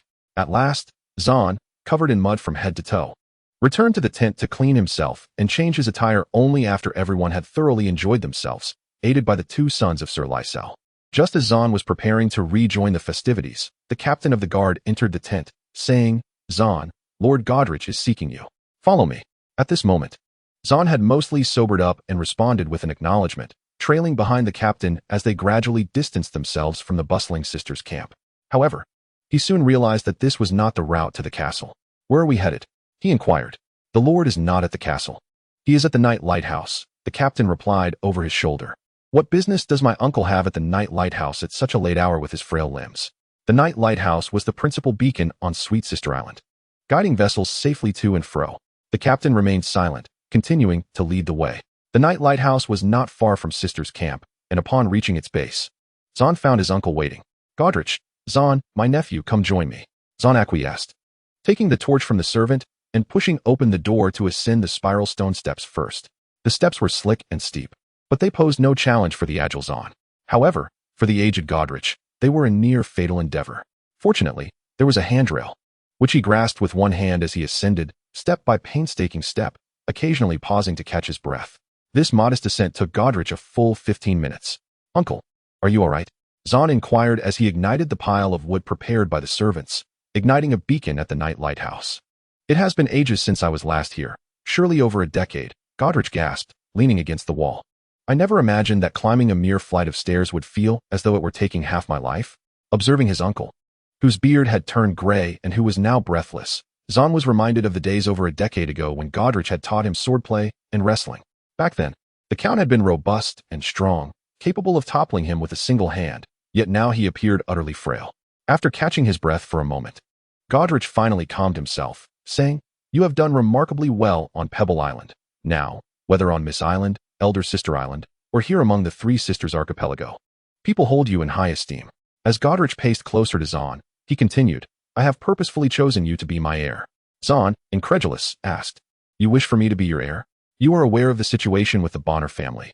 I have no sons, only 2 daughters and 4 granddaughters. While they are certainly capable of preparing a delicious sister's stew, the mere thought of one of them becoming the guardian of Biting Bay is enough to make my head spin. Godrich spoke softly, his words fragmented, as though uttering them drained him of his remaining strength. I need you to remain on Sweet Sister Island, to become the Count of Sweet Sister Island after my passing. The Shield of Sister Island, the Lord of Wave Platform, and the Guardian of Biting Bay. Zahn listened, rendered speechless as his uncle enumerated each title in a labored breath. On Pebble Island, he once promised titles to the player branch in exchange for their loyalty and obedience. Now his uncle employs a similar tactic, insisting that he remain on the island. As a cadet of the Bonnell family, he too has harbored aspirations and fantasies regarding his ancestral fortress and lighthouse. The prospect of the branch assuming the mantle of heir and rightfully inheriting the family stronghold is an irresistible bargain. Zahn licked his chapped lips and hoarsely repeated, "You need me to stay on the island? To remain by your side?" In the narrow sea, unexpected events often unfold in the free trade city-states. As my heir, you should remain on Sweet Sister Island to assist me in governing the territory. The voice of Count Godrich gradually grew more resonant. I would prefer not to expend considerable effort in changing the heir only to receive a letter one day informing me that my heir has perished in the sea or fallen to another's sword. Should you become my heir, my daughter and granddaughter would certainly cease to prepare the delightful stew for me, which is a temptation I cannot refuse. Zahn replied, "But I swear by the Lady of the Waves and the Lord of the Skies to follow and be loyal to Lord Arthur." As Zahn spoke halfway, Count Godrich grasped his arm and led him to the window of the night lighthouse. The firelight shone through the stone openings, illuminating the distant surroundings in the dim night.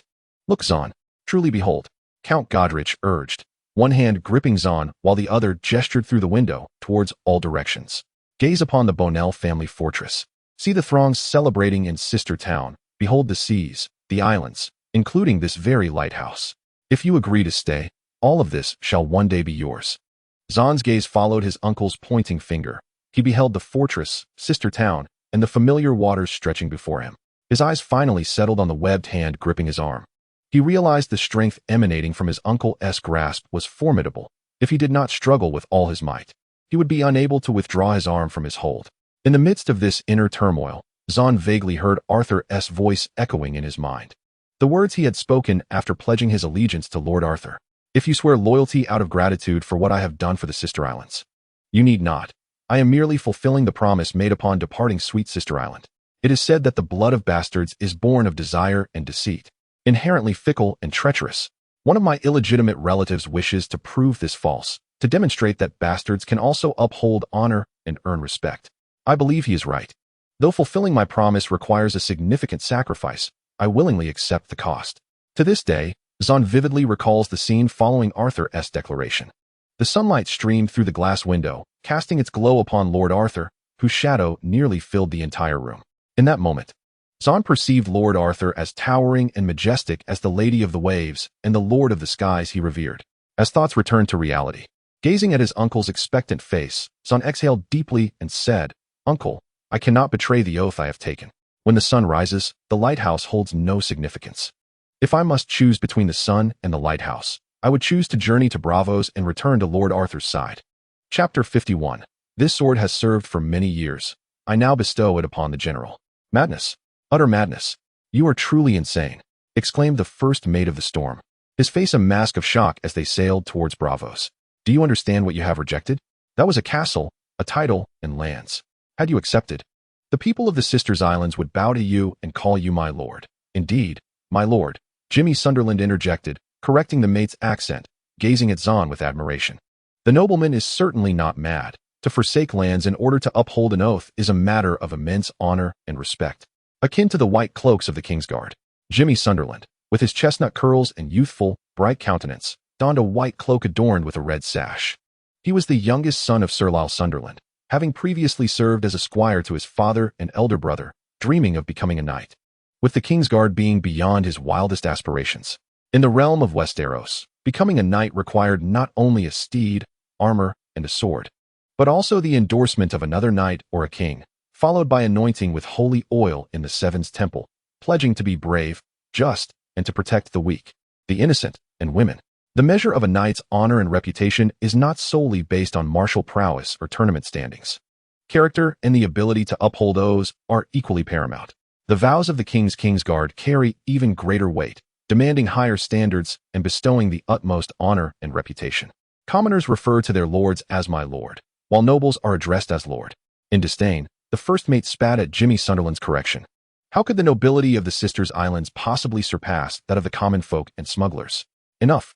Zahn interjected to halt the argument between the two, only to be pressed painfully by Zack Stone as he applied ointment and bandaged him, causing Zahn to stifle a sob. Upon witnessing this, the first mate snatched the ointment from Zack and, while binding Zahn's wounds, inquired, "Were these injuries truly inflicted by Lord Godric?" Before I made my choice, my uncle appeared as a decrepit old man on the verge of the grave. Now, here I sit, bare-chested in a chair, covered in bruises. I never anticipated that after I declined him, my uncle, seemingly blessed by the gods, would pursue me with greater speed, wielding a piece of firewood as he chased after me. "I can attest to that," replied Zack Stone, momentarily stunned by the loss of the ointment. Scratching his head in confusion, I distinctly heard the sounds of blows from the tower, along with Lord Godric's incessant, loud curses. He called the nobleman mad and foolish, just as everyone says about me. Zack Stone is the illegitimate son of Sir Lyle, several years older than Jimmy Sunderland, yet he possesses a robust and imposing stature, moving with the agility of a charging bull.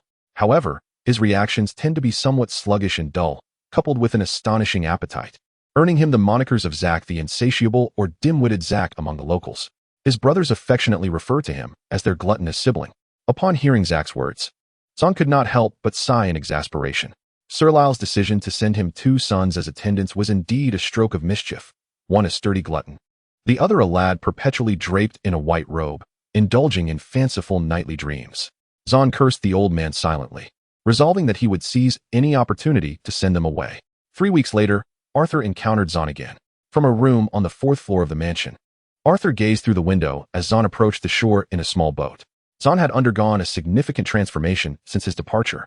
Previously, he had donned the garb of a nobleman from Braavos, dark attire complemented by a silk cloak, his customary ensemble upon arriving in Braavos. Now, he was clad in a light green hunting attire and trousers, a gray silk cape fastened at the shoulder by a silver crab-shaped clasp, resembling a Westerosi nobleman at first glance. Arthur recalled their initial meeting aboard the Storm, where Zahn bore the demeanor of a bandit leader. His pale eyes filled with defiance and thick lips displaying disdain, his emotions laid bare on his face. It was hard to fathom how such a transformation could occur in less than a year. Could war truly expedite one's maturation?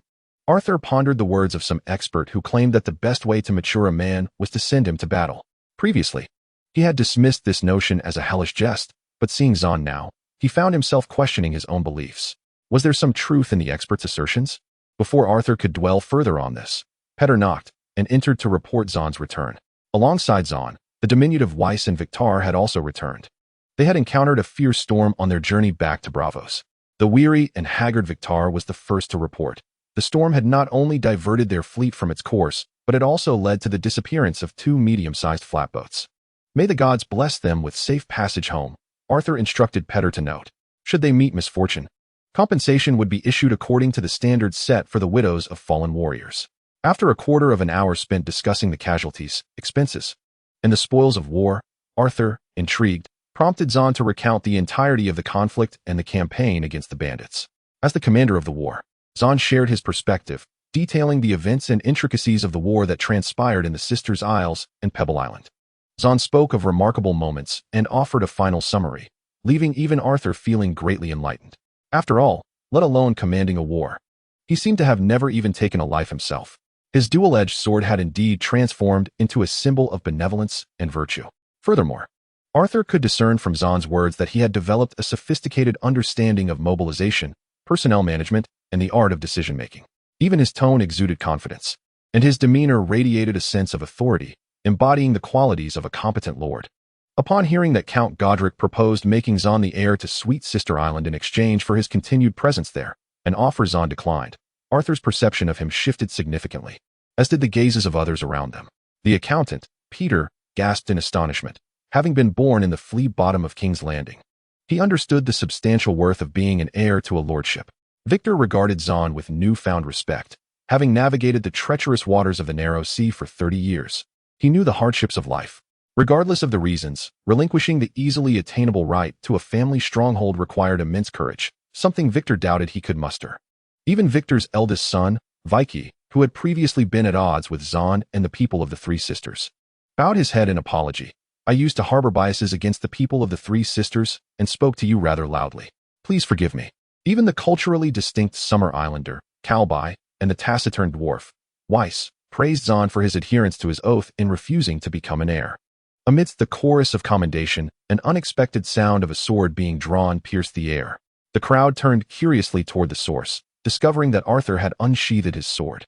The dual-edged sword possesses a sense of positional awareness between the masculine and feminine blades, usable only by the host. Arthur, with a hint of nostalgia, gently caressed the blade of the feminine sword and remarked, "This sword has been by my side since Winterfell. It is one of the first 4 Black Mamba swords I forged. 2 of these swords were gifted to my closest cousins, while I kept 2 for myself. I could think of no better way to honor your loyalty and respond to your oath than by gifting you this sword, my lord." "You need not go to such lengths," Zahn replied, though his webbed fingers tightly gripped the hilt, as if fearing someone might snatch it away. "I shall cherish it dearly." Zahn's hand trembled as he grasped the sword, fully comprehending the significance behind Arthur's words. The sword had only been given to those with whom he shared a close bond, implying a brotherly relationship between them. "I also have an announcement to make," Arthur said, his gaze sweeping over the assembly before coming to rest on Zahn Bonell. "Once all enterprises in Braavos are stable, I shall journey to Starfall City. During my absence, I entrust the affairs of Braavos to Zahn for my stewardship. The loyalty, capability, and status exhibited by Zahn Bonell indeed made him the finest choice for managing affairs in Arthur's absence. As for the cunning, bald-headed Earl Godric, Arthur inwardly cursed him as an old fox. If one were to reverse the cause and effect, Zane's choice to remain or leave Sweet Sister Island would benefit the Earl regardless. Should he choose to stay, the Earl would gain a competent heir. Should he depart, Zane would earn a commendable reputation for steadfastly adhering to his oath. It was indeed a win-win for the Earl. However, this treacherous move provided Arthur with a more tangible understanding of Zane's loyalty. In recognition of Victor's outstanding contributions on Sweet Sister Island, Arthur agreed to allow his second son, Vicar, to succeed him in managing the fleet while he remained in Braavos to assist Zane. Furthermore, he promised to personally forge a unique captain's sword for him. Chapter 52, The Return of Zane, victorious, heralded that the insurance merchant Shael Coffee would fulfill his contract valued at 20,000 gold dragons. In Westeros, 1 gold dragon could purchase a lame nag. Thus, 20,000 gold dragons was no trifling sum for anyone. Initially, he refused to honor the contract under the pretext of verifying the authenticity of the news. Bookkeeper Peter, with a pained expression, reported to Arthur. Now he claims the amount is too substantial, demanding payment in installments. According to him, the 20,000 gold dragons will be dispersed to us in batches over the course of a year. Moreover, Shael Coffee added a condition, requiring us to ensure the safety of the captains of the ships insured under his contract during their travels between White Harbor and Braavos. Should any misfortune occur, he would use the 20,000 gold dragons to compensate us. Additionally, he insisted that we must not engage in any insurance-related business in Braavos. At the time of signing the contract, I failed to specify a payment date upon completion, allowing Shael Coffee to exploit this oversight. With a face full of remorse, Bookkeeper Peter placed a new contract before Arthur. "My lord, this is my fault, and I am willing to accept any punishment." Listening to Peter, Arthur felt an inexplicable sense of familiarity, recalling his past as a worker. Wasn't that one-eyed, rotund Shael Coffee merely seeking an excuse to delay payment and withhold funds? Arthur quickly scanned the contents of the new contract, discovering it to be consistent with Peter's account. He understood that the issue did not lie with Peter and reassured him. "After you drafted the contract, I reviewed and approved it. If there is blame to be placed, I bear a significant share of the responsibility. Shael Coffee has always been a greedy scoundrel. He has acted this way since I first met him." Victor, with a resigned expression, remarked, "The profits from sailing in the narrow sea are substantial, but the risks are high. This is the rationale for the existence of insurance merchants. The captain relinquishes part of the profit to transfer some of the risk to the insurance merchant, who, in turn, places the risk upon us. The most critical point is that he also demands we refrain from engaging in any insurance-related business in Braavos." Zane, seated to Arthur's left, instinctively rubbed the armrest of his chair with his webbed hand. What will the mercenary company do if they do not receive their commission from the contract? Without awaiting others' responses, Zane answered himself. "They have swords. They will take it themselves. Leave this matter to me, my lord. I am well acquainted with that rotund fellow and can devise ways to ensure he relinquishes the compensation we rightfully deserve." Zahn articulated several plans in succession, the essence of which revolved around investigating weaknesses, seizing leverage, and employing threats of abduction, escalating the situation with increasing severity. Observing his fervent verbosity, Arthur patiently listened to Zon's discourse and replied, "Zon, I harbor no doubts regarding your capabilities. However, we find ourselves in Braavos and must abide by its rules. While blades may command obedience, we must also seek collaboration. We cannot afford to act too brutally." With that, Arthur beckoned to the diminutive Vise, who stood nearby, signaling him to lean in closer. Vise, being of short stature, did not even need to bend down to comply. Arthur whispered a few words into his ear. "Yes, my lord, I shall prepare everything as you have instructed," Vise replied, bowing awkwardly before departing. It had long been agreed that Shael Coffee was merely a temporary ally. However, his recent actions extinguished the last flicker of loyalty I harbored. Arthur seized the newly drafted contract from the one-eyed fat man's table and cast it into the fireplace. His intentions were painfully clear. He sought to coerce us with 20,000 golden dragons to comply with his desires, facilitating his efforts to suppress and consolidate other insurance merchants, ultimately monopolizing the insurance market from White Harbor to Braavos. Ironically, his goal coincided with my own aspirations. Yet he insisted that we refrain from engaging in the insurance business ourselves. Arthur returned to his seat, arms crossed, silently observing the document as it turned to ash. His methods were displeasing, very much so. Monopolies signify exorbitant profits, a truth Arthur was well aware of. And from where do such profits arise? Undoubtedly from those captains who sign contracts and share the spoils. The existence of insurance merchants is justified by the lucrative yet perilous nature of narrow sea trade. Captains require partners to mitigate their risks. Yet, when the profits for captains dwindle, is there still a need for insurance merchants? At that point, Arthur could simply eliminate the middleman and negotiate directly with the captains. Shael Coffee evidently recognized the risks involved and discerned Arthur's intentions, taking corresponding actions. Arthur could not help but admire the one-eyed man's acumen, honed through years of thriving in Braavos, his capabilities and vision formidable. This train of thought led Arthur to recall the frail woman named Finney and her husband, the captain who, in a reckless gamble, chose not to sign an insurance contract and ultimately met his demise in a cage at the hands of the Lord of Pebble Island. One thrived in the safety of Braavos, feasting lavishly, while the other traversed the treacherous shores of the narrow sea, only to face shipwreck and death. As these thoughts consumed him, Arthur found his hand instinctively caressing the hilt of his Valyrian steel sword, Oathkeeper, and he vowed, "I promise to deliver the head of the Lord of Pebble Island to her." However, on Zon's journey to Braavos, the preservation of the Lord's head had been poorly executed. In the humid environment of the narrow sea, it had thoroughly decayed and emitted a foul stench, leaving the physician no choice but to strip the rotting flesh away with maggots. When the head finally reached Arthur, it had been reduced to nothing more than a bleached skull. "Vicky, how is Finney faring now?" Arthur inquired with curiosity. "After she obtained that skull, she may have perished." "My lord." Vicky involuntarily swallowed hard at the mention of Fanny, her eyes betraying a deep-seated fear. "After she indulged in a few cups of sweet wine using the skull, she returned it to me, and thereafter, she ventured to the Hall of Black and White, from which I have not seen her again. It is said that the spring waters of the hall grant a pain-free death." Zon shrugged, remarking, "For her, that could be considered a release." Victor, upon hearing his eldest son's words, murmured softly, "If she still lives, I hope she remembers our names."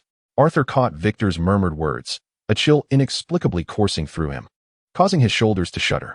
He swiftly changed the subject, asking, "Peter, what has become of the Valyrian steel dagger?" "It has been entrusted to the auction house for some time now." Peter, animated by the unique properties of the dagger and the fame of Valyrian steel, responded, "My lord, there has been considerable interest. Courtiers, socialites, wealthy merchants, captains, and priests from the Temple of the Moon, as well as the great nobles of Westeros, have all placed bids. There are even rumors that the Sea King has been stirred." As he spoke, Peter hastily handed Arthur a list clipped in his notebook. "However, the buyer you desire, the faceless man from the Hall of Black and White, has yet to appear. Here are the names of all the bidders and the details of their offers." Since Arthur's arrangement with the auction house was not based on the highest bidder but rather through barter, the Valyrian steel dagger remained on display, continuously accepting offers. The auction house welcomed this arrangement, showcasing it at each auction to garner attention and traffic. Arthur scanned the list of exquisite treasures, marveling silently, realizing that poverty had indeed constrained his imagination. The inventory included chests filled with gold and silver, agate, pearls, and various gemstones, all commonplace items. Additionally, there were rare materials from the shadowy land of Ashai, rumored to possess magical properties. along with various treasure maps of the Valyrian ruins and even those extending to the Jade Sea. Numerous offerings of seafaring vessels, residences, estates, and even territories were noted. Amidst the dazzling array of items, Arthur's gaze was drawn to a peculiar entry, recognizing one individual's identity and their bid. Identity: the socialite Black Pearl Belegia Osiris. Bid: an unforgettable experience. Good heavens, Arthur thought to himself, astonished that even socialites would go to such lengths. Since their parting at the moon pool, he and Black Pearl Belegia had not crossed paths again, each tacitly fulfilling their own needs while drawing from the same social currents. Following that, Arthur devoted considerable time to smithing, sword practice, correspondence, and managing his enterprises. After Zon's departure and the commencement of the Battle of Pebble Island, Arthur became so consumed with his duties that he neglected his meals, gaining over 10 pounds, thus further diminishing any opportunity to frequent high-end venues requiring the company of socialites. My lord, clearing his throat, Arthur snapped back to reality, slightly embarrassed, and coughed twice. Noticing the peculiar expressions on the faces of those around him, he promptly declared, "All right, everyone, return to your tasks. Zon, you will need to exert yourself in familiarizing yourself with the various operational models of our enterprises in Braavos. Do not hesitate to consult others if you have any uncertainties. As for the matters concerning Shael Coffee, you need not concern yourself." Finally, Arthur announced, "I shall dedicate a day to personally visit him. The world of the river is not merely one of conflict and bloodshed. It is also a realm of human relationships and social intricacies." Chapter 53. The dog's head roar. As the Titan roared, Braavos was enveloped in darkness.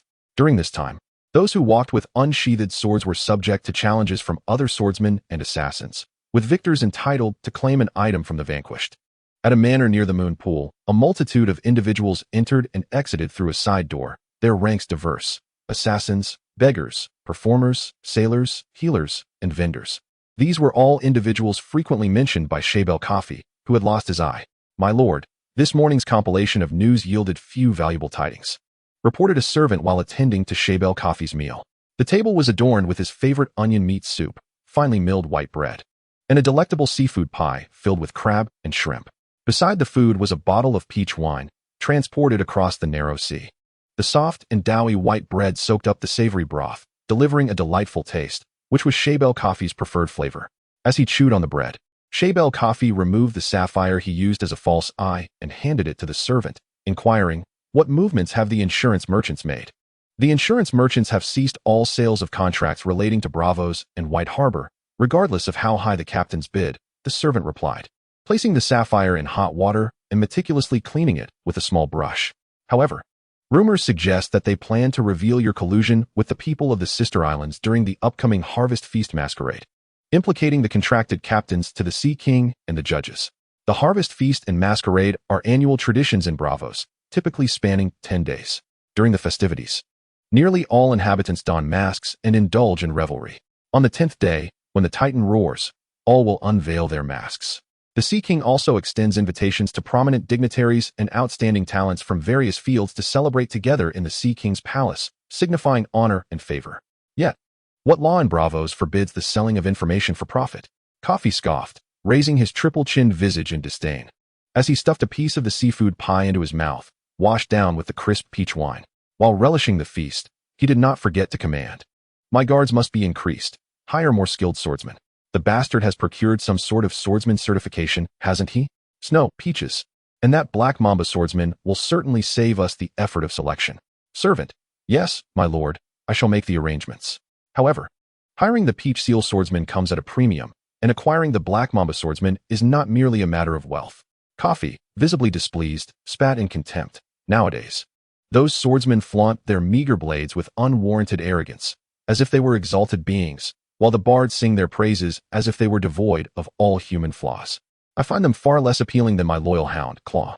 The servant, evidently accustomed to Coffee's manner of speech, lowered his voice. "My lord, I have reliable information indicating that some of those insurance merchants have visited the Hall of Black and White. They may have the means to hire the faceless ones." At this, Coffee erupted into a fit of laughter, his corpulent form shaking. "They are indeed cornered like rats. The faceless ones merely terrify outsiders and barbarians. To engage them for murder, they cannot afford the price the faceless ones demand. Years ago, I sought the aid of the god of 1,000 faces to arrange for a faceless one to eliminate an assassin. My blindness is a consequence of that assassin's actions. However, The assassin served a seer, making it unwise for me to act directly. Thus, I turned to the faceless ones. I knew they would turn the scene into an accident, leaving no trace. Yet, the price demanded by the priest of the god of 1,000 faces far exceeded my means. Death is a gift, and the deity is never stingy with such offerings. For all mortals must meet their end. The priest received me with an extraordinarily mundane tone, yet all mortals must serve. After the god of 1,000 faces grants you this gift, you must devote yourself entirely to him. Are you capable of such a commitment? I cannot. I cannot do it, and they surely cannot either, Coffee reassured himself inwardly. After all, to have a faceless one eliminate an assassin, I would need to relinquish my entire fortune, perhaps even my future. The cost of eliminating someone of far greater renown than the assassin is unfathomable. I must expedite the hiring of the Peach Seal swordsman, no matter the expense. Coffee smacked his lips and reiterated to the servant. Once the servant assured him of his task, Coffee inquired, "What news from the illegitimate son?" Since Zane's return, everything has remained as usual with the illegitimate son, who continues to manage his smithy and fleet without any notable developments, replied the servant. The contract you drafted remains unreturned, I inquired with Peter, who mentioned that the illegitimate son is still deliberating. They continue to accept our shipping information without reservation. Very well, I understand. You may leave now. Coffee waved his plump hand dismissively. Inform the guards outside to remain vigilant, and have the kitchen prepare claw as preferred meats. He cannot sleep well without his evening meal. The servant bowed respectfully and withdrew, leaving Coffee alone to savor his favorite dinner. Just as Coffee was about to consume the last morsel upon his plate, a faint and rhythmic tapping emanated from the wall behind him, barely perceptible unless one listened intently. Upon hearing a sound, Coffee, with his rotund belly, struggled to rise. Clutching a gilded mermaid figurine atop the cabinet and twisting it rhythmically a few times. Suddenly, a secret door in the side wall swung open, revealing a graceful figure who stepped forth with swift elegance. Shael Coffee, his plump face adorned with a sincere smile, addressed the silhouette, "My mermaid. Why do you arrive so late?" Confirming certain intelligence took some time, replied the newcomer, a stunning beauty with a figure and visage that conformed to the highest standards. While Coffee ostensibly used his blindness to gather information, it served merely as a facade for his true sources of intelligence. Unbeknownst to anyone, he clandestinely controlled a renowned brothel and even collaborated with the enchanting mermaid queen among the courtesans to procure valuable insights. Shael Coffee understood that the information gleaned through his blind eyes was merely rudimentary, often consisting of fabrications. However, after a few drinks in the brothel and the flirtations of the young women, acquiring information became both effortless and reliable. The mermaid indeed delivered the news he sought. Zon Bonnell had threatened to find leverage against him, even to the extent of attempting abduction, though thwarted by Arthur Zunner. Subsequently, the mermaid elaborated on the entire proceedings of the meeting between Arthur and Zon, detailing even the whispers exchanged with Weiss, as if she had been an eyewitness. "From whom did you hear this information?" Coffee inquired. "Who else but the discontented men?" The mermaid shot him a sidelong glance and continued. "You often brought Zon to indulge in revelries. Lately, he has taken to bringing his friends along." With her delicate fingers, the mermaid enumerated the sun-kissed islanders from the Summer Isles, the Braavosians, and those from the land of the setting sun. They are relatively tight-lipped. Yet each one divulges a morsel that allows me to assemble a comprehensive intelligence report. The illegitimate son had familiarized Zon with various operations, and it was unexpected that his methods proved to be rather unique. Shael Coffee remarked, "I sought to cultivate his acquaintance long ago, but alas, his command of Braavosi was rudimentary at that time, limiting our exchanges to the simplest of dialogues. However, I sensed his distrust." The mermaid shook her head. "How can trust flourish amidst a language barrier? Many Braavosi terms were taught to him by my girls on the bed. They claim he is rather clumsy and takes an inordinate amount of time to learn." The mermaid then divulged a plethora of information, not only concerning Arthur but also detailing the movements of various ships, their departure times, destinations, whether insurance contracts had been signed, and with whom they were arranged. Additionally, she shared insights regarding the inner workings of Braavos customs, preparations for an upcoming harvest banquet and mast ball, and a general list of invitees from various industries. Names such as Arthur, Shael Coffee, the Black Pearl, and even the Mermaid Queen were prominently featured on the list. The two spent a quarter of an hour longer than usual collating and exchanging this intelligence. Once the exchange was complete, the mermaid departed through the secret door, leaving behind a lingering allure. After her exit, Shael Coffee meticulously reviewed the information gathered that day, observing the words inscribed on the parchment. Arthur Snow did not appreciate the manner in which the illegitimate child sought loopholes in the contract. I am indifferent to whether the bastard likes it or not. Shael Coffee abruptly closed the book. I cherish my loyal hound, Claw. Can I possibly transform everyone into Claw? Regardless of the bastard's sentiments, he must personally come to me, donning a smile and engaging in conversation, all for the sake of those 20,000 gold dragons. As this thought crossed Coffee's mind, a wave of contentment washed over him. He commanded his servant to ignite the incense in the bedroom, reclined on his velvet bed, and draped himself with a silk coverlet, drifting peacefully into slumber. The Titan's roar resounded once more, heralding the arrival of daybreak. Shael Coffee stirred from his dreams, exhaling a long breath, feeling invigorated and in high spirits, albeit slightly damp. He dismissed it as merely the normal humidity of Braavos, a city composed of islands. Rubbing his single eye, he rose to kindle the fireplace, seeking warmth to dispel the moisture clinging to him. However, upon lifting the silk coverlet, an overwhelming scent of blood mingled with the incense assaulted his senses. Coffee squinted in confusion, and to his horror, a bloody dog's head lay at his feet. Recognizing it instantly, he realized it was none other than the head of his beloved hound, Claw. When engulfed by terror, words fail, leaving only a single exclamation. Ah! The shriek of the one-eyed rotund man pierced the air, even drowning out the Titan's roar outside. Once Coffee regained his composure from the shock, he violently kicked the dog's head off the bed, gasping and retching, his body drenched in fluids. The velvet bed was soaked with dog blood, sweat, and urine. Knock! Knock, knock! Just as he caught his breath, the door was pounded upon fiercely.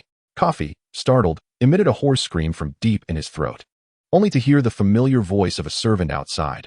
My lord, the illegitimate child has come to see you. Chapter 54. Fear cuts deeper than any blade. Arthur and Weiss had been waiting in the opulently decorated parlor of Shael Coffee for half an hour. Knowing the reason for the delay, Arthur felt no discontent, displaying remarkable patience for the arrival of the one-eyed man. Upon seeing the rotund figure of Shael Coffee once more, Arthur was reminded of the words often uttered by the chief swordsman of the Sea King's court, frail. Fear inflicts deeper wounds than any blade. At that moment, Shael Coffee's face was as pale as parchment, his sapphire eye was devoid of adornment, his attire was disheveled, and his legs trembled uncontrollably, requiring the support of 2 servants to walk. Throughout their subsequent conversation, Coffee displayed none of his usual acumen or composure, readily acquiescing to Arthur's requests without a moment's hesitation. Before departing, Arthur, with a hint of malevolence, inquired about his beloved hound, Claw. Where's your dog? If my memory serves me correctly, its name is Claw. You two are inseparable. Why did I not see you with it today?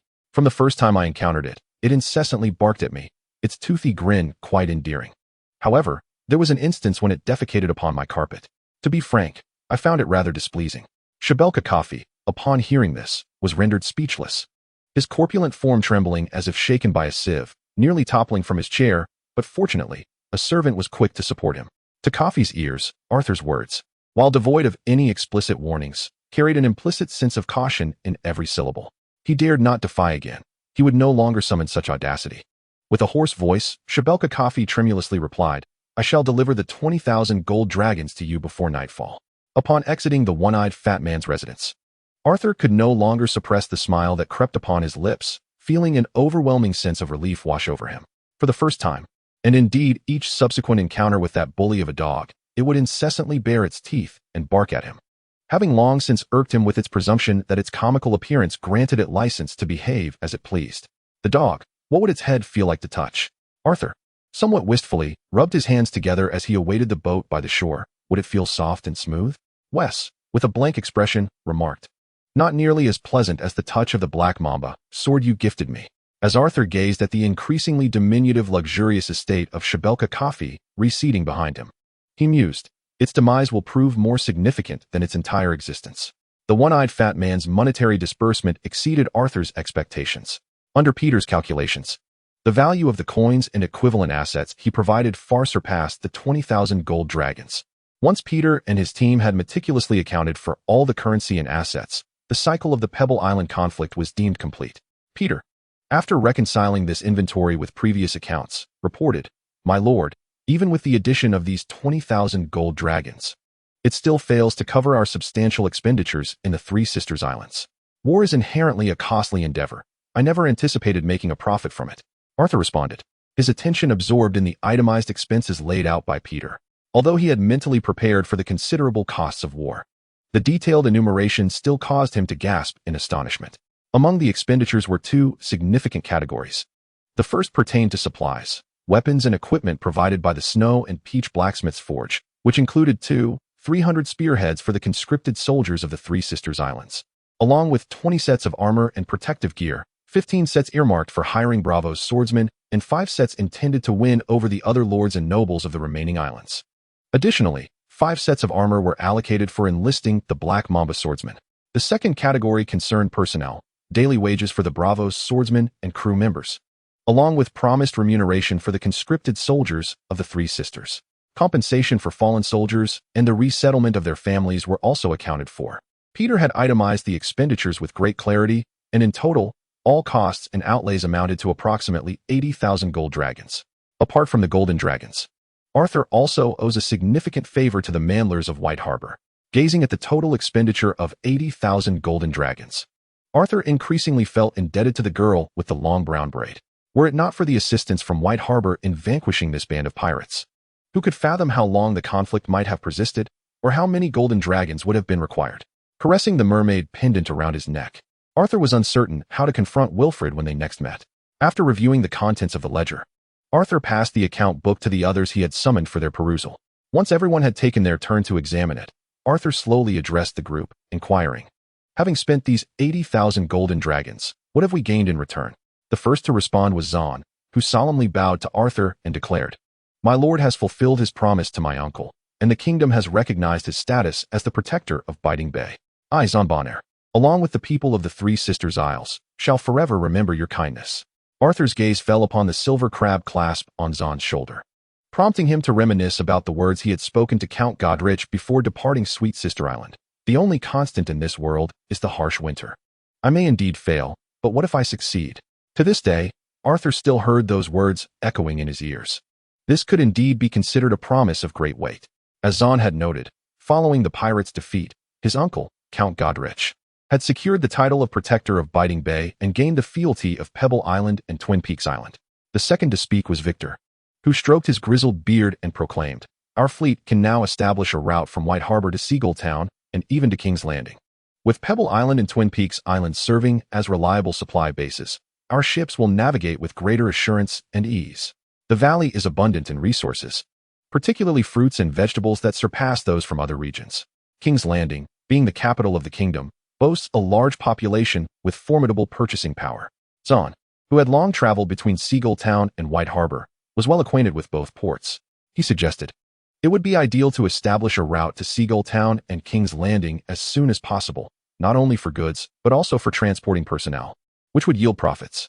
Victor nodded in agreement and continued to elaborate on the fleet's acquisitions. "Moreover, we have seized 10 pirate ships, 3 of which are large, deep-draft single-mast vessels capable of ocean voyages. After repairs, I have already incorporated them into the fleet.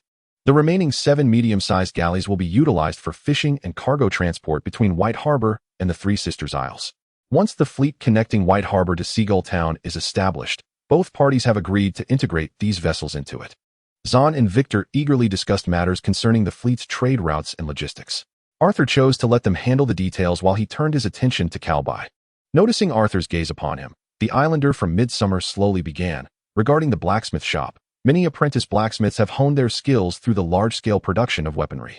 Several apprentices have successfully passed their assessments and become qualified blacksmiths. In addition, we tested the modified scale armor and the defensive capabilities of the vine armor. According to the feedback from Zahn and Wesna, the performance of the weaponry was commendable. The quality of our crafted weapons is undoubtedly excellent.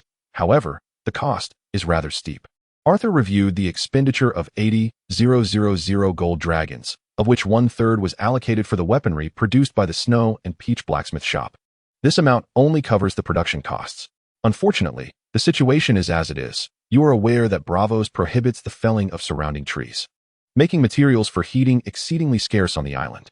The prices of charcoal and coal, essential for forging weapons, are exorbitantly high. Carlby explained with a wry smile that besides the superior quality of our weapons compared to those from other forges, the high costs of the raw materials contribute significantly to the inability to lower our prices. This indeed poses a dilemma. Arthur instructed Pett to document this matter. The prohibition against tree felling in Braavos, alongside the shipbuilding and heating demands for vast quantities of timber, was the foundation upon which Arthur originally established the fleet trade. Presently, the situation mirrors Arthur's initial expectations. Ships sailing from White Harbor to Braavos carry, aside from a few casks of peach wine and animal hides, mostly planks processed from the Wolf Forest Peach Orchard Workshop. After the citizens of the Summer Isles expressed their views, individuals in the room gradually shared their thoughts. Among them, Victa's eldest son, Vicky, drew Arthur's attention with a jest. Let us not forget the materials provided by Finney for forging the Valyrian steel sword, Dawn, and the Valyrian steel dagger. He also mentioned the skull souvenir from Pebble Island's lord. This reference prompted a thought in Arthur's mind. Fear can wound deeper than any blade. Chapter 55. No more pretenses. As the annual harvest feast masquerade approached, the entire Braavos came alive with excitement. People from all corners of the world flocked by ship, passing through the Titan of Braavos to reach the city. The old clothes vendor's dock was overwhelmed with a myriad of vessels, from the chubby whaling ships arriving from Ibn, the swan boats from the Summer Isles, the flat-bottomed boats from Pantos, the trading rowboats from Lys, to the oar-sailing ships from Westeros, adorned with various banners. Taverns, courtyards, and even temples were bustling with activity, as throngs of people traversed day and night. Even the usually quiet courtyard, dedicated to various forgotten deities, witnessed an influx of visitors these days. Men and women from distant lands sat side by side, sharing drinks and meals, engaging in lively conversation. The boisterous voices of the Tyroshi rang out, their hair and beards dyed in a spectrum of colors. The golden-haired Lyseni, always dressed in resplendent attire, haggled fiercely to lower prices. The Ibonese, stout and hairy, often muttered curses in their deep, raspy voices. Meanwhile, the Summer Islanders, with skin as dark and smooth as teak, donned capes of red, green, or yellow feathers. As the saying goes, aside from the slavers, Braavos welcomes all who arrive. In the present day, the streets, bridges, and rivers of Braavos are frequented by the vigilant presence of the city watch, diligently maintaining order. It is rumored that the Sea King has also commissioned 3 mercenary companies, each comprising 1,000 men, to ensure the tranquility during the harvest feast masquerade. The Sea King has extended an invitation to me to attend this grand celebration and masquerade at his palace. Arthur inquired of the Sea King's chief swordsman, who had been instructing him in the water dance, while clutching the invitation. Is it appropriate for me to attend? Given that I have only been in Braavos for just over a year, you are aware of the time frame, aren't you? Cilio replied, observing a diminutive apprentice named Weiss practicing with the water dancers in the courtyard, a smile gracing his features. In this past year, you have stirred quite a commotion in Braavos. The Sea King has expressed a desire to meet you for quite some time. That is indeed delightful. Arthur carefully tucked away the invitation. I have long wished to explore the Beast Garden. I have heard it is home to a multitude of creatures. After exchanging a few more pleasantries with Cilio, Arthur chose not to intrude further upon the master and apprentice, and proceeded to the chamber where Peter was working, inquiring about the auction of the Valyrian steel dagger. Peter rummaged through a categorized cabinet for a moment before presenting a list filled with records. This is the recent bidding from all buyers. As the fame of this dagger has grown, nearly everyone has increased their offers in pursuit of it. The auctioneer who delivered this list even inquired whether the Valyrian steel dagger could remain unsold. He mentioned he would not only waive his commission but would also offer a handsome reward for it. Arthur remained silent, merely scanning the list. The intention behind auctioning this dagger, imbued with the additional property of the Wooloo sword, was to establish a connection with the Faceless Men and seize the opportunity to acquire their shape-shifting abilities through sleight of hand. Unexpectedly, while the Faceless Men remain elusive, the Valyrian steel dagger, capable of transforming into 6 distinct forms, has garnered significant attention in Braavos. Arthur meticulously searched the list once more, but failed to uncover any identities or items related to the Faceless Men of the House of Black and White. This is perplexing. They should have shown some interest. He scrutinized the paper again, yet still found nothing of significance. The transformative capabilities of this dagger would naturally evoke thoughts of the Faceless Men, according to Carl's assertion. He would even believe it to be a sacred artifact of the House of Black and White. The advantages of a sacred relic for a religion are abundantly clear. Otherwise, how could even the holy foreskin have been enshrined by the church, boasting of its extraordinary powers? Arthur sighed. Alas, what is meant to be mine is a stroke of fortune, and what is not is but fate. Currently, this dagger is immensely renowned in Braavos. It is implausible that the Faceless Men are unaware of its existence. Given their apparent indifference, it is evident they harbor no interest in this dagger. The Faceless Men prefer to orchestrate deaths to appear as fortuitous accidents rather than employing blades or daggers. Reflecting upon it now, Arthur considered that this dagger holds little value for them beyond its religious symbolism.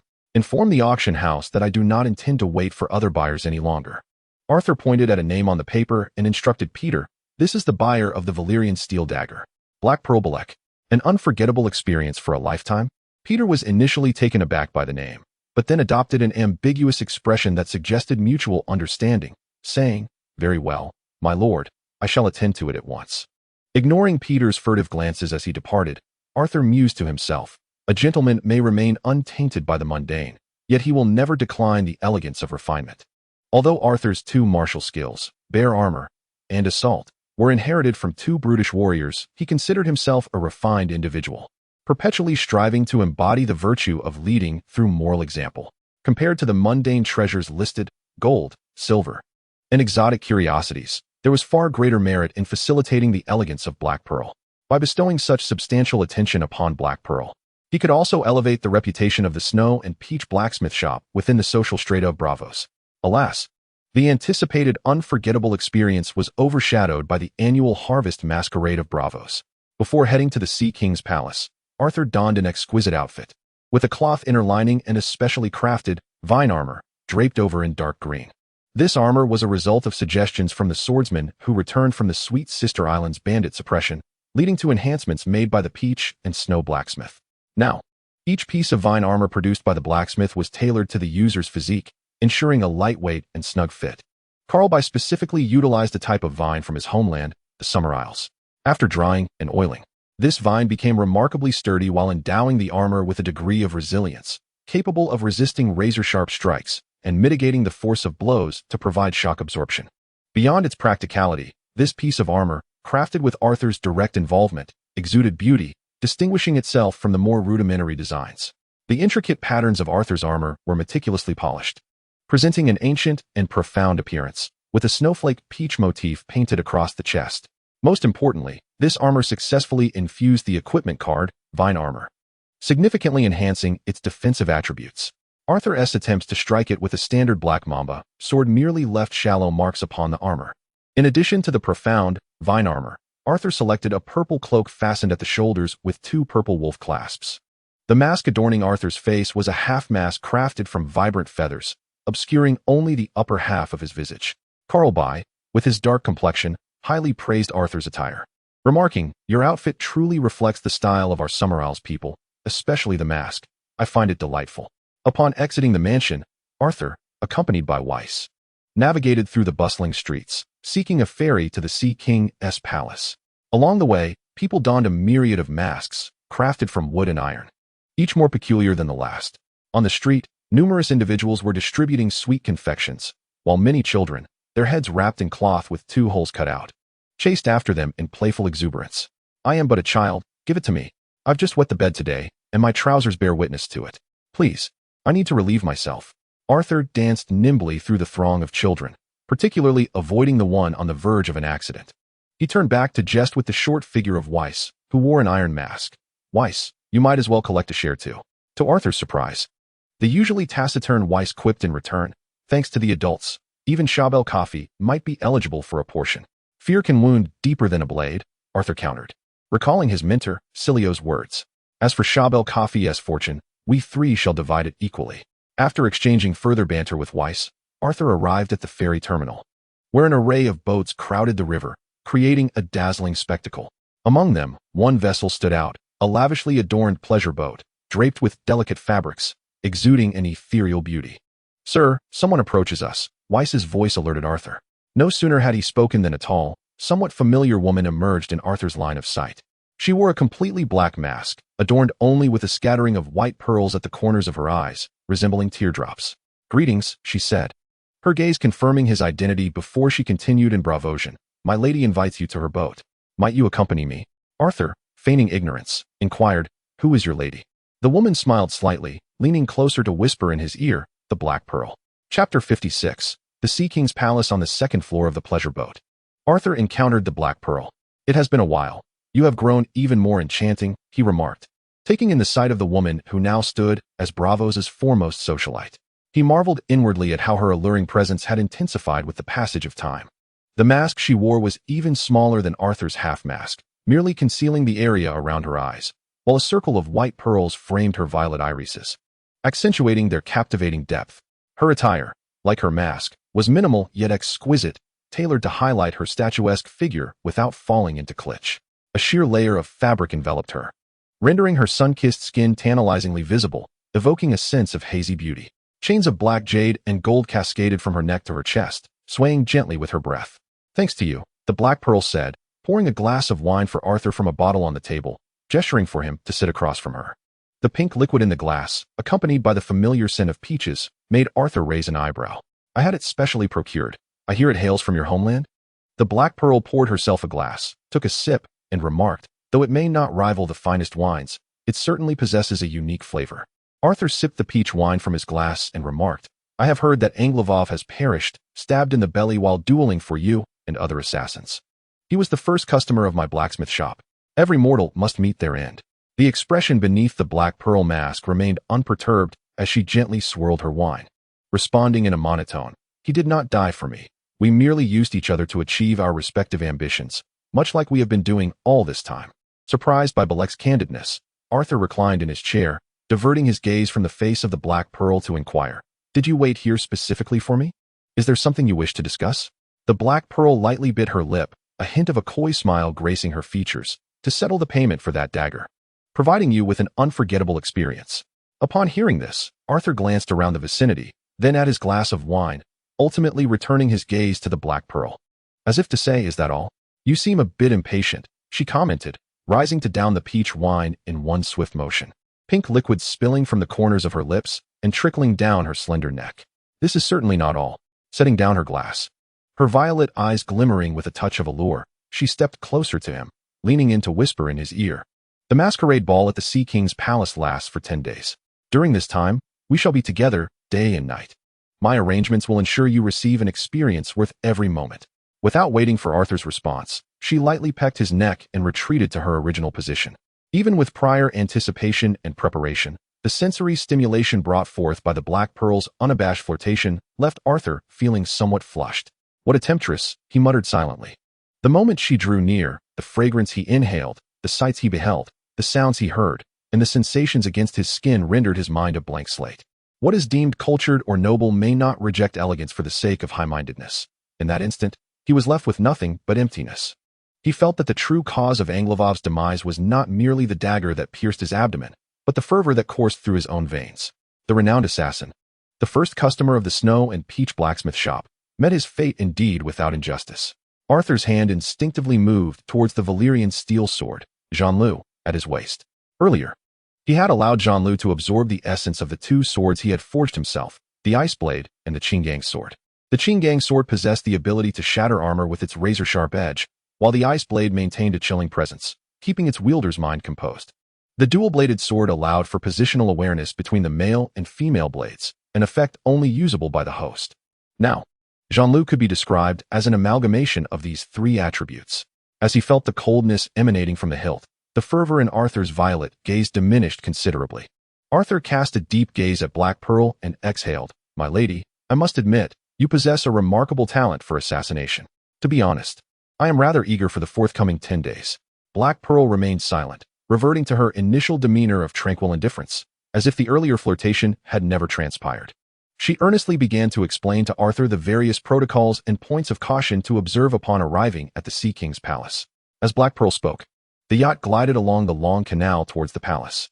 From the second deck of the vessel, Arthur could clearly observe the surrounding scenery through the drapes, statues of past sea kings, majestic temples, and the moonlit pool where assassins competed.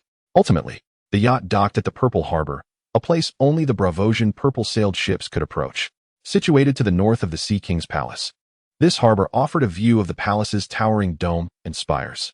In stark contrast to the bustling and noisy old wharf, this harbor was relatively serene.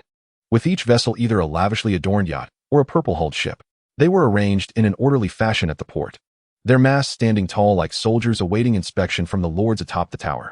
While Arthur admired the grand stature of the Sea King's palace, Black Pearl's voice shifted from monotony to allure. The Mermaid Queen, the Masked Lady, Moonshadow, Nightingale, the Poetess. Arthur instinctively grasped the sword at his side, following her gaze to the various socialite vessels. "Are you well acquainted with them? Is that so surprising?" Black Pearl stretched languidly, gathering her slightly disheveled hair. One must be exceedingly knowledgeable about one's peers. Fellow travelers can be rivals, Arthur mused, recalling the other insurance merchants in Braavos. Where currently the one-eyed fat man dominated the trade routes to White Harbor and Braavos. Upon surveying the distinct socialite vessels, Arthur noted an anomaly. Aside from us, there are 6 yachts in the harbor. One of those vessels bore the name Daughter of Darkness. Black Pearl pointed to a yacht adorned with a statue of a pure black nude at its bow, saying, "She is a friend." "A friend?" Arthur replied, astonished. "How did your friendship come to be?" "You wouldn't want to know." Black Pearl's violet eyes narrowed slightly, revealing a mysterious smile, before adding, "You will soon find out." Once the yacht docked, Black Pearl and Arthur followed a Sea King official wearing a purple mask toward the palace. Trailing behind the official, Arthur stepped out of the purple harbor and onto a winding corridor, flanked by vibrant flower beds filled with rare blooms presented by Braavosian captains from distant lands. The flowers emitted an array of exotic fragrances, and the tranquil atmosphere quickened Arthur's breath as he passed through. Suddenly, Black Pearl linked her arm with his and inquired with keen interest, "I have heard that in the northern territories of the Sunset Kingdom, there exists a flower known as the winter snow rose. Have you ever seen such a flower?" "There are indeed such roses in the gardens of Winterfell." Though unaware of why Black Pearl mentioned the flower, Arthur took the opportunity to enlighten her. It blooms solely in the frigid realms of the north. Its petals a mesmerizing ice blue, exuding an exquisite fragrance. He pondered the absence of such a flower in their current surroundings, realizing it was a matter of environmental constraints. Black Pearl gently caressed the myriad blossoms in the garden, her face alight with joy as she recounted, "I once witnessed a poignant tale about this flower at the theater. The Dragon Prince, in his desire to present a garland woven from winter snow roses to the mother wolf, forsook his wife and children, relinquished his kingdom, and perished in battle. A truly remarkable story. That is not merely a tale, it is a historical event," interjected an intrigued official. He asserted confidently, "That was 7 or 8 years ago when I hosted a knight from the land of the setting sun, who sought an audience with the Sea King. He was accompanied by a young boy and an infant girl, both possessing silver hair and violet eyes. I suspect they were the last scions of the great dragon of the Sunset Kingdom. I bear a trace of dragon blood myself, and have always been drawn to tales of that realm."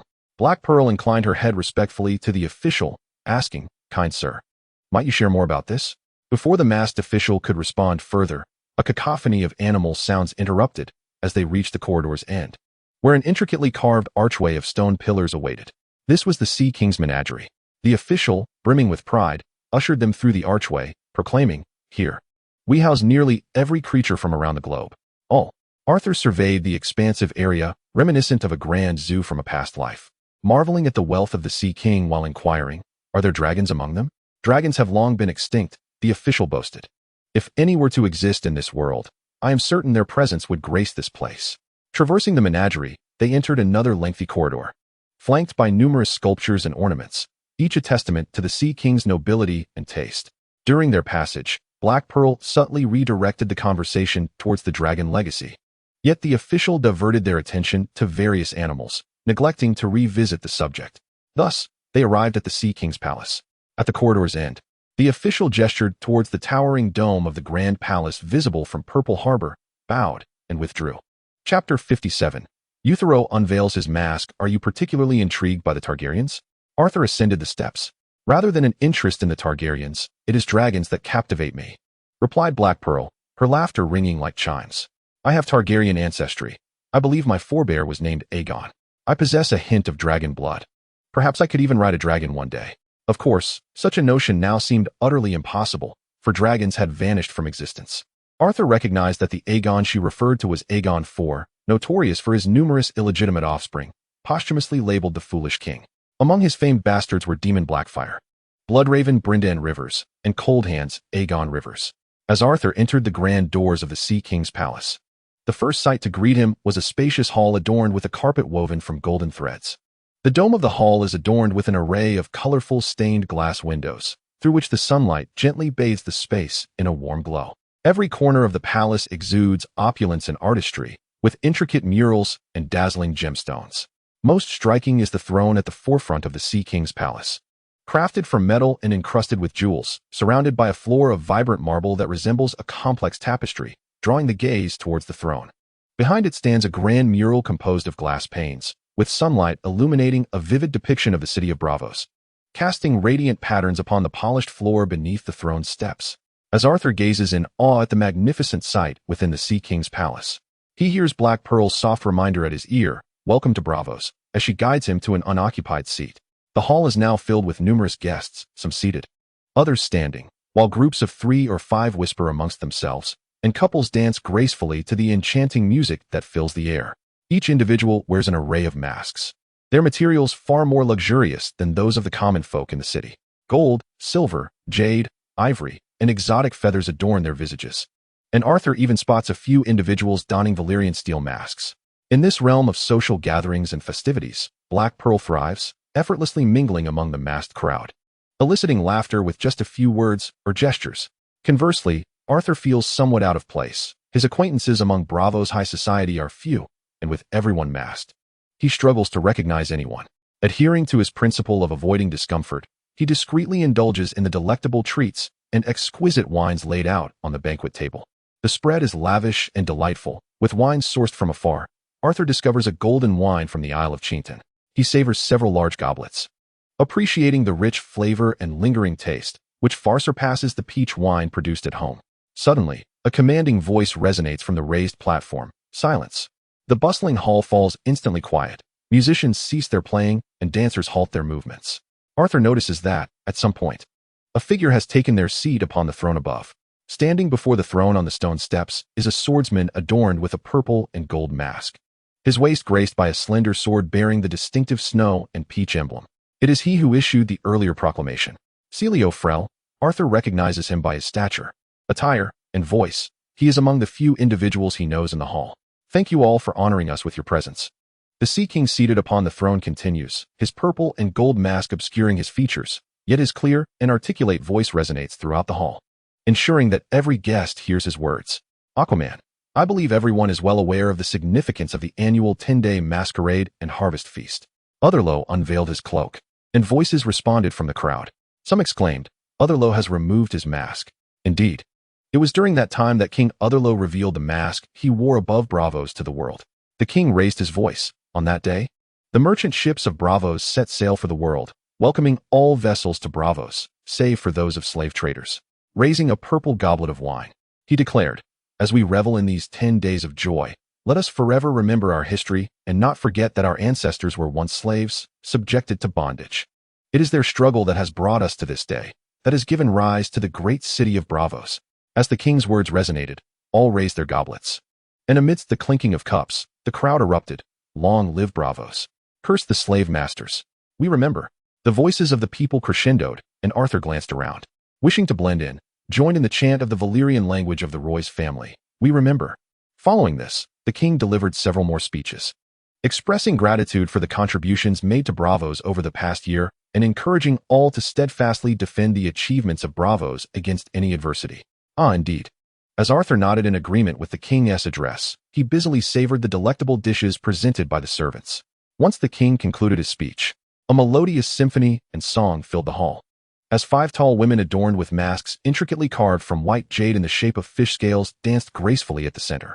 Their synchronized movements were enchanting, their slender waists twisting with remarkable speed, eliciting gasps of admiration and applause from the crowd. These were the Mermaid Queen and her sirens. At some point, Black Pearl had returned to Arthur's side, her voice soft as she inquired, "Do they not dance beautifully?" Arthur spread his slightly reddened palms from clapping, responding honestly, "To be fair, they indeed possess remarkable talent. Their dance is quite invigorating." She continued, "Is that mermaid pendant around your neck a gift from the Mermaid Queen?" Black Pearl reached out to examine the mermaid ornament adorning Arthur's chest. "I've noticed you wear it constantly." "No. It is a reward from a noble lady from the north, for I bestowed a pouch of seeds upon her. Her family crest features a mermaid." Arthur swiftly swatted away Black Pearl's reaching hand, clarifying, "I am not acquainted with the Mermaid Queen. Prior to today, I had only heard her name." Black Pearl, somewhat taken aback by Arthur's reaction, smirked slightly, a playful gleam in her violet eyes. "I cannot ascertain the truth of your words, but based on your reaction and emotions, I am certain that this mermaid pendant was not a gift from the Mermaid Queen. Miss Black Pearl, I must concede that your perception of people is quite astute." Arthur raised his goblet, his gaze lingering on the captivating dance and forms of the mermaids in the hall's center. The Black Pearl gently held Arthur's face, compelling his gaze to shift from the mesmerizing mermaids to her. "Might you grant me a pouch of seeds this evening? As a reward, I shall present you with a surprise you shall never forget. Chapter 58. The Sea King, Part 1. As he observed the vigorous dances of the mermaids in the hall, their graceful forms now appeared utterly mundane to Arthur. He found himself absent-mindedly blinking, as even the sumptuous array of delicacies and fine wines laid before him lost their allure. Meanwhile, the Black Pearl had long disappeared, flitting through the various tables, engaging in her customary social pursuits. This woman had a remarkable talent for both enticing and dampening spirits, as effortlessly as one might partake of food and drink. While Arthur harbored unkind thoughts about the Black Pearl, the energetic dance of the mermaids reached its conclusion, giving way to a troupe that commenced their performance. The play they presented was titled Othello Unveiled, a piece previously spoken of by the Sea King. As a man from the north, Arthur found himself utterly disconnected from the performance, stifling yawns and nearly succumbing to slumber. The sole aspect that piqued his interest was the actor portraying Othello, who, upon revealing his cloak, was found to be wearing nothing beneath, save for a mask adorning his face. The actor, along with his peers, seemed blissfully unaware of this peculiar situation, continuing their earnest performance with great fervor.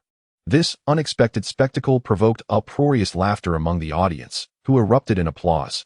Even the Sea King upon his throne was doubled over with mirth. Arthur, seasoned by many tumultuous experiences, could not help but join in the laughter. The absurdity of Othello's antics, combined with the audaciously misplaced theatricality, would have been considered quite a sensational affair even in Arthur's past life. As the performance of Othello Unveiled concluded and the actors exited amidst the audience's cheers and claps, an ethereal voice whispered in Arthur's ear, "Are you Arthur Snow? They say you possess eyes as beautiful and purple as the Black Pearl. You must be he." Arthur recognized few individuals in the hall, yet he immediately identified the striking mermaid queen, distinguished by her tall stature. He raised his glass in a courteous gesture and replied, "If no one else in the hall is calling my name, I believe you are correct. Would you care to dance with me?" The mermaid queen extended her invitation. Arthur shook his head with an apologetic smile, his right hand resting on his waist. It is customary for a gentleman to invite a lady. However, aside from the dance of water, I hold no interest in other forms of dance. My sincerest apologies, beautiful lady. Lady? The mermaid queen's ethereal voice carried a hint of indignation. How old are you? I am nearly 1,213 years. Arthur replied with a self-assured demeanor. Is there a problem with that, beautiful lady? Never mind. The mermaid queen took a deep breath and sighed. Forgive my intrusion.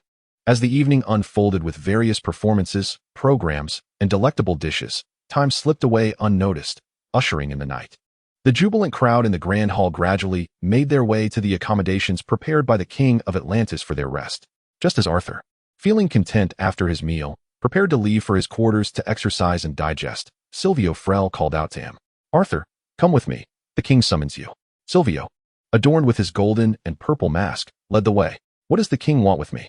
Arthur inquired, stretching lazily as he rose, adjusting his round belly, full from the rich food and wine. Truth be told, the golden wine from Chintian Island had quite a kick, and Arthur felt his legs tremble slightly, making it hard to stand, while each step felt unusually heavy. Silvio remained silent, guiding him forward.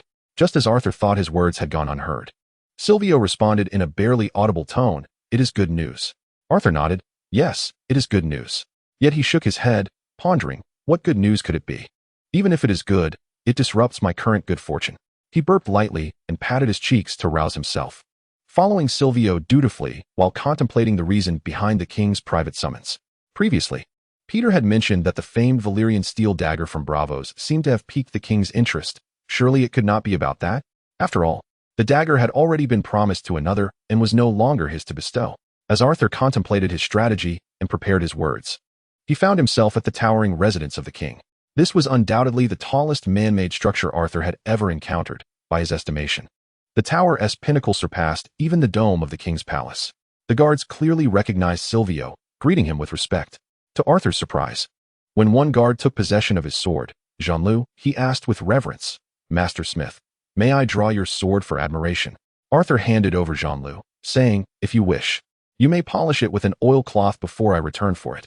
"Thank you so much, Master Smith," the guard replied, carefully accepting the sword, his excitement palpable. The other guards, witnessing this, instinctively gathered closer. "What are you all crowding around for? Do not forget your duties." Silvio admonished the guards before leading Arthur toward a spiral staircase. The staircase was longer than Arthur had anticipated, ascending until Silvio paused at a point where Arthur could glimpse the distant moon pool from the tower's window. "We have arrived," Silvio announced, knocking on the door. which opened upon receiving a response from within. "Arthur, please sit. I have long wished to meet you," the king greeted warmly upon Arthur's entry. The king's enthusiasm surpassed Arthur's expectations. "I have frequently heard tales of your exploits from a myriad of sources during this time." "It is my honor, your majesty," Arthur replied, bowing slightly before taking a seat on the oak chair not far from the king. Through the room's illumination, Arthur could observe closely the most powerful figure in Braavos.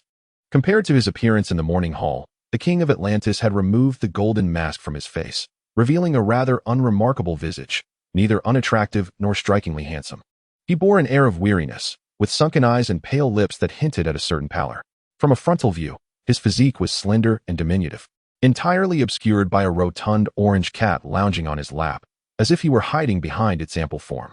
The cat, keenly aware of the unfamiliar gaze, let out a cautious meow towards Arthur before turning its head to groom its paws, dismissing him entirely. Observing the cat's endearing demeanor, Arthur couldn't help but think of the equally charming yet formidable bulldog, Claw. "Alas, fear is more injurious than Claw's bite. I have heard that you maintain a cordial relationship with the Lord of the Sister Islands?" In response to the king's unexpectedly pointed inquiry, Arthur discreetly glanced at Cilio, finding his expression tranquil and unperturbed, prompting him to reply candidly, "Indeed, your majesty.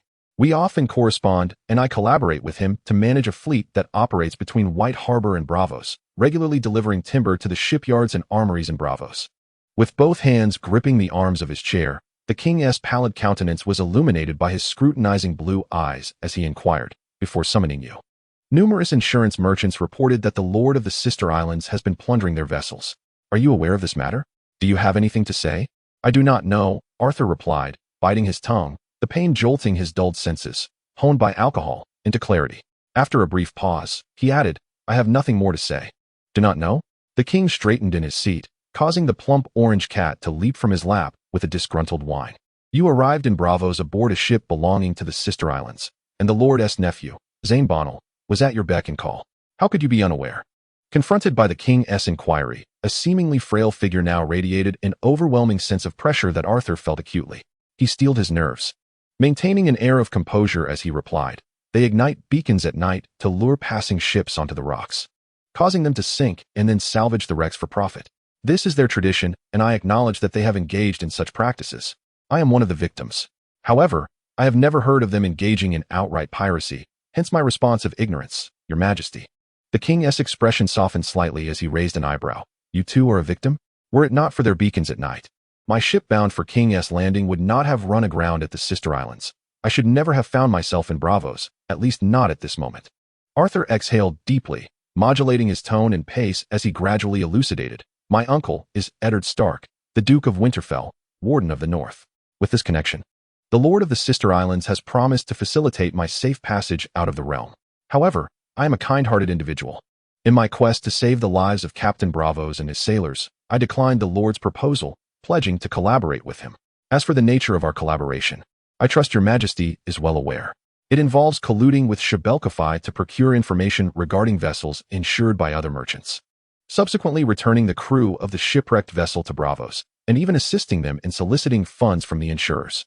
As the Sea King spoke, his demeanor relaxed entirely, and he reclined against his chair, a plump orange cat leaping into his lap, finding a comfortable position to groom its paws. "Arthur," he inquired, "pray tell, how did you conceive of this idea?" Noticing the Sea King's eased expression, Arthur exhaled softly, relieved that he had passed the test. He recalled Victor's words during the shipwreck, expressing a longing to return to Braavos, which sparked this notion. "At this juncture, my lord, Shael Coffee, and even the captain of the sunken vessel stand to gain, while only a few insignificant insurers suffer losses." "Insignificant?" Arthur replied candidly. "To speak plainly, your actions fundamentally contravene the laws and spirit of Braavos." The Sea King shifted his tone. "Arthur, I ought to have arrested you alongside Zane Bonnell and Shael Coffee long ago. Yet, your discretion has spared you, as you mentioned, returning the crew of the shipwrecked vessel to Braavos. Thus, I have chosen to overlook your actions." Upon hearing this, Arthur rose and bowed, saying, "Thank you for your understanding. Your majesty, do not thank me. You should express your gratitude to those foolish insurers who employed pirates to plunder, only for those pirates to sell Braavosi into slavery." The Sea King exclaimed, a flush of anger coloring his previously pale face. "Braavos welcomes all, save for slave owners. Pirates deserve their fate, but slave owners deserve even worse. What madness possesses those insurers to contemplate collaboration with them? Taking several deep breaths, the anger dissipated from his visage, and he calmly stated, after the masquerade, I shall have them arrested and arrange for a judge to dispense justice according to Braavos law. Your wisdom is commendable, Your Majesty. Arthur, maintaining a stoic expression, remarked, I hail from Westeros, where we abhor slavery. Even nobles who engage in the slave trade face the death penalty. Death penalty, you say? The Sea King replied, casting a meaningful glance at Arthur. If they were to perish, Shael Coffee would monopolize the insurance business from Braavos to White Harbor, effectively severing your partnership with him. At that point, we could deal directly with the captains. And the beacons lit on every island from Braavos to White Harbor would not guide them to treacherous reefs, but illuminate their path forward. Arthur responded with composure. Shael Coffee is a Braavosi, having long run the insurance business. You ought to be more aware than I of his avaricious nature. His dominance is detrimental to all. Detrimental? The Sea King narrowed his eyes. Indeed, he was notoriously avaricious, but how could I trust that you are not the next Shael Coffee? Your Majesty, you need not place your faith in us, Arthur replied. Our interests compel us to act differently than he did. If we were to set the insurance prices exceedingly high, all captains would alter their routes and forsake White Harbor. Everything we have accomplished in Braavos, the Isles of the Sisters, and Pebble Island would come to naught. The Sea King gazed at Arthur for a prolonged moment before slowly responding. I shall instruct the judge to render a fair verdict without any semblance of leniency. Your Majesty, I have a request. I wish to borrow 100,000 golden dragons from the Iron Bank, secured against future insurance revenue, with the longest possible repayment term. Arthur added, I intend to keep this sum in the Iron Bank untouched. To borrow and not utilize? Is this a sign of your distrust in me? The Sea King said, shaking his head with a bemused smile. It appears this is your modus operandi. Since you prefer it this way, I shall personally designate a lending officer from the Iron Bank to liaise with you. As Arthur exited the Sea King's residence, the night had grown deep. Accompanied by Silvio Farrell, I can see that the Sea King holds you in high regard. Arthur, Silvio remarked, removing his mask. What makes you say that? Arthur replied nonchalantly.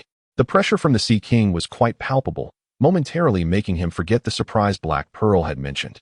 The Sea King had worn a mask in the presence of those insurance merchants, yet chose to remove it for Arthur. When the Black Mamba sheds his disguise, it is time for bloodshed, Arthur said, easing his taut expression as he removed his own mask. I would prefer he spoke to me while still masked. You are truly unamusing, Silvio retorted, rolling his eyes as he swiftly descended the staircase to the window. Now that would add some excitement to the performance, Arthur joked, following Silvio's footsteps to the window. Perhaps next time I shall remove my cloak and stand bare, inviting laughter from all. The Sea King is unwell, Silvio observed, standing at the window with a hint of confusion and melancholy in his demeanor. That is evident, Arthur replied, stowing away his smile as he followed Silvio's gaze toward the nearby moon pool, where flickering flames illuminated the night.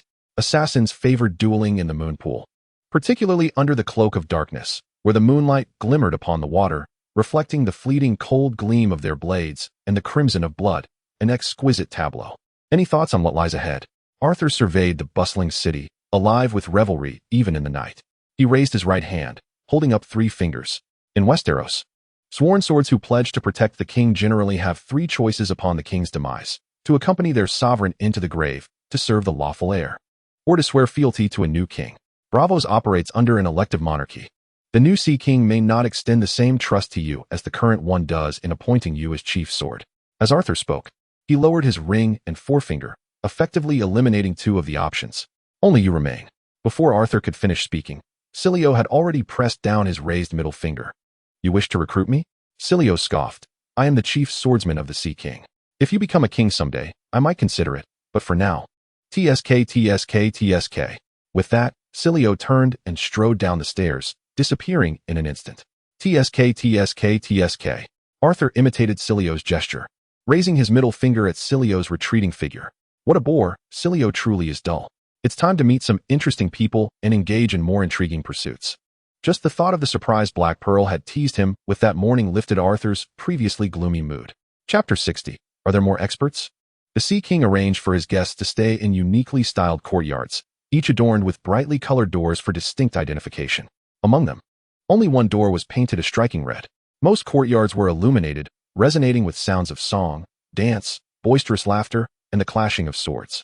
Arthur pointed towards the darkened courtyard with the red door and inquired of the attending guard, "Whom does that red door lead to?"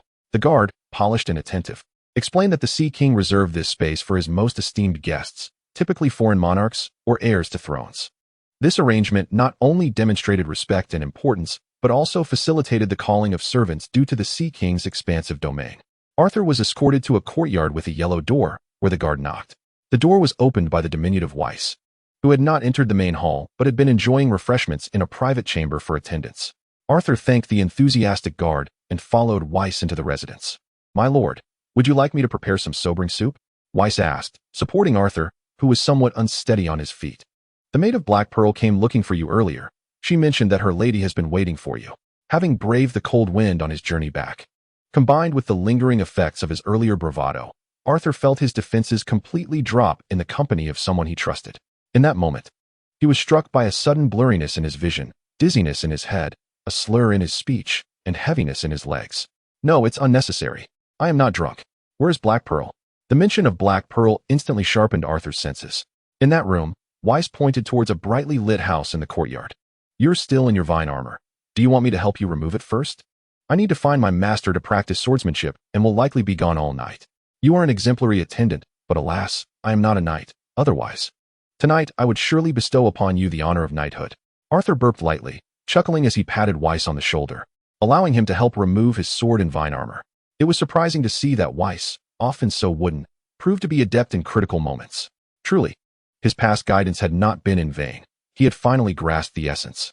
After Weiss removed his armor, he absent-mindedly scratched his head and, feeling somewhat embarrassed, remarked, "This is what the maid of the Black Pearl taught me to say."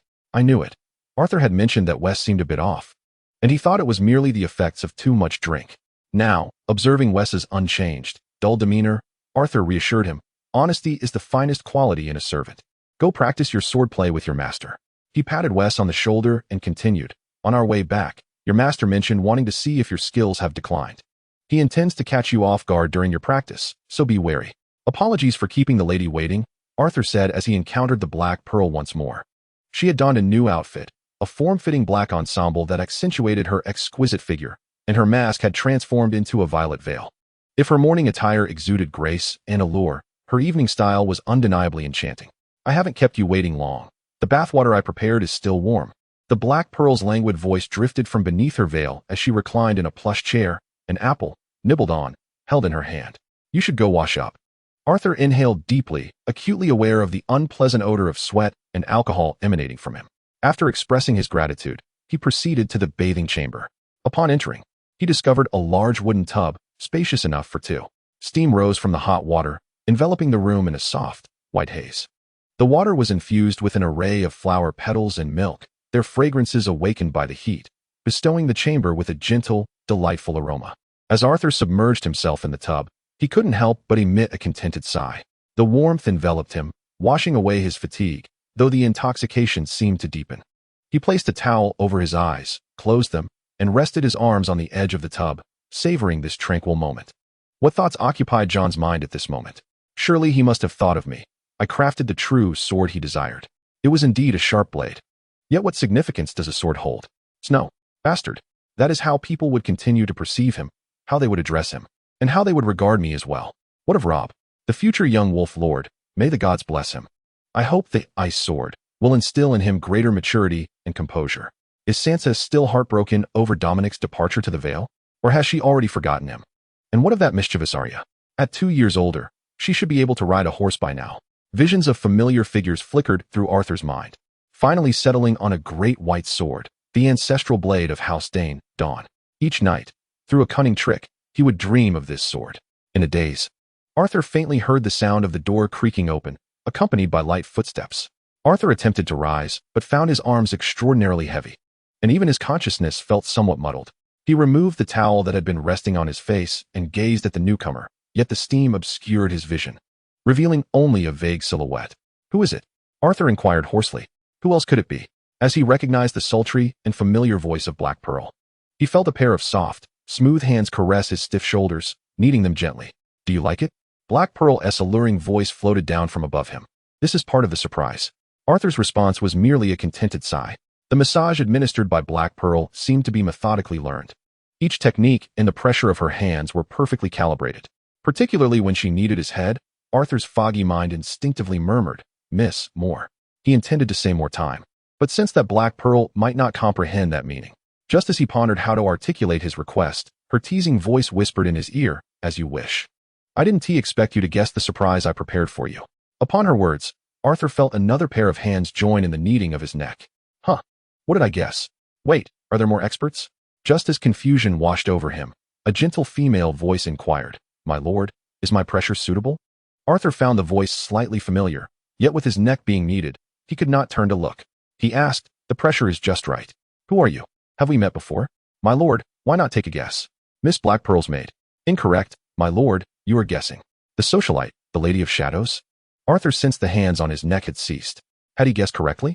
He recalled Black Pearl once indicating the Lady of Shadows aboard a boat, stating she was her friend. She had also remarked that he would soon understand why they were friends, delivering her words in a riddle. "Still incorrect, my lord. We have met before. At that time, you told me you didn't even call me my lord. You didn't even call me my lord?" The answer was once again negated. Arthur pondered the hints given by the woman, feeling his head grow heavier and a wave of nausea rise in his throat. "I shall never drink so much again." As he felt the renewed pressure on his neck, his eyes began to blur, prompting him to close them and carefully contemplate this little riddle. Suddenly, a face drowned in sorrow emerged in his mind. Finny, the captain's wife, who was single-mindedly intent on avenging her husband, yet had no means or avenue to do so. Arthur remembered her for her almost stubborn persistence and the reward she had offered. Valeria Steele. "I gave her the head of the Lord of Pebble Island. What became of her in the end?" Arthur felt his mind growing increasingly foggy and painful, his thoughts becoming sluggish and disjointed. Arthur commanded, "Press my head for a moment. I seem to be struggling to recall. Yet, if it truly were Fanny, why would she appear here?" As this thought crossed his mind, Arthur felt an expansion at his forehead, compelling him to abandon his contemplation. "Am I merely dreaming? But this dream feels overwhelmingly vivid." "Very well, my lord." As his head was kneaded, Arthur found considerable relief. The tangible sensation dispelled his notion of dreaming.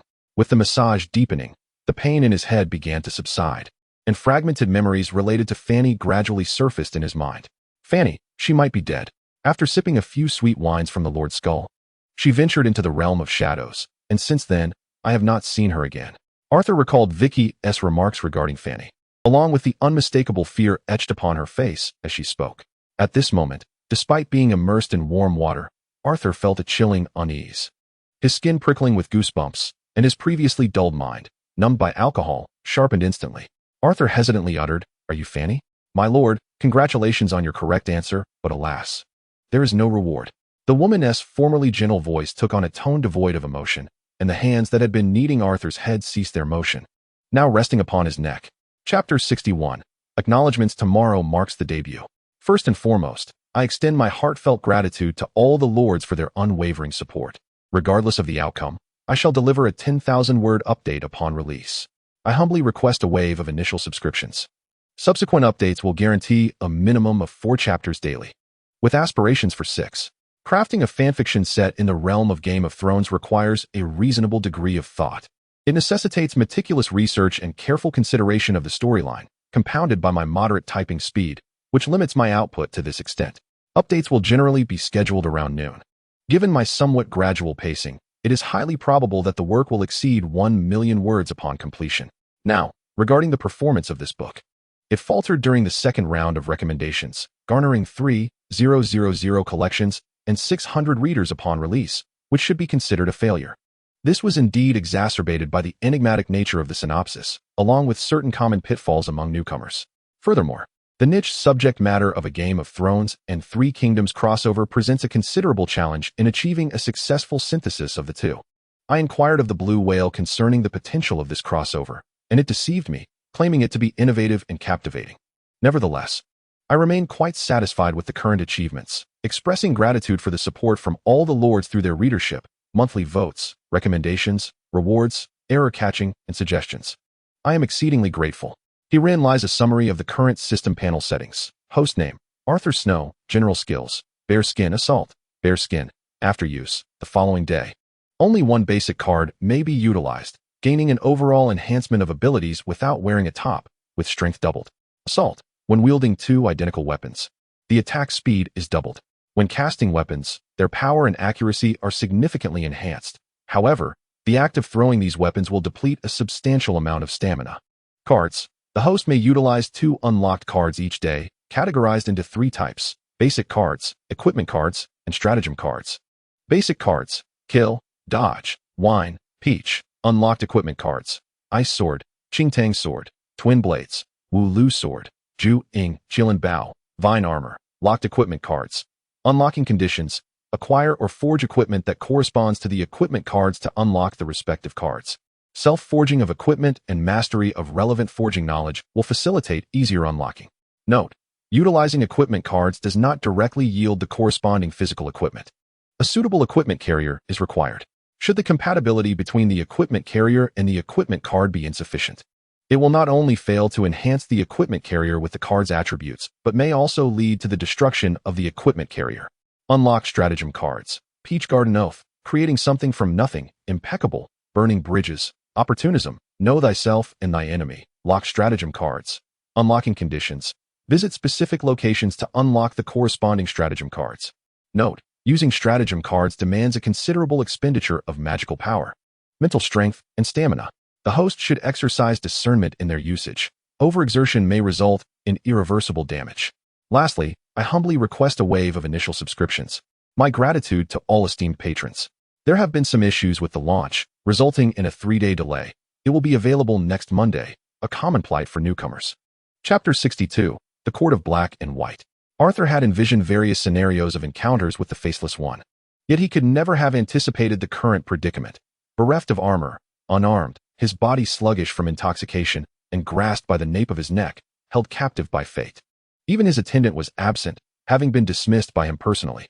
I had eagerly gifted Rob the Ice Sword, hoping he would not act recklessly, yet here I am.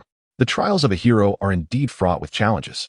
Only through personal experience can Arthur truly appreciate the weight of this sentiment. Are you here to kill me? Arthur's complexion paled as he felt the skilled hands constricting around his neck, devoid of any comfort, rendering him motionless. May I ask one question before I die? My lord. Please inquire, came the teasing voice of Fenny. That title, my lord, now sounded painfully discordant to Arthur's ears, reminiscent of the teachings he had imparted to Fenny upon their first meeting. Why did you seek out the Sea King, the Faceless One, instead of coming to me first? You didn't even address me as my lord. In retrospect, those words returned to him like a boomerang, striking him with full force, summoning his last reserves of strength. Arthur posed a question of life and death. Can you utter my name? The Faceless One operated within a set of logical principles when it came to murder. The more renowned and elevated one's status, the greater the cost incurred. One rule dictates that the faceless men do not slay those they recognize, or more precisely, those whose names they know. Fanny's emotionless voice echoed above him, and for the first time, Arthur desperately wished for someone to utter his name. Every mortal must face death. As Fanny spoke, Arthur felt the hand that had gripped his neck release its hold. Arthur Snow, your time has not yet come. Upon hearing Fanny's words, he felt as though all his strength had been siphoned away, leaving his body feeble and making him slide into the wooden barrel. Surprised at your knowledge of the faceless men, coming from Westeros, Black Pearl leaned against the edge of the barrel, intrigued as she surveyed Arthur submerged in the water. Blacksmith, now you understand why I am friends with the Lady of Shadows, don't you? Because every mortal must serve. At this statement, Arthur momentarily lost his bearings, recalling the words spoken by the priest of the House of Black and White to Arya in the original tale. If you wish to become a courtesan, merely speak it, and we shall send you to Black Pearl or the Lady of Shadows. Black Pearl or the Lady of Shadows. He should have anticipated this. Dunking his head underwater, Arthur felt immense regret. He had let alcohol dull his mind and beauty cloud his judgment, lowering his guard to an alarming degree. After half a minute submerged, he resurfaced, composed, and inquired, since you are not here to kill me, what do you require of me? With a splash, a coin of iron was tossed into the barrel by a faceless man, causing Arthur to squint against the spray. Fanny remarked, you are henceforth prohibited from crafting weapons that can shift forms akin to that Valyrian dagger. This is your compensation. Compensation? A Valyrian steel dagger? Arthur understood now why the House of Black and White showed no interest in the dagger. The courtesan Black Pearl was intertwined with them, and everything suddenly made sense. Yet how could they know I would sell the dagger to Black Pearl? Groping in the murky bathwater laced with milk, he retrieved the iron coin and asked, bewildered, what is the purpose of this iron coin? It serves as a mark of identity, Fanny replied, and as compensation for preventing you from forging shape-shifting daggers. The House of Black and White will not accept any contracts for your assassination. Arthur hesitated, wanting to express gratitude for their mercy, but considering his current predicament, he opted for silence. Every mortal must face death, and for the many-faced god, death is a gift. Fanny must have sensed his thoughts. You are still quite young. Yet several individuals have recently sought out the House of Black and White, wishing for the many-faced god to grant you the gift of death, all of which have been declined. Arthur replied with a hint of sincerity, every mortal must serve. Though Arthur disliked being coerced through force, he was relieved to have preserved his life, no longer needing to worry about assassination by the faceless man, and the cost he had paid was minimal. So now we are considered allies? Life has been secured, and Arthur's mind has begun to flourish. He cautiously brandished the iron coin in his hand and addressed Fanny. I mean no offense, but may I touch your face? I am merely curious. As if to clarify any potential misunderstanding, Arthur added, after I have donned my attire. Why must you dress? Black Pearl teased, her words laced with playful mockery. Isn't this the perfect moment? In response to Arthur's unexpected request, Fanny neither acquiesced nor declined. She simply exited in silence. Meanwhile, the mischievous Black Pearl, after Arthur firmly rejected her offer to assist him with his clothing, cast a regretful, flirtatious glance before leaving. Once Arthur had dressed and gathered his spirits, he made his way to the hall, only to discover Fanny and Black Pearl each indulging in the fruits laid upon the table. Arthur selected a few oranges from the fruit platter, peeled them, and savored the tangy sweetness, which invigorated his senses and cleared his mind somewhat. Fanny quickly took a few bites of a pear before turning to Arthur. I must return to the House of Black and White. I cannot linger here. Noticing Fanny's unmistakable implication, Arthur, instead of feeling anxious, inquired, is Fanny dead? When we first met. Indeed, replied the faceless man, who bore Fanny's visage. When we first met, I deceived you. All mortals must face death. And the god of many faces bestowed a gift upon Fanny. She offered herself and all her possessions, and in response, the god accepted her petition and granted the lordship of Pebble Island. Arthur furrowed his brow in rebuttal, but the lord of Pebble Island was slain by Zon. The faceless man orchestrates deaths to appear as mere accidents. Do you recall what I said to you back then? My lord, I only desire a head. Truly, that aligns with your style, Arthur sighed, then posed another perplexing question. How did you know I would sell the dagger to Black Pearl and not to someone else? You left that dagger in the auction house for an extensive period without selling it. It was evident you were not motivated by wealth. Black Pearl's lips curved into a smile, her violet eyes sparkling enchantingly. We gathered intelligence regarding your intentions to depart from Braavos. Clearly, you are not driven by power either. In Braavos, devoid of wealth and power, only reputation and allure remain. To be honest, collaborating with you has been quite delightful. My current renown in Braavos owes much to your influence. Arthur shot a glare at the cunning woman who had discerned his thoughts. If you are aware of this, why then orchestrate that little scene earlier? Have you forgotten? When we first met, you played a trick on me, publicly declaring that I had named my blacksmith shop with such tastelessness. Terrifying. Arthur rarely used the term terrifying to describe someone. Black Pearl's comments were nearly a year old, yet she remembered them vividly. Arthur had not even registered her grievances, making a mental note to distance himself from this vindictive, grudge-holding, and tantalizingly terrifying woman in the future. After Black Pearl finished speaking, she noticed Arthur's astonished expression and couldn't help but chuckle, her face lighting up with joy. In truth, that is secondary. The most important aspect is the sheer amusement, isn't it? Your reaction in the bathroom was far more entertaining than that scene from Uther Reveals the Cloak we witnessed this morning. Fanny's words were even more direct as she retorted, you do not show respect for the faceless man. To this day, you have yet to address me as my lady. Arthur found himself momentarily at a loss for words. The series of successes he had achieved in Braavos had indeed led him to feel somewhat overconfident. Now, being manipulated in such a manner, although it was a blow to his pride, served as a clarion call, awakening him from his arrogance and complacency. Noticing Arthur's silence, Black Pearl sauntered behind him, tilting her head as she gently kneaded his shoulders through his clothing, playfully suggesting, Blacksmith, how about I prepare an unforgettable surprise for you? Arthur let out a deep sigh, replying, the lesson you have imparted upon me, my lady, will be etched in my memory. I shall never forget it. With that, Arthur shrugged off Black Pearl's hand, a smile gracing his features. I wouldn't dare trouble you further, my lady. Thanks to your graciousness, I currently harbor no other thoughts regarding the socialites of Braavos. After saying this, he disregarded Black Pearl and rose to approach Fanny. Upon receiving her consent, Arthur reached out to touch Fanny's face. As his fingers made contact, he perceived that aside from a slight chill, the rest of the sensation felt entirely normal. Without hesitation, he utilized the card titled Sleight of Hand, which allowed him to magically steal from his target and gain a single use of their magic, contingent upon physical contact. Upon employing this card, the familiar sensation of weakness surged toward Arthur, yet his considerable experience and magical foundation prepared him for it. Superficially, the use of the card rendered his already pale complexion even more ghostly, with no other apparent changes. Fanny, who was close enough to notice the shift in his demeanor, inquired, "What is wrong with you?" "Nothing," Arthur replied, struggling to maintain clarity despite the growing heaviness in his head and the heaviness of his eyelids. "I've simply experienced quite a bit today, and I am likely just fatigued. Thank you for indulging my curiosity about the faceless men. I shall return to my quarters to rest." Chapter 63, Black Pearl? A seasoned performer indeed. Although Arthur had been the unwitting victim of Black Pearl's playful trickery, which left him somewhat embarrassed, the outcome unexpectedly granted him the opportunity to wield the abilities of a faceless man. Nevertheless, the realization that his life could be so easily manipulated, leaving him without any means of resistance, filled him with considerable vexation. Had Black Pearl or the faceless men truly harbored ill intent, he might have met his demise in what would appear to be a tragic accident.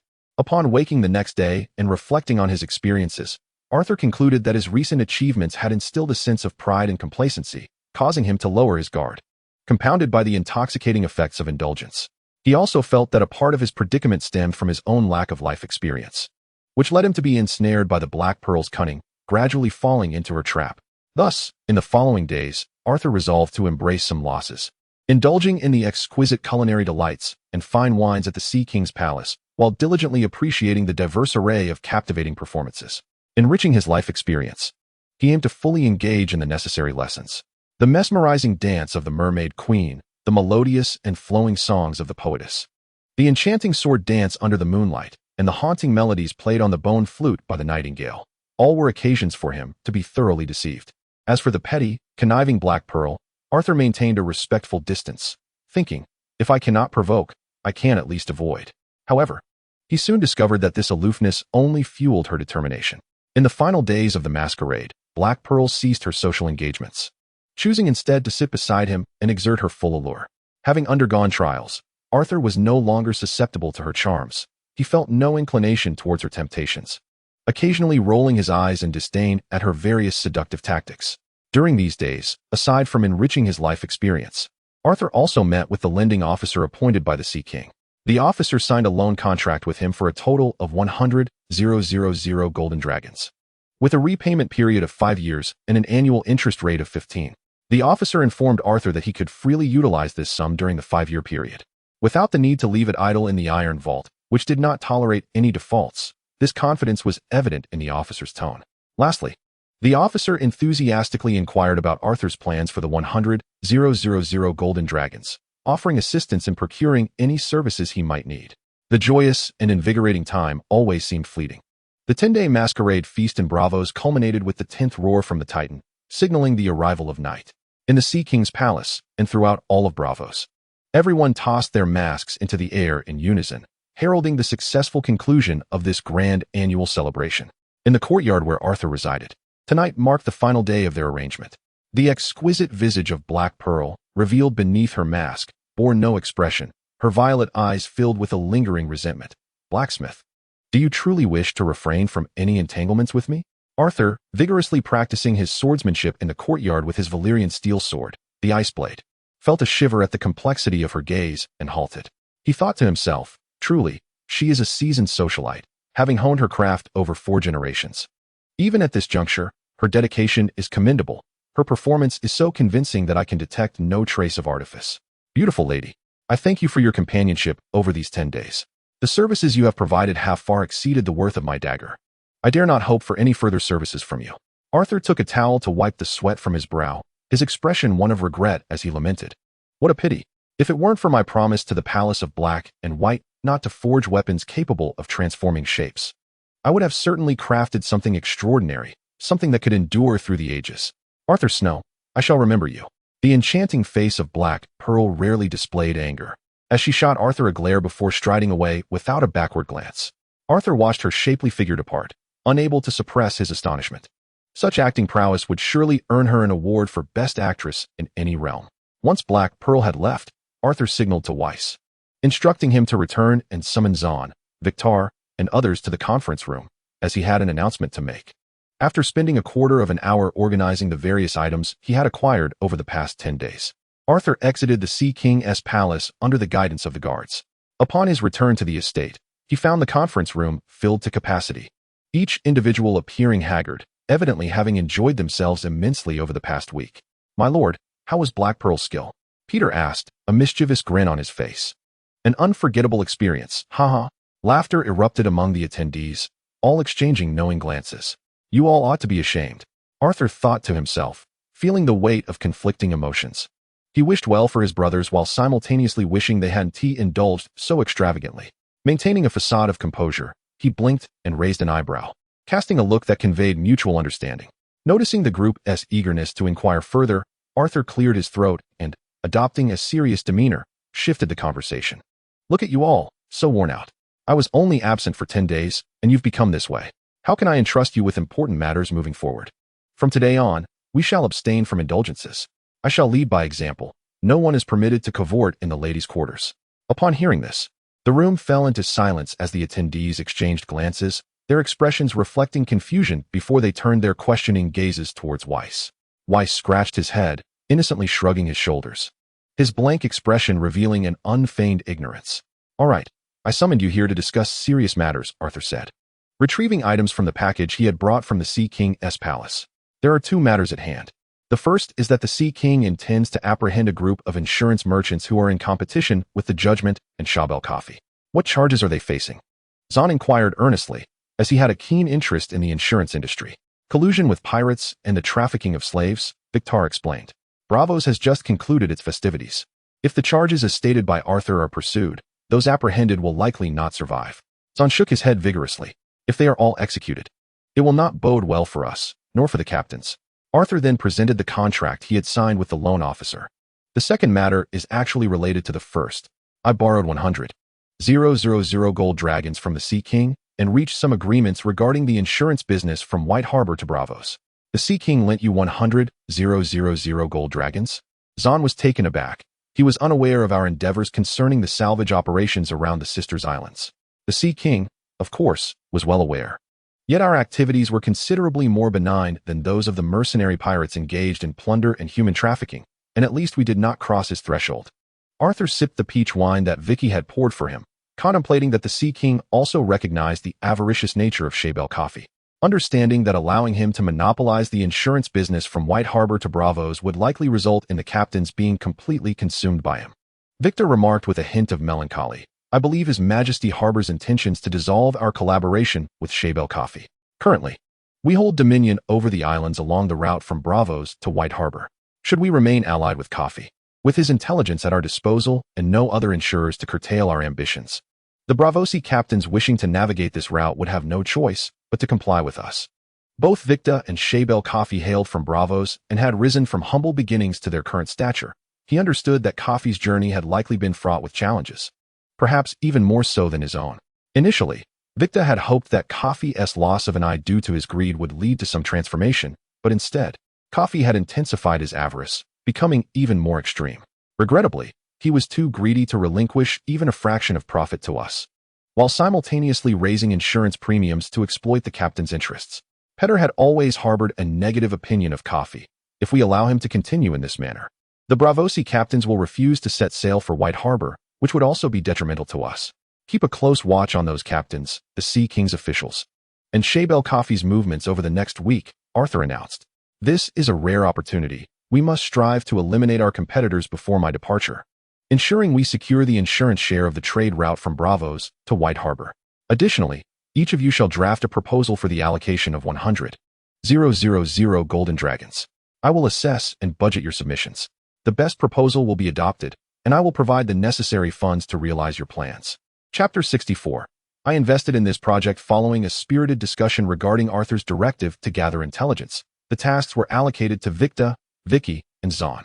Victor was well acquainted with numerous Braavosi captains, several of whom he had previously assisted, making him the ideal candidate to gather information regarding the captain's needs. Vicky, who had long been involved with the supply of timber for weapon and ship manufacturing, frequently interacted with the Sea King's officials and was tasked with uncovering their news. Zahn, in addition to gauging the response of his old acquaintance Shael Coffee, arranged for Jowsey and others to collect the rumors circulating in the market. As for the proposals, it was evident that results would not materialize overnight, and he was in no rush. Once the assembly dispersed, Arthur returned to his familiar chamber, reclining upon the velvet bed, experiencing an unexpected sense of tranquility and relaxation.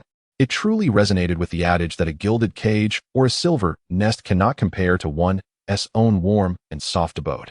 Having refrained from practicing magic through the art of creation, Arthur granted himself a respite to alleviate the weariness accumulated over the past days.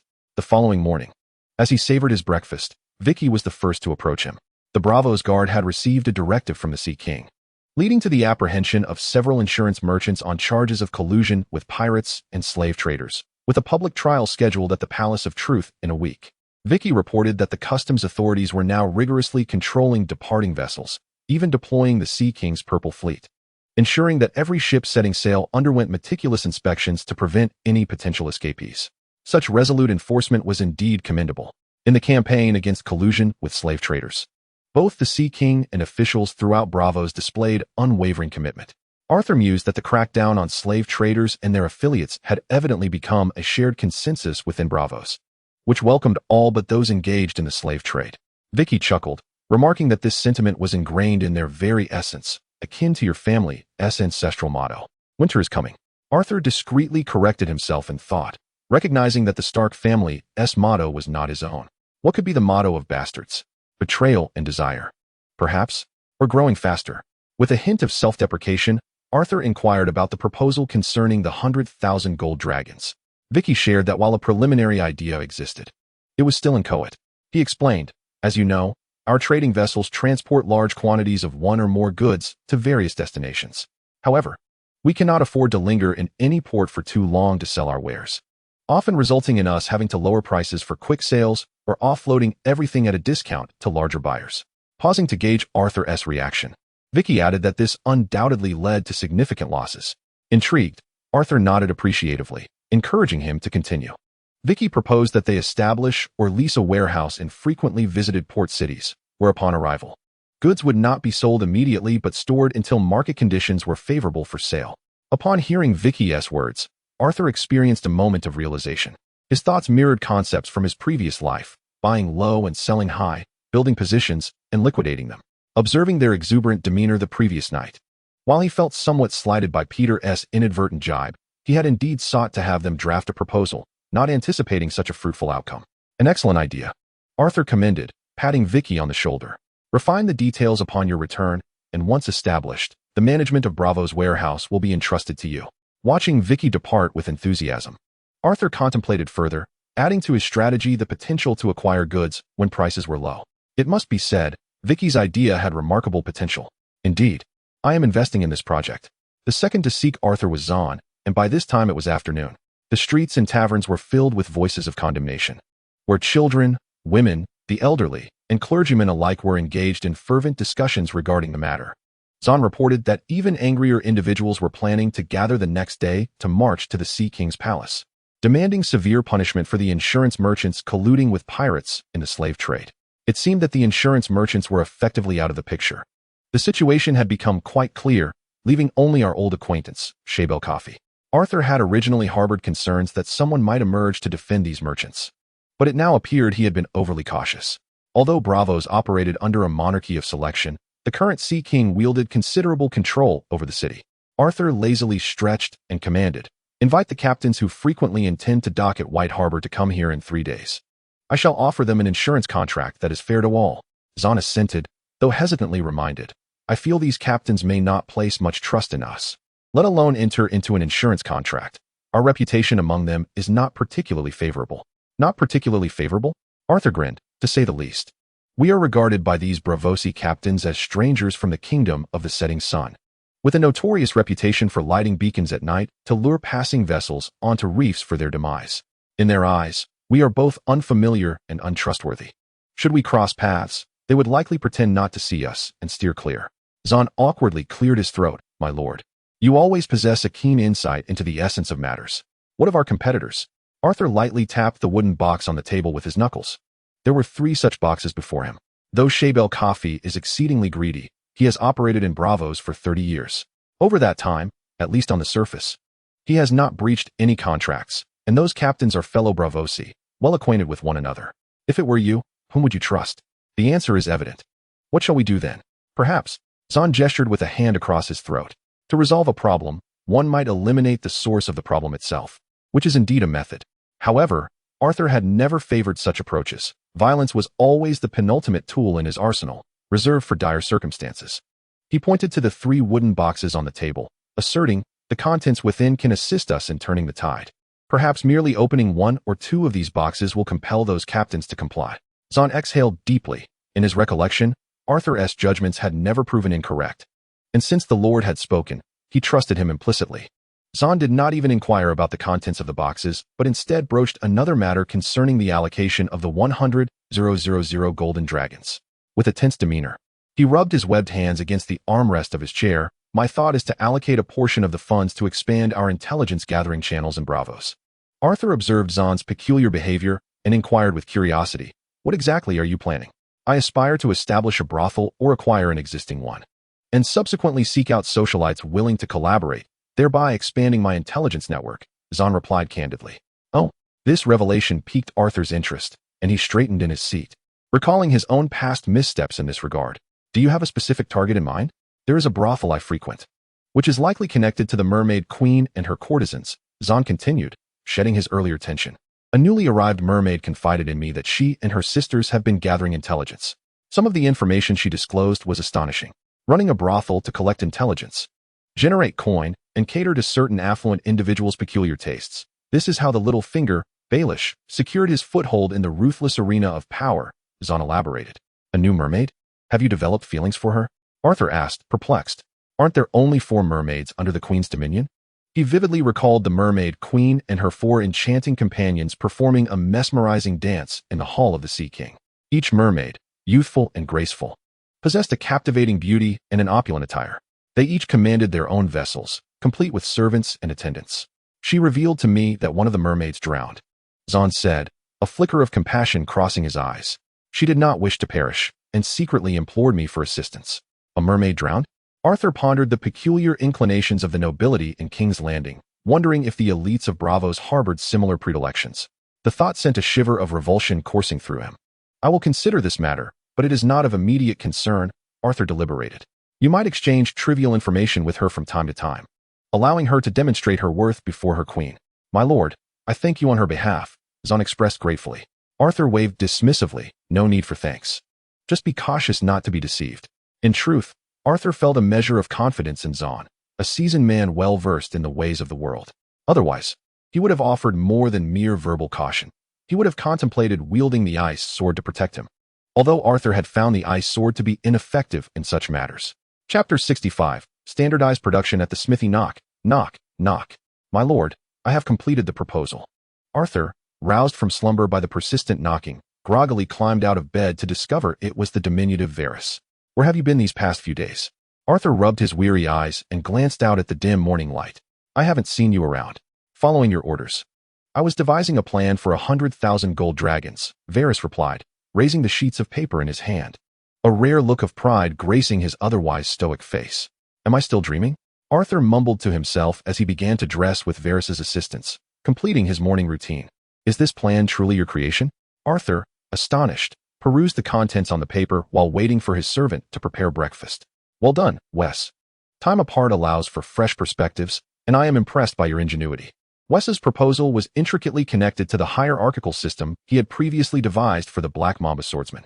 He intended to take a significant step further by establishing a Black Mamba Swordsman Guild.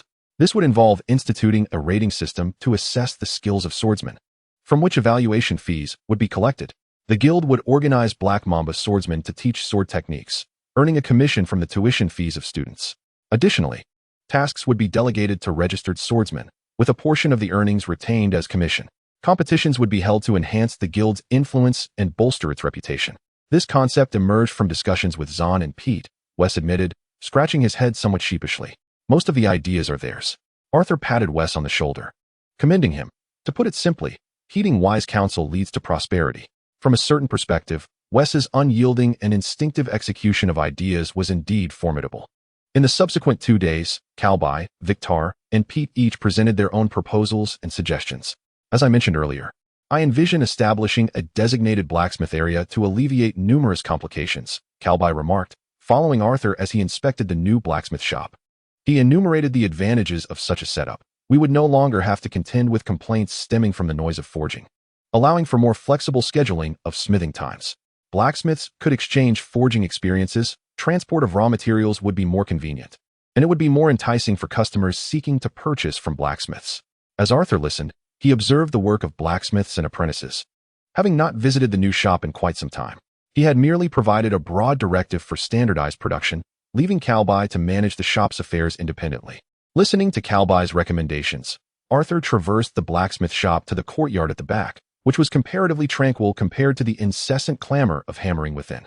The courtyard boasted 2 rows of shelves, brimming with a diverse array of items: slender, sharp black Mamba swords, peach-marked swords, ornate cutlasses, and apprentice cutlasses, chainmail, various helmets, protective gear, and a multitude of iron tools and agricultural implements. Even small horseshoes, spurs, and iron nails were meticulously categorized. These are the display samples of the various iron items you requested to be crafted, Calby explained. The blacksmiths will forge standardized products based on these samples, providing customers with a clearer understanding of the offerings, thereby facilitating their purchases. Calby gestured toward 3 individuals working beside the shelves. The products produced in the front shop are ultimately inspected for quality by this seasoned master blacksmith, ensuring they meet standards before being stored or delivered. Arthur nodded at the 3 individuals engaged in proofreading and verification, only to be captivated by an object on the shelf that felt remarkably familiar. "Is this the vernier caliper I mentioned to you before? Have you actually created it?" Carlbay remarked with admiration. "This device is not complicated, yet it is immensely useful. With it, we can measure with greater precision. It truly is a tremendous help." In addition to the vernier caliper, the shelf displayed an array of measuring instruments, supple measuring tapes, iron rulers marked with scales, compasses, and variously sized measuring cups. "You mentioned the need for standardized forging and a unified system of weights and measures for the blacksmith's workshop. These measuring tools are indispensable. I never expected you to produce all of this." Arthur gazed at the familiar yet novel items on the shelf, astonished. Carlbay wore a proud smile on his face. "Not only these, please follow me." Arthur accompanied Carlbay to a side room, where he pushed open the door. Inside sat a youthful boy, carefully sketching on parchment with a ruler. "Is this a dimensioned orthographic projection and a process flowchart?" Arthur scanned the table, noting the orthographic views of an armor piece and the detailed descriptions of its manufacturing processes below. Awakened memories from long ago surged within Arthur, and he could hardly contain himself. "You even managed to produce these. Are you preparing a graduation project?" "What is a graduation project?" Carlbay asked, somewhat puzzled, before adding, "Isn't this what you referred to as standardized forging?" He continued, "Later, we can train blacksmith apprentices based on these drawings, though most of them cannot read. So the utility of these plans may be limited, making implementation somewhat challenging. You have done remarkably well." Arthur expressed his admiration, giving Carlbay a pat on the shoulder. If he could indeed implement this, he would begin to wonder if the inhabitants of the Summer Isles had a system akin to his own. Carlbay handed Arthur a well-prepared proposal for budgetary support, eagerly inquiring, "What do you think about establishing the blacksmithing area?" "Certainly, once I gather the proposals from others. I will consider everything." Arthur glanced through the contents of the proposal. "As for the location, it still aligns with what you previously mentioned about the accessibility of raw materials. There's a river nearby?" "Indeed," Carlbay replied, "and I've explained the rationale behind this." Arthur understood that Carlbay desired the blacksmithing area to be near the river because he intended to construct a device he referred to as a hammer mill. This hammer mill could be powered by a water wheel. A simple rotating cam would lift the hammer before allowing it to fall in a steady rhythm. It was somewhat akin to a hydraulic press hammer. Should the effects Carlbay described come to fruition, it would significantly reduce labor while hastening the forging process. That evening, Arthur summarized and synthesized the proposals and suggestions put forth by Carlbay. Beyond producing iron goods, the blacksmithing area could also diversify into other avenues, such as crafting items from gold, silver, and other metals, including ornaments, cutlery, and cups. Other trades such as carpentry, masonry, leatherworking, and shipbuilding can be organized and operated collectively following this model, advancing through standardized production. Regarding the selection of the blacksmith's location, Arthur had long harbored intentions, specifically the Dane family stronghold, the Starfall City. Nestled in Dorne, Starfall City rests upon an island along the shores of the Summer Sea, to the west of the Red Mountains. A river known as the Torrential River flows forth into the Summer Sea from this locale. While Arthur was uncertain about the mineral wealth of the Red Mountains, rumors suggested the discovery of silver mines deep within. The proximity of the mountains to the riverbanks implied an abundance of timber in the dense forests. Chapter 66. See who is tougher. The proposal put forth by Victor mirrored that of Karl's, which he had previously discussed with Arthur, namely, the purchase of vessels to expand the fleet and establish new trade routes. His third son, Vickers, had spent a year charting the route from Braavos to Pentos, meticulously creating a nautical map, and had now returned. Arthur had perused the map, which detailed the currents, tides, climate, and wind patterns between the two locations. Navigating the ocean. Understanding the currents and winds is crucial, as the time taken for a ship to reach the same destination can vary significantly depending on whether it is sailing with or against the wind. Furthermore, inexperienced vessels often encounter capsizing, grounding, or running aground due to unfamiliar waters. Pentos produces a sweet amber wine that locals favor. Victor gestured towards the amber-hued drink on the table, introducing its merits. In addition, Pentos is renowned for its cheese, spices, dragonbone, and gemstone trade. Occasionally, saffron and chili from distant lands appear in the marketplace.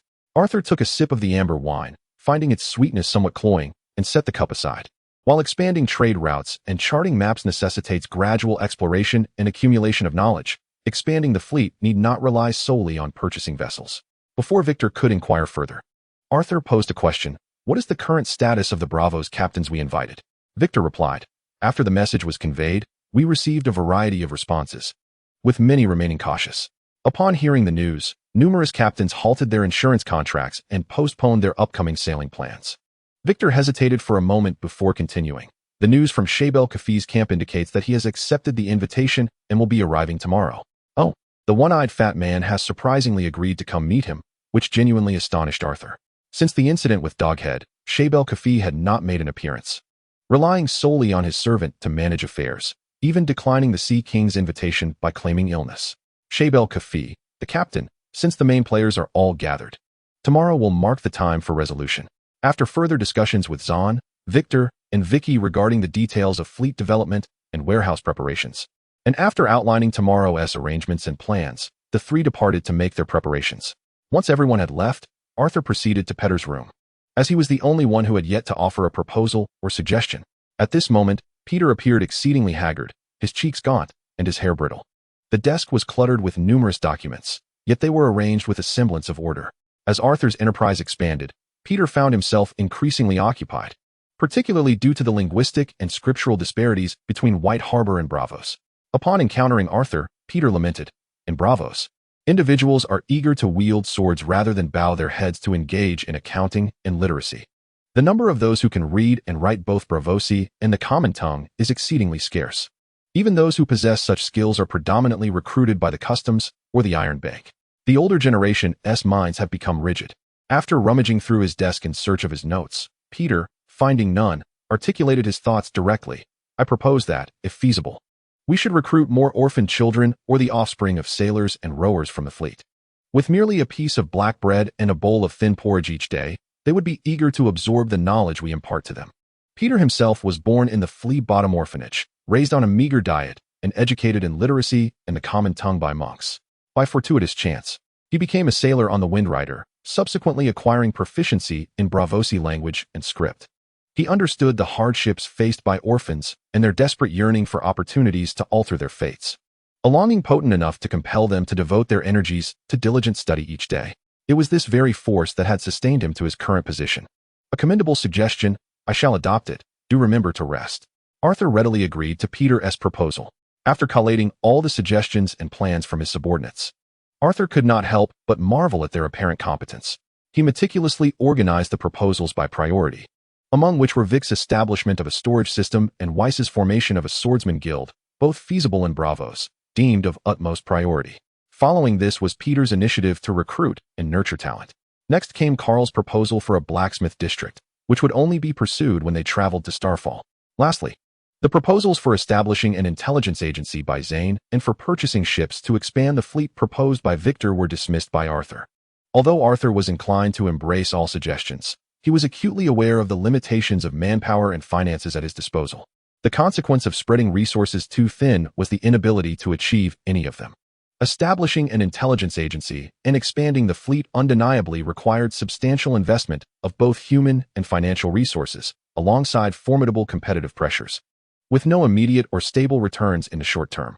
After careful deliberation, Arthur resolved to allocate the 100,000 golden dragons loan as follows: 50,000 golden dragons to Victor and Vic for renting and establishing warehouses in Braavos and White Harbor. 35,000 golden dragons to Zane and Weiss to construct the framework of the Swordsman Guild, and 5,000 golden dragons to Carl and Peter for recruiting skilled personnel to prepare for the Swordsman Guild, the warehouses, and future endeavors in Starfall. The remaining 15,000 gold dragons were designated for liquidity, reserved for unforeseen needs. After meticulously scrutinizing every detail, Arthur found no issues and ceremoniously signed his name on the document. Subsequently, he attended to some personal correspondence, composing several letters, one of which he sealed with a wax stamp made from the mermaid pendant hanging from his neck.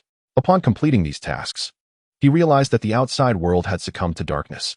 Standing up to stretch his body, he cast a glance at the 3 sandalwood boxes on the table, murmuring to himself, "Tomorrow, the compliance of those captains rests upon you." In the Shael Coffee mansion, a servant stammered in fear, "My lord, are you truly going to that private residence of Arthur S. tomorrow? The faceless ones are reluctant to accept contracts to assassinate him. That house belongs to me. I merely rented it to him," Shael Coffee corrected in a hoarse voice, followed by a curse. As for the faceless ones, why would they refuse to eliminate a bastard of the Sunlit Kingdom? They claim all mortals must meet their end. What nonsense. Surely the priest hasn't misled you into believing that boy is not a mortal, but a god? The servant, recalling something in response to Shael Coffee's inquiry, trembled uncontrollably. Repeating a prayer, "All mortals must serve, all mortals must serve. Serve my foot." If you had read some texts, you would know that the first faceless one was a slave from the Valyrian mines. Shael Coffee, growing more irate at the servant's timorous demeanor, screamed and kicked him. Back then, they served the Valyrian slavers. The servant, cradling his head, dared not move, allowing the one-eyed fat man to vent his frustrations. After delivering a couple more kicks, Shael Coffee, seemingly exhausted, gasped, "My fellow merchants are foolish, colluding with slavers as if they are from Braavos. Prepare all my money, contracts, and every resource and connection I can muster." Enduring the pain, the servant rose, perplexed, and asked, "My lord, what are you planning? Now that my bothersome and foolish peers have been slain by the Sea King, this is an unprecedented opportunity." Shael Coffee's single eye sparkled with the fervor of a gambler. "Tomorrow, let those captains witness whose resolve is stronger, mine or that bastard's." Seeing the servant still standing there in a daze, Shael Coffee kicked him again, prompting the servant to scurry away like a dog that had just been kicked. After 30 years of managing affairs in Braavos, how could I possibly lose to a bastard from the Sunlit Kingdom? I shall not lose. Indeed, I shall not. Chapter 67. Indeed, fear wounds more deeply than a blade. In preparation for today's meeting, Arthur had the servants arrange a spacious hall. This hall, originally intended as a dining area, was adequately furnished to accommodate all the captains, albeit with somewhat meager decorations. 2 captains' swords hung on the wall, accompanied by a tapestry hastily procured, adorned with intricate embroidery. Victor assisted Arthur in pushing open the grand door, introducing, "Some captains I am acquainted with arrived quite early, so I arranged for the servants to provide them with refreshments." After exchanging greetings with a few captains in the hall and noting their appearances and names, Arthur himself requested a breakfast. Indeed, it is wise to partake in sustenance before addressing pressing matters. Before long, a steaming bowl of oyster stew and several pieces of soft white bread were placed before Arthur by a servant. He opted against wine. During the time Arthur dined, many guests gradually arrived in the hall, including Zahn, Vicky, over a dozen captains, and Weiss, who entered carrying 3 sandalwood chests. It was only when a familiar rotund figure took a seat that Arthur set down his knife and fork, letting out a contented burp. Shael Coffee appeared noticeably thinner and more haggard than the last time they met, yet he adorned himself with gold and silver, showcasing his wealth. He no longer required assistance to walk. "My lord, everyone has arrived," Zahn reminded Arthur. With a nod from Arthur, Zahn's commanding voice silenced the room. And after a round of introductions and pleasantries, Arthur delved directly into the matter at hand. "All present are captains who have sailed the narrow sea for many years. I trust you understand the essence of an insurance contract?" A bearded captain interjected, "It is a guarantee. I hope that if our ship encounters a storm or is seized by pirates, our wives and children will not be left destitute, and someone will be able to ransom us." Arthur replied, "Originally, it served that purpose. However, it is clear to everyone that this guarantee has become corrupted. The root of the problem lies in the fact that the insurance merchants and the captains do not share a common interest. They are not in the same boat. While the captain's safe return delights the insurance merchant who signed the contract, should the ship encounter a storm, the merchant would shed a tear for the captain's fate, while simultaneously feeling relieved that he need not fulfill the insurance agreement for the widows and orphans. As Arthur's words hung in the air, Shael Coffee rose from his seat, hoarsely exclaiming, "Lies. Not every insurance merchant behaves this way." He then turned his gaze to the assembled captains. "I have operated in Braavos for 30 years without ever refusing to honor an insurance contract. You can all attest to that." Indeed, though his services were somewhat pricey, Coffee had never defaulted on a contract. Yet Arthur was not entirely incorrect. Had not the Sea King apprehended several insurance merchants? They had even colluded with pirates, plundering merchant ships and engaging in the slave trade. We purchase insurance contracts to mitigate risk, yet it has now become a source of increased peril. It is truly a reversal of purpose. The captains murmured among themselves, some defending Shael Coffee, others lamenting the current state of affairs, while many remained silent. Encouraged by the voices of support, Coffee straightened his previously stooped back and fixed his gaze upon Arthur. The reputation he had built over 30 years in Braavos was his capital. Arthur responded, "Honoring a contract is one thing, but is there sufficient compensation? When we first met, you revealed to me a hidden rule of the insurance industry. Insurers only compensate for half the value of lost ships and their cargo. And that is only if the captain returns alive." Half. Coffee hesitated to rebut, claiming that half was sufficient to prevent the ship's captain or their family from falling into destitution. Such a feeble excuse could hardly conceal the fact that insurers often breach their contracts. Arthur bluntly articulated, "I can assure you that there are no hidden rules in the insurance contracts I offer. The amount stated is the amount guaranteed." Coffee quickly responded, "I can also guarantee that all future contracts will be honored in full. Thank you for your assurance." As the bald captain observed that both had concluded their statements, he interjected, "In truth, we are more concerned about your conflict, which unnecessarily heightens our risks in maritime trade. Insurance contracts are costly. It is impractical for us to purchase expensive policies from both of you simultaneously." Arthur remained silent as he opened the first mahogany chest, revealing a pristine white skull. The crowd reacted differently to the sight of the skull, but Coffee's reaction was the most intense. He clutched his mouth and retched repeatedly, an unmistakable fear in his single eye, clearly stirred by unpleasant memories. "Do not panic. This is the skull of the Lord of Pebble Island," Arthur explained, gesturing towards the skull. He was the one who supplied resources and a primary base for that band of pirates employed by the insurers. "I trust you have heard of his and their heinous deeds." A captain seated in the front row could not contain himself and spat at the skull, saying, "I have heard that he locked Gisette and Cantona in a cage meant for crows, depriving them of food and water until they starved to death, ultimately feeding their corpses to the crows."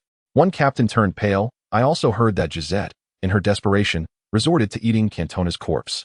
"No. The rumors I heard are quite the opposite," Arthur interrupted loudly, cutting through the captain's discourse. "What I wish to convey is that he is dead, and that band of pirates has been eradicated. This is a testament to our capabilities demonstrated in Westeros. I financed their downfall." Coffee, suppressing his urge to retch, shouted sharply, "I paid you 40,000 gold dragons for this." Arthur nodded in acknowledgement. "Indeed, it was your request. I fulfilled the contract to the letter and eliminated the pirates. Now that the contract has concluded, I have influence over the islands from White Harbor to Braavos. Should you sign an insurance contract with me, I guarantee that the beacons lit along your route will no longer lead you to treacherous reefs, but rather guide you to safe harbors where the island lords will ensure the safety of your ships and cargo." As he spoke, Arthur cast a sidelong glance at the one-eyed fat man, implying, "My ability to eradicate pirates once is a harbinger of my capability to do so again." Upon hearing this, several captains were visibly stirred. "He hails from the Kingdom of Dusk. He is not someone you should trust."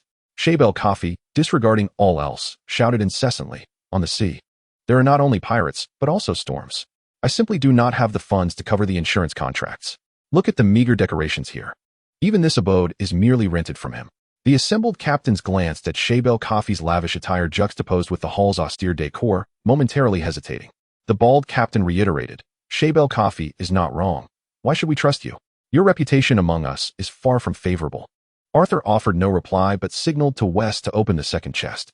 Inside lay a contract, an agreement between Arthur and the Iron Bank's loan officers sent by the Sea King, stipulating a 5-year loan of 100,000 gold dragons. 100,000 gold dragons is a considerable sum. In the currency of Westeros, it equates to 1 gold dragon being worth 50 silver stags, and 1 silver stag being worth 50 copper stars.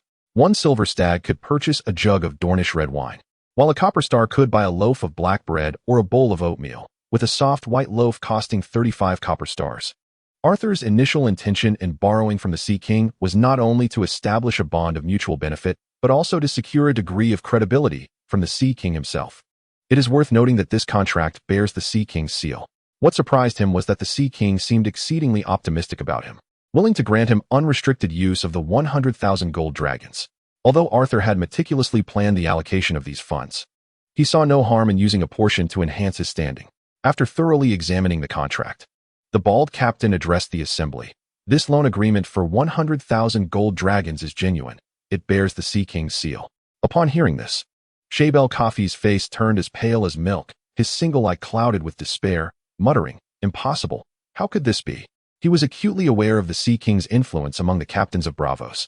Every captain returning from a voyage would bring gifts for the Sea King from across the globe. The Purple Harbor, accessible only to the captains of Braavos, lies directly beneath the towering palace of the Sea King.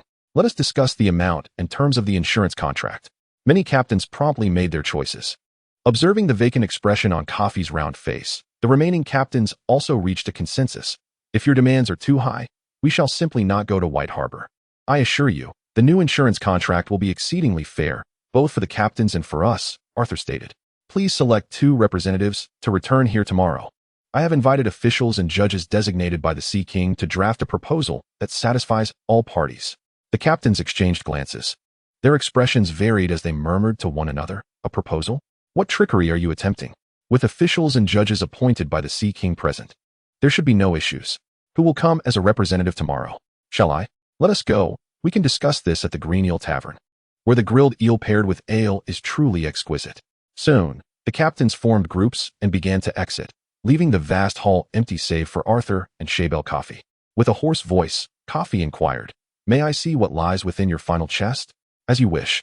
Arthur slowly opened the chest, and, pinching a coin of iron between his thumb and forefinger, mimicked the sardonic expression and emotionless tone with which Fanny had once regarded him, saying, "My lord, all mortals must meet their end."